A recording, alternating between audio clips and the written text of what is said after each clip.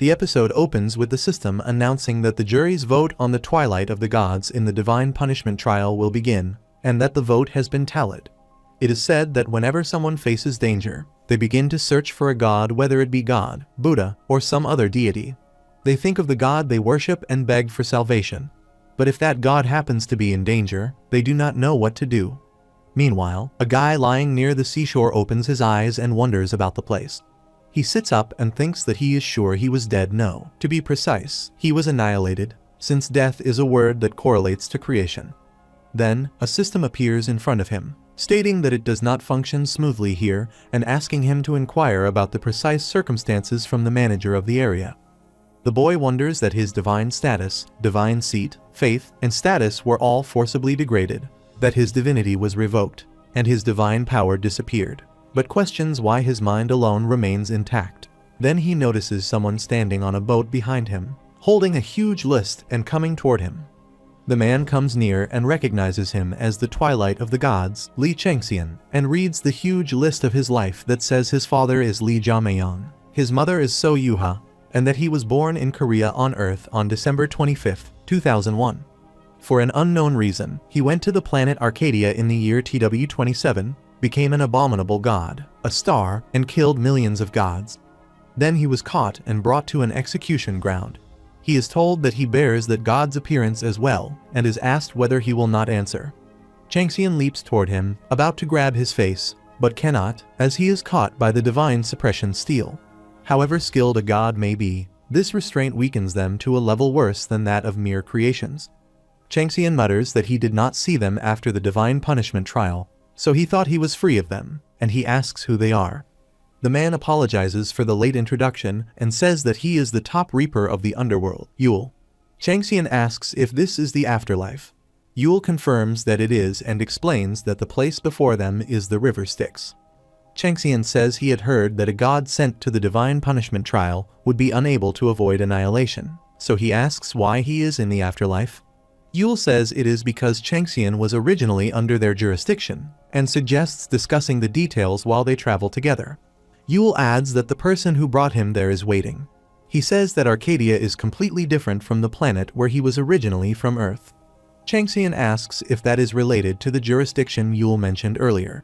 Yule confirms it, explaining that all humans live with their lifespan and destiny written in the record of life and death, and that the record of life and death can only be used in the place it was written in. But one of those records suddenly broke away. Yule says they tried very hard to find him, but he ended up in quite a peculiar place. Changxian asks if that place was Arcadia. Yule confirms it and adds that Changxian had become a god and made a real mess, and they had to give up quite a lot in order to bring him here. Changxian asks why they did all that, saying that allowing him to simply be annihilated on that side would have been beneficial for their side as well. Yule replies that he does not know and only does as he is told. Changxian then asks who the superior is who made the decision. Yule answers that it is Thanatos, the head of Tartarus and Erebus, and that some call him the king of the underworld. As they reach their destination, Yule says they have arrived and tells Changxian to follow closely from that point on. Yule points below and says that they can see the hell of the fiery pit, and this is the hell of cold ice. Changxian asks why their statuses seem different and what they were. Yule says he has heard that Changxian was a battle god before becoming an abominable god. He notes that Changxian seems interested and explains that they are fallen stars. Yule adds that Thanatos not only judges the sins of the souls of the dead, but also has the job of killing demonic or evil gods. Changxian thinks he has never heard of that before and questions whether Yule would chatter on about such things if it harmed his prestige in heaven. Yule says they are those with lesser sins, sentenced to manual labor. Then, standing before a huge door, Yule says that this is it. He introduces himself as a first-class reaper under orders and announces to the king that he has escorted the Twilight of the Gods. The door opens, and a voice orders them to enter. The system notifies Changxian that the atmosphere is overwhelming and that a pair of eyes observes him from within the darkness. Changxian smiles and wonders if this looks like it will be fun. The god Thanatos, sitting on the throne, asks him if he is the Twilight of the Gods. He says he will ask a question first and asks where Changxian thinks he would have ended up after death if he had continued to live on Earth. Changxian replies that he does not know and has never thought about it before. Thanatos says it is hell, Changxian asks the reason. Thanatos says that on the 21st of June, during his pro-gamer days, due to his teammate's mistake, he swore at him like crazy, and that teammate took his words to heart. Thanatos then asks Yule what level of punishment Changxian will be receiving because of that incident. Yule says he will be punished by getting his tongue ripped out for 15 days in the hell of tongue ripping. Thanatos says that on the 9th of April, Changxian ignored a request from a broken-hearted friend because he was gaming, and he will be heading to the hell of the Mountains of Knives. In September, he stepped on and killed an ant on his way to school, which is killing a living thing, so that is 4 days in the hell of venomous snakes. In April, while asleep, he peed on the bed and blamed the dog afterwards, which adds an additional 10 days in the hell of tongue ripping. On top of that, for 26 years, he was not able to hold a girl's hand, which resulted in 6 days in the hell of darkness. Changxian shouts and asks just what on earth Thanatos is playing at. Thanatos says that it is a joke, and that Changxian lived a normal life on Earth, but became a completely different person in Arcadia. Thanatos checks his life doing list and says that Changxian fought like crazy. Changxian asks what he is trying to say and what his reason is for saving him. Thanatos says that he wants Changxian to do a job for him. He explains that there are some gods who have broken their oaths and reached out to humans, and he tells Changxian to go to the mundane world in his stead and seal them. Changxian asks if Thanatos will reincarnate him. Thanatos replies that, to be precise, he is simply returning him to the place he is supposed to be. Thanatos then spreads his wings and shows him the planet Earth, saying that his eyes will pop out of his head. He adds that he thought Changxian was emotionless, but it does not seem like it. Changxian says that it is his home. Thanatos says that seeing what will unfold from that point on will make him faint.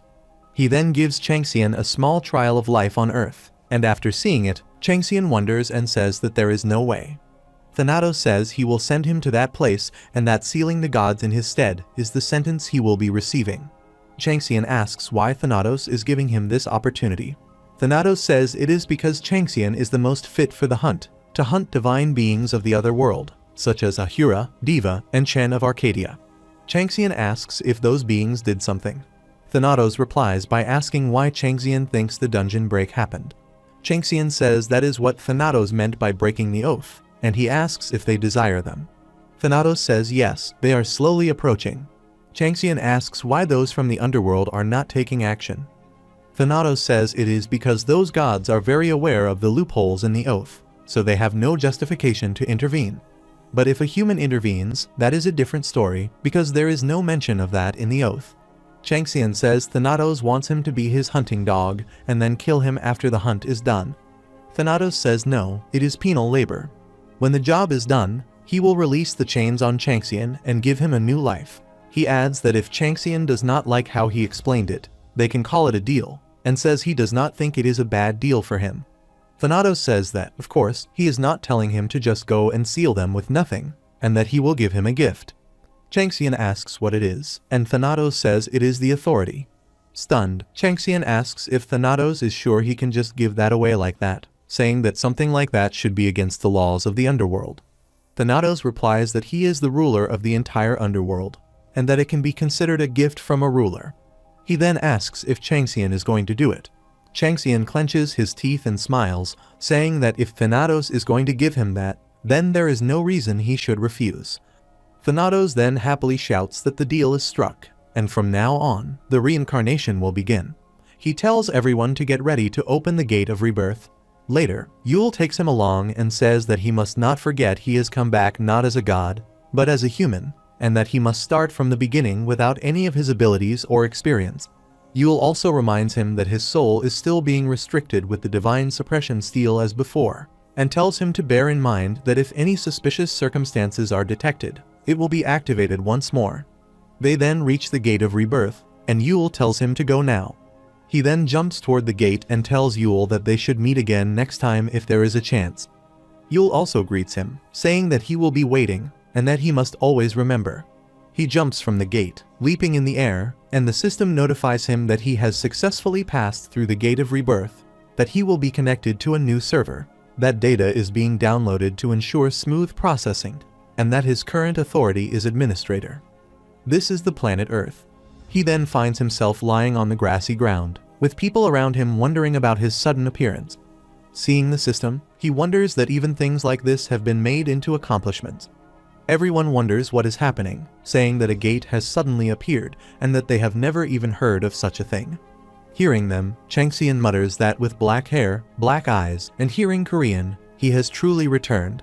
He then stands up and observes the surroundings, recalling the conversation with Thanatos, who says that from now on he will have him understand something, that the place where he will open his eyes is Earth, but also not Earth, since it is not easy to connect to another place while avoiding the eyes of the god of another world.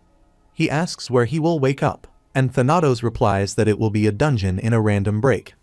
Everyone is troubled that their phone devices are not working. Then the system notifies them that they are welcome to the instant dungeon, Rosewood Forest. The current number of attendees is 431. An error has occurred, and an omitted attendee has been detected. The number has been newly calculated, and the current number of attendees is 432. The dungeon mission has started. In order to judge the attendees' individual strengths, a mission with the appropriate level of difficulty has been arranged. They must defeat the monsters that are lurking in the Rosewood Forest and climb to the top of the hill on the other side of the forest.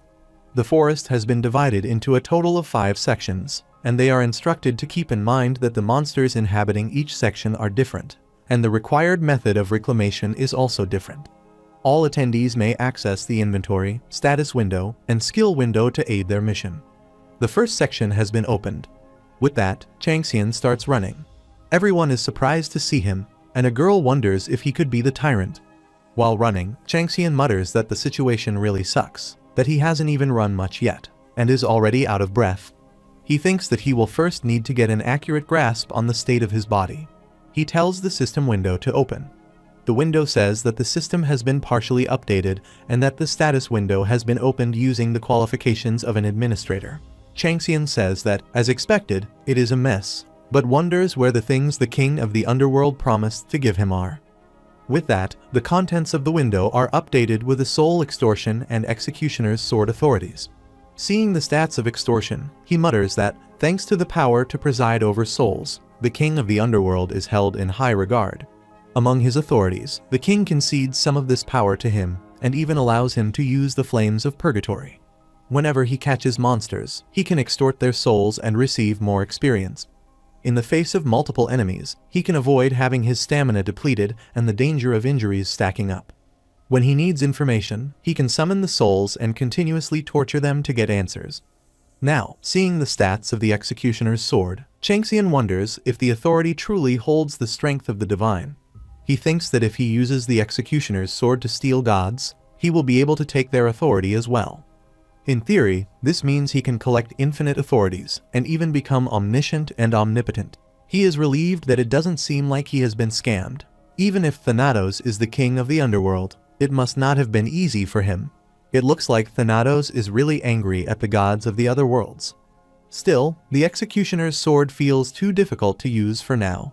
In terms of ability alone, it is superior to soul extortion, but its requirements are too demanding. The opponent needs to be a criminal who has clearly broken the covenant, and even then, if he can't defeat them properly, he will suffer damage himself. For now, he decides to keep this sealed. The system then notifies him that he has been detected by a black mamba. He equips a rusted dagger and strikes at the monster, finally cutting it in half. The system says that he has successfully defeated the black mamba in one blow and that it was a perfect attack. As a reward, the skill low-grade dagger technique has been learned. A divine being named Good Season for the hunting is watching him with interest. He smiles and says that he's going to become a rookie who can make them drool, and considers it a jackpot. Dungeon, to humans, they are natural disasters as well as a new door of opportunities, and that is also the same for the gods and stars. They would use dungeon missions to select priest or cleric candidates who would spread their own gospel. They would select apostles who would execute their will as well. Numerous humans who needed the power of the gods and stars entered the dungeons, and countless of them died while those gods and stars paid no attention to them. To the haughty gods and stars, a mere being that would eventually perish is not worthy of their eyes. Only a very small number of humans would have the luck and blessings to meet their requirements, or if they might show that they possess an incredible talent. A Good Season to hunt, whose true name is Pablsag, is well known as a goddess of war who enjoys hunting with every type of weapon. But the real jackpot Changxian refers to is the fact that her mother is the primordial evil dragon, Tiamat. He finds it surprising that such a powerful figure shows interest in him this early. He assumes that his dagger techniques must have pleased her. The system notifies him that the divine being a good season to hunt is curious about the kind of hunting techniques he might display. In response, he shows off his dagger technique, determined to give her exactly what she wants. Later, he smells some kind of gas and wonders if the first half of the forest is filled with poisonous air. He assumes most of the monsters are probably poisonous as well. In that case, among the various plans he has, he decides to go with Plan C. At that moment, two mambas are about to attack him from behind. Lost in thought, he decides to use the snake hunter approach, which specializes in hunting snakes, and kills the mambas. He continues defeating mambas, gaining experience points, and leveling up. The system informs him that he is exterminating black mambas, which rule over the front territory of Rosewood Forest at a rapid pace. As he keeps killing the mambas, his senses sharpen. The system says that, thanks to being revitalized in battle, he is now able to focus better. Changxian reflects that they are merely afraid that a mortal might rise above them. He had no such intention at first, but if that is what they fear, then he decides he will do exactly that. He tries to obtain the ashes of the mambas, but the system notifies him that his mana has been depleted, and he is in an exhausted state, advising him to move to a safe zone and rest. Instead, he activates the authority of soul extortion. The system reports that the flames of purgatory have been activated, and he has successfully obtained the ashes of the black mamba, recovering 5% of his stamina. He is no longer in an exhausted state. The divine being a good season to hunt is puzzled, unable to determine what type of ability he possesses. While obtaining the monster's ashes, Changxian thinks that she would never have guessed that a novice who has just entered a dungeon would carry the blessings of the king of the underworld. He figures she must be assuming that his abilities are related to the usual traits players get upon awakening. Even if she is highly curious, she would not act due to the restraints of the principle of causality. He believes that no one would be reckless enough to break that principle just to inspect a novice's data, and even if someone does, he is not worried. Then, a mamba approaches him from behind, but he stabs it with his dagger, believing the protection system granted by the underworld is that sturdy. The system then announces that he has successfully exterminated the last black mamba and acquired a new achievement. As a reward, he has gained low-grade poison resistance. He then opens the system window, checks his stats, and notes that his level, stats, and skills are steadily increasing. Now that he has gained magic power stats through his achievement, he thinks he should be able to start using his skills. The system then informs him of a unique detail, that a god is currently interested in him, and urges him to continue performing in order to gain the god's favor. Upon seeing this, he notes that Pabalsag's curiosity and interest in him have increased. Since he has taken care of the black mambas, he considers whether the red mambas and bloody mambas will be next. He knows he has poison tolerance, and although it is low grade, he believes it should help him get through more easily. The bloody mamba is considered a boss mob that controls the mambas. While it is absurd for a novice under level 10 to take it on, Changxian is thinking of attempting a solo raid. He mutters that it would be a great opportunity to attract the attention of the gods, but more importantly, if the bloody mamba has a poisonous fang, he needs it to gain a shortcut to poison immunity. Being inferior in numbers is one of the reasons that the Twilight of the Gods lost the war. It was also because he became helplessly weak due to curses and poisons. He mutters that the curse of Gia still lingers, and he needs that fang to be able to counter it. The dagger he holds starts to fade, and the system informs him that the durability of the beginner's rusted dagger has been depleted, and it is being destroyed. He remarks that it is amazing the weapon lasted this long. Then, a dagger falls from above and stabs into the ground near him. Upon seeing it, he notices dragon scale patterns and wonders if it is a weapon from Tiamat. He questions what they might be thinking. The system then notifies him that the divine being, the god of the season to hunt, has placed that present as a wager with him. If he fails, she will kill him as the price for wasting her time. He thinks that she is telling him from the start that if he fails, he will die. He believes the writers only think of themselves as important and view others as mere entertainment. He grasps the dagger, thinking that this is why he hates the gods and the stars, but now things seem to be turning out for the better. He believes that if he plays his cards right, he will be able to gain a lot from this. He thinks that Tiamat's dagger will be a big help if he is able to obtain it, and asks the system what he needs to do.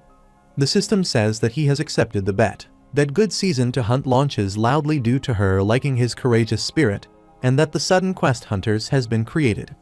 Meanwhile, in the dungeon, a man orders everyone to gather around.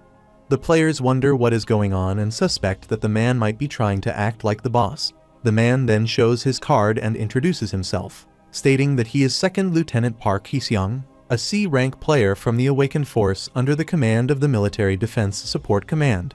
He issues an emergency order, asking everyone to follow his instructions. One player turns to another and says that it's a relief that at least one player is taking charge, but he questions whether the guy who ran off at the start of the dungeon mission will be alright. Another player adds that he hopes nothing bad has happened to him, and wonders if he went off hoping to make a fortune. A player, Jeon Changyi, sitting by a tree, responds that it's unlikely, saying that the man probably has far more money than all of them combined. When asked how he knows, he explains that the guy is the tyrant, leader of the Saint Band, and that he had recognized him from somewhere.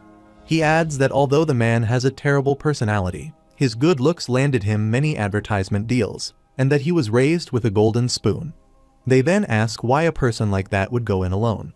Jeon replies that he heard the tyrant became an alcoholic after retiring as a pro gamer, and maybe he went in to commit suicide out of sheer exhaustion with life. Just then, another person appears behind him and asks if he's still not sober. Jeon defends himself, asking what he did wrong. Suddenly, the system notifies everyone that all the black mambas in the dungeon have been killed. The players stare in confusion, and a girl points out that all the visitors are still gathered in the safety zone, yet the monsters are dead. Lieutenant Hee-seong also looks puzzled as the system updates again, stating that the red mambas are being killed rapidly and that player Lee Changxian is going berserk.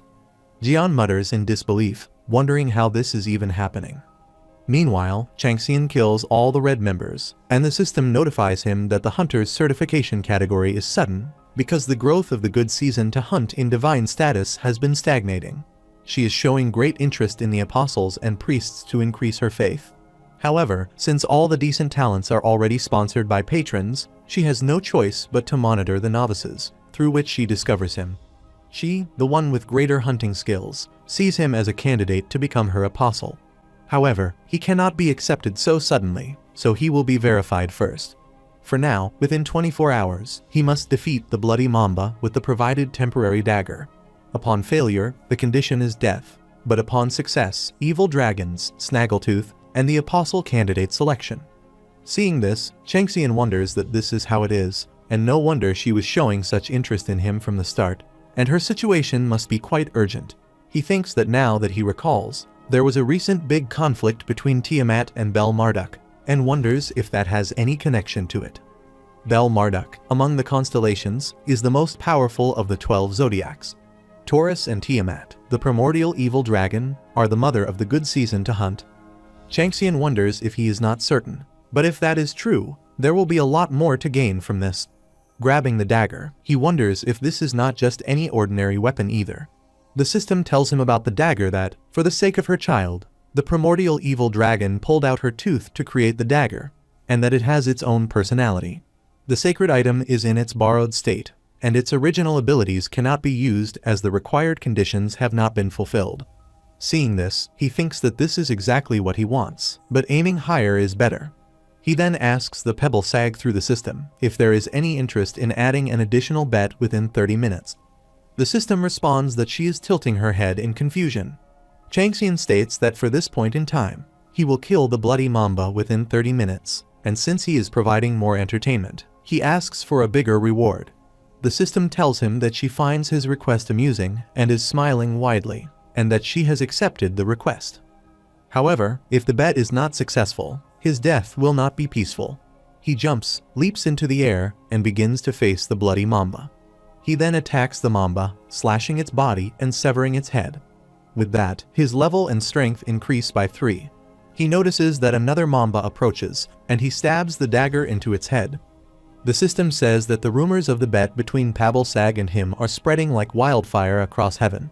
Some gods are watching his performance with suspicious eyes, while others are stroking their chins with interest in his battle experience. Seeing this, Changxian says that the more interest, the better, and wonders how many additional gods have been secured, hoping there is a decent one. The system tells him that he has reached level 10 and surpassed being a novice. An achievement is accomplished, the talent who escaped from a novice in the shortest time, and a secret class is unlocked. Changxian wonders that in his previous life, he was a spearman, but this time, he cannot be just a normal class. Either a dragon king or a king of darkness would be nice, but that would be difficult. If it is this route, then berserkers would be best.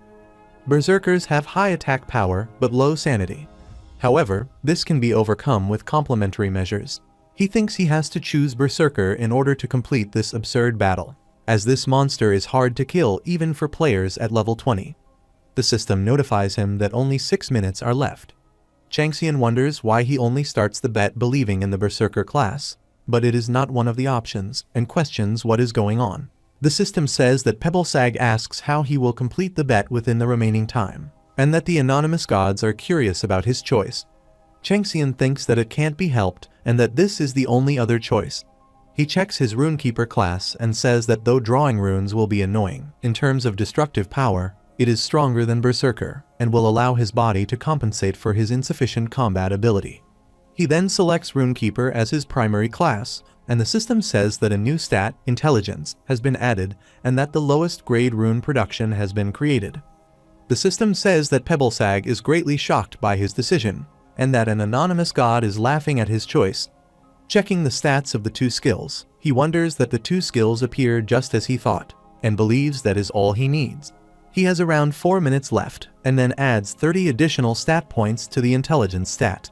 He begins to face the bloody mamba as it attacks, but he dodges and retreats from his position. The system notifies him that the skill lowest grade rune protection has been activated, and the success rate increases in proportion to his stat level. He then injures his finger with the dagger, thinking that the skill he was forced to learn from Gramps is proving essential now. He writes the rune letters on the dagger with his blood and mutters that it's done. The system notes that she is curious how a novice like him knows about rune letters. It adds that he has not failed to produce or engrave a single rune thanks to his remarkable willpower and force, and his skill level has increased as a reward. The rune of explosion will now be 5 times more effective for 1 minute. The system further states that his magic power has been consumed, and he has fallen into a state of hunger. He strikes the mamba and thinks there are around 3 minutes left, which is more than enough time. Meanwhile, players in the safe zone hear another blast and wonder what's happening again. Lieutenant Heseong thinks the explosions from the forest have been frequent, but this one is much louder than the others. They're unsettled and wonder aloud what in the world is going on. The system notifies them that a player named Lee Changxian has begun the boss raid, and the boss monster is Bloody Mamba. They express disbelief at the boss's raid. Jion comments that Changxian was like this during the matches, too. He just does whatever he wants. He shouts at Heseong, urging the soldiers to do something or else they're all going to die at this rate. Heseong replies, as he has before, that everyone must stay in place. If the formation collapses even slightly, they will all die. Seeing a light, he suspects that it may be a skill effect caused by a critical hit and realizes that Changxian's skills might be beyond imagination. They sense they might have a chance and continue wondering what is going on over there.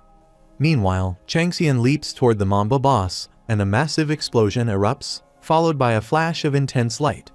The system announces that he has succeeded in hunting the first boss monster, Bloody Mamba, and has conquered the first section required for the dungeon mission reclamation, and the rewards will be given based on his achievements and ranking. Heseong watches and wonders if, at this moment, he is witnessing the birth of a new member of the 10 Kings. The player appears troubled as the Mamba approaches, growling at them. They are scared, but the creature is soon defeated, its body slamming to the ground. Changxian stands behind it. Heseong wonders what that look in Changxian's eyes means. Changxian assumes they are players and informs them that the boss has been taken care of. He requests that they handle the small fry. Heseong replies that if Changxian would like to rest, preparations can be made. Changxian responds that it is fine. They all seem uncomfortable with him here, so he will find a place to rest on his own. The players mutter among themselves, questioning whether he is really the tyrant, or perhaps just someone who looks similar. One wonders if he could be a demon, as he seemed like a completely different person. Hearing this, Changxian mutters that it is not strange for people to refer to him as such. The system then informs him that a short break will be provided before the second section is opened. Changxian says that this should be fine. He writes a ruined letter on a stone, and the system notifies him that the rune of destruction has been engraved. Changxian says he should organize the rewards first. The system tells him that 2 rewards based on his achievement spoils and ranking and 3 rewards from the requested hunter's certificate are on standby. He checks the achievement rewards, which offer skills, effects, items, and achievement points.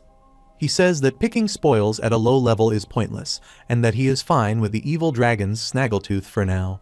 He selects the achievement points, saying the choice is obvious. The system informs him that he has picked the 4th category, achievement points, as his spoil reward and has gained 10,000 karma points. His current total achievement points now stand at 15,000. He smirks and says that the one thing the human world and the realm of the gods have in common is that the rich win. He adds that he will have to prepare for when the shop opens later. He opens his status window. Seeing his stats, he says it looks like taking down the bloody mamba alone was well worth it.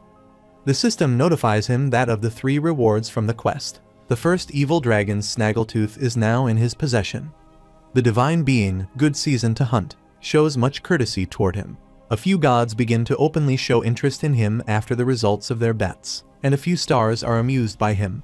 She then warns them once again that if anyone lays a hand on what is hers, the wrath of our dragon will follow. She asks Changxian what he would like as an additional reward from the bets. The second reward will be given. The draconic treasury is opened, and the reward list is presented in front of him on the system window.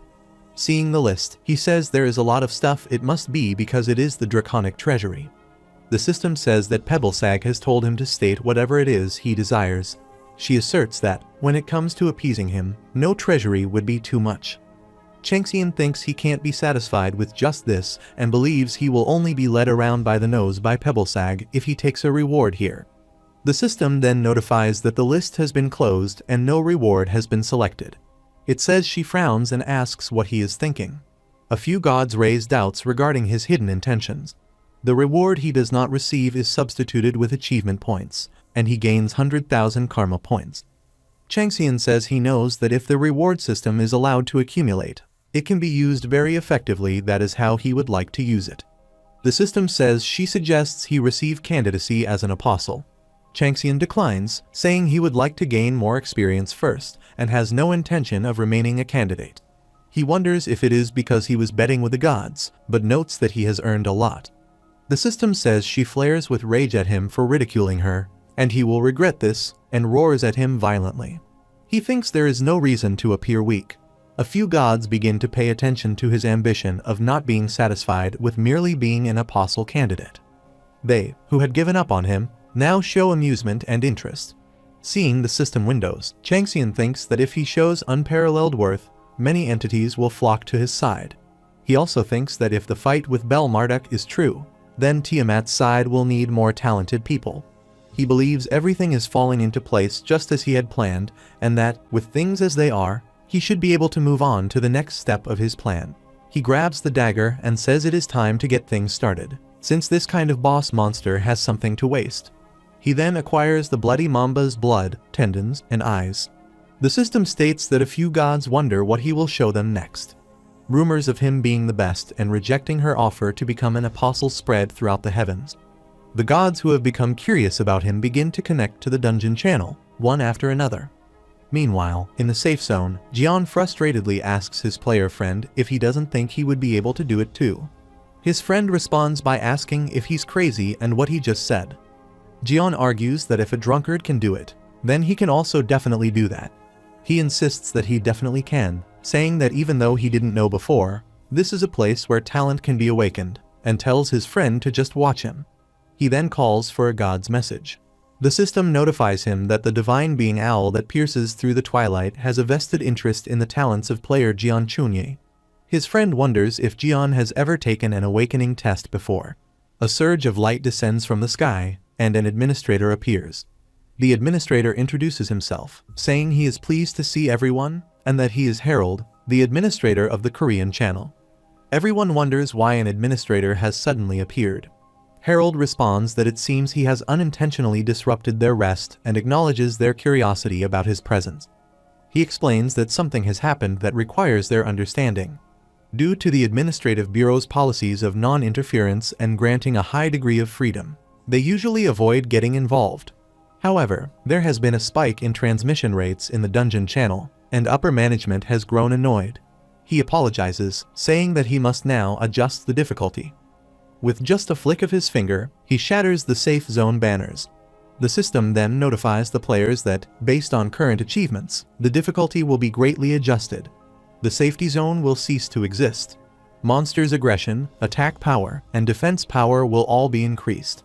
As everyone struggles to accept this, Heseong stands still, wondering how this can happen.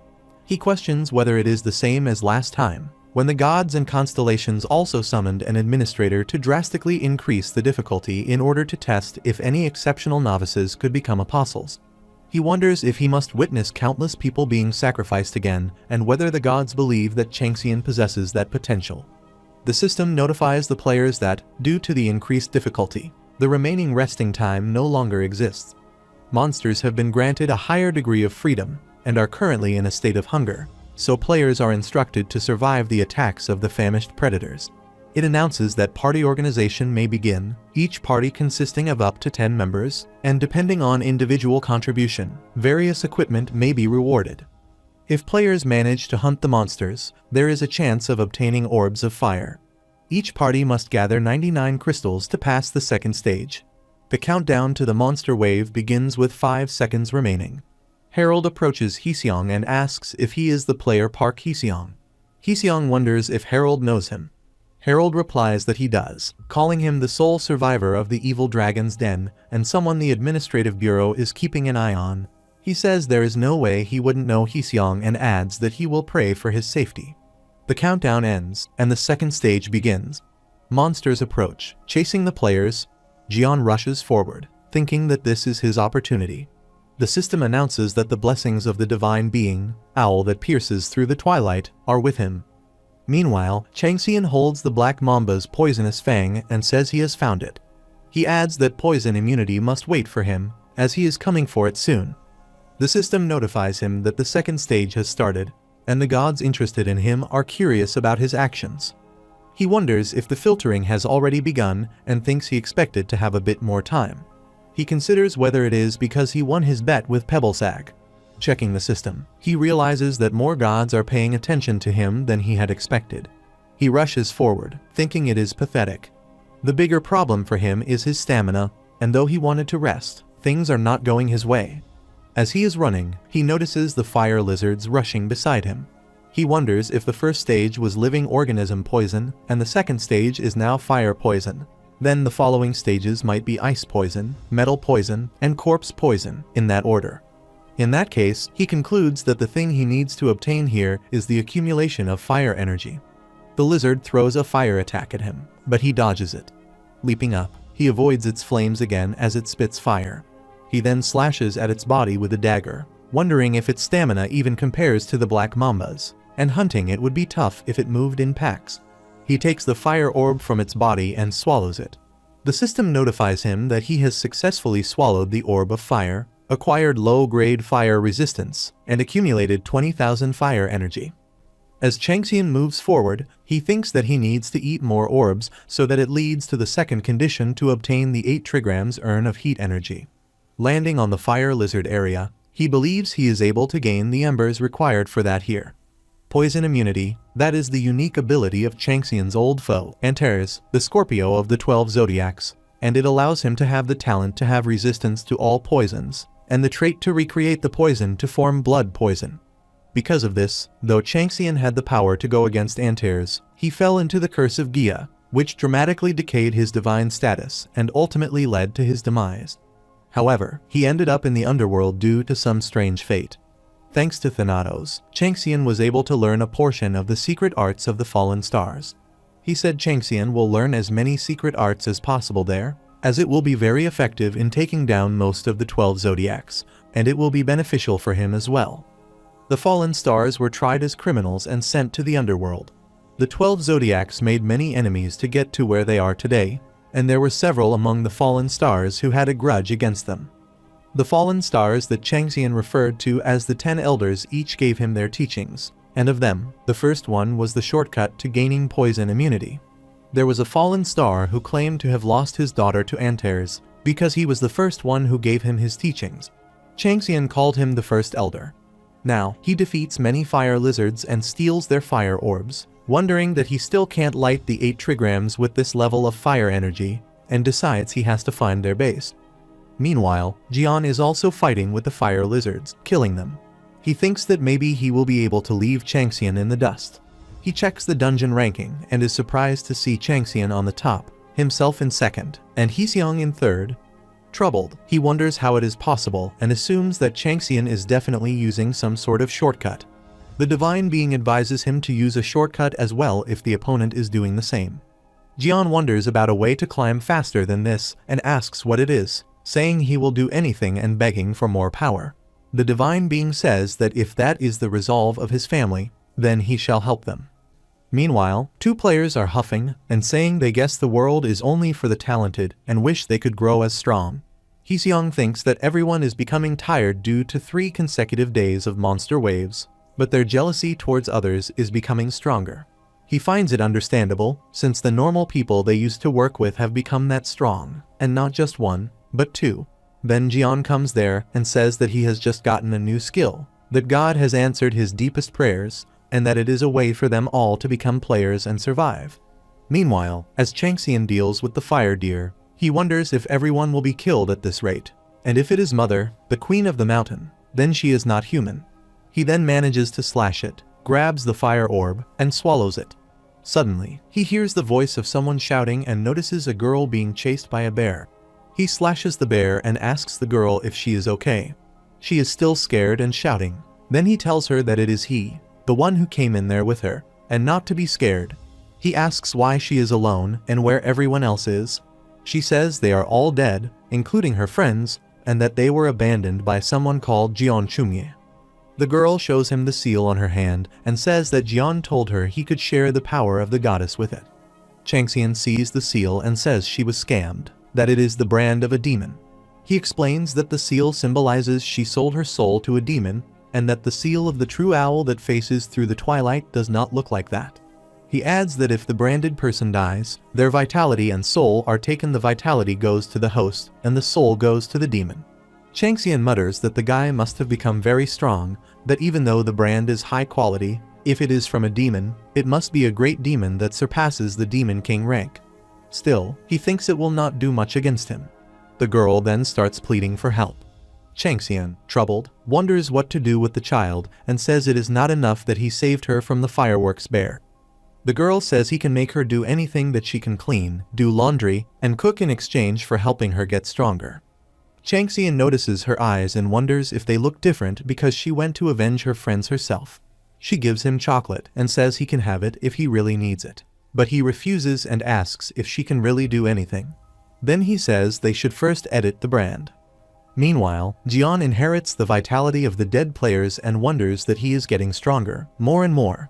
The god who is favoring him says that he is very happy to see the growth of his family. His friend, Sojun, notices something unusual and, upon seeing the seal on his hand, says that the seal keeps restricting their actions. Meanwhile, Jian shouts at some player, asking why he can't run any faster, and what happened to the thing he was told to find. They reply that they have found it. Sojun thinks that Jian has made them all slaves, and that this place is a jail. Jian then moves forward and declares that it was hidden in a place like that. He orders everyone to get up, saying they will be doing a boss raid starting now. He mentions Changxian and says to just wait, that he will throw him into the gutter no matter what, just like what was done to him. Meanwhile, the girl, Haibin, notices the incoming danger and starts running. The system informs Changxian that he is currently activating the skill Gale Sprint. The rune of captivation has exceeded in captivating the rotten zombies. Changxian then appears and starts severing the zombies' heads. Earlier, he had asked Haibin if she had talent for running away. He told her that he would engrave the zone of captivation on her, so the monsters would focus only on her. She just needed to run between them to draw their attention and not worry about what happened behind her. Now, after clearing all the zombies, he asks Haibin if this is the last one. She says yes, that as he ordered, she has brought all the monsters within a 300-meter radius. He asks about the preparations, and she says all are done. She has even confirmed that everything functions properly. She asks if there's anything else he needs. Changxian tells her to get as far away as possible, as she won't be able to do anything against the ones who will be showing up, and he notes to himself how burdensome her eyes feel. She agrees and runs from there. Changxian wonders whether everything will go according to plan, but then he notices poison approaching. The system informs him that the final boss monster, the decomposing plague spider, has appeared. While still running, Haibin sees the spider and wonders what the hell that huge spider is. The system notifies Changxian that the divine being, the snake that wraps around the world, thinks highly of him and is bestowing a benefit on him. A skilled snake's eyes temporarily become viper eyes. Like a snake that is able to spot its prey instantly, he will be able to judge the terrain proficiently, and it will help him grasp what is crucial.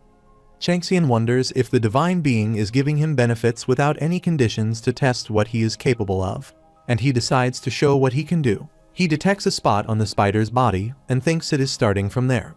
He activates the low-grade poison resistance, and the accumulated fire energy purges the poison that has entered his body.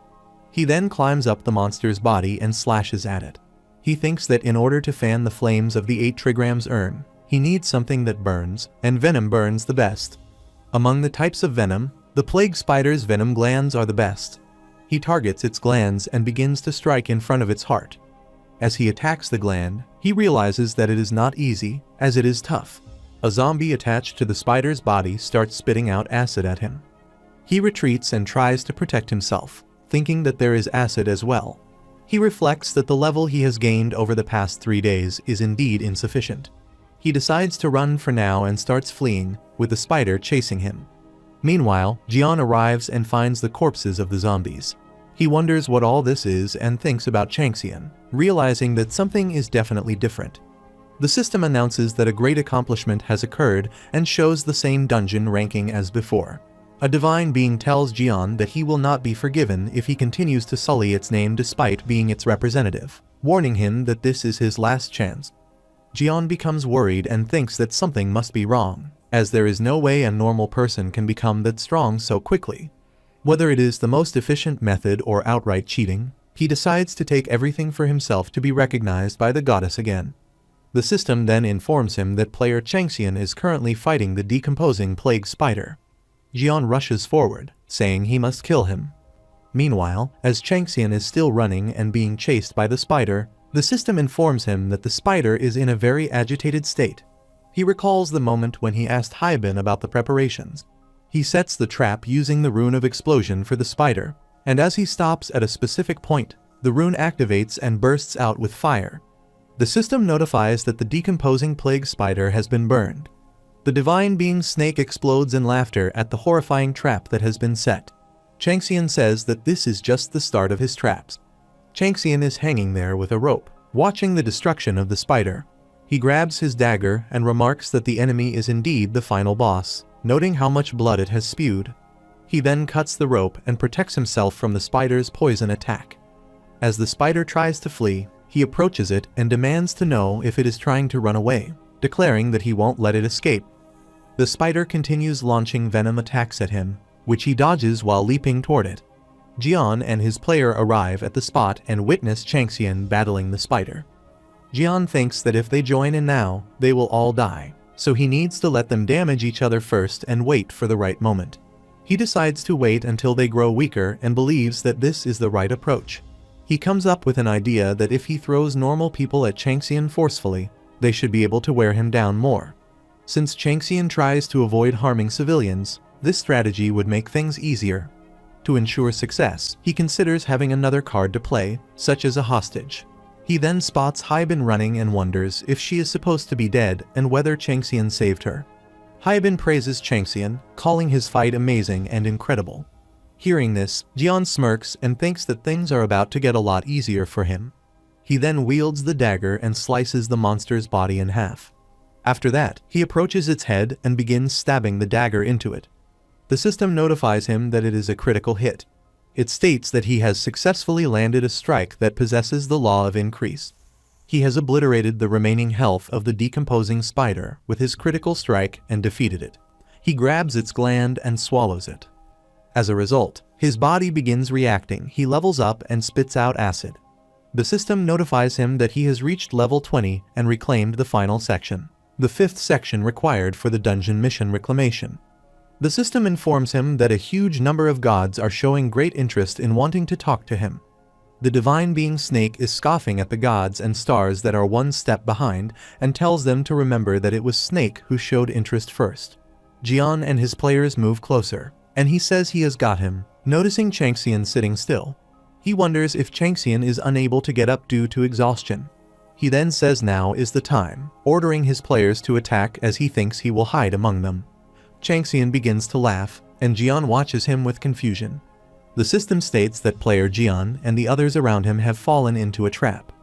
Jian wonders aloud what that means, and Changxian responds by laughing and saying it means they are trapped. Jian orders his players to kill him as they move toward Changxian. Changxian starts slashing through the players, advancing toward Jian. Troubled, Jian commands his players to stop him. A sudden quest appears, escape the ambush. Jian grows increasingly anxious at Changxian's relentless approach. As Changxian launches an attack, Jian blocks his daggers with his weapon. But Changxian counters and tries to stab the daggers into Jian's body. Jian quickly retreats, and the rock behind him shatters into pieces. In desperation, Jian throws more of his players at Changxian and orders them to stop him. Changxian kills them in a single blow. Witnessing this, Jian thinks to himself that Changxian is too strong, he needs more power. Meanwhile, Hexiang stands atop a rock, watching everything unfold. He says Jian Chungyi was nothing more than a plaything of the gods, that their focus had always been on Changxian from the start. When Jian begins killing his own players, they cry out in confusion, wondering why he's attacking them. Hexiang thinks that Jian was merely a decoration for Changxian's tutorial, just like back then. As the cursed player dies, the system notifies Jian that, based on the contract of the stigma, the remaining life force should be transferred to him, but it fails. Shocked, Jian notices Changxian approaching and attacking him. He blocks the attack with his weapon but struggles against the force. Changxian slices his arm and throws it aside. Jian then sees the life force from the dead, cursed player flowing toward Changxian instead. The system announces that, for unknown reasons, the life force is being transferred to another person. Jian, confused, wonders how this is possible. Changxian looks at him and says that his name sounds familiar. In pain, Jian asks if he finally remembers him. Changxian replies that he still can. Frustrated, Jian demands to know why, saying it was because of Changxian that he got kicked out of the team. Changxian responds that he remembers now, the one who came to him complaining about being kicked out, the one who acted so unsightly that was Jian, and that unsightly part of him hasn't changed at all. Enraged, Jian charges toward him, shouting that he's no longer the same person. He now has a goddess backing him. Then, seeing Changxian, Jian starts crying and says in a trembling voice that this can't be it, and asks if he is just a side character in his story again. The system tells Jian that he is unable to complete the sudden quest. He shouts, frustrated and scared, as he remembers that they are the victors of their competition this time, and that the leader, Li Changxian, raises their trophy in the air. He thinks he should not have been jealous of him, and should not have followed him back then. If he does not follow him, he will not be swept into the gate. He blames everything on that guy. The system tells him that he will be receiving a penalty, which is death. Changxian then severs his head, and the system says that the cursed player, Jian Chungyi, has died.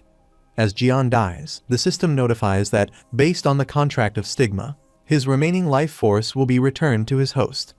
The other players wonder as an incredible amount of power begins to pour out from his body and flows toward Changxian.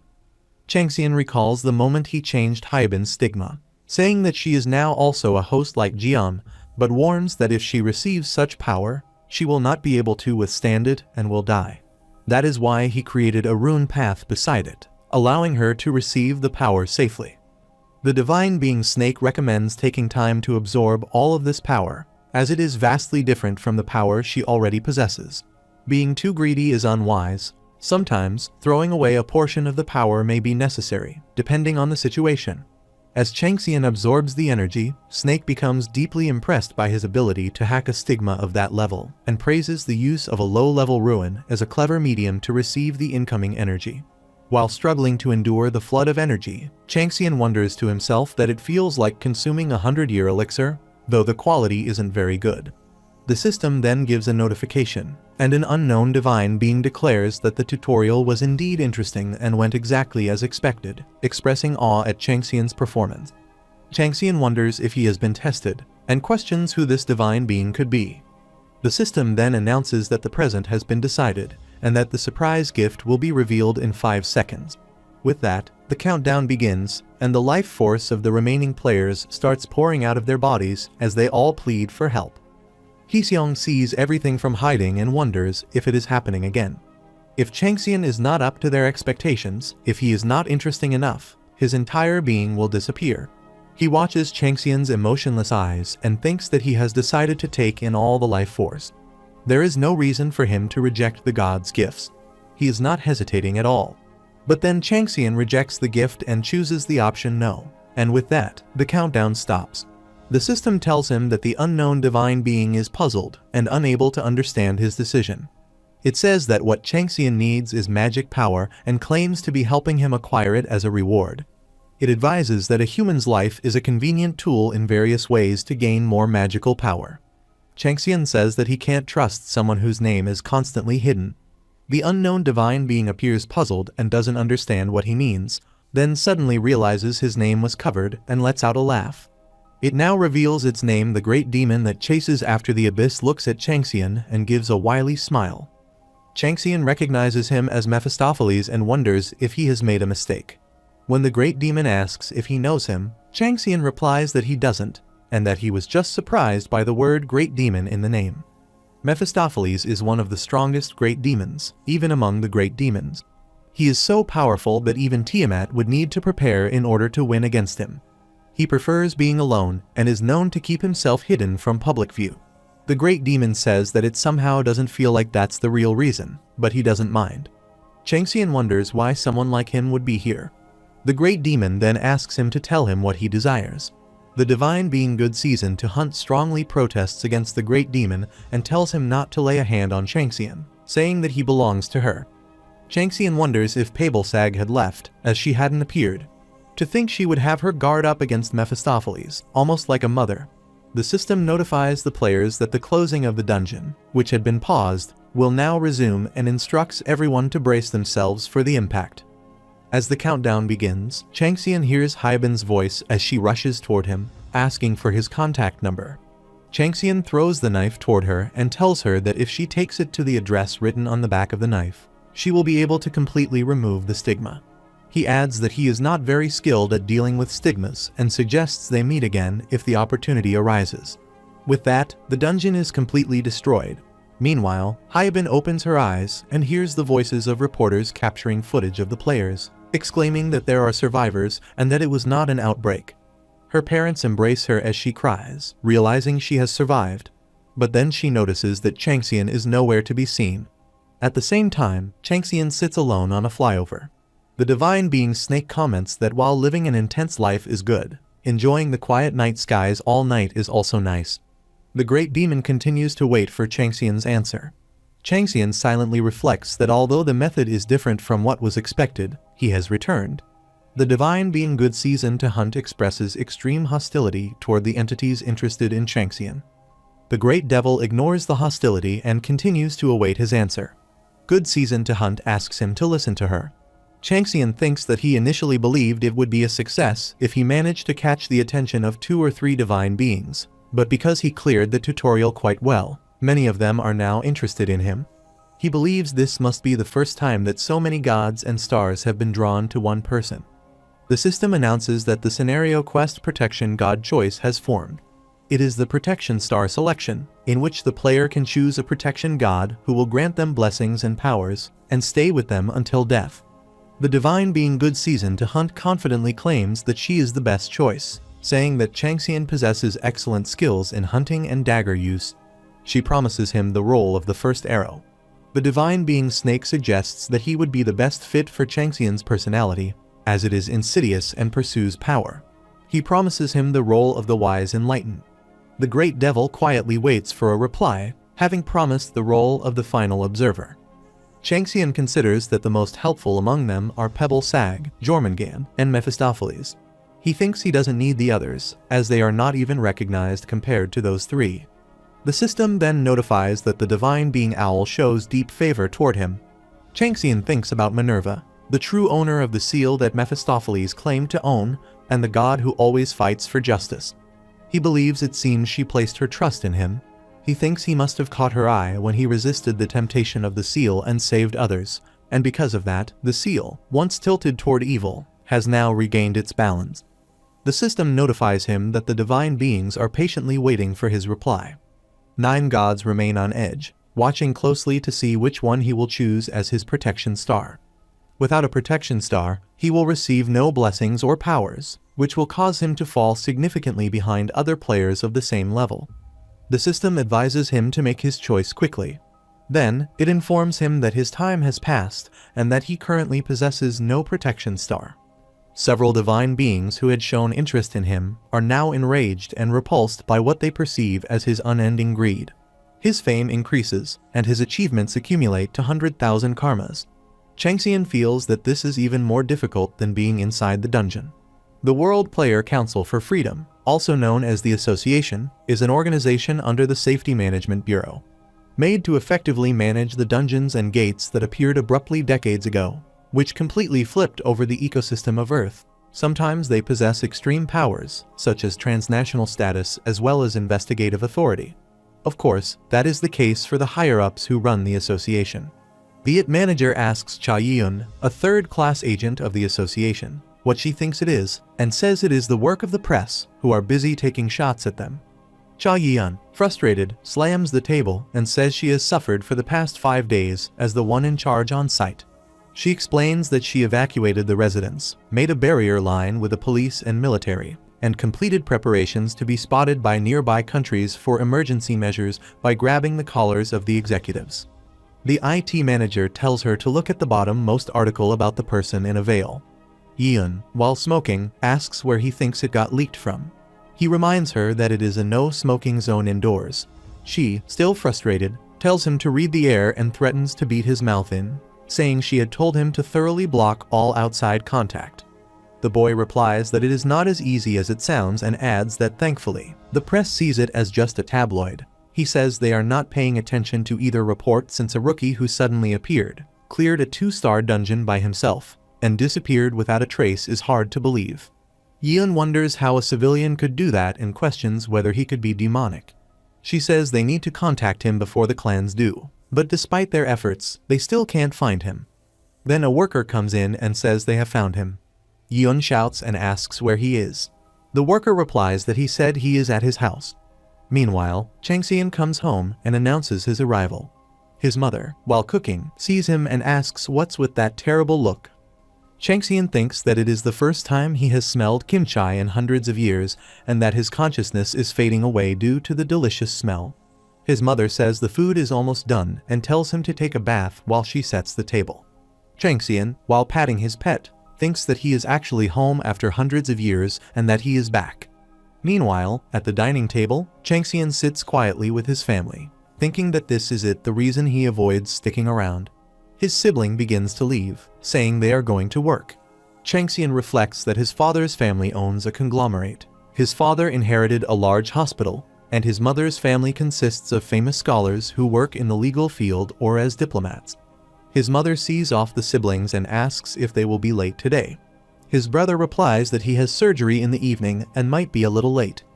Changxian thinks that his older brother followed in their father's footsteps by going to medical university, and his older sister majored in music and won numerous awards in competitions. His sister tells their mother that she is not sure if she will be back early because she has a performance in the countryside.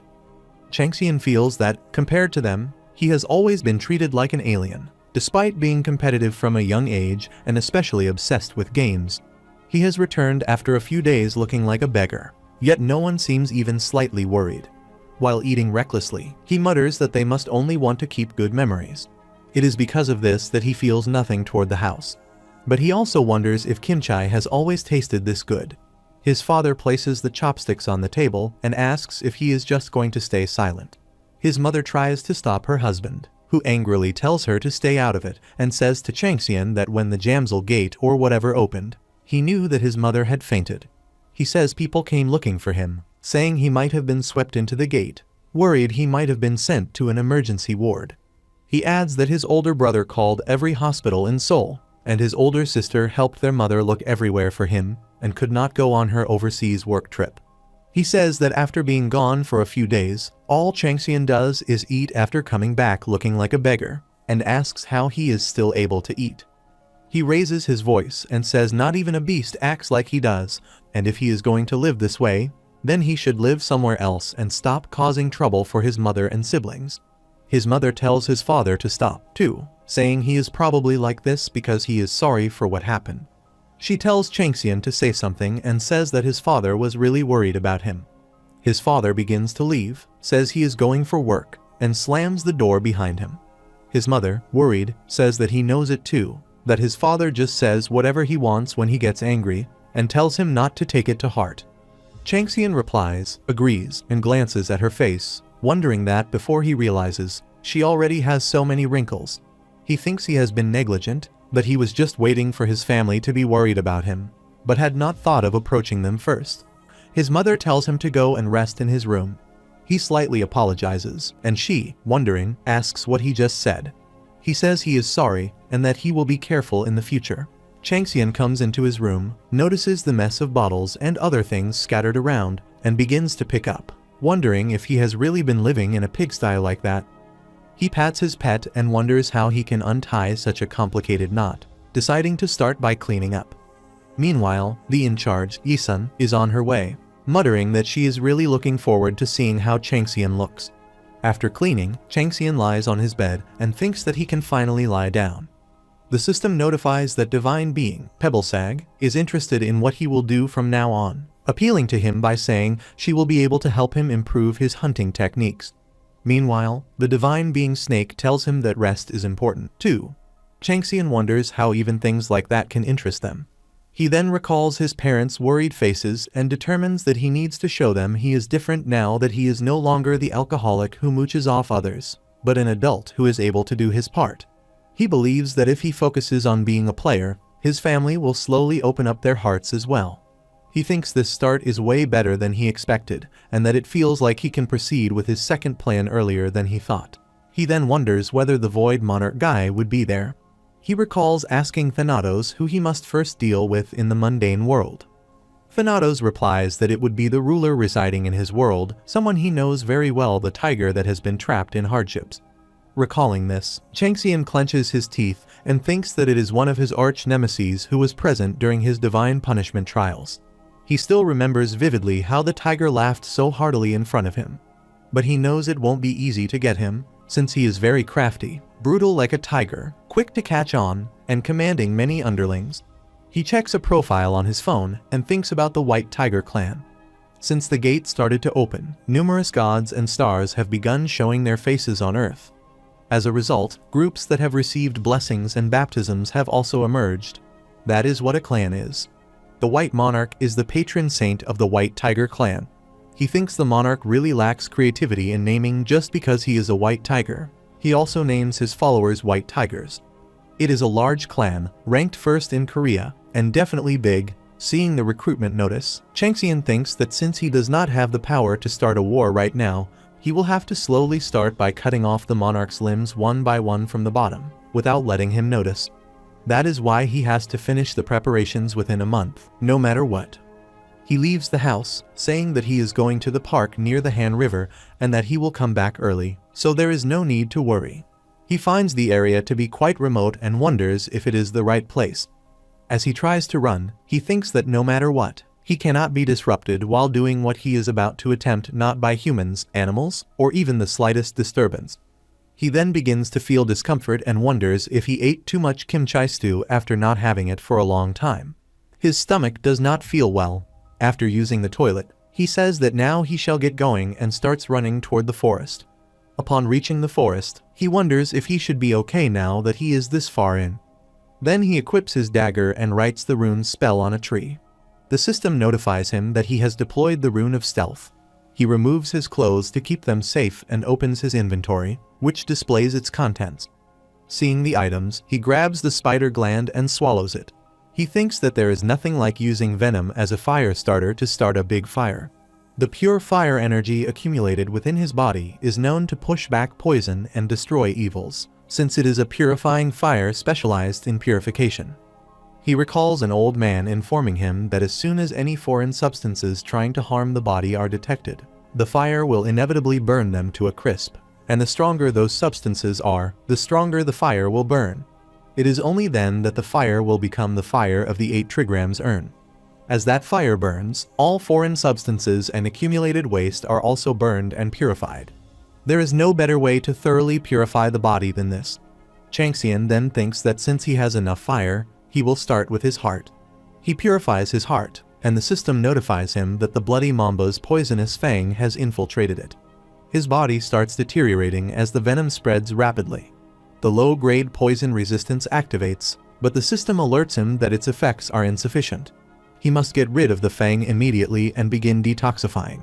He completely absorbs the bloody mamba's poisonous fang and discovers a hidden piece. He obtains the snake venom gene, allowing him to produce a small amount of the bloody mamba's poison from now on. The system reports that 50,000 karma has been deposited into his achievement points, noting that he is currently in a critical state. Then, the firework tiger's burned toenail infiltrates his liver and intestines. The system warns that he is now on the brink of death. He manages to squeeze all the glands, and the system notifies him that the poisonous gland has permeated into his lungs. All 5 of his major internal organs are filled with venom. A hidden piece is discovered.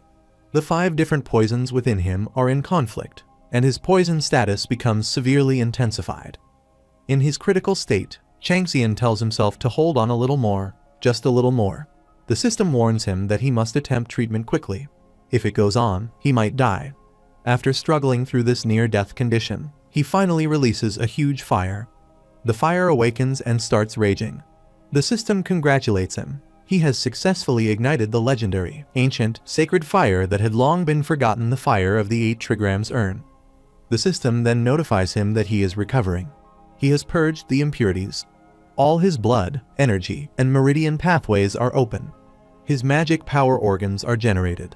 He obtains a magic power brazier and gains the attributes of fire and poison. He declares that it is done. He has obtained immunity against 10 poisons. He opens the system window. Seeing his stats, he wonders if the next step would be acquiring weapons.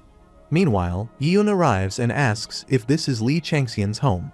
The White Tiger Clan's team leader, Seo Yongquan, invites her in. He says the association really lives up to its name. It's slow, but she has actually arrived earlier than he expected. It has been a while, he adds, referring to Agent Chai Yiyun. She looks around and wonders what's going on, asking when they arrived, and admits she was too careless. Meanwhile, at Xiongwu neighborhood shoemaker's alley, Changxian is eating cheese pull and reflects that there is simply no comparison between filling himself with magic power and filling himself with food. Based on what he has heard, the trait Twilight of the Gods is the king of weapons. Thanatos once said that, in that case, he would need a wide range of weapons when he returns. He wonders whether he wouldn't require a blacksmith capable of meeting such needs. Now, Changxian stands in front of Yezi's closed shop. From behind him, a man speaks, telling him that if he needs something, he should come over and take a look. The shop has been closed for more than 5 years. Changxian wonders that it has been 5 years since they closed, yet the smell of divine fire still lingers, which means a decent brazier is being used.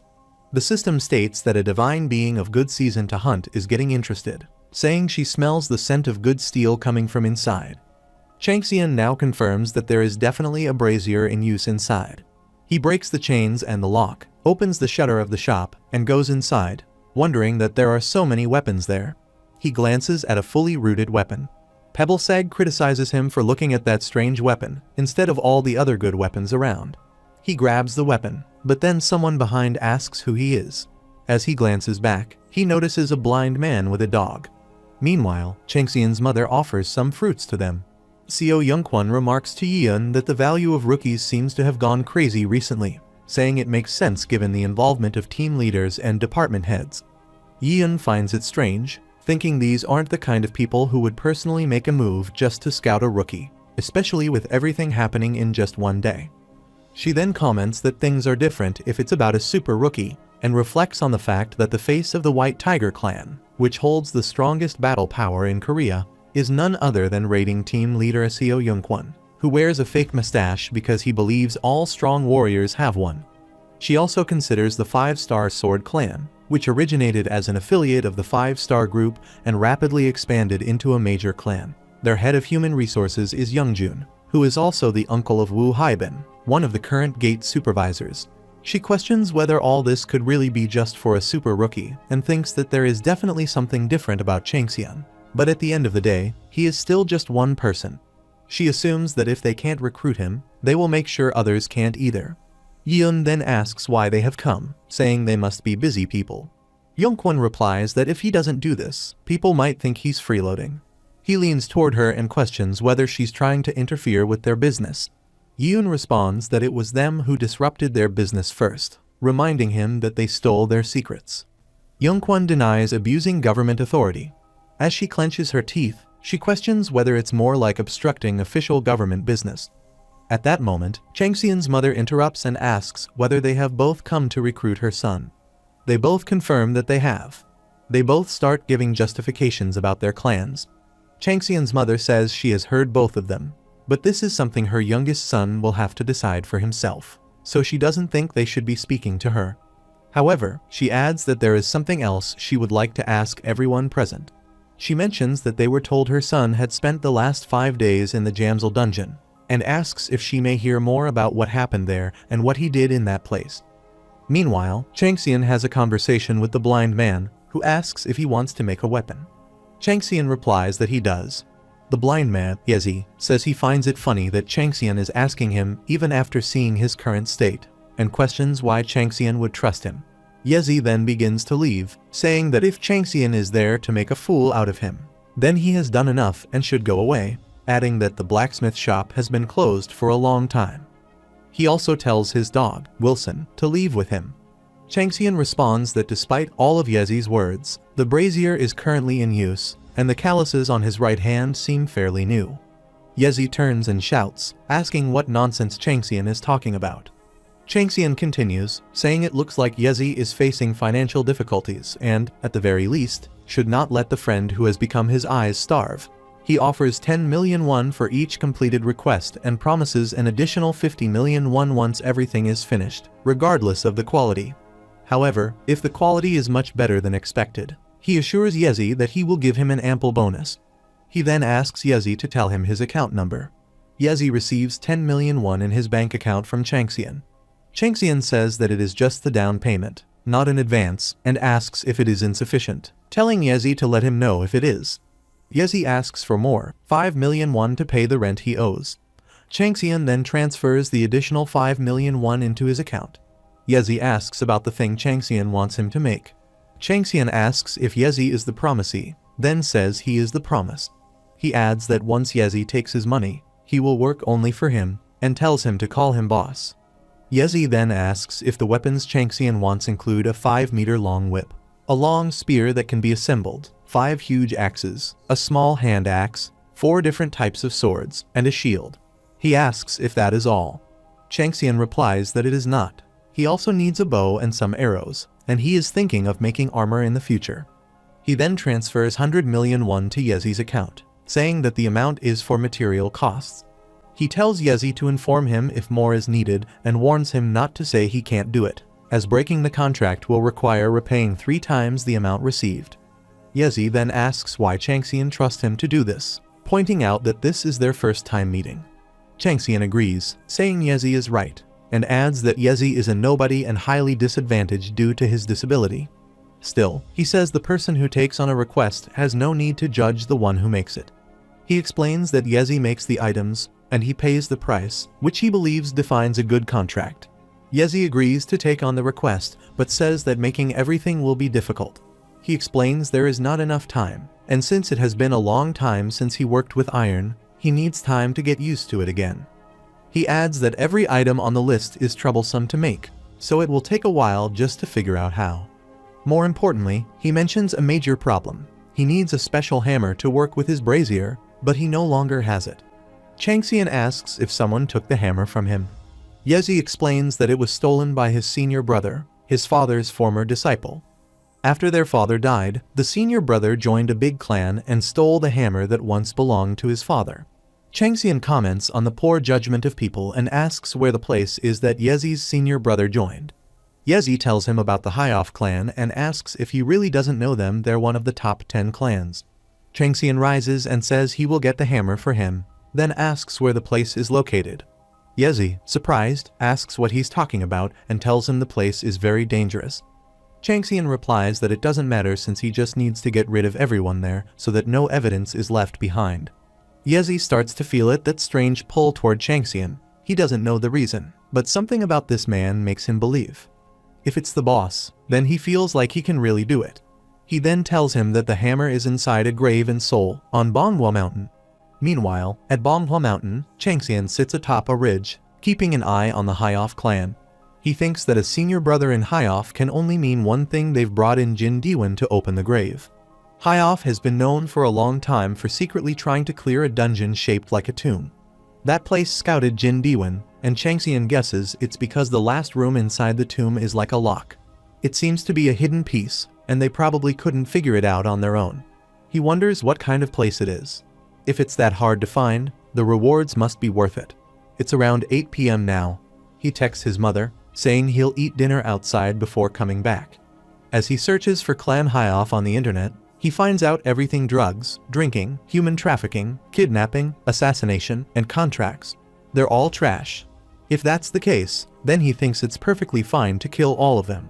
The system informs him that a special benefit will be provided if he has obtained an unbending spirit. He thinks there must be some misunderstanding, but if they are going to offer a benefit, he would have preferred receiving discerning eyes or the goddess blade and daggers. The system states that the divine being good season to hunt is pleased, feeling that an interesting battle is about to occur, and looks forward to seeing how he will fight the Hyoff clan. He considers that he first needs to hide his identity. He uses the laughing Haho mask and thinks that he does not want to kill them easily. He acquires the daggers made from ice kite feathers and throws them at the Hyoff clan members, killing them. As he approaches, he says it is not good enough yet, and that they need to crash and suffer more. He then uses the blood poison, and his body generates ice poison, which permeates the targets. The system explains that due to the blood poison, the ice poison from the daggers has been enhanced. He recalls that these are the additional skills he gained after building immunity against 10 poisons through blood poison. He did not expect to use it this soon, especially since it is not just ice poison, but one enhanced with blood poison, which makes its effect even stronger. While moving toward the dungeon, he tells the enemies not to bother detoxifying and to die painfully. When the doors open, the system informs him that he has entered the dungeon's Bislaw's tomb. He gains visibility as he has acquired the laughing mask. He realizes that this is why Yezi lent it to him, and assumes that Yezi probably placed the brazier in front of the boss's room to go there and make keys frequently. He thinks that if he can obtain the rewards in the boss room while he is here, it would be great. The system notifies him that the dungeon mission has begun. The mission's objective is to rob the grave, defeat the guardian that protects the Bislaw's tomb, and steal the treasures in the final room where the tomb's owner rests. The tomb is divided into 3 large sections, each filled with numerous items designed to protect the owner's rest from grave robbers. He is told to take note of that. The divine being, good season to hunt, asks in a state of confusion what is wrong. He glances behind and tells someone to come out. Pebblesag comments that no one is there and questions his behavior. He repeats that if they are not coming out, then they leave him no choice, and he will have to give this to the next administrator he meets. At that moment, the administrator Harold appears and remarks that he is a player far more impatient than expected. Still, he says, it is fine to take it easy. Harold introduces himself as the dungeon administrator and questions Changxian's reaction, noting that it seems all the other divine beings already knew about his presence. He admits that this is indeed the case and adds that he never used anything particularly impressive. Changxian cuts off the conversation, assuming that Harold is following him for the purpose of writing a report. Harold is surprised that Changxian knows about the report and asks how. Changxian responds that the tutorial has already ended. Harold reflects on the contents of the report, which includes detailed information about the target that interests the guards and evaluation compiled thoroughly by the Administrator Bureau. He questions how a novice could be aware of such procedures, concluding that Changxian is far more knowledgeable than the average beginner, possibly even more than some rankers. He decides to include this in his report and begins documenting it in detail. While doing so, he mutters to himself, concerned about the possibility of the recording rights being transferred to another administrator, and doubts that such a matter would be ignored. Changxian tells Harold that he can have the recording rights, but in return, he needs a favor. Harold asks what it is. Changxian replies that he will tell him later, that it is not difficult, and he will explain before leaving the dungeon. Harold says he has no choice but to agree, adding that he cannot fulfill it if it is outside of his authority, and asks for understanding. Changxian assures him that there is no need to worry and takes it that the contract is concluded. The system announces that player Li Changxian and Administrator Harold have made a covenant of mana. Harold wonders how Changxian knows about the covenant of mana. He realizes Changxian is not a novice, and thinks no one would be surprised if he were actually a veteran. Changxian walks away, and Harold follows him. Meanwhile, the head of the raiding department, Li Jessian, punches the wall and shouts at two members, saying it looks like the keys are a failure this time. He asks how badly they have messed up and says they will be punished again. He adds that he might even end up as a sacrificial offering. He says this won't do and orders Jin Diwen to bring that guy immediately. They bring Jin Diwen, who pleads for mercy. Jessian says he heard they failed again. Diwen, who stole Yezi's hammer, pleads with Jessian, saying that if he could be provided with a little more blood, he could succeed. Jessian kicks him in the face and shouts, asking if he did not provide everything he requested: people, offerings, and even the sacred fire, and yet Diwen has done nothing but fail. He leans toward him and asks if there is any reason to spare his life when even his own is at stake. Diwen says the sacred fire was used in the new brazier he mentioned, and claims the failure is due to not having enough time and blood. He begs for one more chance. Jessian thinks he should not have trusted someone so useless from the start, and asks if blood is really all he needs. Diwen says that out of the 3 stages of the lock, he has already succeeded in unlocking up to the 2nd stage. He explains that the blood got depleted earlier than expected, and he failed due to a lack of power, so he just needs to have more blood. Jessian responds that he will take him at his word for now, but if he fails again, he will definitely find both him and his family and tear all of them apart, telling him to bear that in mind. He then shouts, asking why the items are not coming in. Diwen says he will go check on it quickly. The system informs that new data has been added and the ranking system will be updated. Seeing the dungeon ranking, Jessian appears troubled and mutters, wondering what it is. Meanwhile, Harold writes the report on player Li Changxian, noting that he is a truly unique player. He records that various gods and constellations, along with good season to hunt, are interested in him.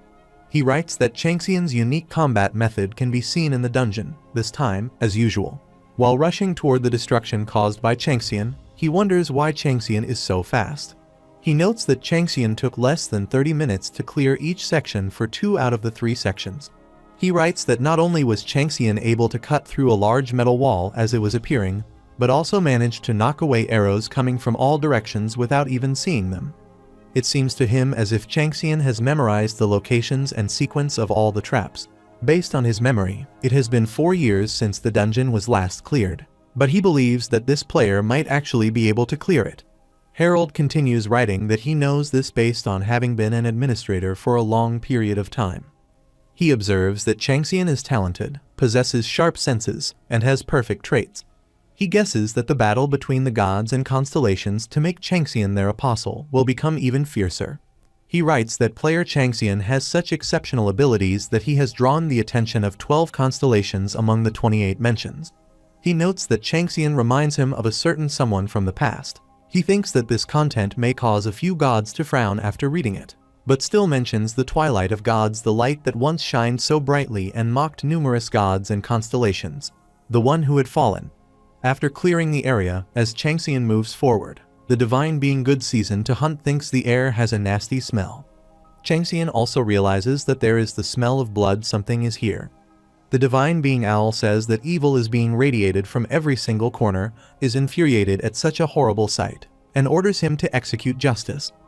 Changxian thinks he heard they were going to make the key for the boss's room and wonders what sacrifices were offered up. He then hears the voices of High-Off members shouting at someone, saying they are too slow and must move quickly. They discuss that this is why the department head is always angry and suggest cutting off 1 or 2 heads to make the others move faster. They say they are lacking 1 person, and if they don't hurry, one of them might be used to make up for that one missing person. They complain about how frustrating it is. Changxian attacks them, and they wonder who he is. He slashes at them and stabs one with a dagger. The man, shocked, asks how he dares to attack the High-Off and who he is. He glances at Changxian's eyes and wonders if these are even human eyes, and starts pleading for his life. Changxian asks if he wants to live, then tells him to explain what is happening inside, how many people are there, how powerful they are, and every bit of information he knows. The High-Off member tells him there are a total of 30 people, and among them, some are at a high level. Changxian wonders if the ritual is being prepared by 30 people, and among them, the only one he needs to be careful of is a man named Li Jeseung. The member then pleads, saying he has told him everything, so he should be spared. Changxian replies that he only asked if he wanted to live, not that he would spare him, and with that, he kills him. With that, he levels up and activates the authority soul extortion. Changxian takes all the life force of the dead man. He then glances at the hostages and moves forward. The hostages wonder if he is a ghost. Meanwhile, the High-Off members discuss whether Li Changxian is the person the boss asked them to find. One of them thinks he has heard the name a few times and recalls that it belongs to a famous pro gamer, but assumes it must be someone else with the same name. Changxian approaches them, kills them, and takes their life force. Meanwhile, Jeseung, waiting for the members, wonders why they are not back yet. He receives a notification that the dungeon ranking has been updated. Li Changxian appears on the ranking list, which keeps updating until he reaches rank 2. Seeing this, Jeseung wonders if they are all dead. An injured member approaches him, asking to be saved. Jeseung shouts at him to come back to his senses, calling him the assistant manager's son. The man's body turns into a corpse, and he says a ghost is coming. Suddenly, his body bursts into flames, injuring Jeseung. The system notifies him that he has suffered a terrible burn injury and has been poisoned by corpse acid. As he burns, his stamina depletes rapidly, and the system says he needs to detoxify quickly.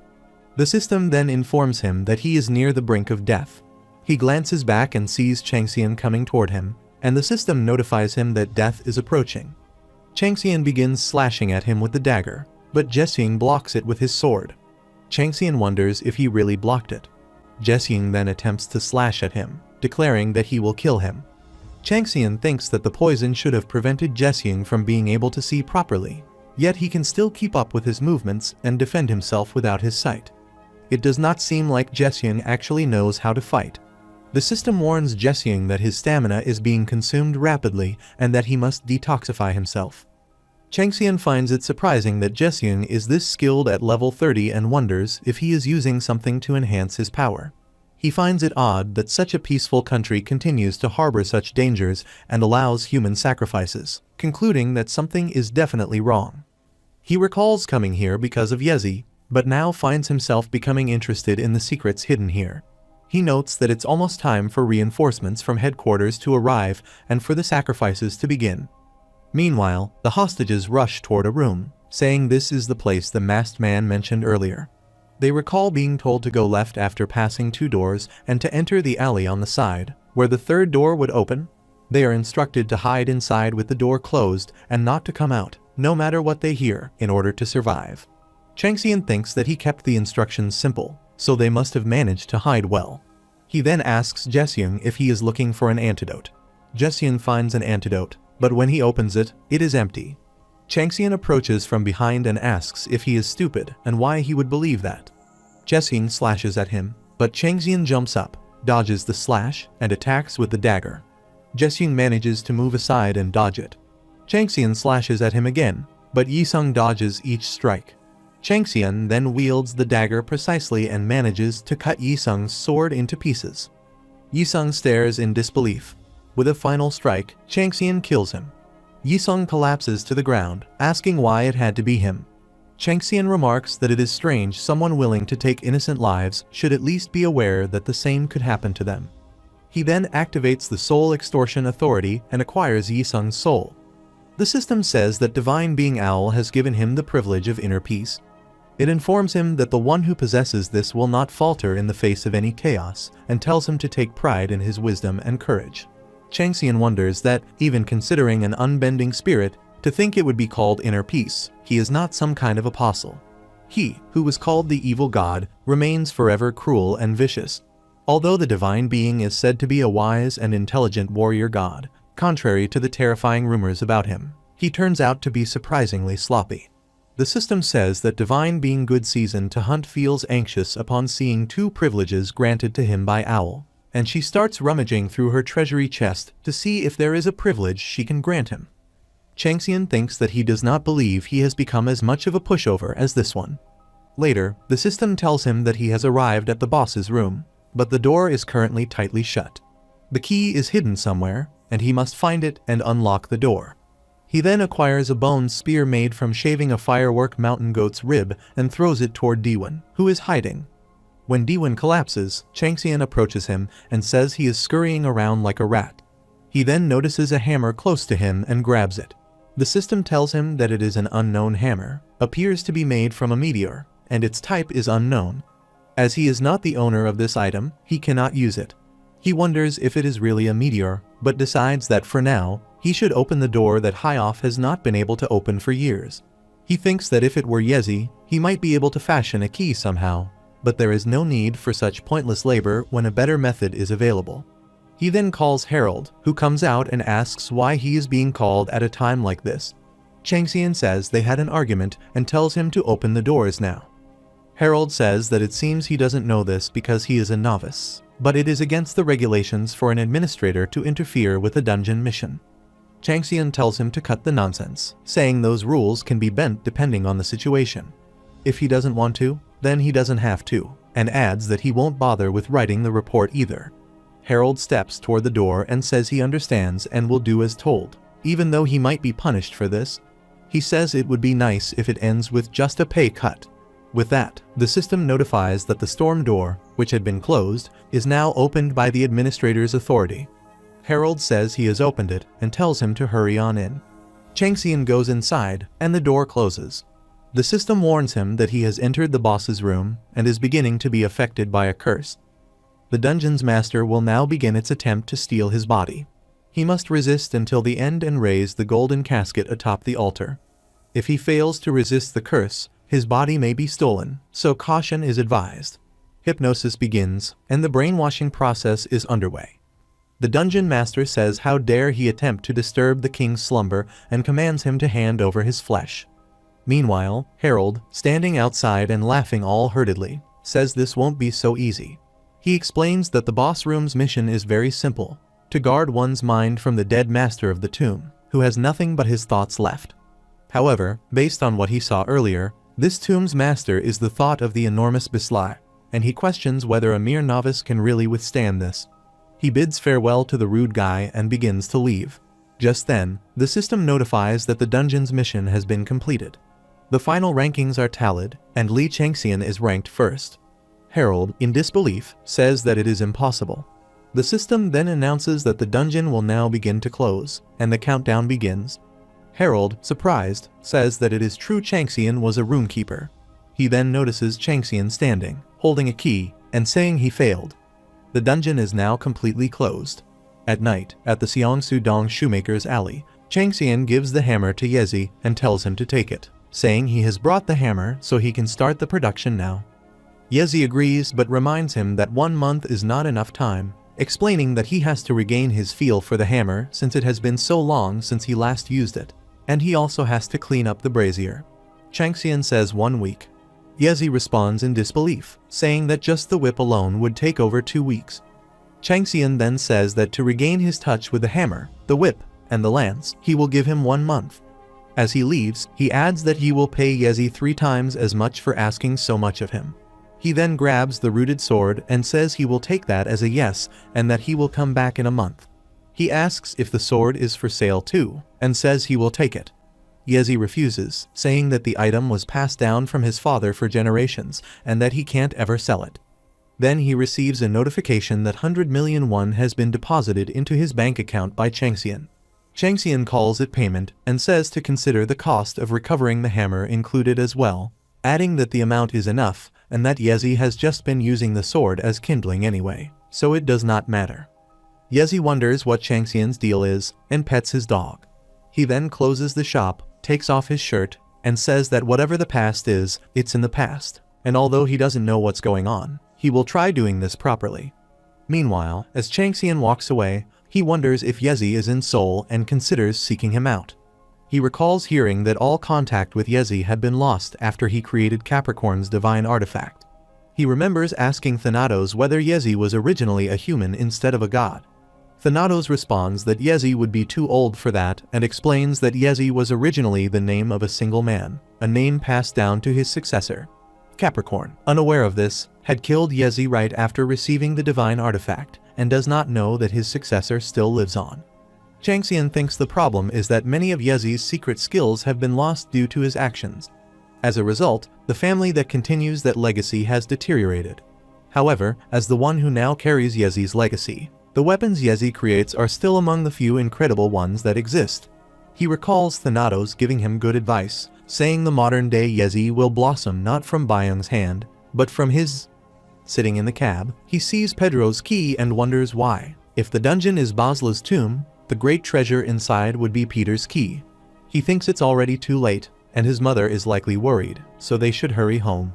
At the high-off raid department, the head, Go Seunjin, shouts at the members and asks about the person who closed the dungeon, whether they have found him. They reply that they have not yet. He shouts again, asking what they think they are doing, and orders them to find the person, no matter what, dead or alive. He tells them they must retrieve Peter's key from him at all costs. Internally, he worries that if Manhwa Mountain gains its rightful owners and the White Tiger clan finds out, they are finished. He thinks about how they had to use human sacrifices to obtain Peter's key and had formed a secret contract. He orders the car to be prepared. They are heading to Manhwa Mountain immediately. He finds it unbelievable that not only was the dungeon closed, but Peter's key was also stolen.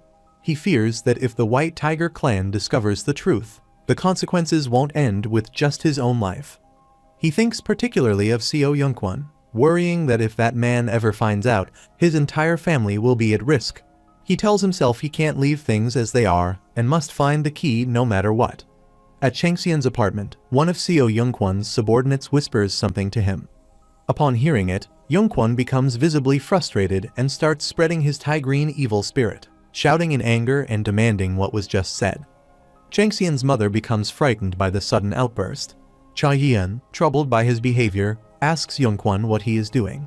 Yeonjun also raises his voice, questioning what the team leader thinks he's doing. He quickly moves to stop Youngkwon, asking how he could use an evil spirit when civilians are nearby. Youngkwon begins to leave, saying that it is getting late. He remarks that it doesn't seem like anything more can be done and mentions that Changxian is expected to come home tonight, so he will head back now.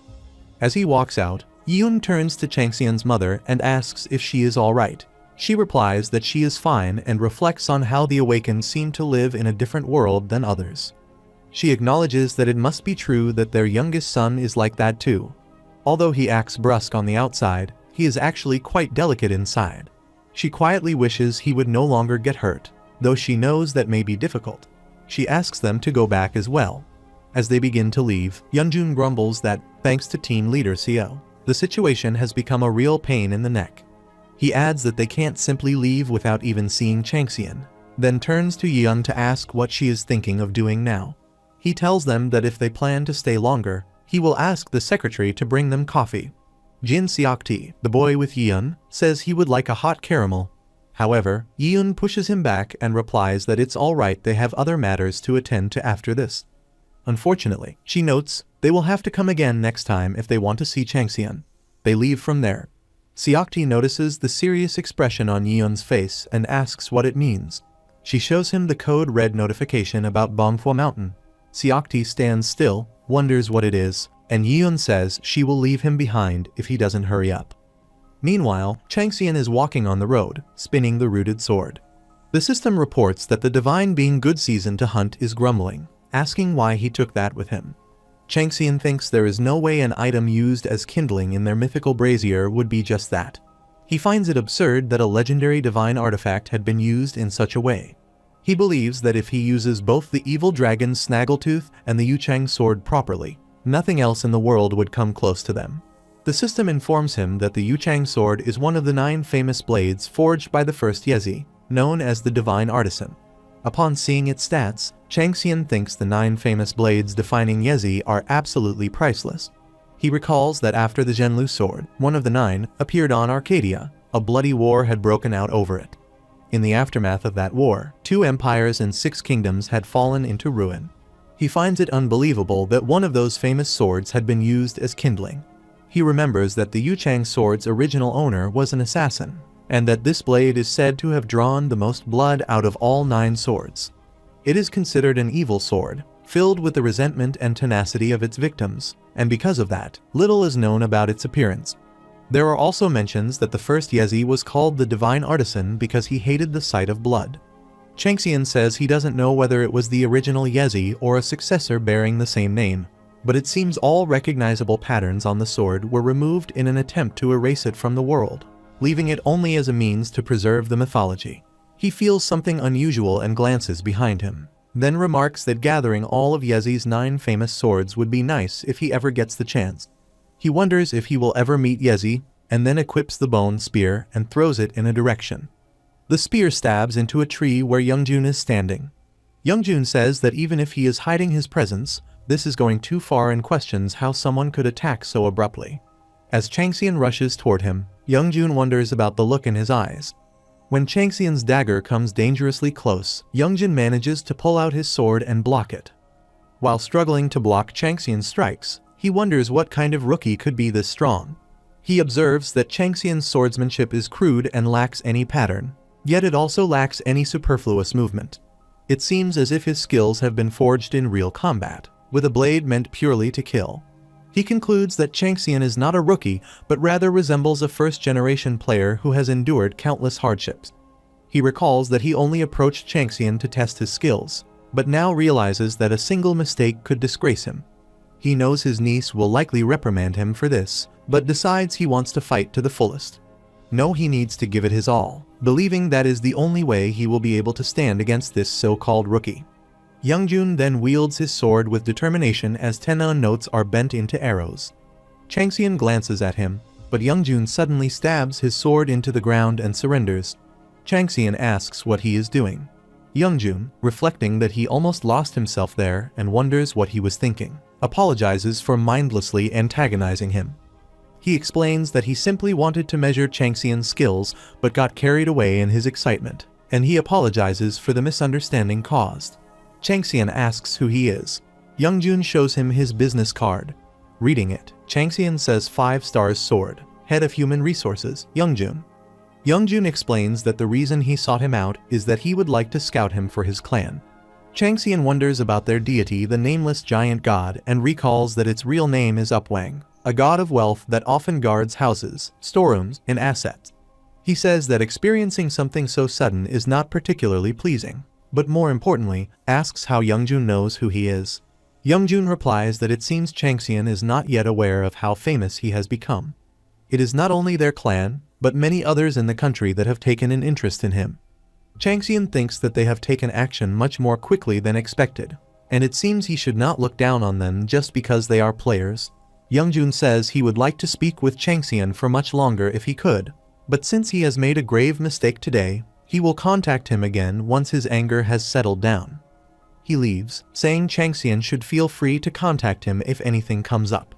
Changxian wonders if he feels like he has seen his face before. He thinks that if someone like him is passing through here, it might mean they are at his house too. He rushes toward his house, thinking his mother must be worried. As he reaches, his mother says he is back. He has not eaten yet, and tells him to go wash his hands first and then come take a seat. She then sees him surprised and asks if he has something he would like to say. Later, he sees a dream where someone says something so young can really show a face full of killing intent. In the morning, he wakes up with the alarm and wonders that 1 month has gone by. The White Tiger clan's recruitment notice has appeared, and it is time to really start taking action now, and wonders why he has a dream like that. On the day of the White Tiger Clan interviews, the interviewer tells Changxian to place his hand on the magic power capacity measurement device. As Changxian puts his hand on the device, it bursts and shows an error that it can't be measured. The interviewer asks for a higher-ranked measurement device. Everyone watches him in surprise. As the higher-ranking device is brought in, they call out number 1031, Changxian, and ask him to try inputting his magic power again. Everyone starts wondering if his name sounds familiar. One of the girls recognizes him and says it's the tyrant. Changxian thinks that he wears the hoodie because he figures something like this might happen and realizes he has been too complacent. Everyone begins gossiping that Li Changxian, the tyrant, is someone they heard had become an alcoholic and was forced to retire after his team disbanded. Some say they heard he ended up crippled. They question why he is coming there after shutting himself in his room playing games all the time, and wonder what he is doing there when it hasn't been long since he retired. The magic ranking device measures his level, showing that he is at level 25th. Everyone is shocked. The interviewer announces that they can't handle something like this in their lane and tells the staff to notify the department head.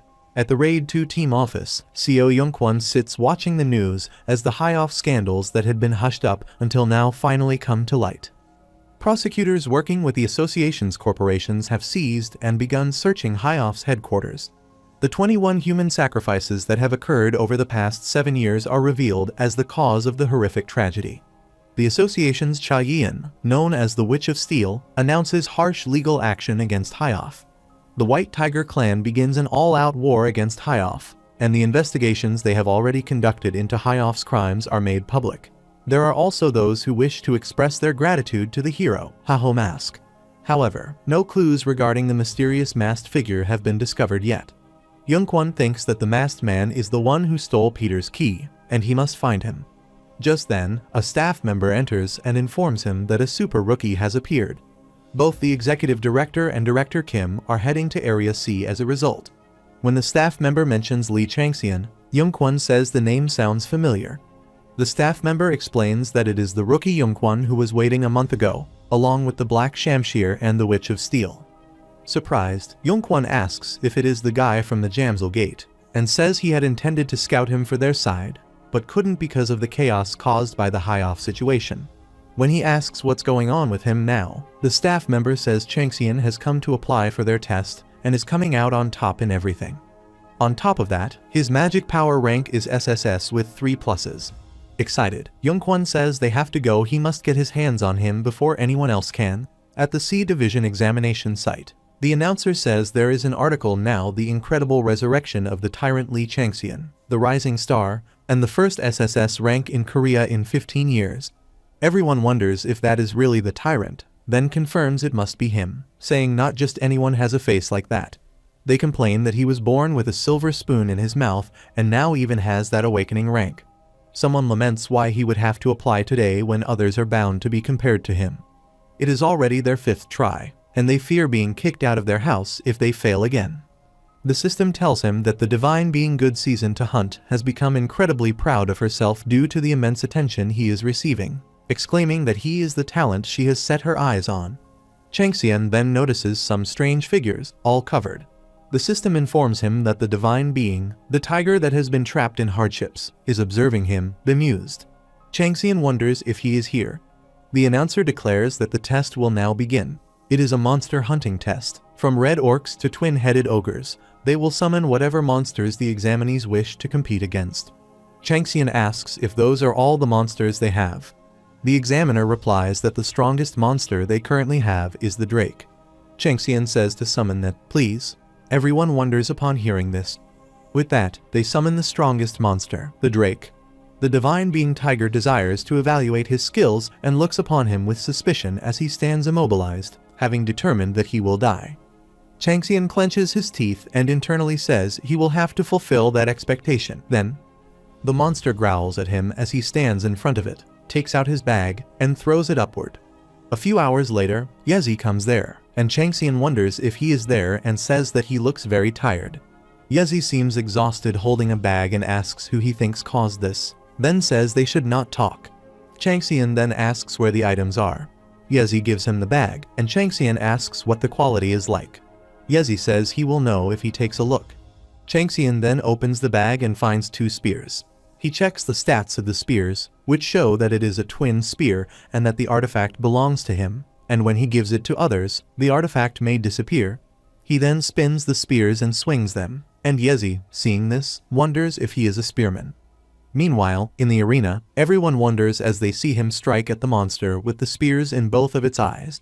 Team 1 leader of the White Tiger clan, Park Sang-ho, sees him and says he possesses agility that is not befitting of his level, and the same goes for his accuracy. Even if Changxian had used a bow, he would have done well with it, and admits he must have him. Changxian then wields the whip made by Yezi's heir and strikes the monster with the whip, injuring it badly. He leaps into the air again and strikes his head. The monster growls in pain. Everyone wonders aloud, saying there is no way, questioning what those weapons are. They say they can't believe a level 25th is that fast and that all his effects are gold. And note there are no other effects, they are all critical hits, and ask if he is really human. The system then notifies him that skin blood poison has been activated. The paralytic poison spreads through the Drake's body. The Drake is poisoned, then paralyzed, and is dying from excessive bleeding. He delivers a final strike that causes the monster's body to shatter into pieces. The system notifies that the Drake has been disposed of. He levels up, and the skill low-grade spear technique levels up as well. The divine being Good Season to Hunt praises him, saying that his hunting skills are improving day by day, and his benefit increases his strength by 5. The divine being Tiger is impressed with the fight and strongly expresses his desire for a new fang. Park Sang-ho says he knew it and insists they must bring him there. Then he notices the tiger's effect on Yunkwon on the battlefield and says this can't be. Changxian is blocking the Tigrine effect, and Yunkwon wonders if he is even blocking his Tigrine evil spirit, admitting that he is even better than expected. Changxian senses the disgusting smell of Hoju filling the air and finds it revolting. Yunkwon then says he likes him and urges him to come under him, promising to groom him well and teach him what a real tiger is like. While struggling to block him, Changxian wonders if he should counterattack, though he fears it might attract more of Hoju's attention. He thinks he may need to take that out of the dark red mountain. Then Sang-ho joins the field and says he thinks that is enough. Yunkwon, frustrated, asks him if he wants to die, calling him team leader Park Sang-ho. Sang-ho says that compared to the uneducated Team 2 leader, Yunkwon's rude attitude toward his seniors remains the same as always. Yunkwon responds that, as Sang-ho said, he is so ignorant that he has long since eaten up all his manners, and insists he is just trying to take what belongs to him, questioning why it should matter how he does it. Sang-ho asks if he is proud of that, and tells him to step away, saying he doesn't even believe Yunkwon has the right to decide who Changxian belongs to. Everyone starts to wonder if the raiding team leaders are really fighting among themselves, questioning whether this is all just because they want to recreate him. Team 3rd leader Sungwoo says that if he can help it, he doesn't want to get involved between the 2 team leaders, and asks Team 4 leader Hyungjin what they should do, admitting they want him to. Hyungjin replies that he's sorry, but he is going to get involved in this fight as well. Yunkwon shouts at them, saying that just because the higher-ups have treated them well, they now think all team leaders hold equal power. Meanwhile, Changxian watches the scene unfold and wonders if there will be some bloodshed. Changxian, watching them fight, wonders that these guys who have received blessings from gods as their patron gods must be eliminated. Then a voice asks what they think they are doing. They become troubled by the energy, and blood starts to flow from their mouths. The White Tiger Clan Executive Director, Shinwen, arrives. Seeing him, Changxian thinks that it is he, the second in command of the White Tiger. As his own nose begins to bleed, the divine being Good Season to Hunt opens her eyes wide and says that it is a pretty good sensation of power. Changxian thinks that he is a high-ranking official and now understands why. Shinwen speaks to the team leaders and asks how unsightly it is that they are fighting amongst themselves to take in just one person. He mentions Sang-ho and asks why. Instead of reconciling with his juniors as the highest in position among the team leaders, he joins them in their squabble. Yunkwon mutters that the fun seems to be over now that the executive director is here, since he is on his side, and he can't wait to see team leader Park Sang-ho's smug face crumble. Shinwen says that he doesn't want to see any of them and refers to the child who has caused such an uproar. He states that if he takes one side, the divine balance between them will only worsen, so he will take Changxian himself. The others express their surprise and say they have been had. Meanwhile, in the executive director's office, Shinwen tells Changxian that there is a lot of blood on his clothes, so he should change into something clean.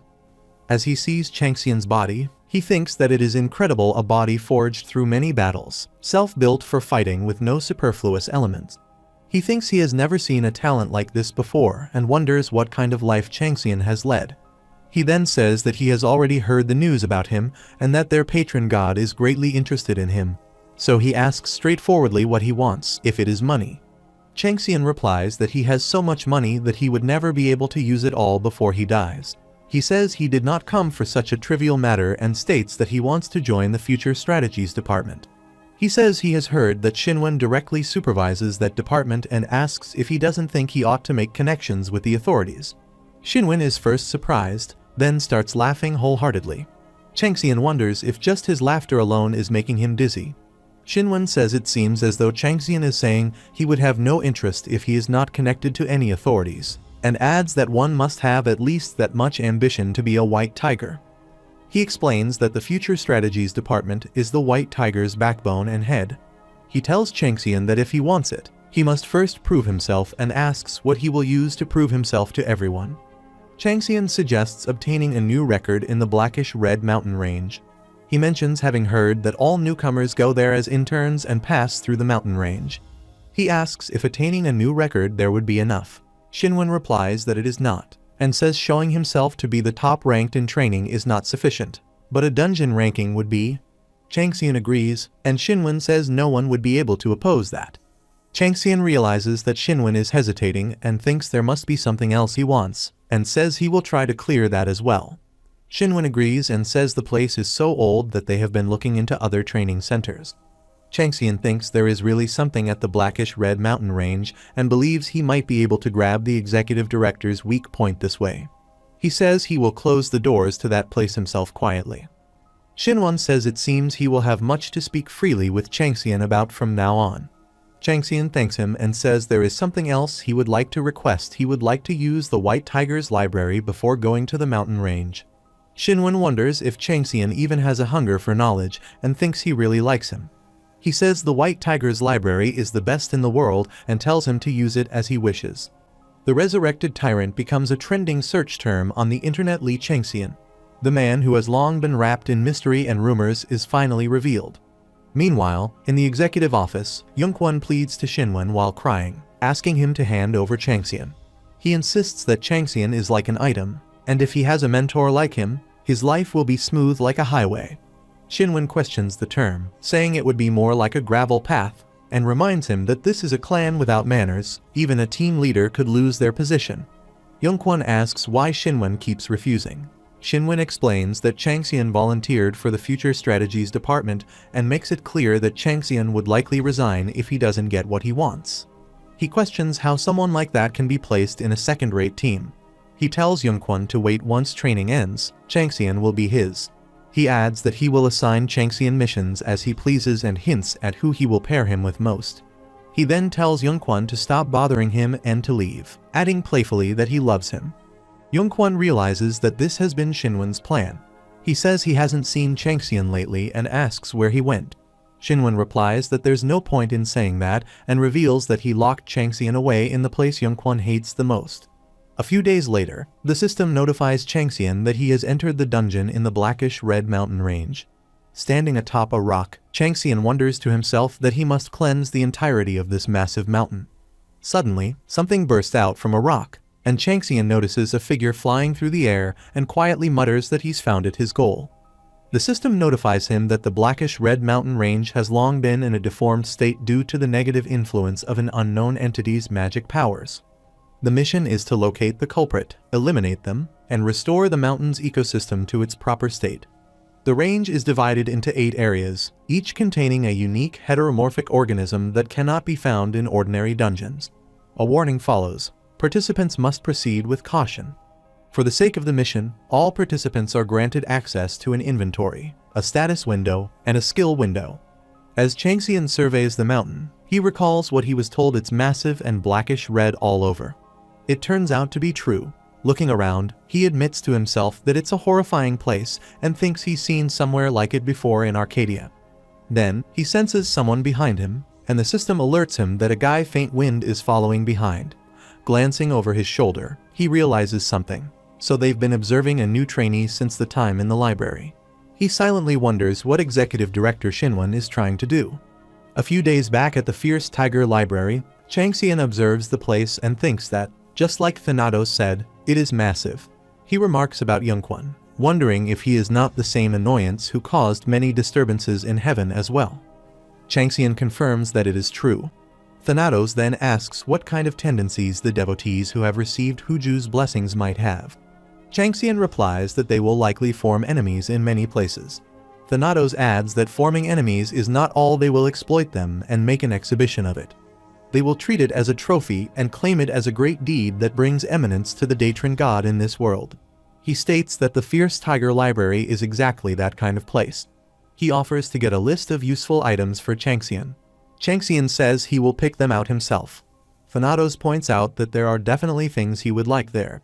Changxian responds that he will hear him out. Thanatos then tells him about the zodiac Sagittarius's movement technique. Changxian wonders about Sagittarius Record and his 6 martial techniques, which seem to allow one to become light itself and understand divine powers. He asks if Huju truly has one of these techniques. Since a war has not broken out yet, it means Sagittarius is not aware of it. Thanatos asks where Changxian got this information. Changxian replies that it is the fallen star. While walking through the library, he mutters that what he needs to find is Advent Steps, and he knows it won't be easy. Advent Steps is a divine ability that allows Sagittarius to become a zodiac before becoming a star. Back then, he was an ancient and distant star named Deus Ex Machina. It is a divine ability he learned by stealing a part of his treasure. It is known that he can take over a certain space in an instant and project his divinity there, making it possible for him to become an absolute being. Because of that, Changxian thinks that the divine blessings of the zodiac would want to remain in a space close to Sagittarius. If he can obtain that, then when he awakens his divinity after transcending, no one will be able to stop him. As he searches for the books, a boy speaks from behind, telling him that he will only be able to use the library for a week, that the entire library is open 24 hours, and that excluding the first and second grade libraries, he can use every other section. He adds that the books cannot be taken outside. Changxian doesn't respond and instead thinks that, in order to avoid Senior Director Shinwon and Huju, he needs to be extra cautious. He recalls Thanatos once asking whether, after seeing his exhibition hall the One-Horn Tribe's martial library, he tried to imitate it. Thanatos had said that simply observing would bring its own enjoyment. At that moment, the system activates imperturbable mind, and peace of mind is applied. He sits down and begins to focus on reading. Meanwhile, the boy, who is guarding him, grows frustrated, wondering how many days have passed. He has no idea what Changxian is up to and questions whether he is even really reading. He observes that Changxian doesn't have a specific criterion for selecting books. Some are about spearmanship, others about swordsmanship. There are also books on divine law, simple breathing techniques, and even godly deification. Following Director Shinwon's orders, the boy continues to watch him carefully and report anything suspicious, but he wonders what exactly he's supposed to report. Based on the past few days of observation, he concludes that the reason Changxian is cooping himself up in the library is to put on a front, to make it seem like he's from the outside. He notes that even talented individuals do not neglect their personal studies, and that there's nothing more picturesque than this. Internally, he pleads for Changxian to just go home, thinking how depressing it is. Meanwhile, the system notifies Changxian that he is in a state of concentration. He is solely focused on reading, and will be able to understand and memorize all the content. His speed of acquiring knowledge has increased, and his ability to read between the lines and understand complex terms has also improved. The system warns him that he is in a state of madness. He has obtained too much knowledge, has been overloaded with information, and is experiencing a headache. It informs him that he has exceeded the acceptable amount of knowledge that could be obtained and recommends that he take a rest. Changxian thinks how stupid it is to believe that obtaining the Advent Steps is his only goal. He reflects that the karma constituting Hoju, in other words, also refers to his skill tree. He recalls that from the beginning, the Fierce Tiger Library was a place created by the White Tiger clan to show off Hoju's greatness. But to the clan members, it also serves as a sanctuary that delivers Hoju's teachings. Among the many books that have remained, He believes there is a substantial amount of hidden books that make up Hoju's constitution. He concludes that he needs to find those hidden books, acquire the pieces, and match them to see what Hoju looks like in the painting. After that, including Hoju, he believes he will be able to identify the weaknesses of the people behind Hoju and his martial techniques of destruction. He guesses that this is it and decides that it is time for him to leave. He concludes that this marks the limit of information he can obtain about the technique of destruction from the third-grade library. He wonders if this means he needs to open the first and second-grade libraries and fill in the remaining areas with the skills he has obtained through his achievements. But he notes that it is not here. He has looked through the place 3 times, yet the advent steps are really not present. As expected, he assumes that it is in the first or second-grade library. Since he has around 3 hours left, he considers taking one last look around. He thinks that if there is something like a word or sentence he can't understand, then there is a high possibility that it is in the 7th-grade library. The system then informs him that his immobility is reaching its final threshold. It adds that peace of mind stabilizes his wavering concentration, and that his willpower has strengthened by 1 level. He finds a book and wonders if it is the Advent step. Though he is not totally sure, he senses that it is hiding something remarkable. He opens the book and starts reading, thinking that if he turns it upside down, flips the pages in the opposite direction, and reads it in a specific pattern, he might uncover its meaning. Then he realizes that it is not the Advent step. He then starts reading the book, which says that in this place, someone leaves a deep grudge. The book further states whether one knows how it feels to be bitterly betrayed by someone treated as a brother, as someone of one's own blood. The writer claims to know that pain because the child Moonsung has made him feel that way. Changxian wonders upon hearing the name Moonsung. He recalls that Gum Chunho, the man who established the White Tiger clan, was the director and is recognized as one of the top 9 greatest black tigers in the world. He is also Hojun's apostle. Yet the person who wrote this book speaks as if he were a close brother with such a being. Changxian questions whether Gum Chunho had a connection with this man. Gum Chunho was one of the few mercenaries who made a name for himself in the player's world. He endured countless hardships and created his own martial arts. Hojun, who had been observing him, took him as his apostle. But according to this book, that is not the truth. He then reads, the writer's name is Hanyu, and he is Moonsung's mentor. While acting as his mentor, Hanyu had been refining his swordsmanship for a long time to become the successor of the Ilmun clan. But one day, their master brought in an apostle who had quite an age difference from him. As their master's health deteriorated with age, Hanyu treated Moonsung as a close brother, handed him a sword, and trained him as though he were his own trainee. But Hanyu never imagined what thoughts had been festering within the normally quiet apostle, nor what kind of intent their guardian spirit, the tiger trapped in hardships, harbored toward their clan. As the name suggests, Hojun, the tiger trapped in hardships, is a chaotic god who thrives off battle, chaos, and fear. From the viewpoint of a being like that, their clan's decision to pursue peace and withdraw into seclusion for training would not have sat well. Of course, Hojun could have chosen another apostle. But the problem lay in the fact that their clan was the most skilled in doctoring and poison handling for Hojun. Because of that, he could not simply pick another apostle and bare his teeth. Reading this, Changxian wonders if Hojun's power had been intentionally sealed away. He recalls hearing before that there was a brief moment when Hojun's power had dwindled. He had always questioned why such a war-obsessed being had not shown his face for nearly a century. He assumes it must have had something to do with the Ilmun clan, which Gam Chunho had been a part of. After all, the greater Hojun's faith grows, the more chaos and calamity are born. He assumes Hanyu must have opposed excessive bloodshed and refused to allow it. He wonders if that is why Hojun chose Gum Chunho over Hanyu.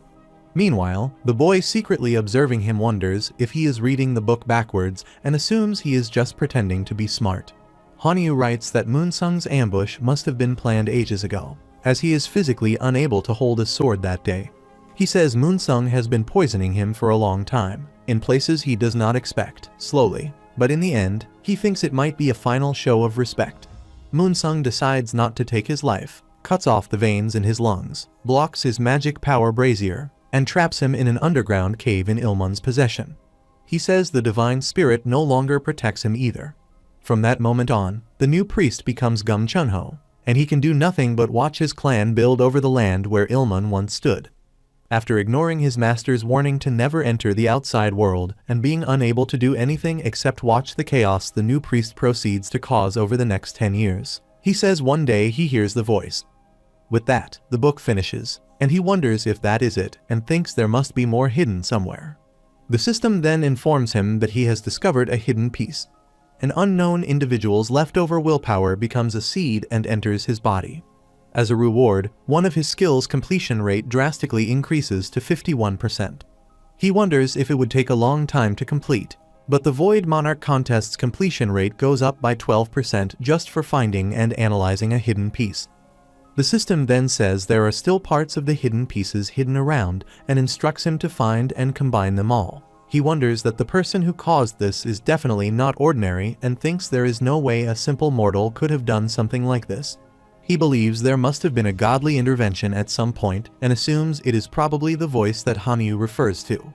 He notes that he has 2 hours left and must find the other parts. He questions where they could be hidden. Based on the fact that the creator purposefully makes his world cryptic, he assumes that someone is meant to find it, but also that it is made so that Gum Chunho's followers cannot. He thinks it is probably going to be decently hard to find.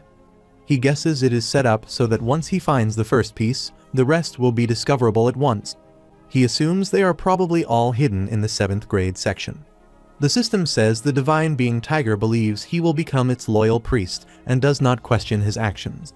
Changxian thinks that it has not caught on yet. Meanwhile, the divine being Snake looks at him with a knowing glance. With that, he finds the book. He next writes that the person claimed to be just like him, betrayed by a priest and confined to that place. A long time ago, the man was devoured by his own children and endlessly wandered the underworld as a demon. He said that he and Changxian loathed the same enemy.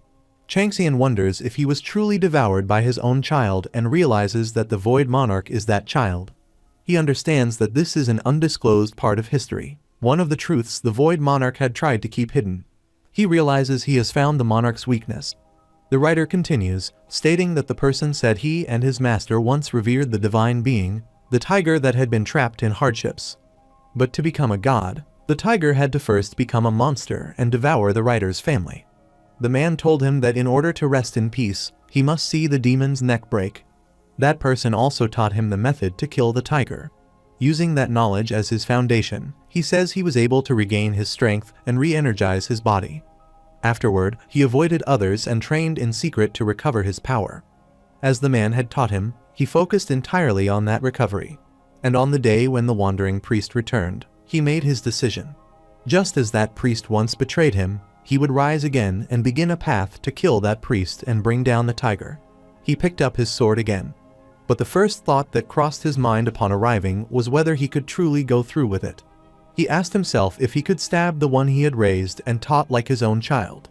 And so, he leaves his will behind in that place, as an obituary, pleading that his grudge and that of the other man may be passed on to a new descendant.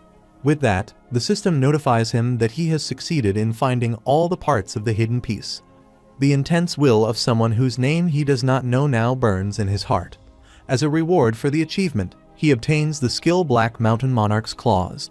The system explains that there is nothing on Earth as frightening as a wild beast that possesses all of its claws, and its effects include excessive bleeding, chain attacks, shock, and stacking skill compatibility. Upon reviewing the skill's details, he wonders if Black Mountain Monarch's First Claw is one of the many abilities of the White Tiger clan. It resembles a counter-type skill No, it may be even more suitable than counter itself. Since it originates from the same root as the White Tiger's skills, and because no one remembers the art of an ancient god anymore, he recognizes the hatred embedded within the technique. However, it is a skill that consumes too much magical power at once. He realizes it would take all of his current proficiency to manifest even a single claw. As he begins to leave, he thinks that, as expected, he will need as many elixirs as possible. It looks like he will have to get them from the training institute. Although it's a shame, it seems he will have to return for the Advent steps another time. At the dungeon Blackish Red Mountain Range, Changxian walks while wondering that, according to the information he found, the difficulty is atrocious, but it seems the Director O wants him to clear this place. He questions what kind of secret is hidden here for the Director to act like this and decides he should find out for himself from now on. The system then informs him that a faint wind is following behind. Changxian thinks he should get rid of that guy first, and didn't think he would end up at the library, let alone this place. The faint wind boy, Song Yujun, behind him says that, just like at the library, he should think of him as nothing and continue focusing on his training. Changxian thinks he can't catch that boy, Song Yujun, with his current skill, so when the opportunity arises, he will get rid of him first. He then enters the safe zone. Other players wonder, upon seeing him, what will happen this time. Changxian thinks that, as expected, there are 3 useful guys. He notices a strange trainee named Beek Jowol and wonders if he has received a blessing from another god, questioning who he is. Then the announcer says that everyone should be quiet and gather around, and that from here on out, the White Tiger's 26th training will begin. Meanwhile, seeing the details of the training, Youngjun thinks this has become troublesome. She asks if he is listening to her, and he replies that, of course, he is. She tells him that she was with ITS, and they want her to get them the photo cards that are sold out. Since they were the main models for their company's car commercial, he says that this uncle of hers will get a specially signed one. She responds again that he's not even listening to her and ends the call. He seems troubled and mutters that he's depressed. He thinks that if it weren't for the gate at Jamsil, he would call himself a simp who listens to everything his niece says. He recalls how heartwarming it was to see his niece grow up, and how terrified he was when he found out that Hyben was caught in the middle of the gate at Jamsil. In order to dispatch a rescue team, he says he struggled relentlessly, but there was no other way than a dungeon break, so he had no choice but to hope that nothing bad would happen. He prayed and prayed to the patron, the giant with no name, to protect his niece. When he gets the news that she has returned safely, he asks her if he wants to express his gratitude to that person and wonders if she can tell him who he is. Hyben replies that it's Changxian, who hid himself as soon as the dungeon mission ended. She thinks he did that because he was worried about being exposed to everyone outside, and says she was wondering if it would be better to wait until he decides to reveal himself. Youngjun says that in that case, her uncle will scout Changxian personally and hire him for the clan's group that operates, and then he will give him his thanks. After recalling all this, he becomes troubled and admits that the problem is that he can't talk to Changxian properly because of what he did when they first met. It probably pissed him off. He explains that the reason he gave him his business card was because he wanted to personally scout him for the 5-star sword, but he had always thought Changxian would call at least once. Feeling guilty, he says that was a mistake, and thinks to himself that Changxian going straight to the White Tiger's employment subsidiary without even once contacting 5-star over the past month is hard to believe. On top of that, he realizes Changxian is an SSS plus grade, a genius who can't be defined by the standard S or R ranks. He admits he should have noticed it back then.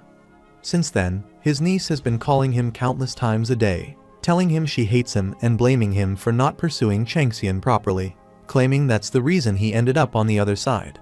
His older brother, sister-in-law, and even his father, the president of the group, have all been giving him disapproving looks. He acknowledges that he took the matter too lightly, but argues he was too busy at the time. He assumed Li Changxian had been keeping himself hidden deliberately.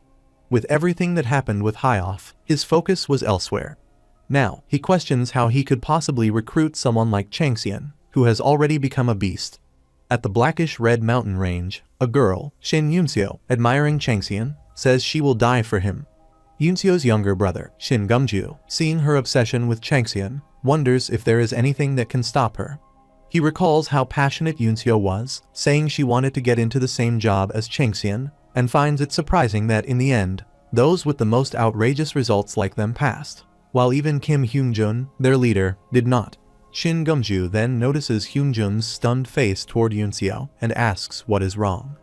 He remains stunned and says nothing is wrong, but adds that before anything else, he thinks they are going to explain the rules to the training camp, so they should gather over there. A staff member explains the rules and says that the most important part of the rules of the training camp, which were announced in advance, will be repeated once more. According to the rules, the training lasts for 100 days, and in the first month, they are given time to learn the 3 basic skills. For the remaining 70 days, the safety zone will be released, and they must survive using the 3 basic skills. The announcer says that aside from these conditions and anything that is not considered a crime, autonomous actions and judgments are allowed. The announcer then says that the 3 basic skills will be taught first, and the players are provided with 3 scrolls. The first scroll explains the tiger's aura, the basic skill of a tiger trapped in misfortune, which can be used in the form of an attack by emitting medical power externally. The second is the tiger's step, which allows them to carry their vigor by simply stepping. The third is the tiger's calamity, where, much like how a tiger is tearing them to pieces, attack power is amplified.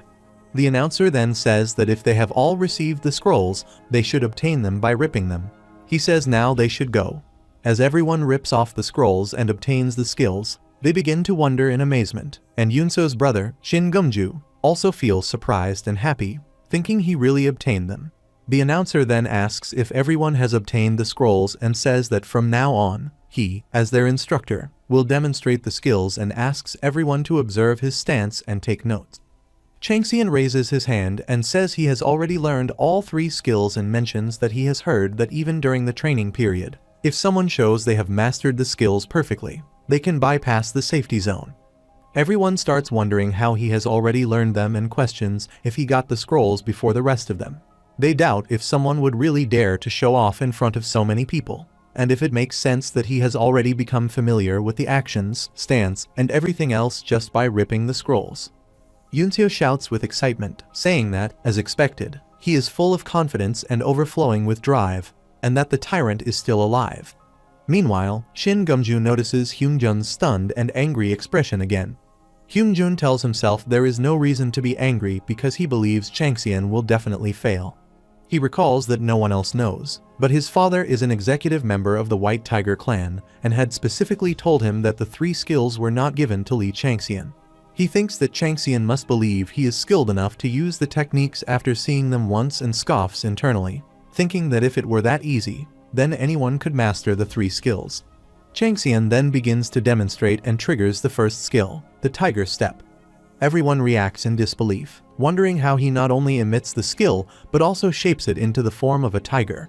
Hyungjun also watches in shock, thinking it's impossible and questioning how Changxian did it. To his surprise, Changxian then activates the tiger calamity as well. The tiger calamity causes a huge eruption that surprises everyone, and Changxian then kills the monster with it. As the surroundings settle down, the announcer wonders how it is possible.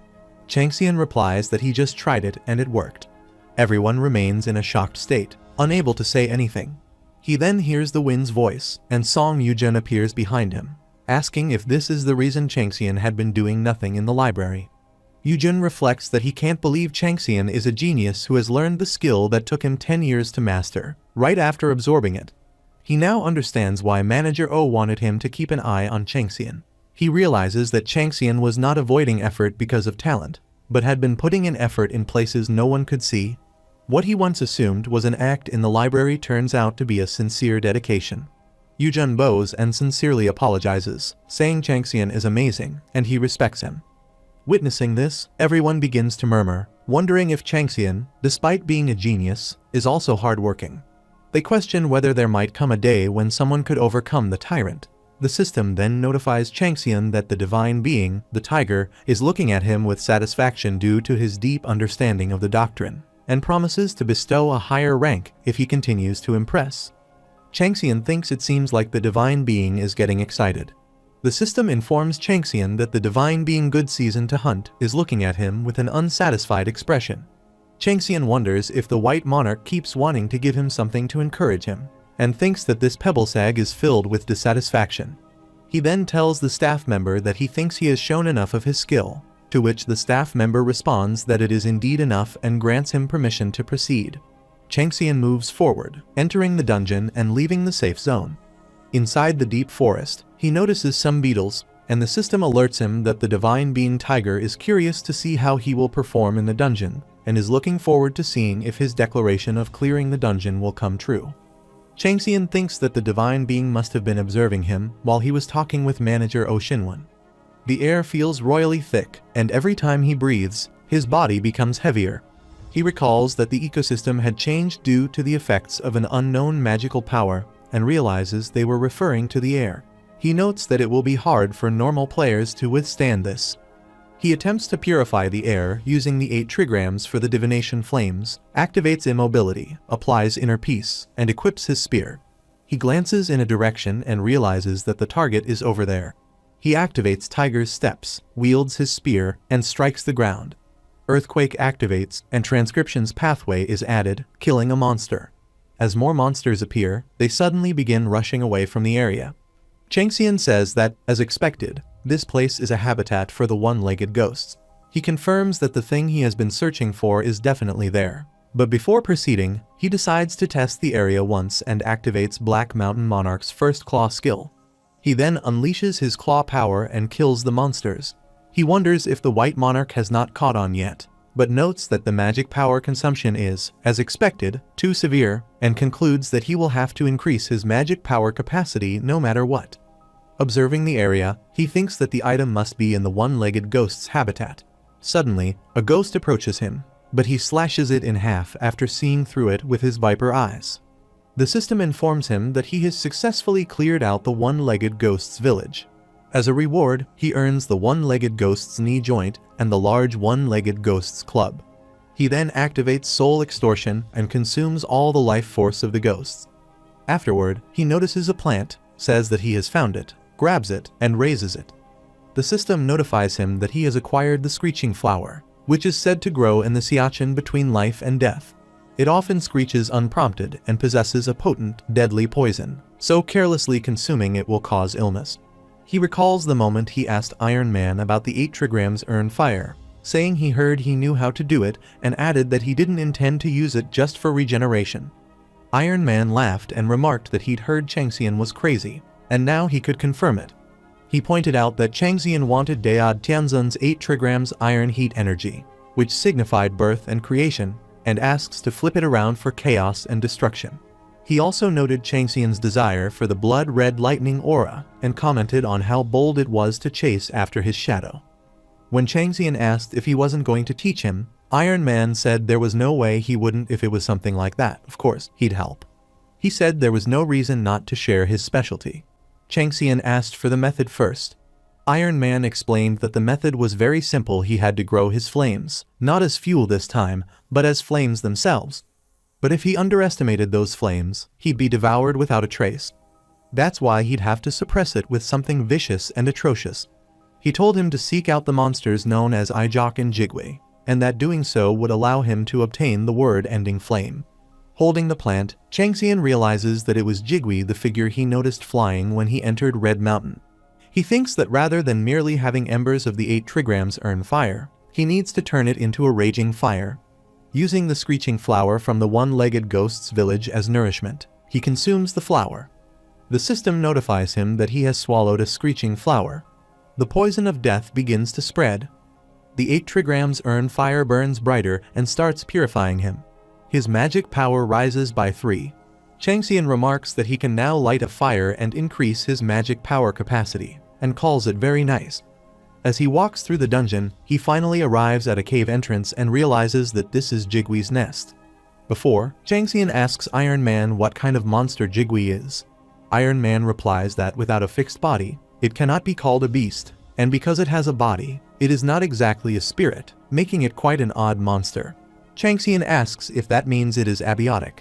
Iron Man says it is, sort of, but more accurately, it is a herd of countless spirits, and that it represents fire and death.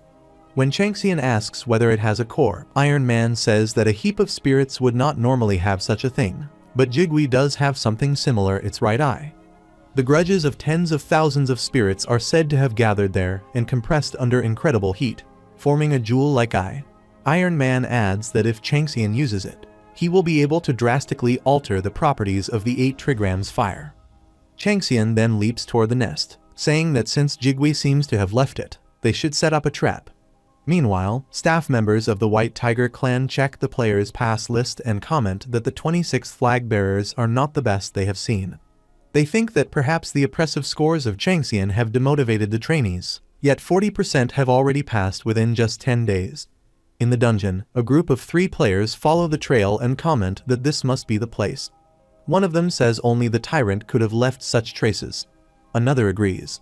The last one cuts off the small talk and says they should now figure out how to torture Changxian. While following the traces, they discuss how Changxian turns out to be exactly as he appears on the outside, and question how that can be. One of them speculates that the White Tiger must have given him something amazing, because otherwise, it seems impossible to perfect a skill in less than a day. Another agrees and wonders what would happen if the White Tiger's supervisors were to find out. They argue that although White Tiger presents itself as being full of social justice and aligned with corporate norms, in reality, it is all a facade.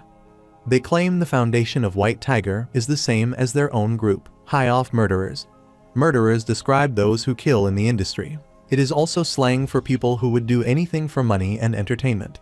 They go on to say that whatever White Tiger gave Changxian must be something incredible, and they decide to aim for that.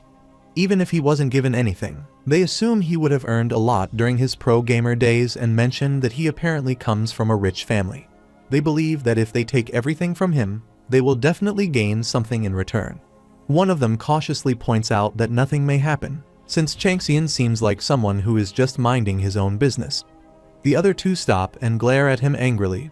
He becomes nervous and tries to clarify, saying that if they stir up trouble for no good reason and their original plans fall through, it would be a disaster. They ignore his concern and focus on the mission, participating in the White Tiger's training and stealing the drink of illusions. Although High-Off has been cornered by White Tiger, they believe this drink is the key to turning the situation around, and they are determined to get it no matter what.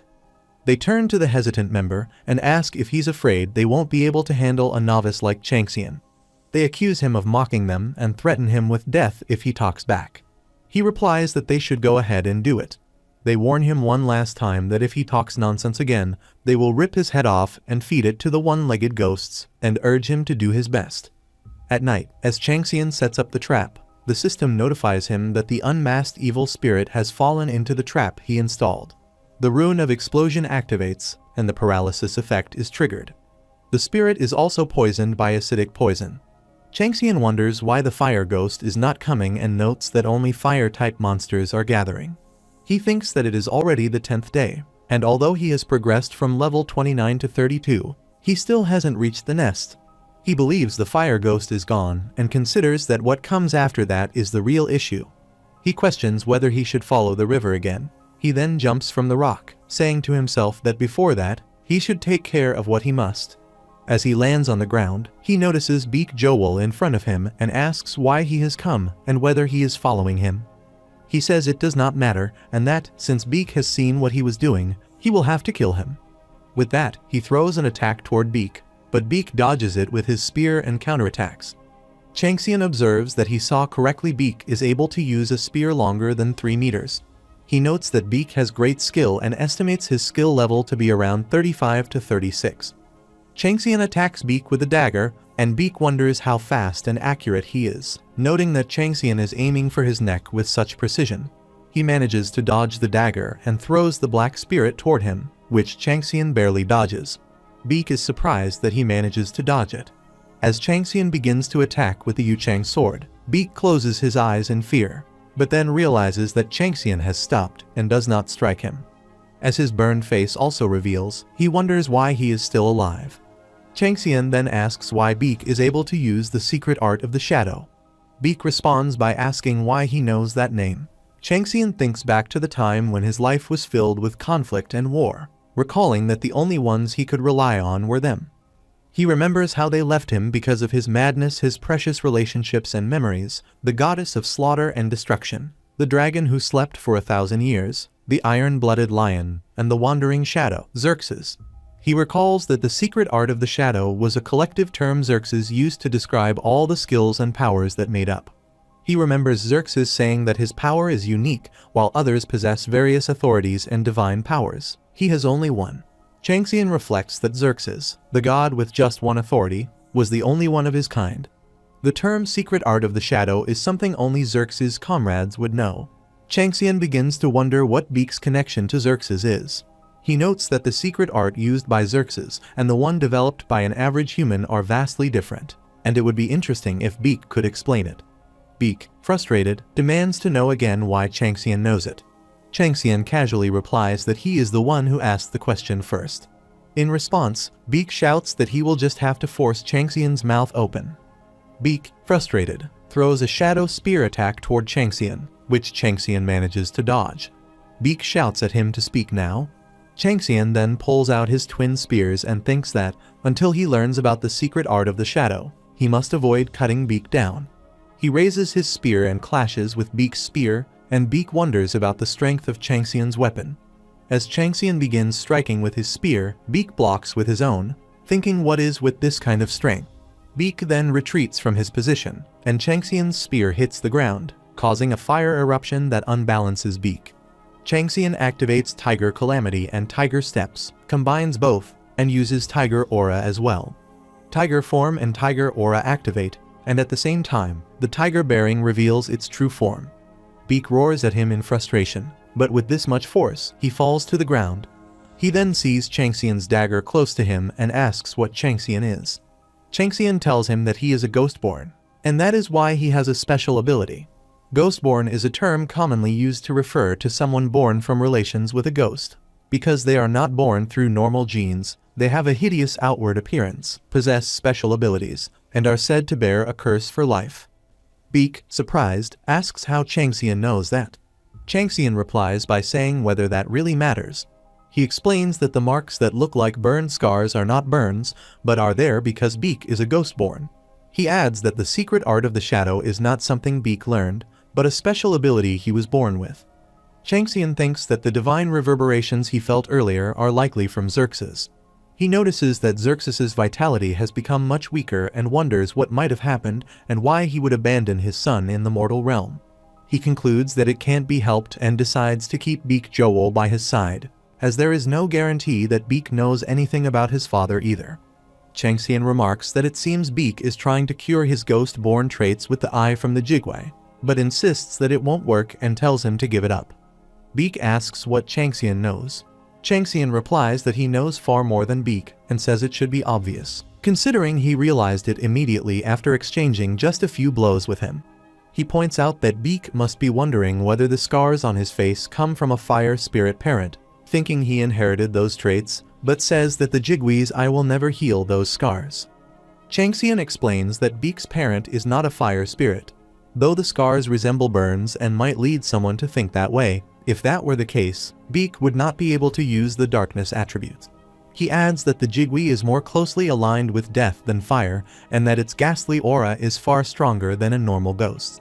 He questions whether Beak intends to eat it, unless his goal is to actually become a ghost or an evil spirit. Changxian says he knew Beak was just making rough guesses, assuming maybe in his desperation to escape the hideous curse he carries. As Beak helplessly begins to cry, he asks what he's supposed to do. Changxian tells him that he will cure him and proposes they make a deal. This stuns Beak, and he asks what kind of deal. Changxian states that it seems Beak has researched the Jigwee's nature and asks him to give that knowledge. Then he changes his mind and says he would rather have Beak's cooperation. Changxian thinks that Beak must have studied the subject obsessively, perhaps even more than he has himself. Beak asks how he is supposed to believe him. Changxian offers to prove right now that the treatment is possible. Beak reacts with surprise. Changxian tells him to extend his hand, adding that whether Beak believes him or not, the outcome will be the same. As Beak does, Changxian grabs his hand and warns him that it will be hot, so he should bear with it. With that, he breathes fire onto him. Changxian instructs him not to open his mouth or try to breathe in, as doing so would wreck his magic power circulation. Beak endures the pain without shouting or breathing. The system notifies Changxian that Beak's ghost-born condition is changing, and that his curse is being washed away. Beak realizes that his ghost-born qualities are breaking apart and that his misfortune has been severed. He thinks that it's entirely possible just a little more. If the fire reaches the center of his ghost-born qualities, his heart, then it might work. But the embers seem to be dying out. He urges just a bit more. As Changxian completes the magic, he tells Beak not to just sit there and to check his face. Beak touches his face and looks at his hand. Changxian tells him that this is his limit with his current abilities. He explains that Beak will need to receive treatment frequently, but even then, it will be difficult to be completely healed. Beak then asks what they should do next. Changxian says that if Beak helps him defeat the Jigwee, they will have more firepower, and a complete recovery may become possible. He offers to make a mana pact if necessary, but Beak declines, saying this is enough, and that he will try to trust him. Changxian thinks to himself that Beak is far more useful than he had expected and becomes curious to see what he will do. When Beak asks how he should help, Changxian tells him to speak formally, thinking that it doesn't feel right for his friend's son to speak to him casually. Beak scoffs at the request but agrees. Beak explains that to pursue the jigwee, they first need to understand its behavior. He says the jigwee generally behaves like a crow, so they should search the nest thoroughly. As they examine the nest, they find many valuable items. Changxian remarks that the jigwee like to keep corpses as keepsakes. Beak adds that the jigwee not only collects sparkling items but also expensive ones. It somehow recognizes them at a glance and keeps them like trophies. He explains that the jigwee tends to forget about the items eventually, so by looking through what it has gathered, they might be able to guess its next destination. Changxian then finds a large bow and picks it up, muttering that it has bullseye penetration, which guarantees to pierce exactly where it hits, and that it is a quintuple arrow bow capable of firing 5 arrows consecutively. The system informs him that the bow was crafted by an unknown hunter using the winged bones and feathers of a massive and powerful flying beast. Changxian says he will select a few items for his own use and sell the rest. He then notices an illusion pearl and senses the familiar stench of death from it. When he picks it up, the system reveals that it is made from a fixed ratio of the death flower, the destruction flower, and another unknown element. The grudges of smallpox victims can be felt from the pearl. As he holds it, Changxian recalls that smallpox was once feared as much as tigers. He thinks he has found something connected to the white tiger. Beak then says that he thinks he knows where the jigwee went. When Changxian asks if he figured it out this quickly, Beak replies that it was easier than expected. It seems the jigwee have been focused on feeding for quite some time. Though he isn't sure what the jigwee did, it appears to have used a significant amount of its power. He suspects it has gone deep into the mountains, likely to a place inhabited by mystical creatures or monsters with powerful souls. Changxian reflects that Beak is not just useful, he is very useful. He then tells Beak they should not waste any more time and should head out immediately. They proceed toward the location. 4 days later, while still on their way, Changxian recalls Iron Man and thinks that he will experience immense hunger and greed, far more than anyone could imagine. Standing atop a cliff, he notices the enormous jigwee. The system informs them that the Class 4 disaster jigwee is causing a drought.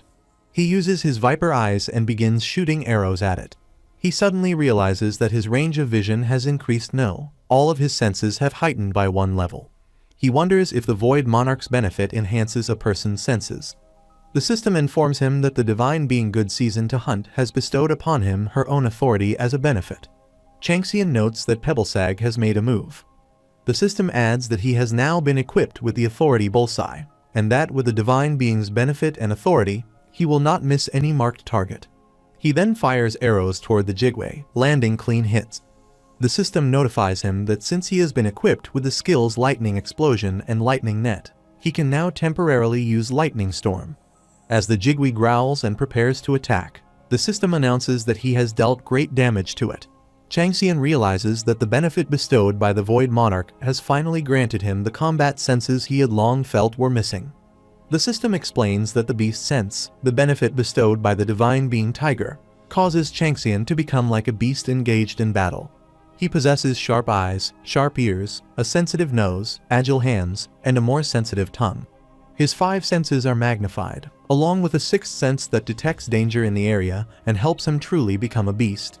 The skill focuses all his senses on the jigwee, allowing him to predict its actions a little better. Changxian starts running. Seeing him, Beak follows and wonders if it is possible that they might actually be able to defeat it.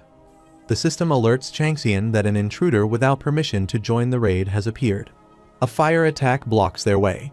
As they stop, the staff members of the White Tiger clan appear and state that this is a security zone and only relevant personnel are allowed, instructing the trainees to stand down.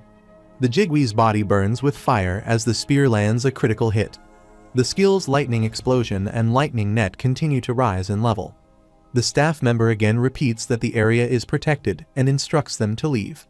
Beak shouts back, saying there is a monster they have been chasing for 4 days, and pleads to be allowed to hunt it. The staff insists that only authorized personnel may pass and asks them to leave once more.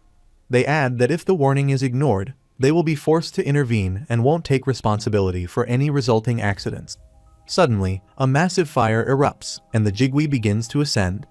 Beak shouts that the jigwee is trying to fly away, and warns that if it escapes now, they won't be able to hunt it. He demands that the staff not stand in their way. They pull out their weapons and say that he should return if he doesn't want to be beaten.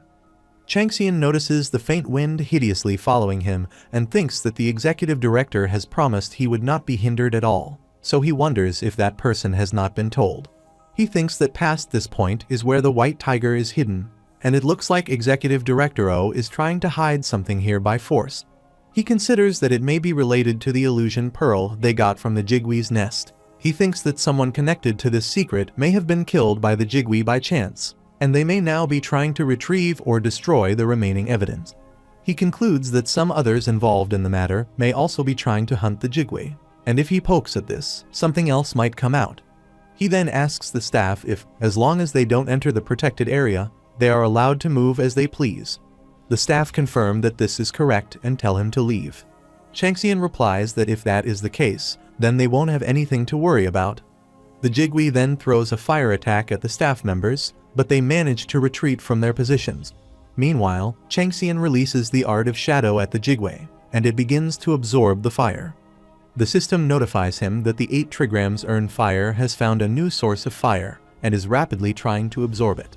Later, they discover the corpse of the Jigwee's chick, and Changxian remarks that it seems the creature may have left behind a child. He notes the strange behavior abandoning its nest and the serious effect caused by absorbing its fire. He concludes that if it weren't sharing sustenance with its child, none of this would make sense. He adds that, if used well, this could greatly benefit them. After all, the Jigwee is a mystical creature known to be difficult even for rankers to hunt alone, which is why careful preparation is essential. Beak asks if Changxian has come up with a good idea. Changxian turns the question back on him. Beak replies that he does have a few things he prepared beforehand, but even if everything goes well, there's no guarantee they will work. Changxian thinks that if the Jigwee has hatched a chick, it will try to find a source of nourishment for it, one way or another. If that is the case, its movements will be easier to predict. He decides he must reach the place it's heading to first and set up a trap there. He recalls that it swallows the soul of its prey. That part was especially effective. The system tells him that the authorities' soul extortion is in the process of eating away at the spirit, making up the Jigwee. The flames of purgatory are on the spirit, and the fire is spreading to the other spirits connected to it. The fire spreads across the entirety of the Jigwee, and the Jigwee is being burned. The flames of purgatory grow more intense. Meanwhile, Beak struggles with the flames and says that the chick is eating everything in sight. Changxian says that it is not that the chick is enthralled by hunting, but that there is simply some reason for its excessive hunger, giving it no choice but to eat. He further says that a corpse ought to be a welcome meal, which is why he will lather it in ice poison and paralysis poison. Beak says that the Jigwee can't do anything against the ice poison and paralysis poison. Changxian thinks that, just as planned, the Jigwee consumes its prey's soul as well, and it uses a part of the soul as fuel to further its flame of death. He has not told Beak, but after killing the monster, he does not extract its spirit. That spirit will enter the Jigwee's body and become a part of its flesh, and when it tries to run away, he will use soul extraction to pull it down. Once the flames of purgatory are lit using spirit, they will quickly spread to other spirits and will eventually grow too fierce to stop. This Jigwee is a cluster of spirits. It does not have a single method to avoid the 8 trigrams earn fire. The ashes formed from burning the Jigwee will be taken by him alongside its flames. It is the natural enemy of the Jigwee that to which it is most incompatible, no, that which consumes it. The system tells him that the 8 trigrams earn fire is endlessly absorbing the fire, and its destructive capabilities are slowly being added to its regenerative capabilities. It warns him that uncontrolled growth can function as poison and advises him to continue using his authority. The speed at which he is absorbing the flames is steadily increasing. The properties of the 8 trigrams earn fire are changing, and control is currently not possible. His magic circuits have passed the permissible threshold. The extension to strengthen has reached its limit. A shunt is installed, but it also reaches its limit. No more elements may be added, as it is determined that his magic circuits cannot use the entirety of his magic power in their current state. A new change is attempted. With that, an achievement is unlocked, and the skill level of the authority soul extortion rises. The soul will now be extracted more quickly. The Jigwee is attempting to resist. The staff members wonder what they should do. Changxian thinks that he should be able to unsheath it now. With that, he unleashes his Yuchang sword. The system tells him that eternal flames are slowly peeking out. He successfully completes the latent qualification requirements of the divine artifact.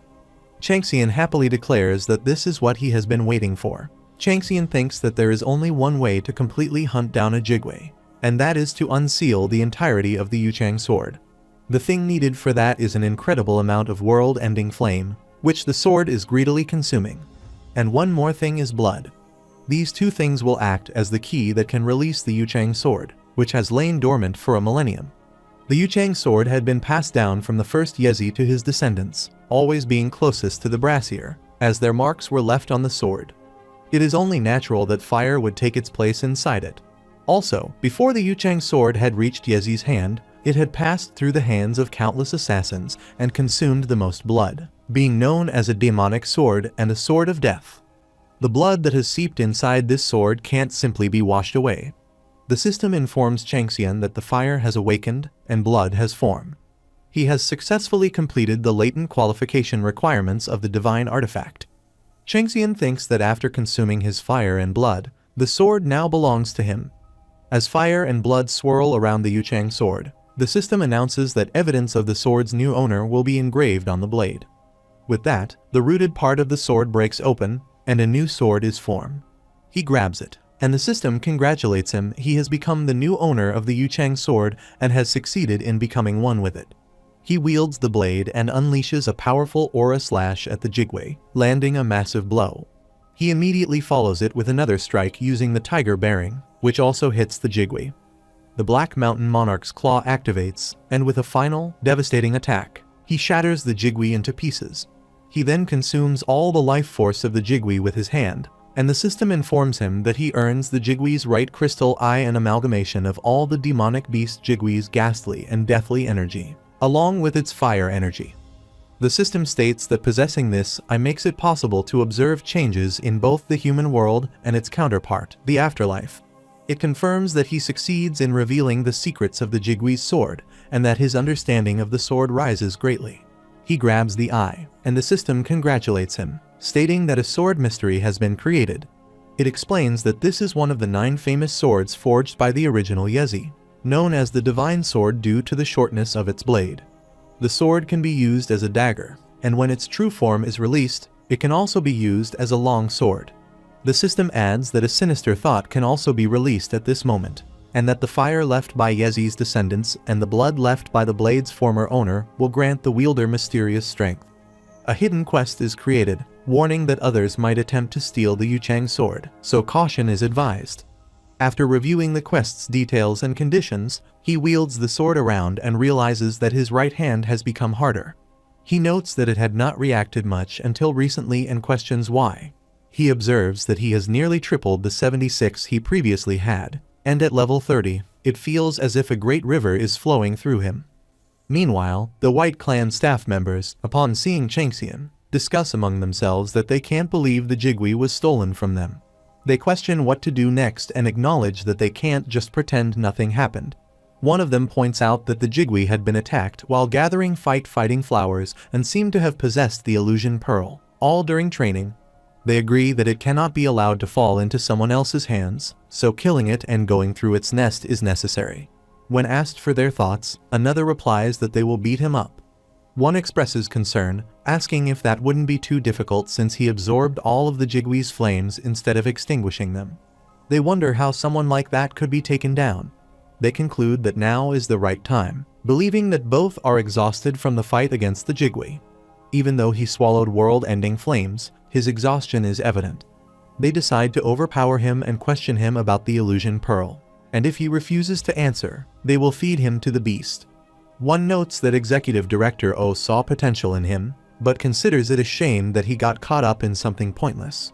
Then, members of the High-Off clan arrive and comment that they didn't expect to find 2 big fishes there. No. 3. Changxian, a Jigui's treasure, and the White Tiger's hunting dogs. The White Tiger member asks how they got there, and Yang Xinhe replies nonchalantly that they just walked through the front door. The clan members suspect that there must have been a flaw in their inspection. They quickly recognize the intruders Yang Xinhe, known as the Iron Mace Demon, Park Jipio, called the Sawblade, and Bi Wuzheng, the Crimson Target. They realize that instead of approaching another dungeon under White Tiger's jurisdiction, these three have specifically sniffed out this hidden location, which likely means they've already discovered the research facilities within. Shinhee equips his chain weapon and remarks that they have a lot to talk about, spinning his weapon casually. One of the clan members reflects that going up against these three will clearly end in disaster. One of them is bound to call for reinforcements, while the others buy time.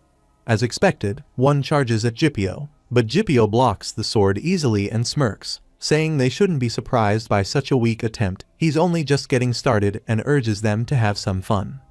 Meanwhile, as one White Tiger member dashes off to call for backup, Shinhee chases after him, yelling to ask where he thinks he's going. He then throws his chain weapon, and it crushes the man's head. Shinhee laughs and mocks how weak the guy was. Frustrated, Jipio tells him not to kill off a valuable lead. Shinhee responds that there's still another one left. Jipio, clearly irritated, says that he's just making things more difficult for him as another clan member rushes toward them. At the same time, Bi Wuzhong approaches Changxian and Beak. Beak asks what he plans to do to them. Wuzhong replies that he doesn't really want to do this, but circumstances leave him no choice. They will have to die here for him. Changxian calmly says he doesn't plan on dying. Wuzhong brushes it off and tells him to die anyway as he draws his sword. Changxian raises his hand and says he will consider it if Wuzhong can dodge what's coming. Everyone watches in surprise at what Changxian is about to do. Soon, the boss monster Jigui appears. Changxian says it is just his luck that they were laying eggs and wonders how the female would react upon learning of her mate's demise. He tells the others to do their best to dodge the attack. Flaming lightning pours out from the Jigui as the storm rages on. They try to face the Jigui, but a huge fire explodes from it. Changxian says the female protects the chicks while the male goes out to find food, and since her mate was in danger, it is only natural for the female to appear. Beak wonders who Changxian really is and asks where he will go. Changxian replies that he is going off to earn more crystal eyes. Beak says his current state is weak. Changxian answers that he has gotten much better and recovered his stamina, and tells Beak not to worry. He consumes the crystal eye and says he has his way. He recalls thinking back to when he asked Iron Man if there was a reason to consume the crystal eye even after absorbing Jigui's flame. Iron Man replies that, of course, there is, since growing the flames enough would make creating an artifact from the crystal eye efficient. Consuming it shifts the benefit from just a plain attribute addition to a core transformation. He also warns that once the crystal eye is swallowed, Changxian might become a Jigui himself. Now, the system informs Changxian that the destruction and ghost attributes have been added to the 8 trigrams earn fire. The fire's properties will change. All attributes will be merged, and changes will occur. He has grasped the method to utilize spirits and the world-ending flame. He is now able to use the first form, world-ending flame. Changxian then leaps into the air and consumes the life force of the Jigui, also launching an attack at one of the enemies. As the situation settles, his dagger is found stabbed into Shinhee, who pleads for him to just kill him. He proceeds to consume all of Shinhee's life force. The system informs him that he has obtained Jigui's right crystal eye. His magic power increases. The 8 trigrams earns world-ending flame is upgraded to a higher level, and both spirits and the world-ending flame are strengthened. Changxian thinks he has gained 66 magic power this time. Perhaps because it is the second time, he begins to notice there might be limits to this. The system then informs him about the Jigui's vessel. Having become a Jigui, a cluster of fire and spirit, he is now able to use the Jigui's attributes freely. He can raise the earth with flames of death and encroach upon the skies. Since he has consumed 2 crystal eyes, he is now a calamity capable of causing forest fires and droughts wherever he goes. With the immense flames he possesses, he acquires the title Jigui's vessel, and the Jigui's attributes are further strengthened. Changxian thinks there must be chaos down below now. Not just 1, but 2 Jigui beings, considered the rulers of the blackish-red mountain range, have been taken down consecutively. He then asks Wuzhong if he also said he wanted to die. He adds that Caesalgia is known to be the most horrendous pain in the world. If Wuzhong wants to die, then he should tell them everything he knows. Meanwhile, Beak, seeing Changxian, wonders about the ball of fire surrounding him, feeling as though he has moved the core of the sun into himself. Changxian asks Wuzhong if he is saying that the White Tiger clan called high off to the blackish-red mountain range to open something, and Wuzhong agrees. Changxian then reflects that the White Tiger clan began to grow rapidly 13 to 14 years ago. He recalls that the 7 cryptic scriptures of Heaven's 7 divine scrolls were excavated by the White Tiger clan roughly 20 years ago in an unnamed dungeon. Of these, the White Tiger had found 3, and even those fragments held extraordinary power, allowing for significant advancements. He notes that the White Tiger's clan leader, Heavenly Sword Master Moonsung, is one of the most powerful sword masters in the world, though his followers are not known to be as exceptional. Still, after a sudden surge in growth, the clan gained immense fame and became renowned worldwide, something that happened not too long ago. Changxian asks Wu Zheng what all of this is really about. Wu Zheng replies that he doesn't truly know himself. Changxian tells him that whether he listens to his plea or not is his own decision, so he should speak. Wu Zheng then explains that each scroll within the 7 cryptic scriptures of heaven contains different content, each teaching how to summon the power of an ancient constellation that has been forgotten in modern times. Changxian wonders about ancient constellations. When light is first created at the beginning of the cosmos, there are not many constellations in the sky. They may be as weak as the cosmos but each contains enormous holy power. Although with the passage of time, they may each find their place according to the laws of the world. Traces of their existence dot the cosmos and the world. They are referred to as the forgotten stars, and their strength can be borrowed. He questions whether the Void Monarch has been keeping this to himself. Wu Zheng further tells him that of the 3 scrolls the White Tiger has, they have unraveled 2. He hears that the most important one still remains. Changxian wonders about Peter's key, thinking that the scripture it is meant to unlock is that one. He asks why Wu Zheng comes here, saying he does not think it is just for terrorism or revenge. Wu Zheng answers that he comes to find the illusion pearl. Changxian wonders again, thinking that he does feel a deep-seated grudge against smallpox and finds it suspicious. Wu Zheng says that the thing obtained from the first scripture is the method to create an unbeatable warrior. Of the 7 cryptic scriptures, the first was written about a person who had lost their soul after being possessed by starlight. A person who loses their soul loses their ego, but because that void is filled with starlight, they become an incredibly powerful warrior. They are reborn as a holy knight who faithfully carries out the star's order. The ingredients required to create these powerful warriors are the wildflowers in the flower bed in Siachen, just like the crying flower and the laughing flower. With these, he can create the illusion of a pearl. He wonders if there was a reason they created a training institute in a place like this. The blackish-red mountain range is geographically similar to the Siachen flower bed. Besides, it is ideal for testing new entrants and selecting those with the right compatibility to become powerful warriors. If it is said that those who disappeared here simply fell victim to accidents after disobeying instructors and leaving the safe zones, then that is the official explanation. The person overseeing and directing all these projects must be the second in command at White Tiger, Executive Director O. However, with Bislaz's tomb vanishing overnight and simply flying off, things have taken a turn for the worse for them. Changxian asks if Wu Zheng thought he would be able to reveal the White Tiger's true face with the illusion pearl or whatever it is, and adds that there must be other evidence as well. Wu Zheng confirms it. Changxian then wields his dagger, thinking that most of these secrets remain unrevealed. But there must be more that Wu Zheng does not know, and he kills him. He then turns toward the remaining White Tiger clan member and thinks about digging up the location of the research facility where the illusion pearl was created and powerful warriors were mass-produced. Changxian says he is sure they already know what he is about to say. The member fearfully asks Changxian if he does not fear the wrath of their patron god. Changxian responds by asking if they truly believe their patron god is on their side, adding that their patron god desires a stronger and tougher believer, not a dying fool like them. Later, Changxian tears Beak's shirt, prompting Beak to ask in surprise what he is doing. Changxian tells him to sit in the lotus position, saying he will treat him right now. As they both sit, Changxian explains that steadying the residual energy of the Ghostborn will take some time and that it is easy to become distracted. Even if only an hour or 2 passes in the real world, it may feel like dozens of hours or possibly even months for Beak. Quieting such a hysterical energy will be draining, but it will eventually end, so he must not give up. Changxian warns that if Beak even briefly thinks about giving up, he will begin to undergo demonization, which means he will become either a monster or a ghost. He adds that if he sees even the slightest indication of that happening, he will dispose of him without a second thought. He thinks that allowing a broken Xerxes to roam freely would result in a catastrophe. Beak calmly responds that Changxian need not worry. Changxian then reflects that, although Xerxes behaves as if he lacks a sense of self, he has always harbored one very strong desire. They then begin the process as the flames of the first form world-ending flame envelop Beak's body, and he bursts into flames.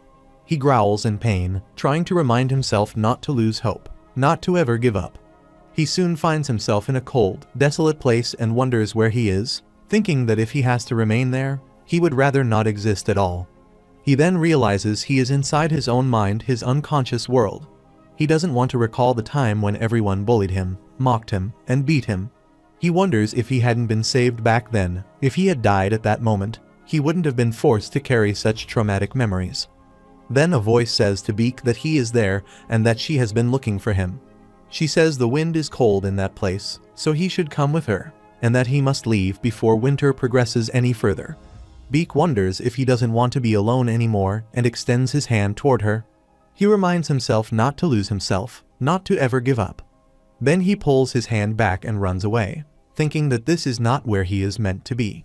Meanwhile, Changxian thinks that they have passed the critical moment for now, and that the Ghostborn is very persistent. How admirable. He believes that had Beak begun undergoing demonization, then even accessing the entirety of the Jigui vessel might not have been enough for him to win. He reflects that if Beak's father is Xerxes, then that explains it. The system informs him that everything within the given area will appear to have vanished without a trace to any outside observers.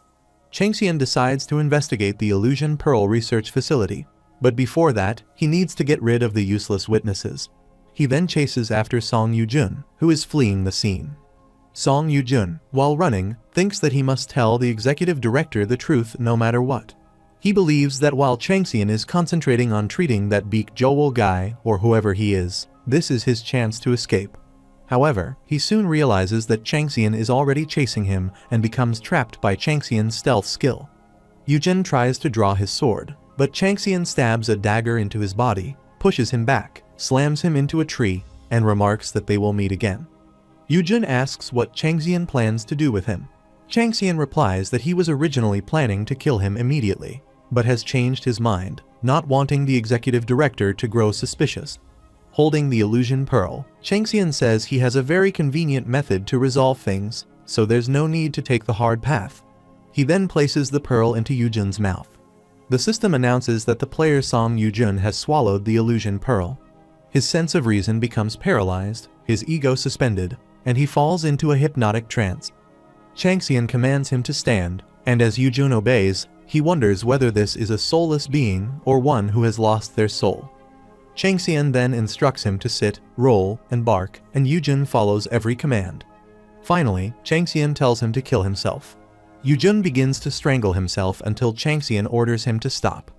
Changxian reflects that they have truly created something unbelievable if this level of power came from the lowest ranked scripture. Then the remaining scriptures must be unimaginably powerful. He instructs Yujin to inform the executive director that there are no abnormalities regarding anything related to Changxian and to act as if nothing happened. Yujin agrees. Changxian then orders Yujin to leave. As Yujin begins to faint, Changxian stops him. Yujin asks if there are any more orders for him. Changxian responds by asking about the technique Yujin is using, wondering if he could learn it as well. He comments that it looks more useful than he originally thought and believes it would be a good match for Beak Joel, too. Yujin explains that the technique is called Flying Tiger's Trailing Gale. He says it allows one to make use of the wind of King Gong's stealth or disguises, and since it is derived from Tiger's Step, Changxian should be able to use it. Changxian tells him to teach it. Yujin replies that he doesn't have a skill book, so it would normally take a rather long time. Changxian says he will figure out how to learn it on his own. Yujin then demonstrates the skill in front of him. Changxian observes closely and then begins performing it himself. Yujin is surprised, wondering how Changxian is able to learn it so immediately. They practice the technique together several times. Then the system informs Changxian that he has learned something new using Tiger's Step as the foundation skill. Flying Tiger's Trailing Gale has been created. It is described as a foundational skill for a tiger trapped in hardships, a technique based on Tiger's Step. With a courageous appearance, it enables incredibly agile movement, as if riding the wind like a flying tiger. Seeing the stats, Changxian remarks that it is like this. Meanwhile, Yujun is still in awe, wondering how Changxian learned something in minutes that took him years. He bows respectfully and says Changxian is a truly admirable person. Changxian replies that it is enough and tells him to just go. As Yujun leaves, Changxian moves up using that skill, wandering around.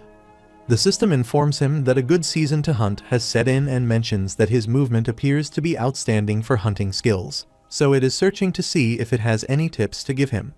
Changxian then discovers the jigui's nest again and finds the eggs there. The system informs him that a pair of jigui lay an egg once every century, and it seems that some time will be required before it hatches. Changxian reflects that jigui have 3 forms, but in truth, they are a gathering of spiritual beings without fixed physical bodies. Since their ancestors took the form of birds, they continue to do so, though they are capable of changing according to their environment. Additionally, it is possible to redirect their nature in a positive way and enhance their intellect beyond what is typical. The egg's strength lies in the fact that it is underdeveloped yet in ideal health. Becoming a spiritual bird is considered the best outcome. He then begins the process to hatch the eggs. The divine being, the tiger, advises that rather than the crude form of a winged animal, it would be better for it to take the form of a rare beast, perhaps a tiger. The divine being, good season to hunt, raises a complaint against the tiger's advice. She advises that a falcon or a hunting dog would be best for a hunter and thinks a young hawk or a hound would be more suitable. Changxian thanks them for their advice and thinks that the flames within him should be consumed to grow immensely, then wonders if he should head to the research facility. At the Red Inspection Department, the staff chief asks the team about the executive director. The members inform him that the director simply told them to wait, assuring that the issue would be resolved soon.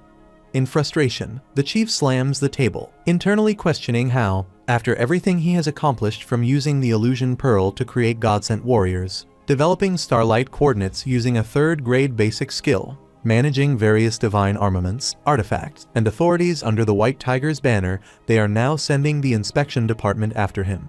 He reflects bitterly that while he may have pocketed some of the resources, it was the executive director who ordered him to prepare it all from the start. Despite reaching out for help numerous times, the only response he gets is to wait. He then shouts at the staff, asking how much they think he has done for them. He recalls that the Board of Inspection confirmed the Department of Inspection is arriving today and instructed the staff to destroy any documents that could raise suspicion. He reminds himself that an official 3rd-ranked director officer is coming in person. The Guildal project commissioned and supervised by the executive director himself is enough to spark serious curiosity, and he knows that being associated with it puts him at risk. He concludes that he must attain White Tiger rank soon and considers claiming the 5-star blade to secure his position. Taking a deep breath, he notes that since the White Tiger members are tied to powerful conglomerate families, he might still have a chance at living a wealthier life. He resolves to ensure that he has strong cards in his hands going forward. Though he feels some regret about Beak Jowol, or whatever his name was, and remains curious about Changxian's whereabouts, he assumes they've vanished. Still, he thinks it would be beneficial if he could track them down and bring them in. For now, he turns to the player he has trapped in a glass container, acknowledging that this one is impressive enough to be useful. Then, raising his voice, he demands to know why the team sent to retrieve the illusion pearls has not yet returned. He decides to send orders immediately to find out what's going on, warning them that if anyone discovers the truth, it will mean the end for all of them. Meanwhile, as Changxian flies through the air, heading toward his next target, the divine being Tiger believes that Pebblesag takes after him and feels pleased. The divine being Good Season to Hunt tells him not to spout such nonsense and insists that Pebblesag's brave form resembles hers the most. The tiger responds that sleep talking should be done while she's actually asleep. She mocks him in return, saying it would be best for him to shut up because of how bad his breath smells. The system notes that the two of them glare daggers at each other.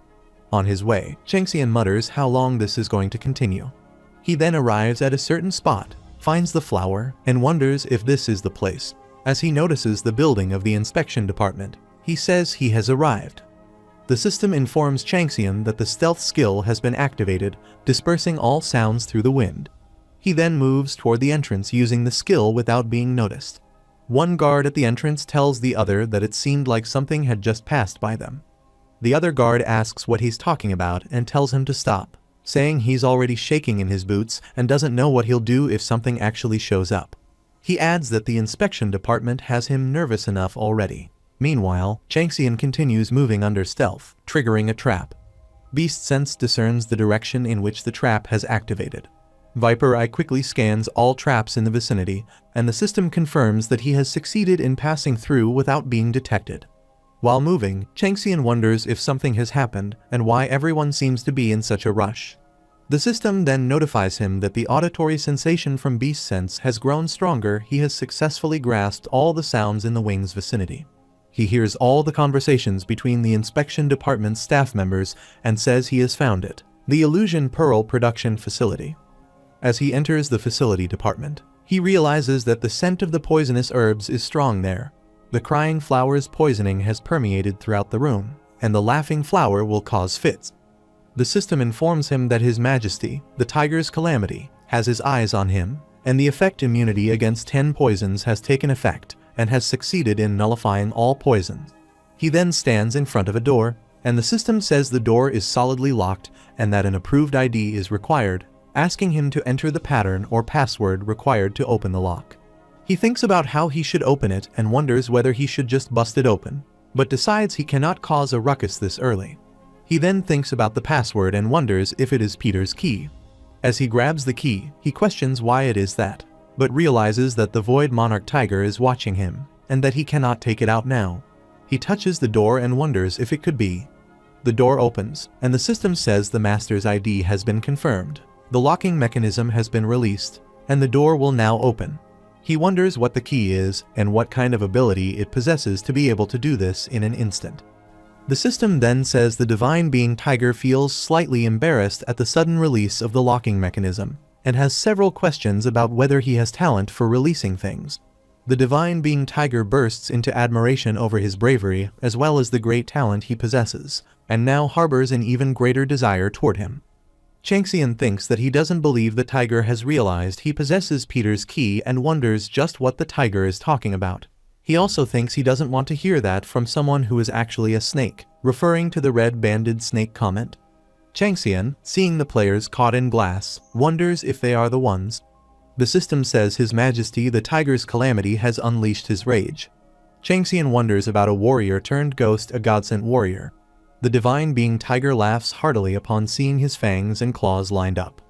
The Divine Being Owl expresses great distaste for the scene before her eyes and glares at the tiger. The tiger smirks and asks what she will do after glaring at him like that. The owl explodes with rage and pleads that he serve justice in her place. A sudden quest, Owl's Plead, has been created.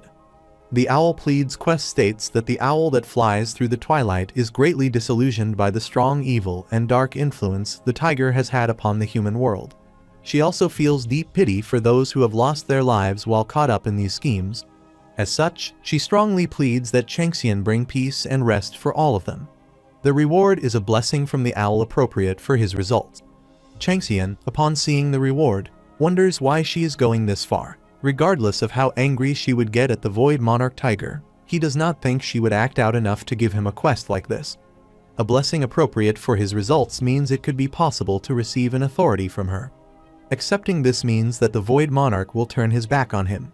However, refusing this will mean that his divine being, the owl, would completely turn away from him. He thinks it is a shitty situation. He is about to choose the option to refuse, but then says there is one thing he would like to ask of the patron god, the tiger. Divine Being Tiger gladly agrees to answer Changxian's question. Changxian assumes he already knows the reason he is there, and Divine Being Tiger replies that he does, so he may speak directly. Changxian thinks he can just lead them on vaguely, since both of them need him anyway, and says he plans on taking everything that is there, not intending to let others have what he can't possess. He asks what Divine Being Tiger thinks about his decision.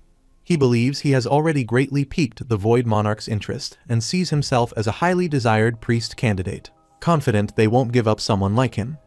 Divine Being Tiger smirks at Changxian's obvious thoughts and says that, despite that, he likes him a lot. He adds that any household member tricked by Changxian is simply a fool and promises not to inhibit his wild ambitions. Sudden Quest Tiger's plunder is created. The quest description explains that the tiger has a very strong desire to observe what a new and curious candidate like Changxian can do. However, if he fails to meet expectations, he will be severely punished.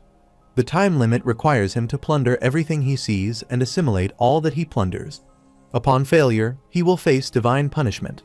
Upon success, he will obtain authority over all the spoils, depending on his performance, and might receive the Void Monarch Tiger's blessing. Changxian thinks it is done and wonders how Minerva will respond. The system states that the divine being Owl is delighted and says she knew she would make such a decision. Changxian thinks that, sure enough, she's rather clumsy, and then agrees to her terms. The system states that sudden quest, Owl's plead has been approved. The movement range expands considerably with the combination of both sudden quests. The objective is to get rid of all the gods and warriors and destroy the relevant facilities. Changxian thinks that he has dragged this out long enough. Then the stealth status is released. The staff members approach and ask who is there. Changxian begins surging the 8 trigrams urn, and the world-ending flames and Jigwee's vessel are equipped. Upon seeing the Jigwee flames, the staff members grow alarmed and wonder why the Jigwee's flames are present. Changxian causes a flamestorm, and with that, a huge fire erupts. The staff members try to flee, shouting that the fire has broken out in the central research building. The explosion troubles everyone, and it becomes so massive that they are unable to extinguish it. They advise not to get close and begin using ice magic from a distance. The chief, standing outside the building, wonders what is happening and questions what the security team is doing to allow this. As he tries to run, he falls and asks his subordinate how many people are left. Some of the staff members come out safely and warn others to be careful while breathing, noting that there is too much ash in the air. The system then informs them that they have burn infections. They become frightened upon hearing this. Burn infection is rampant in the area, and it is recommended that they evacuate as soon as possible. The flamestorm begins to engulf them. The chief attempts to flee, but Changxian blocks his path and attacks him with a dagger. The chief blocks the dagger with his sword. Changxian comments that it is not bad. The chief asks who he is and whether Hyoff sent him. He questions how Changxian is controlling the Jigwee's world-ending flame. Changxian turns toward him, and the chief becomes shocked to realize that it is Li Changxian. The chief wonders what is going on, and why someone who is supposed to be far away is standing right in front of him. He questions whether he is truly getting to experience something like this, and thinks that he will be able to create a clan like the White Tiger in 5 years. He then begins to strike at Changxian and demands to know where he thinks he is going. The system informs that Flying Tiger's trailing gale has been forcefully deactivated, and that his stealth skills have failed. Changxian barely dodges the strike. As the chief attacks again with his sword, Changxian blocks it with his dagger, struggling. He realizes that the man is a god-sent warrior and thinks that not only the unlisted soldiers, but even the executives have been turned into god-sent warriors. He wonders if the same has happened to White Tiger's other executives. He decides that this is actually a good opportunity to test what a god-sent warrior truly is. The system informs him that his integrated magic circles begin to spin violently, and the Jigwee's world-ending flame blazes fiercely. Changxian throws the Jigwee's flame storm at the chief, who wonders in disbelief whether this power is really coming from a newcomer. As Changxian wields his dagger, the system states that the opponent's sword has taken on ghost energy. The chief believes the heavens have come to his aid and begins slashing with his sword. Changxian notes that each of the strikes is considerably strong, and the ghost energy feels like a tiger chasing a person. He identifies it as His Majesty, the tiger's calamity. The chief declares his intent to kill Changxian, while his comrades join him, shouting that they will help. Changxian realizes they are god-sent warriors as well. He decides to mix in blood poison and create a world-ending fire barrier. As he forms the barrier around himself, their swords continue to approach through it. He realizes that this will not end well if it continues like this. He starts running, thinking that in that case, he will have to proceed with Divine and Conquer. As Changxian is running, the system tells him that he is in the midst of a battle. Unbending Spirit activates, reinforcing his wavering mental strength. Inner Peace takes effect, allowing him to observe the situation objectively. He then stops at a point.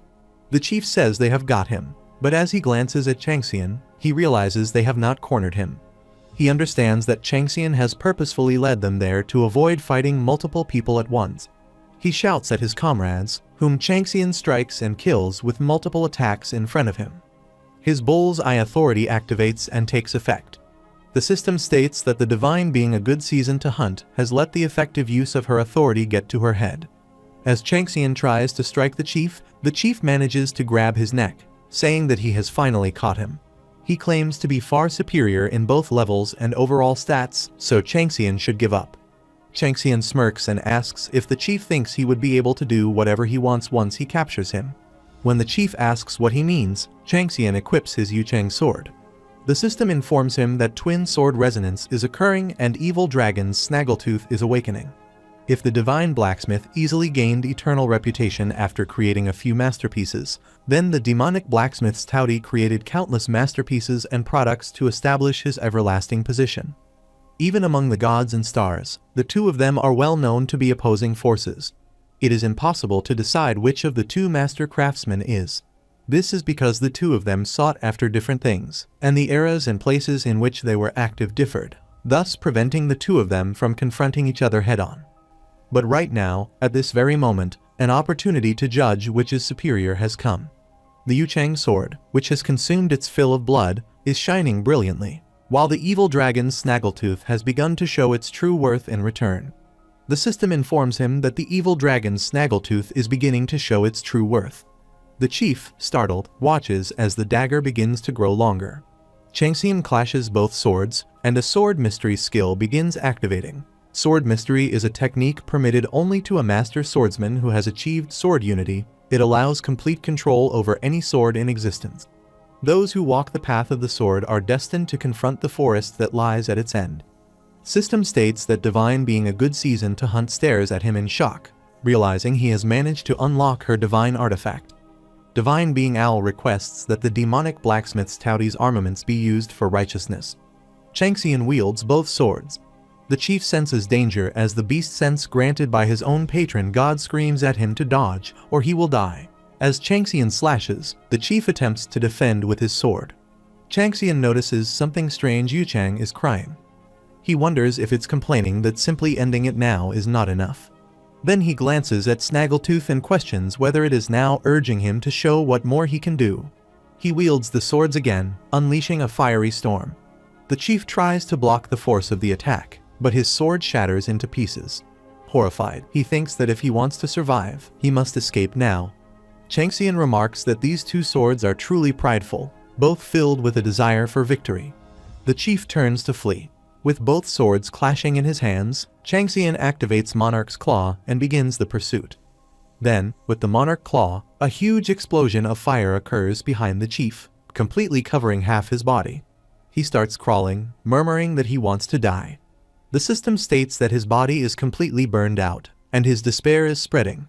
Frustration continues to grow stronger, and negative thoughts begin to fill the state. The world-ending fire is consuming the grudge, burning even more fiercely. Changxian wonders if these are his regrets and questions about where he is trying to go with that body.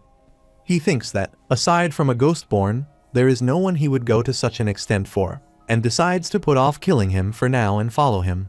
Meanwhile, the chief continues to murmur that no matter what, he has to die.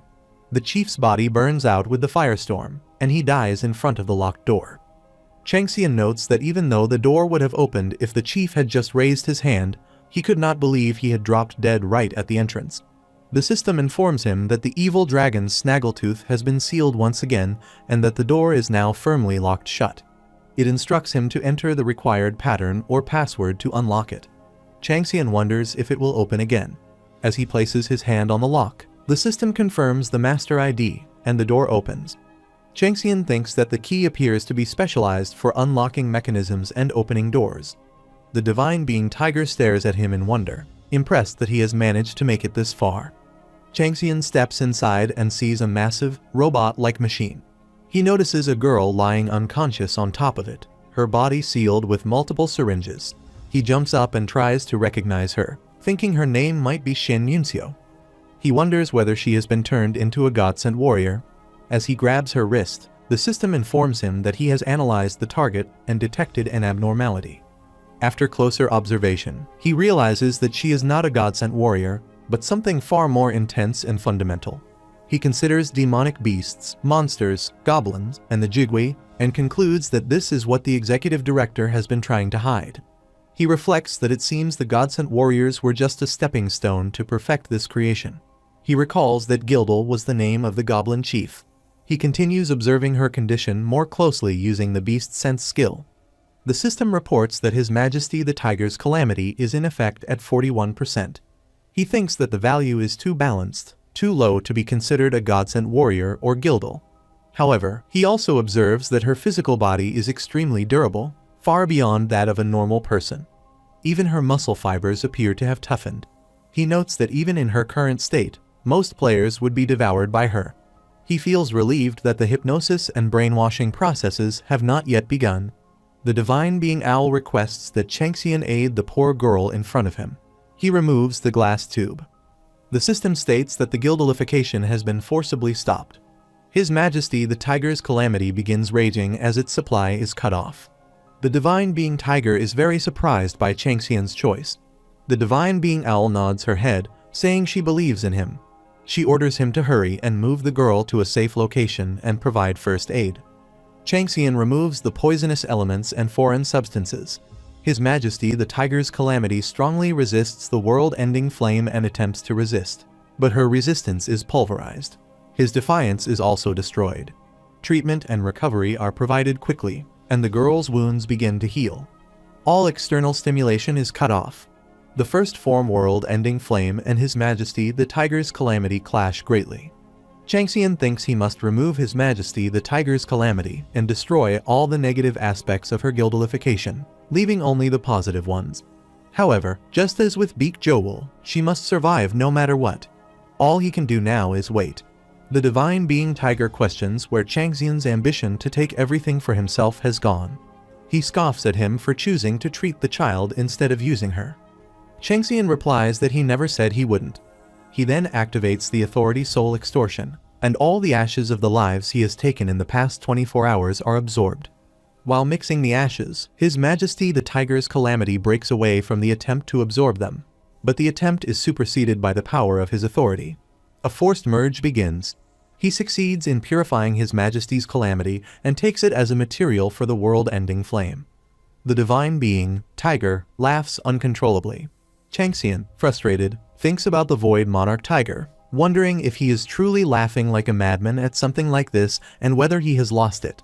He recalls talk about how the White Tiger's inspection department was going to raid the place. He goes over all the conversations he heard and wonders if it is true they were investigated. Then the inspection department must be under Executive Director O's opposition Director Kwon Hyohee. Since Director Kwon sensed something suspicious and decided to raid the facility, he questions whether the sly Executive Director O would really sit still. He remembers that his suggestion to close the dungeon was spotted through a superficial monitor reading alone. He wonders if Director O was planning to remove his political opposition through this situation, and whether that is the reason the Tiger is now laughing like a madman. Changxian realizes that now is not the time to dawdle. He activates Flying Tiger's trailing gale, focusing all his power on escaping the location. Meanwhile, some staff members waiting outside the department wonder why no one is coming out, recalling that the inspection department had already entered the dungeon. Suddenly, the building explodes, leaving them shocked and confused about what's going on. Changxian leaves the place, carrying the girl with him. White Tiger Clan's third in command and friend of the older Tiger, Kwon Hyohee, sees the aftermath of the inspection department's fire explosion and comments on what a mess it is. He asks one of his comrades if they've figured out what happened. The comrade replies that it seems a large number of explosives were stored underground. Based on what was observed Agni's yawn, the flames, area of effect burns, lightning bullets, and other remnants, it appears those elements resolved themselves. Hearing this, Kwon remarks that the situation really did resolve on its own. The comrade adds that the origin of the fire seems to have been the Jigui's world-ending flame. Kwon thinks about that Jigui and concludes that everything must have been planned. He then says it looks like they were waiting for him to enter the research facility so they could blow him up along with everything else. He wonders why it exploded before they could carry out that plan, or if it was a simple mistake or a malfunction. The comrade disagrees, saying that doesn't seem likely. Kwon agrees, noting that the old man, Executive Director O, is far too cunning to make such a blunder. That would mean some other factor must have been involved, something even the executive director hadn't accounted for. He admits nothing comes to mind just yet. He then orders his subordinates to continue inspecting the area, emphasizing that they don't know what else could surface. As he glances at them, he brings up a rumor he heard about a rat who dared to leak something. The subordinates bow and assure him that they will take care of it immediately. As Kwon is moving, the system asks him if he will log out. He glances and says it would be nice if the system were to give him a hint, though that would never happen. Meanwhile, the system informs him that the divine being Tiger is pleased with the chaos filling the dungeon. Kwon says it can't be helped and that he will have to take care of Executive Director Oh himself, certain that his god desires that as well. Meanwhile, Changxian approaches Beak along with the unconscious Yunseo and says he is finally awake. Beak asks if Yunseo is his wife. Changxian glances at him and says that since he is well enough to spout such nonsense, it seems he has made a full recovery, and tells him to use the mirror and take a look at his face. Beak sees his reflection and realizes he is fully recovered. Changxian tells him he has worked hard, and Beak starts crying upon seeing his face. Yunseo opens her eyes, and Changxian asks if she is awake now. She jumps from where she was being held and says she guesses she is dreaming and can't believe she is in a place like this, too, thinking she is really this far gone. Both of them wonder what she is saying. She asks if the tyrant really saved her when she was locked up.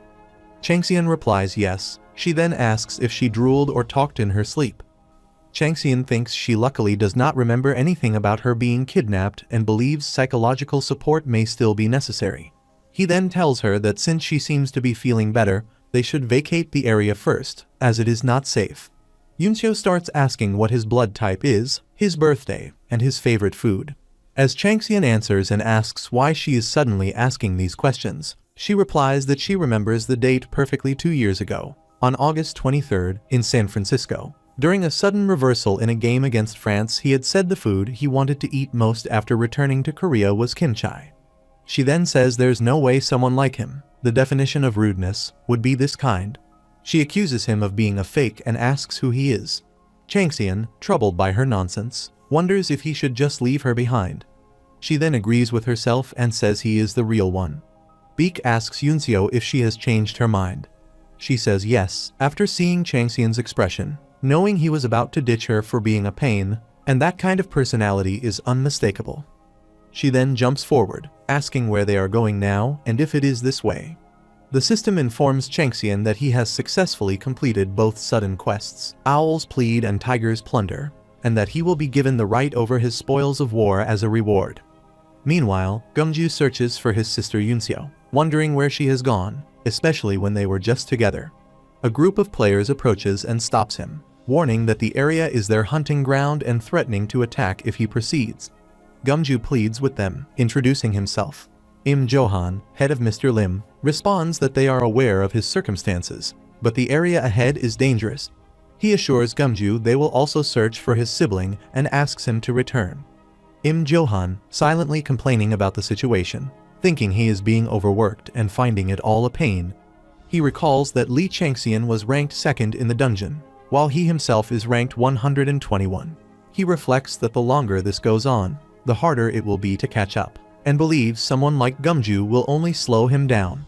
Gumju pleads again, saying just a moment would be enough. Johan refuses, thinking that people like this are the problem. He believes they don't understand that the world of players is a jungle, and compares them to moths drawn to pretty lights or pigs, rather than humans. Gumju suddenly pushes forward again, ignoring Johan's authority. Johan, frustrated, thinks that carelessly entering someone else's hunting ground is a clear violation of the rules. He pulls out his sword and charges after him, shouting for him to back off.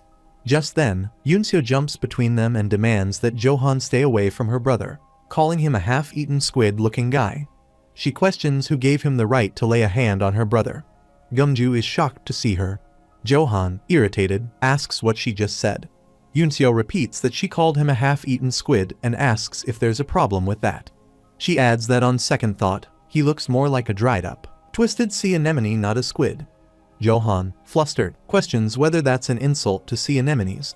He claims it's an insult to their team. Yunseo ties her hair up and retorts that it's nonsense. Johan's group tried to harm her brother first. She then asks sarcastically if she should have called it intimidation, a threat, or an abuse of power instead.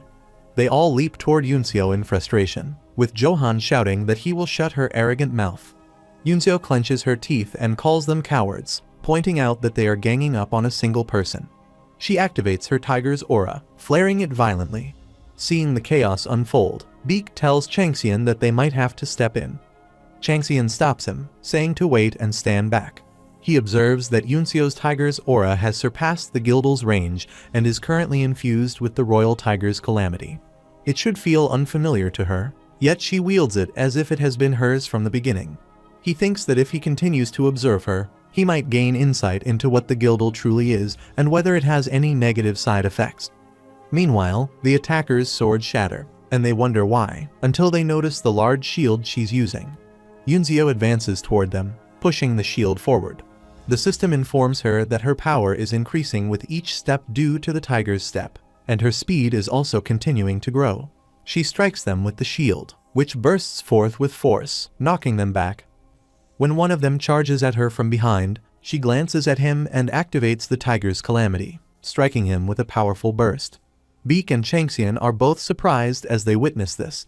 Yunseo then equips a huge halberd and turns to Johan, asking what he said he would do to her mouth. He appears frightened, and she adds that she has a bad memory, so he should say it again. The system states that the divine being Owl expresses her support for the player, exacting just as Shin Yunseo. Johan wonders how it is possible that a girl whose rank is far below his is beating him. Watching the fight, Beak remarks that it seems there is no need for him to get involved. Meanwhile, Changxian reflects that, just as she had warned him, the moment Yunseo regains consciousness, she remains calm even after grasping these unfamiliar powers. He recognizes that Shin Yunseo's strengths lie in her level-headed judgment and unwavering determination. In addition, she possesses superhuman strength and senses that far exceed the Gildel flame. He realizes her talents are blooming, or rather, that her latent potential is finally awakening. It appears to be leading toward the physical completion of her body. If she is already performing at this level without unleashing even half of the Gildel flames, then the true Gildel must be far more extraordinary. Suddenly, Changxian realizes that Executive Director O might not be the only one possessing a blade like this. He doesn't know what the director is after, but he is certain the ambition behind it is far from small. He decides he will need to start by carefully confirming what he picked up from the altar. Meanwhile, Yunseo strikes Johan on the head, causing him to collapse on the spot. Her brother, Gumju, asks what happened to her, and she replies that some stuff happened. As Changxian and Beak approach, Gumju notices them and grows curious. Yunseo assures him that it's fine. Changxian is the one who saved her. Gumju, surprised, wonders who the person next to her is. He notes that Changxian doesn't look like one of the instructors and questions whether someone like him was ever among the trainees. Beak then asks Changxian what he is planning to do now. Changxian replies that they have entered a dungeon, so it isn't obvious what he intends to do. Beak, excited, says that means he is planning to clear it. Gumju adds that, apart from the blackish-red mountain range being massive, the difficulty between different areas varies greatly. That's why the White Tiger clan gave up on raiding it and is currently using it as a training ground. Moreover, they were only given 100 days inside. The system states that a divine being, Tiger, holds doubts about whether that is truly possible. But a divine being, Good Season to Hunt, supports him, believing that if it were him, he would be able to do it easily. Meanwhile, a divine being, Snake, clicks his tongue at those doubting him, asking whether they still don't understand how cunning he is. Beak then says, as expected, and asks how long he expects a complete clear to take. Changxian asks what he means. Beak explains that if he is attempting to clear this dungeon, it would take a while, so they would have to prepare. Changxian declares that it will be over by the end of the day, as he releases the firestorm aura around him. Meanwhile, after some time, Johan regains consciousness, injured, and thinks about how she beat him during the fight. He feels frustrated and stands up, wondering how she managed to do it.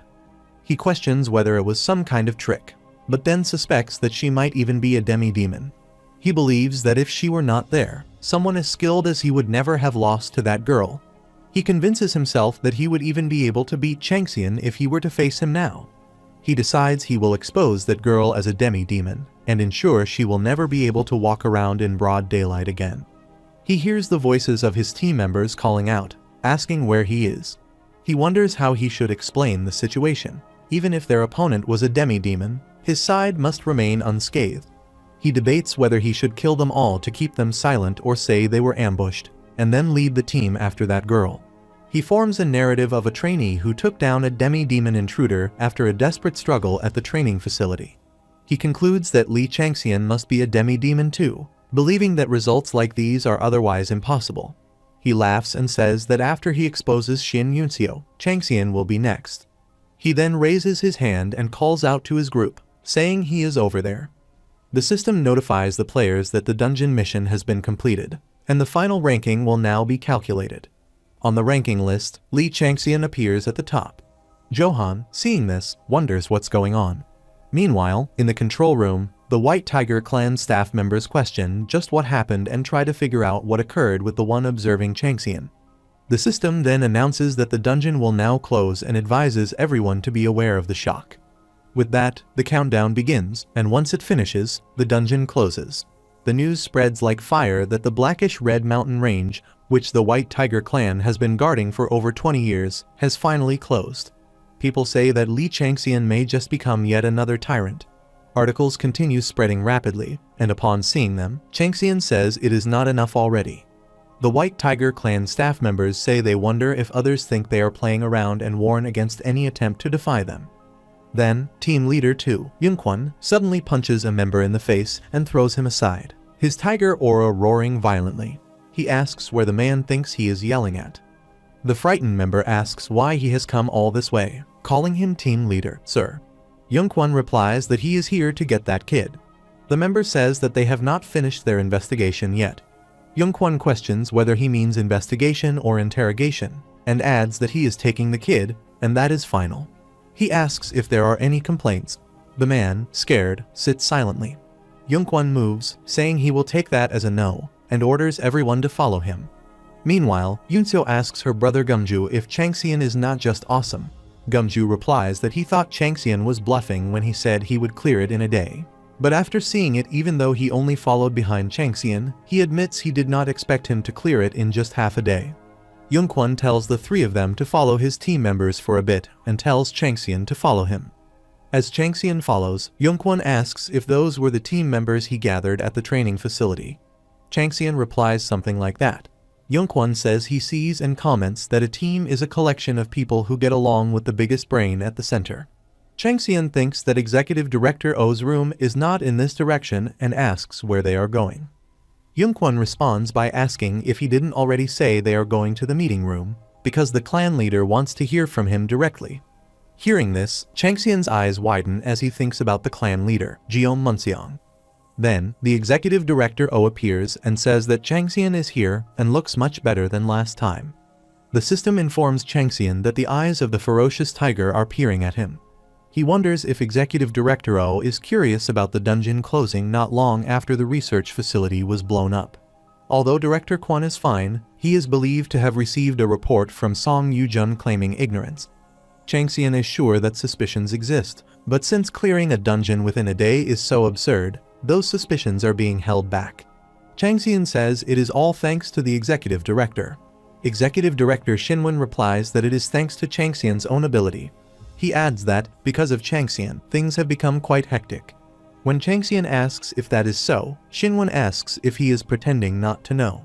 He explains that it is not just hectic team leaders from the raid division are said to be fighting over who will take Changxian in. There is even chaos over how to handle the reward he earned from clearing the dungeon. Since the rumors have spread abroad, a few board members have reportedly made calls as well. Xinwen then asks whether Changxian has changed his mind. Divine being good season to hunt tells Changxian that he is messing around when he does not even know his place. Changxian then says that this is something he would like to ask in return. He adds that if he does not get into the division he asked to enter, he might just toss in his resignation letter. Xinwen responds that if he is a man, he has to be able to handle things properly. He says that while he himself may be willing to let him go, the whole company does not plan to just let him leave. He points out that even the clan leader has asked to see him directly. He adds that the clan leader hardly concerns himself with worldly matters anyway. He then says that they should go greet him. They enter the meeting room, and as they do, Changxian activates his viper eyes, wondering about the words of the Void Monarch, who once said that he had raised a good apostle, but that his abilities and talent should fall below that of a patron. His skill-based sense warns him of danger, and Changxian thinks that this feels like his first time meeting someone truly dangerous since returning. The system informs him that he has entered the Azura Flowers garden. On the way, Shinwen tells him that the meeting room where the clan leader is waiting is connected through another dungeon, and that magicians were called in to move the gate over this way. The system states that the divine being Tiger has taken an interest in the humans who have crossed into his territory. Changxian wonders if it really was his territory all along. Meanwhile, the divine being Good Season to Hunt comments that the air within the garden beyond feels uncomfortable. Shinwen then addresses the clan leader, saying that he has brought a champion as requested. Clan leader Guillaume Munseong glances at Changxian and says that he must be the child they call the tyrant. He adds that it seems their god has recently taken an interest in him. The divine being Owl advises Changxian to remain cautious, as things appear to be growing serious. The system informs him that Tiger's aura has placed him in great danger, and Skill Beast Sense judges that the current situation is incredibly dangerous. Changxian thinks he decides to attract the attention of many gods and stars from the very beginning, and he already expects to face jealousy and danger from the devotees with their blessings. He knows a god could also resort to underhanded tricks to take possession of him, something he has experienced countless times in Arcadia. Changxian introduces himself, and Munseong says he doesn't seem too bad. Changxian replies that the fact that he is greeting a master swordsman of the 9th generation amuses him greatly. When Munseong asks if it really amuses him, Changxian answers that just a few months ago, he never would have thought he would be coming here. He thinks there is no way Munseong would know about his experience in the underworld, so Munseong should believe he was simply living like a cripple. But since someone who hit the proverbial lottery is now saying this, he wonders if Munseong would really stoop so low as to warn a rookie. He considers it definitely a blow to Munseong's ego and questions what Munseong will do now, whether he will take back his threat or take up arms. He knows Munseong is a high ranker, reportedly over level 90, and if they were to face off, he would not be able to destroy him. But he believes the gods and stars who have shown interest in him would support him. Even if they do nothing, he feels confident he could still find a way to escape. He wonders what Munseong intends to do. Munseong then says their patron has decided to deliver him a gift, and since it has been entrusted to Shinwen, he should collect it on his way out. With that, the exit opens, and Munseong leaves. Changxian wonders what this means and whether Munseong was not warning him after all. He thinks Munseong does not even slightly believe he has been abandoned by the Void Monarch, and he believes the connection between them is strong enough that Changxian's interference would not affect it. Changxian wonders if it is the 7 cryptic scriptures of Shan. He wonders whether it is the God-sent warriors or a guildle that Munseong has created to expand his congregation, and thinks that whatever the Void Monarch could give him, perhaps the Sanctuary's antidote or something similar, must carry weight. He activates his Viper's eyes, and the divine being Snake, having read his thoughts and found them amusing, grants him power. The system deduces information regarding the player Munseong. He is swarming with a very thick royal tiger's calamity. Munseong glances back at Changxian and says he would prefer if Changxian stopped peeking. Changxian's eyes widen at this, and Munseong disappears as the exit door closes. As the door vanishes, Changxian wonders if it is not just the guildle at the very least. Munseong stands 1, perhaps 2 levels above.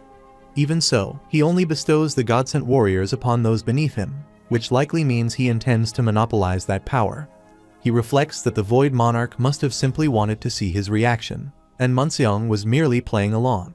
It seems to him that the Void Monarch has found an undeserved blade in Munseong, and that incredibly sharp blade is now looking at something even higher. He wonders just what that might be. After they step out, Director Shinwen says their clan leader is a difficult man in many regards. Changxian wonders whether the Silver Fox research facility was nothing more than scraps to Munseong, and whether he might even be aware of Executive Director O's ploys. Changxian says it feels like Munseong exists in an entirely different world.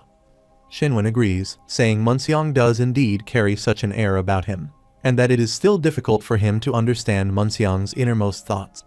Yunquan shouts, begging not to be called the next time they go to the conference hall, saying he gets chills down his spine that just won't stop, it's driving him nuts.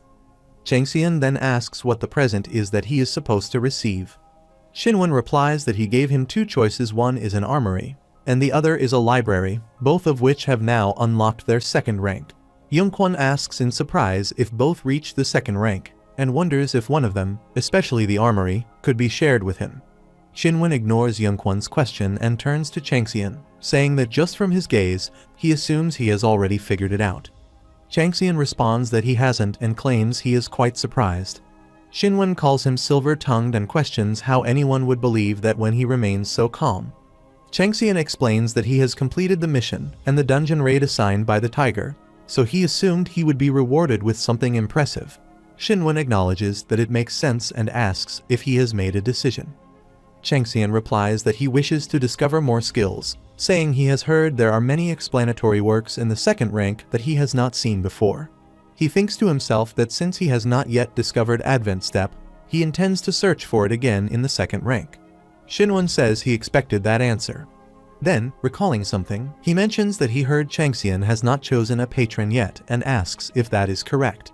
Upon hearing this, Yongkwon raises his voice in disbelief, saying that such nonsense cannot be true. He insists there is no player who has not chosen a patron, and asks if anyone actually believes a godless could have made it this far. Yongkwon tells Shinwen to say something already and asks why he is not saying anything. He says there is no way, it can't be, and wonders if it could be true. He thinks it is ridiculous and questions how Changxian is able to display such overwhelming power despite being godless. He wonders if Changxian had a patron, just how destructive his effortless actions could have been. He thinks that even their genius would be powerful within a reasonable level. But Changxian's power is beyond that, and he calls him crazy. Changxian then says it seems the tiger wants him. Shinwen replies that it is apparent and says it is not just him, and asks what if a god would not want someone like Changxian. Changxian says many have asked him to become their apostle and asks if Shinwen is going to suggest he do something he has already stopped doing. Shinwen asks if he realizes how little sense that makes. Changxian says that if his reward is just becoming an apostle, he will hand in his resignation letter and adds that he receives a lot of perks even in his current state. Shinwen says Changxian truly is unique and adds that one could say having overflowing greed and ambition is a trait of the young, but that ambition will come back to haunt him one day. Shinwen begins to leave and says he has left Sujun on standby on the first floor and will guide Changxian there. He glances back and tells Changxian to keep in mind that their god is not as tolerant as he may think, and if he can't have Changxian, then he will make sure nobody else does either. With that, he leaves. Yongkwon tells Changxian that he may have a lot on his mind right now, but he should think positively, and adds that if he stays there are many entertaining things he can do. He then runs behind the executive director, and Changxian, seeing them go, thinks they are full of shit. Later, Sujun tells Changxian that from grade 2 onwards, the chambers are divided by category for security, and leaving and entering are only possible with an assigned key. Changxian asks what category of chambers he can enter using the key, and says that if the chambers he can enter are limited, it would pose an issue in itself. Sujun replies that he does not know himself and adds that Changxian has up to 6 hours to use the chambers. Changxian then moves forward and says he will see him then. Some split paths appear in front of Changxian, and the divine being Tiger states that this is the real treasure that drives him. The tiger tries to tempt him by saying that if he becomes his apostle, everything there will become his.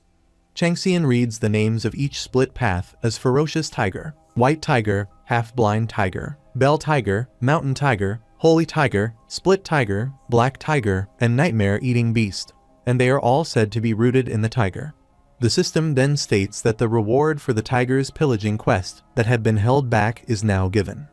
In front of him are 9 split paths, and every path is said to have its own special way of being a proud tiger. He is told to select the path he wishes to take, and that, depending on his choice, the nature of his key will change accordingly. However, if he follows the offer made by the tiger and decides to become his apostle, he will receive the rights to every single category. Changxian finds this offer nonsensical and irritating, and thinks that even if he does not accept it, he intends to one day steal everything from there. He then puts Peter's key into a path and says that he chooses this one. The system states that the divine being Tiger is unable to comprehend his choice, and scowls in annoyance before asking whether he wants to open another stone chamber. The system then informs him that he has selected Half-Blind Tiger.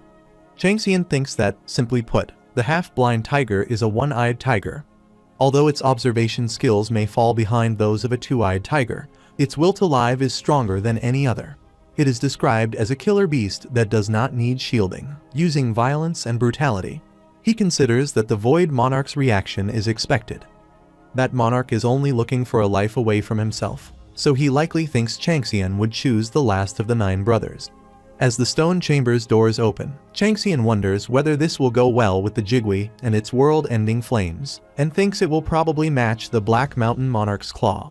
He really wants to open the rest of the stone chambers with Peter's key, but no matter how much of a pushover the Void Monarch may seem, he knows he won't allow that. As he enters the door, he thinks that he will rob them in a way that is beyond their imagination.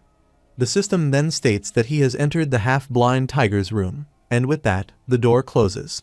Meanwhile, Yunxiu anxiously waits for Changxian and asks what is going on and what is taking him so long, wondering if something might have happened to him.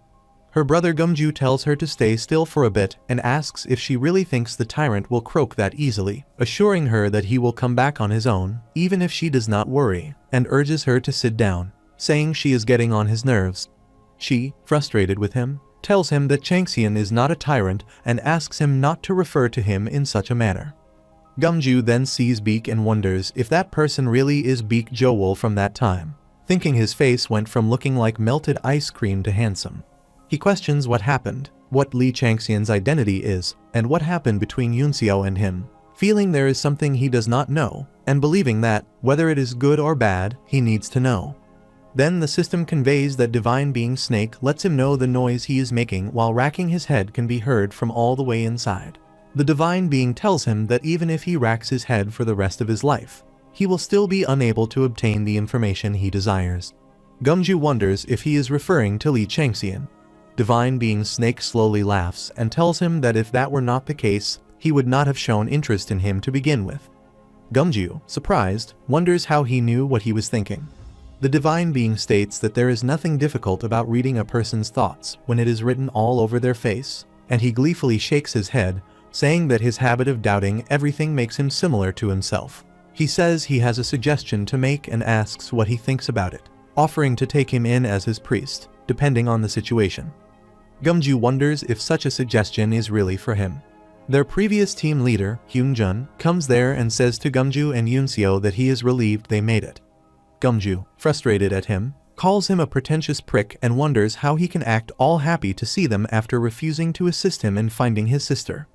Yunxiu happily rushes toward him, and Hyunjun becomes excited upon seeing her coming, but she runs past him and moves toward Changxian, who stands behind. Hyunjun glances back at her and grabs her arm. Yunxiu asks what he thinks he is doing. Hyunjun, frustrated, clenches his teeth and says that she was never like that with him, that she started playing hard to get with him recently, and now acts like this. He accuses her of disappearing just because she brought a new guy. Yunxiu wonders if she should just bury him. She then glances at Changxian and starts crying. Hyunjun asks Changxian what he thinks he will accomplish by glaring at him like that. Changxian suddenly leaps toward him with the speed of light, grabs him by the neck, and holds him up. Hyunjun pleads with him to let go and asks if he even knows who he is. He then glances into Changxian's eyes. The system informs Hyunjun that the half-blind tiger's one eye takes him in. The killing intent and viciousness of the half-blind tiger qualities that define a tiger like this are enough to instill the fear of death in anyone within the visible range of that one eye. He becomes afflicted with fear, panic, and shock. The system warns that he is in a state of shock and that there is a chance his mental state might become damaged beyond repair. It strongly recommends that he leave the area. Changxian throws him onto the floor and tells his followers to let go. Hyunjun remains there, lying unconscious. Yunxiu asks Changxian if there is anything he wants to eat, suggesting they go for a meal now that his training is over. Changxian replies not today, maybe next time. As they step outside, reporters surround them and ask Changxian for his thoughts about clearing an unexplored dungeon in record time. They say the White Tiger clan has announced great plans for him and ask if he has had any talks with the clan regarding this yet. Changxian replies that there are too many pairs of eyes on them right now. Yunxiu thinks that his response is righteous and reflects that he has always been this kind of person. They walk out of there without answering the questions. Meanwhile, some girls are showing their fan movements toward Changxian, and Yunseo feels jealous, wondering what those crazies are doing there. Changxian tells his followers to get inside the car. Beak asks if he means the limousine, and Changxian explains that it is his private car. The managing director gave it to him to use, and it came with a personal driver. As they get in the car, Changxian asks Gumju what he wanted to say. When they were leaving the lobby, it looked like Gumju wanted to tell him something. Gumju asks if he noticed, and Changxian says that with how restless he was, it would be strange if he didn't. Gumju then asks if he knows about the divine being snake. Changxian says he does, and that it's one of the divine beings he has an interest in. Gumju says the divine being speaks to him and tells him to watch Changxian's every move and report anything interesting he finds. He is specifically told to report in detail about anything that seems like it could be a secret. Yunseo, frustrated, pinches Gumju's cheek and asks why he is only telling them that now. Gumju replies that it hasn't been that long since he got the message. Changxian then asks if there really are such orders and whether Gumju is not angry. Gumju wonders and then asks if he is not. Changxian asks why he would be, and Gumju admits that he did feel very conflicted. Changxian asks if he discovered anything, and Gumju replies that he did not. Changxian says that it's fine, and in the first place, Gumju hasn't done anything wrong by him, so there's no need to apologize. More importantly, he asks what the divine being offered in return. Gumju says he is offered to learn black magic apparently. It suits him better than anything else. Changxian then tells him to watch him, as the divine being instructed, and report anything interesting. Gumju seems very surprised and confused. Changxian then says that the black magic snake knows is one of the best disciplines, called the Ouroboros formula. Just learning the basics, let alone mastering them, is extremely difficult. The fact that the divine being offers to teach it means he sees great talent in Gumju. Changxian adds that he definitely sees something in him, so he should go ahead and do as the divine being says. He then drops them at their location, and Gumju seems impressed as he tells his sister that starting today, he is a fan of Changxian. She responds excitedly that it's about time he realized Changxian's greatness, and adds that if there's anything he wants to know about him, he can just ask her. Meanwhile, the divine being Snake asks Changxian how he got his hands on such information. Changxian replies that just like Snake kept it a secret, he is keeping it a secret too.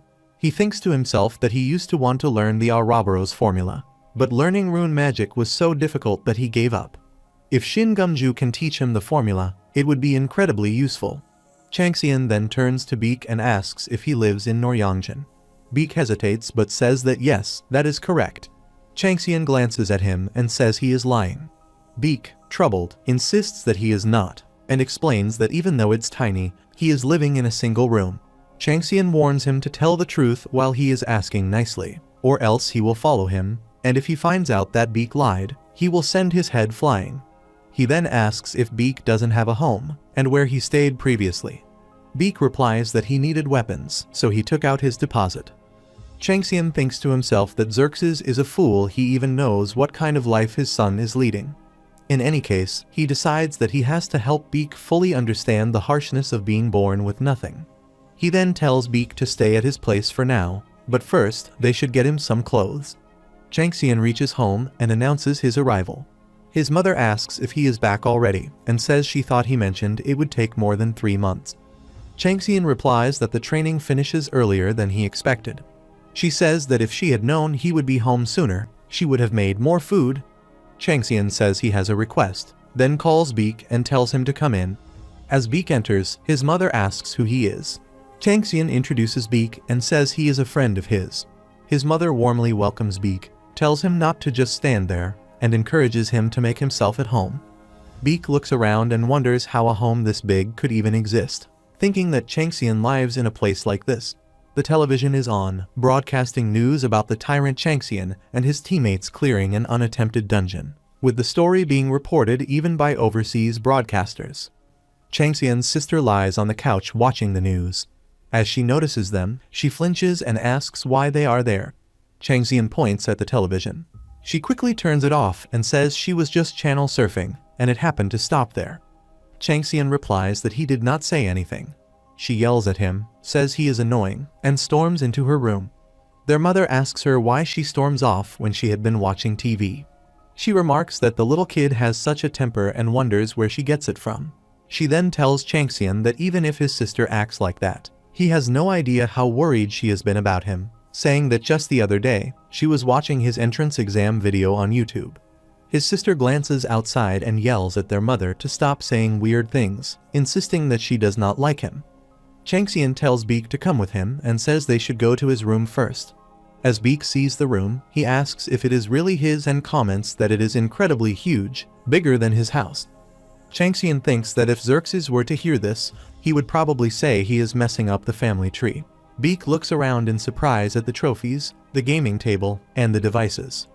Changxian asks if it is his first time seeing such things. Beek replies that it is, since he cannot afford to buy them. He adds that Changxian even has the ranker who lives 3 lives, and it is a limited edition. Changxian tells him he should play it. Beek takes a shower and wonders that the bathroom is huge too, and there is hot water. He feels that Changxian really lives in a different world compared to him. Then, at the dining table, Changxian's mother says there is not much, but tells him to eat up, adding that she is not sure if it will be to his liking. She asks if it tastes fine.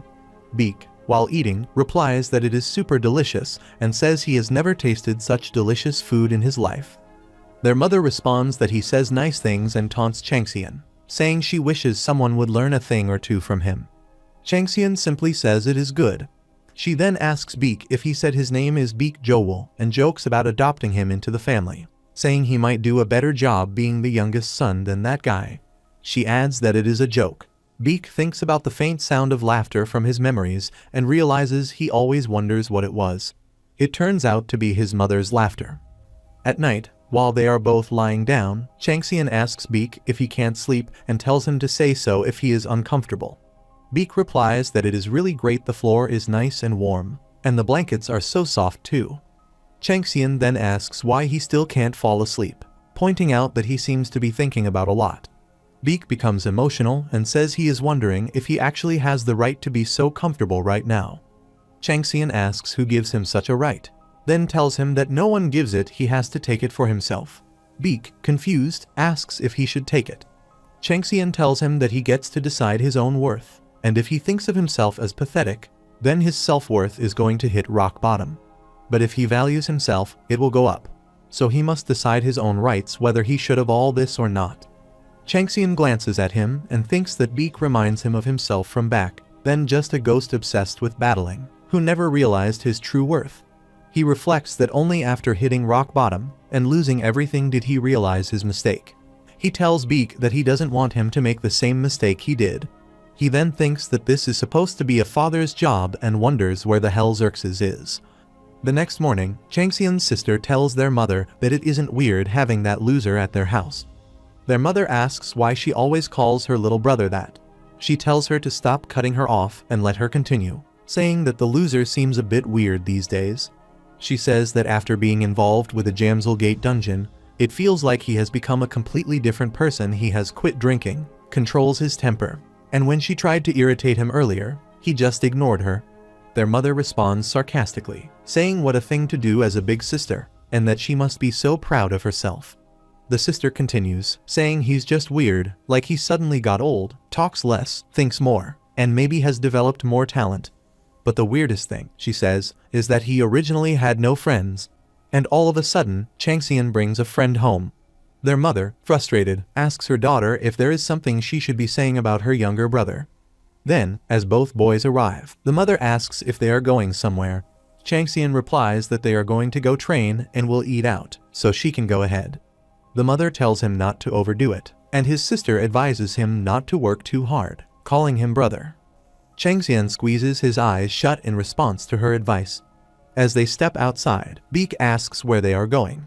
Changxian replies that they are going to change their weapons, and then asks if Beek plans to keep using the old red one. Beek says he doesn't have any money. Changxian glances at him and reminds him of what he said the night before, that he gets to decide his own worth. He explains that a weapon is important to protect the body and defeat monsters. If the weapon doesn't fit properly in the hand, its power will only be half as effective. He adds that it's not just the weapon, but also armor, charm, and gems that matter. He tells Beek not to say anything else and just follow him, saying he will get him suited up. He also says he will check Beak's skills afterward, so he should brace himself.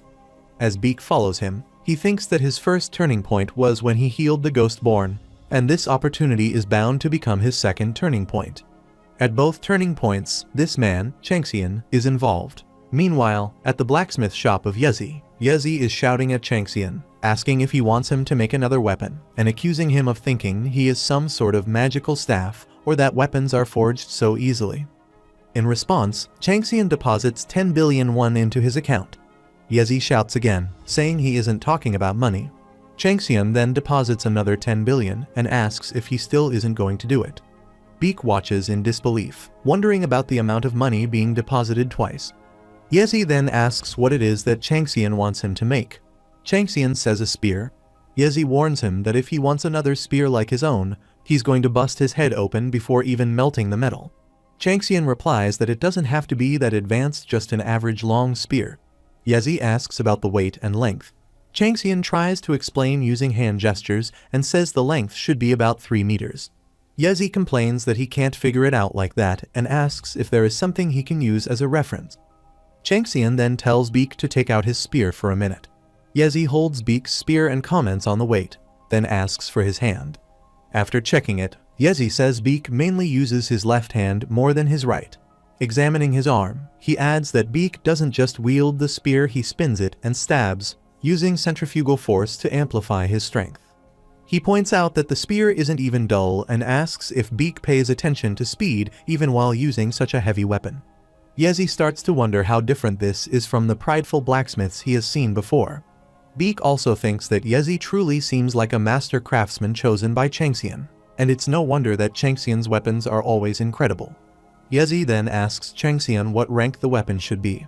Changxian replies that it should be comparable to black iron or cold iron that's been refined at least 100 times. Yezi, surprised, asks if he is going off to war or something. Changxian says something like that and instructs him to prepare it in 10 days. Yezi, clearly frustrated, asks if Changxian is insane, saying that after ordering the supplies and making the ingot, that is the least amount of time he will need. He says if he keeps hammering the ingot without rest, his arms are going to be destroyed. Changxian calmly says they won't. Later, while they are walking, Beak thinks to himself that he is going to get his own weapon. Changxian notices and asks what he is thinking about, reminding him that this is not the time to think about other things. Beak says it is nothing, that he is just a little nervous. Changxian tells him not to be too nervous, as it will interfere with proper training. The system states that the divine being Tiger says it is not fun unless it is a fight to the death, and temporarily diverts his attention. Changxian thinks that Tiger is going to be shocked in just a moment. He then asks Beak how much he is utilizing his spirit energy. When Beak replies that it is not working out so well, Changxian says it is obvious. Beak asks if he knows why, and Changxian explains that his magic power should not be used like regular magic powers. He says a Ghostborn is supposedly a child born between a shaman and a ghost, also known as half man, half ghost. That means Beak possesses the temperament of demon energy and evil energy, but the problem now is that he is no longer a Ghostborn. Changxian says it would be even more strange if those energies moved according to Beak's will. He tells him that he just needs to use a different magic circulation method than the one he was using before, which means changing everything from his breathing to even the smallest habits. Changxian thinks that what Beak Joel possesses now is shadow energy and that he needs to turn it into a talent or special ability for himself. He believes there is nothing more certifiable than turning him into his father. He then tells Beak that he must become his shadow. In his past life, Xerxes had told him that his form does not retain any specific shape. Changxian had replied that Xerxes would not be there if that were not the case. Xerxes had explained that he cannot even exist as a spirit since his existence is closer to that of a non-existent god. Not even a great god or constellation had been able to sense him, but Changxian was different. Xerxes had said that, in order to retain a body, he pulled a shadow from Changxian's body and created an artificial shell, and permitted it.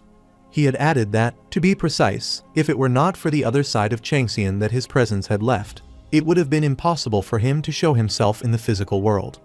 Changxian had leaned close to him and said that it basically meant he was leeching off of him. Xerxes had replied that he did not like that form of expression, but it was similar in a sense. Now, Beak asks what he should do. Changxian tells him that, first of all, he needs to learn how to control the shadow energy he possesses. Changxian says that, as he mentioned before, shadow energy is handled differently from other energies, so Beak needs to open up a path where the shadow energy can naturally flow. Beak, seeming confused, asks what he means by a path. Changxian explains that he should try placing his apprehensions into Changxian's shadow, thinking about pulling the shadow toward himself, and unraveling each thread gently to coax it. Beak begins focusing on the process, but his concentration breaks midway. Changxian shouts at him to get a grip and tells him he cannot break his concentration. Beak regathers himself and manages to regain his focus. Changxian tells him not to be swallowed by the shadow and to suppress it using whatever means he has. The shadows start getting tangled, and their energy begins to exert itself. The system notifies him that the region of existence is in complete disorder. A girl's voice in Beak's mind comments that it's tough and she doesn't like it, and says that to think the first shadow she captured had to be this one. But she supposes it can't be helped, and decides to help for now.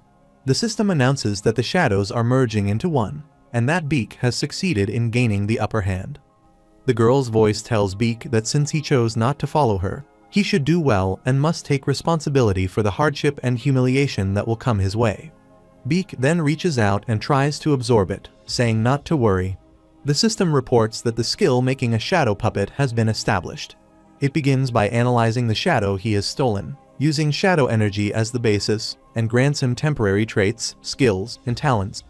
The system mentions that there is a lot of hidden information, and the analysis is not fully complete, having succeeded in replicating only 71% of the information. The trait shadow puppetry is established.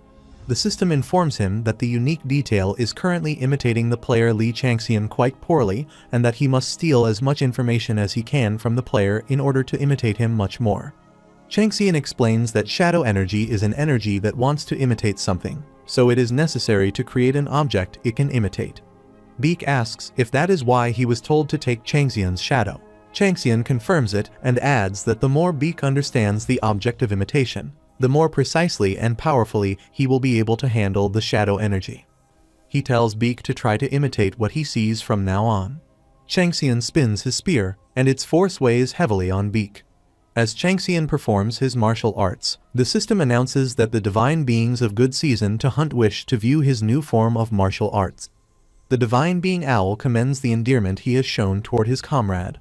The divine being Tiger wants to confirm whether he has properly acquired the divine skill. Meanwhile, Beak is unable to comprehend or analyze the movements. He wonders how he is supposed to imitate that when the difference in level between him and the shadow's owner is too great. Changxian glances at him and asks what he is doing, telling him to raise his spear. Beak struggles to lift it. The divine being Tiger feels pity, thinking it would have made a massive difference if Beak had been able to enter more stone chambers. Changxian then says that it is time to begin, activating his skill, the blind tiger roars. The system reports that the tiger, which is blind in one eye, has had its status changed to ferocious energy. A ferocious tiger bursts forth from the hole. The divine being Tiger screams in disbelief, demanding to know what Changxian has done at the library. At the White Tiger clan headquarters, inside the director's board meeting room, Executive Director Oh Shinwen gathers the directors and says he wants to discuss what should be done about this round of flag bearers. The directors begin murmuring among themselves, saying that it is surprising that things have taken a turn for the worse when the situation is already so chaotic. They remark that it is not something they can just ignore. One wonders what Director O is thinking. Another comment is that it would have been less troublesome if even half the training had been completed, and adds that a new training method is needed. Shinwen notices Director Kwon sitting quietly, lost in thought, and wonders why he is so silent today. Then Director Kim Yonsung rises and proposes putting the flag bearers together with the high-off case this time. Shinwen asks what he means by that and how it would work. Yonsung explains that the future strategy team has recently discovered the whereabouts of the Phantom, and suggests that the flag bearers could be deployed to help capture the Phantom. He points out that this round of flag bearers seems to have completed all their basic training and argues that participating in an actual battle is the best way to build battle experience. Shinwen then asks what would happen if the High Off side were to leak information. Yonseung replies that only the executives from High Off are aware of the connection, so the trainees would only need to handle minor enemies. He adds that, in any case, who would believe demonic beings commit unforgivable atrocities against gods and men? Shinwon turns to team leader Park Young-ho and asks his opinion on director Kim's suggestion. Park Young-ho responds that he finds it reasonable enough. Shinwon then asks what the chances are that the plan could cause more harm than good. Young-ho replies that if the trainees cannot even handle this much, then no one would recognize them as true tigers. With that, Shinwon agrees to proceed with Director Kim's proposal to swap out the remainder of the training with the high-off annihilation operation. He states that the trainees' scores will be recorded based on their accomplishments, which will also determine their final positions. He adds that Lee Changxian, who has cleared the dungeon, will be separated from the trainees and transferred to the Future Strategy Division. Director Kwon quietly mutters to himself that this is how Shinwon chooses to proceed. As the directors begin to leave the room, Shinwon asks Director Yeon-seung to stay behind for a private chat. After everyone leaves, Shinwon tells Yeon-seung that he hopes he is not planning anything foolish and asks if he can be trusted. Yeon-seung bluntly replies that he can absolutely be trusted. Shinwon says that he is not the type to treasure his subordinates, since he only views them as tools to be used and discarded. However, he admits that this time he has found a sword that he truly likes, and if the blade were to become damaged or broken, it would make him feel awful.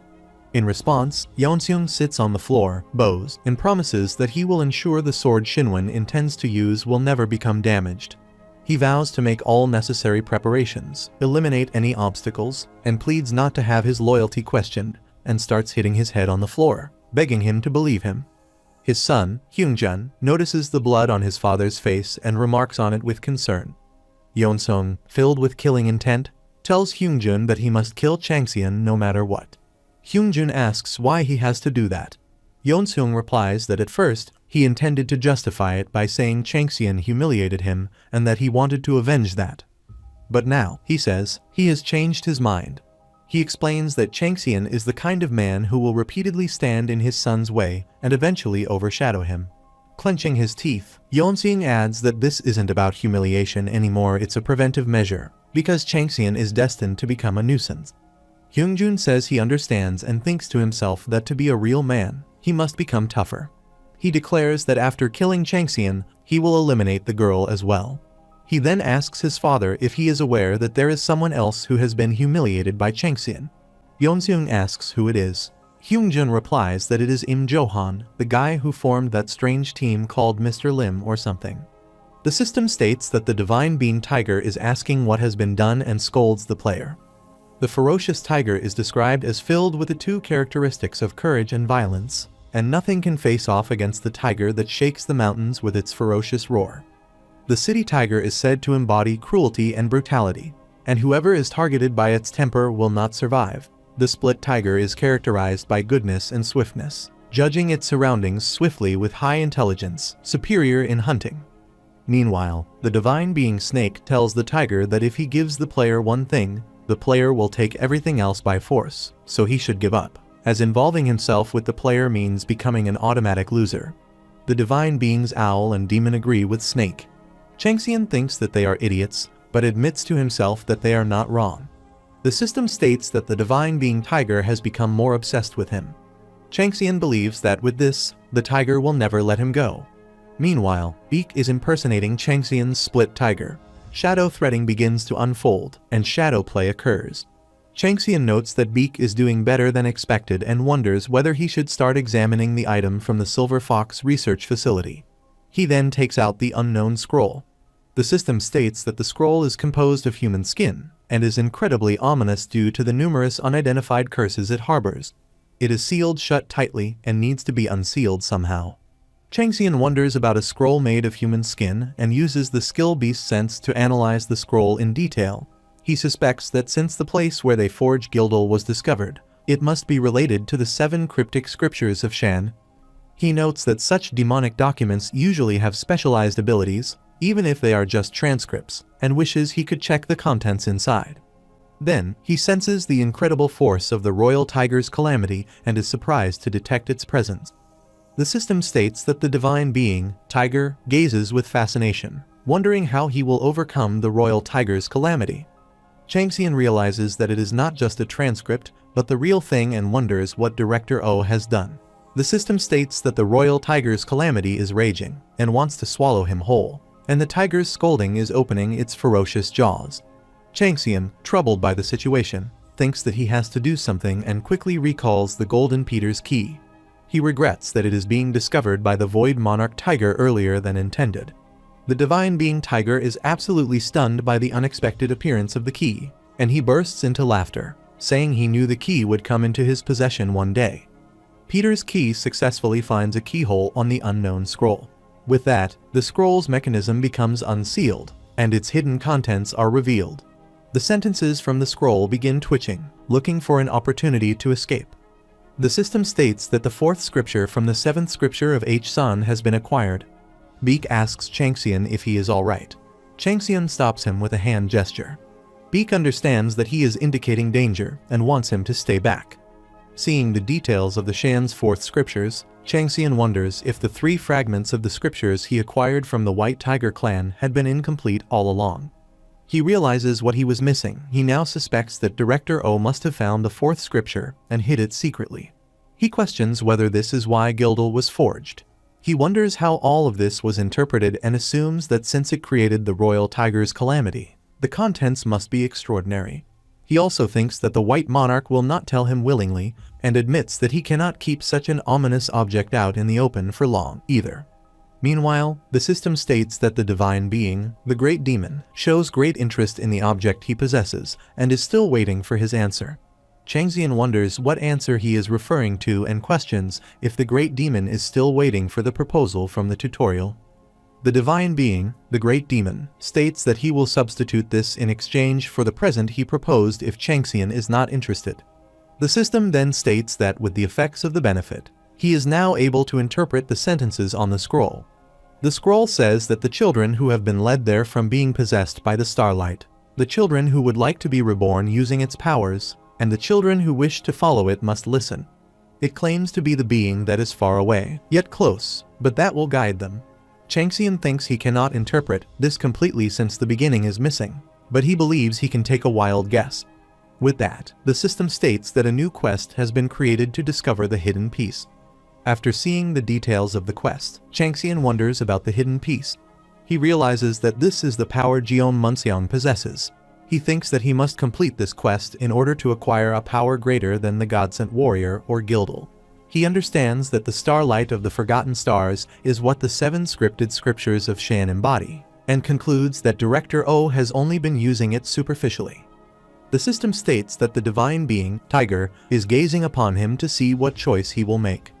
Changxian thinks that the Void Monarch has only given him this scroll because it would not be of much use in Director O's possession. He then tells Joel not to interfere, no matter what happens to him, and not to let anyone else come in either. Beak asks what he is going to do. Changxian asks if he can do that, and Beak responds that he can. Beak thinks that his brother is a mysterious being and is certain that he possesses secrets he cannot even begin to understand. He believes this must be one of them. As a shadow, he concludes that he must follow him blindly, without any questions or doubts. Changxian accepts the quest, and with that, he is invited into the instant dungeon for the mission. The system states that the Divine Being, Owl, would like to wish him great victory and presents him with the reward it has been holding on. The unbending spirit and inner peace become one. Changxian says that he will be back. With that, he enters the instant dungeon, Reckless Demon Cave. Changxian thinks that if only he could go back again. He remembers the bright beam of light that suddenly appeared in the sky back then. That light throws him into the middle of a random battlefield, and in order to survive, he fights. No, he fights in order to keep fighting. Before he knows it, he defeats many gods and constellations. They start calling him the Battle God and the Abominable God. But because he fights only for the sake of fighting, his comrades leave him. His lover, Lee Taka, collapses while trying to save him. With that anger, he begins the battle against the 12 zodiacs. And the result of that is just him being addicted to a measly poison. He wishes he could go back in time. If he could only regress to the moment of that bright light, he vows to thoroughly prepare to kill them all in the most brutal way. The system states that the dungeon mission has begun and that the theme is to survive and conquer. It informs that he is currently deeply cursed by the Royal Tiger's calamity, and the curse will draw him into the parallel universe known as the Ghoul Den every 24 hours. The ghoul den is described as a labyrinth consisting of 9 floors. The ghouls who dwell there instinctively loathe humans and will do anything to kill them and turn them into their comrades. To completely lift the curse, he must survive the endless attacks of ghouls and conquer all 9 floors of the ghoul den. The system prays for his safety and announces that the first mission is starting. He is currently on the first floor, first district, and must survive for the next 6 hours. With that, the timer begins. Changxian thinks that it is a curse that activates every 24 hours. He realizes that the Royal Tiger's calamity is the remnant of the original owner of the scroll's energy. In other words, it is the starlight. He understands that it bewitched the ghosts and took their souls away. If one gets caught by the Royal Tiger's calamity, their soul turns into a ghost, and their body becomes infected, eventually transforming into a daka or a goblin. He wonders if this is how Munseong acquired his power. The system states that the divine being Tiger is curious to know how Changxian will come out of the dungeon. Changxian smiles and thinks that although he will be exhausted due to the repetitive battles happening every day for several hours, he has something good that the divine being Owl, Minerva, has given him. A monster ghoul appears behind him, and he glances back, wondering if it is just one. He closes his eyes and thinks first about the authority Minerva granted him. The system reveals the details of Calicagathia, and upon seeing this, Changxian thinks that he used to believe discerning eyes or the goddess blade and dagger were not too bad, but now it seems Minerva has truly adored him. He reflects that if a fight becomes long, staying focused will be difficult because the body becomes heavy with exhaustion. But Calicagathia does not carry that burden. The divine being Owl is blessing him in preparation for the upcoming hardship. Changxian considers testing it out. The ghoul says that it smells a human and that it will eat him. Changxian quickly wields his dagger against the poison attack. The ghoul remarks that it is not bad, but insists that in the end, Changxian will end up in its stomach. It warns that although he might be able to block the attacks now, he will slowly absorb the poison, be destroyed by it, and eventually collapse, becoming a guiding ghoul like itself. Changxian continues blocking the attacks, and the ghoul wonders why he is not turning like it. The system states that immunity against 10 poisons has purified all poisons.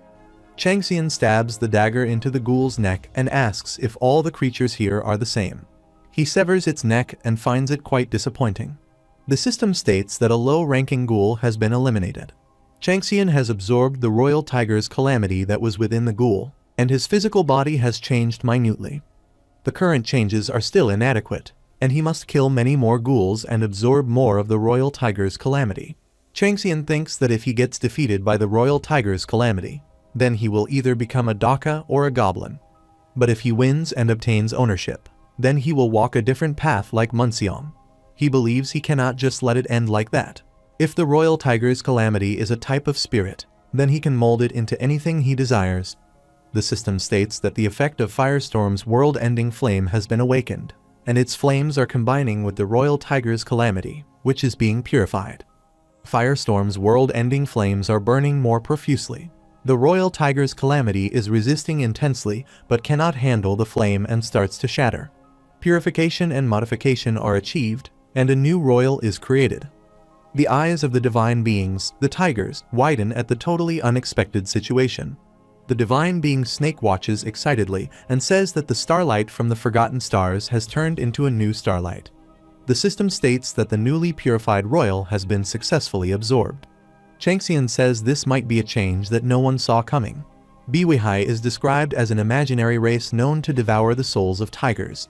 Since it is related to the Void Monarch, Changxian realizes this means he has become its natural enemy. The system says that the time shown below indicates how long it should take to complete the first mission. Many ghouls appear and say they must stop him. The ghouls panic seeing their boss defeated already. Changxian then burns them all with the firestorm.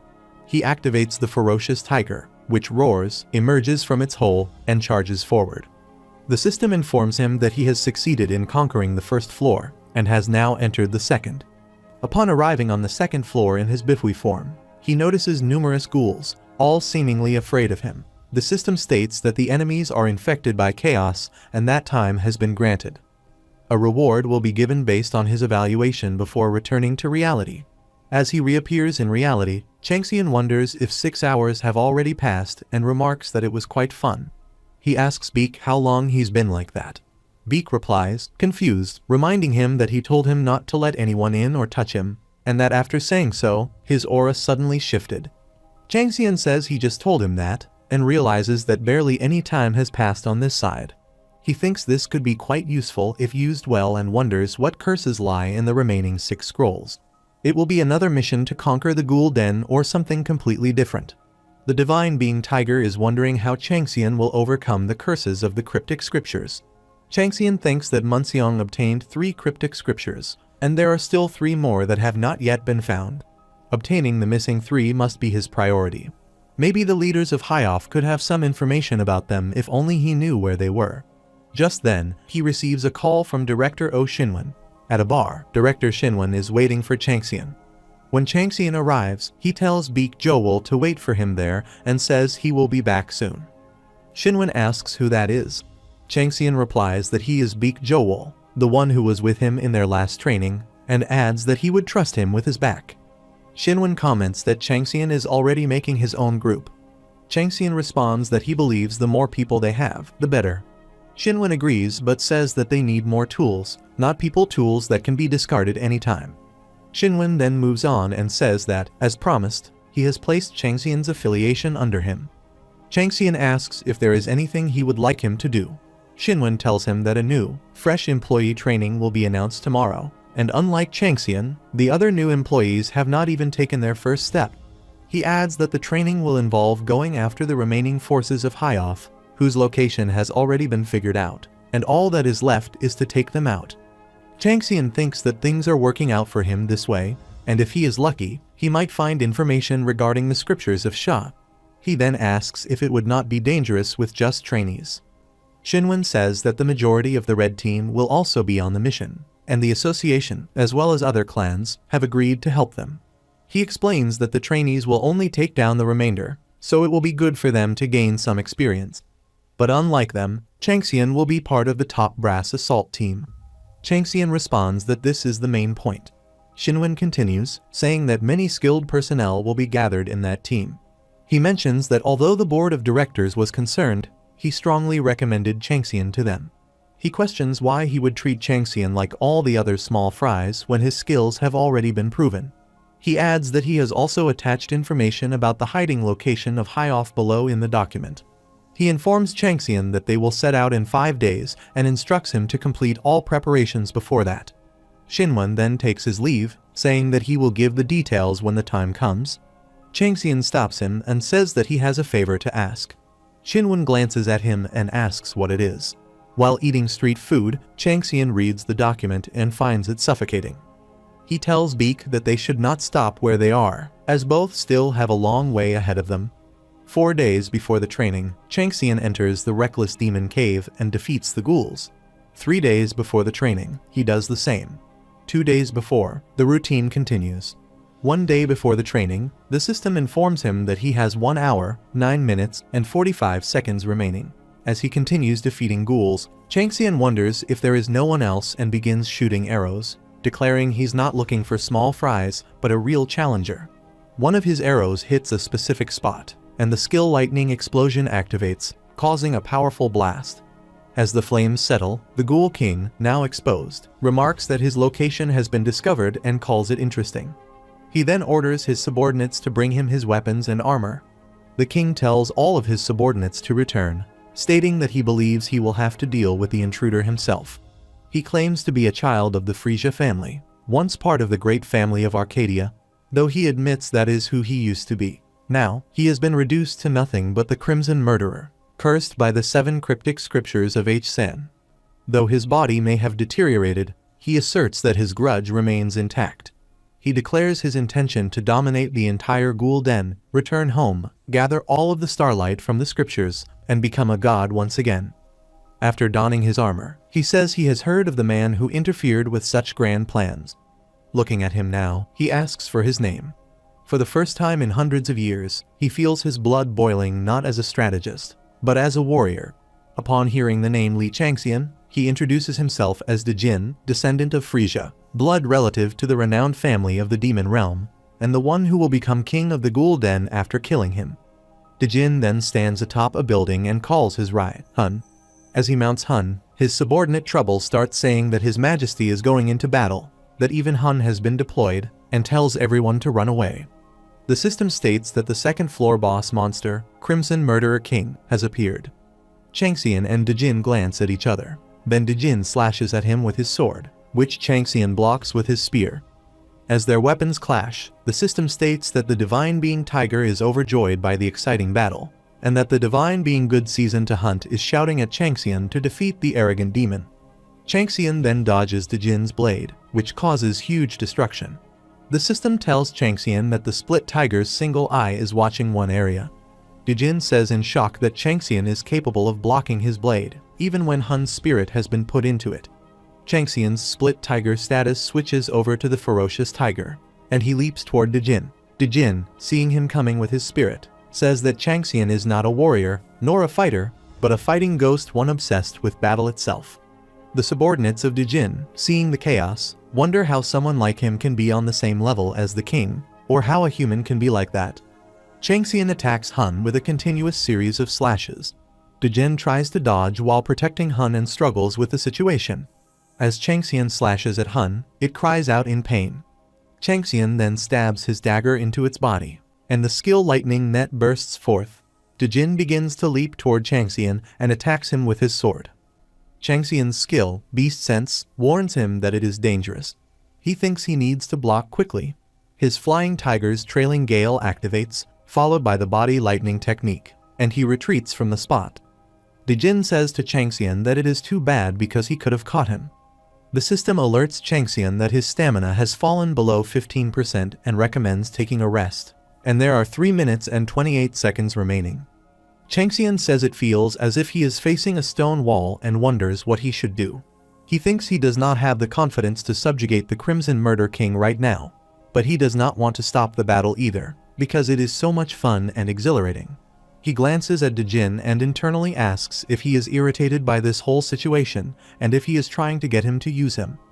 Dejin then asks Changxian what he is trying to do.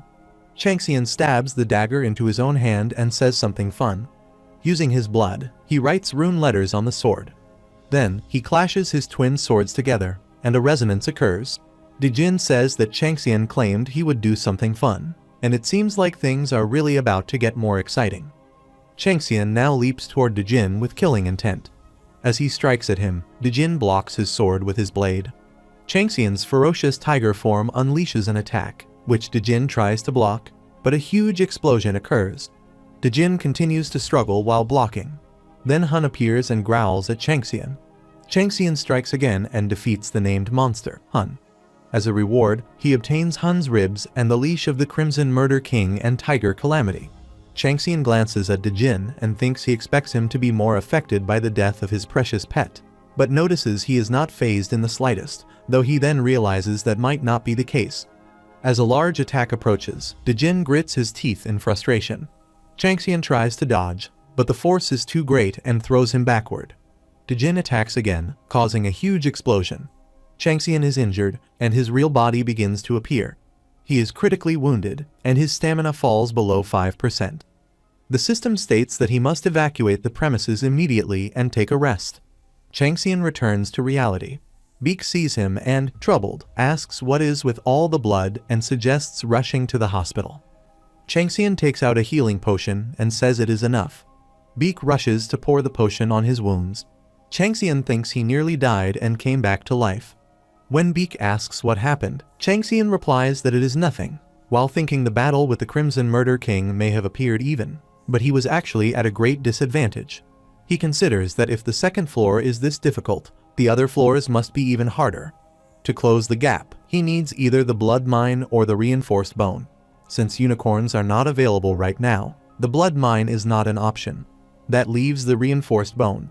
He thinks if he can achieve indestructibility with it, he might stand a chance, but the problem is he has to face the Crimson Murder King again in just 24 hours. He wonders what to do, then recalls the hill of the abominable snowman in the snowy region and decides to focus on that for now, thinking he will slowly figure out a solution. He receives a text from Director O, followed by another from Blacksmith Yezi, saying the weapon has been forged. As Changxian steps outside, a cameraman begins taking photos and introduces himself as Kim Soyeon, a reporter from SBC. Changxian glances at him, and the camera bursts apart. Soyun is startled and looks back at Changxian, wondering what kind of man he is, thinking that players are not real humans and would have been a nuisance to society if not for the monsters. Meanwhile, Beak holds his weapon and happily asks if this is really his. Changxian tells Yezi that he thought it would take at least 10 days, but this was much faster. Yezi replies that since it isn't a complicated build, he just needed to attach the parts together. Changxian remarks that it looks a little too boring on the surface and questions why Yezi didn't engrave anything. After transferring the amount to Yezi's account, he asks how about now. Yezi tells him to come back the next morning. Changxian then comments that Yezi looks like he has something to say. Yezi admits that he must have made a grave error regarding their greatly respected boss Changxian's weapon. When Changxian asks if there isn't another month left, Yezi says it's 2 months and tells him not to try shortening the time. Changxian shrugs it off and asks what the issue is. Yezi says he's going to need more time because he ran out of resources. When Changxian asks if he means cold iron, Yezi confirms it and explains that it's not just any cold iron. The weapon requires cold steel that has been harboring ice crystals for at least dozens of years. Changxian notes that since he wants a shield, it's going to take a lot of cold iron, which makes it a big problem. Yezi adds that even the small amounts of cold iron he was able to sell have now run out nationally due to high-off. He then says he heard Changxian is going to the Hill of the Abominable Snowman. Changxian responds that he's going to try and thinks he needs to see if he will be able to acquire the basic supplies for the reinforced bone. Yezi then mentions that, speaking of which, there is someone he wants to meet Changxian about regarding that. Meanwhile, the CEO of Lucky Trading Company, Hyungjil, greets Changxian, saying he has heard a lot about him, and presents his card. Changxian notices the calluses on Hyungjil's hand and wonders if he used to be a blacksmith. He then remarks that Lucky Trading is a fairly large company and asks about his relationship with Yezi. Hyungjil replies that he is Yezi's younger cousin. Changxian thinks that Yezi had mentioned having a supplier, but it turns out to be a much larger connection than he expected. He had been wondering how Yezi managed to acquire such a rare material. Changxian then asks if Hyungjil wanted to meet him and why. Hyungjil says he wanted to request something. Changxian guesses that he needs something from the Hill of Abominable Snowman. Hyungjil comments that Changxian is quite sharp, then gets straight to the point by asking if he knows why the High-Off gang chose the Hill of Abominable Snowman as their refuge. He explains that it is because of something called the Frost King's Breath. Changxian responds that it's the first time he has heard of it. Hyungjil explains that it is the best of the best when it comes to ice crystals and is also referred to as the permanent ice crystal. Hearing this, Changxian's eyes widen. When Hyungjil asks what's the matter, Changxian dismisses it, saying it's nothing. Changxian thinks about the items they have there and recalls a past conversation where he asked about the reinforced bone. The old man had replied that it forms the basis of the martial god's legendary enhancements, such as the heavenly limbs and the dragon bone body. He had explained that in order to obtain the reinforced bone, 2 base ingredients are required: the inflamed heart and the frost-engraved crest. Changxian thinks to himself that he had originally planned to go to a dungeon in America to get those ingredients. He says he doesn't know exactly what the permanent ice crystal is, but from the sound of it, he guesses it must be a very important resource.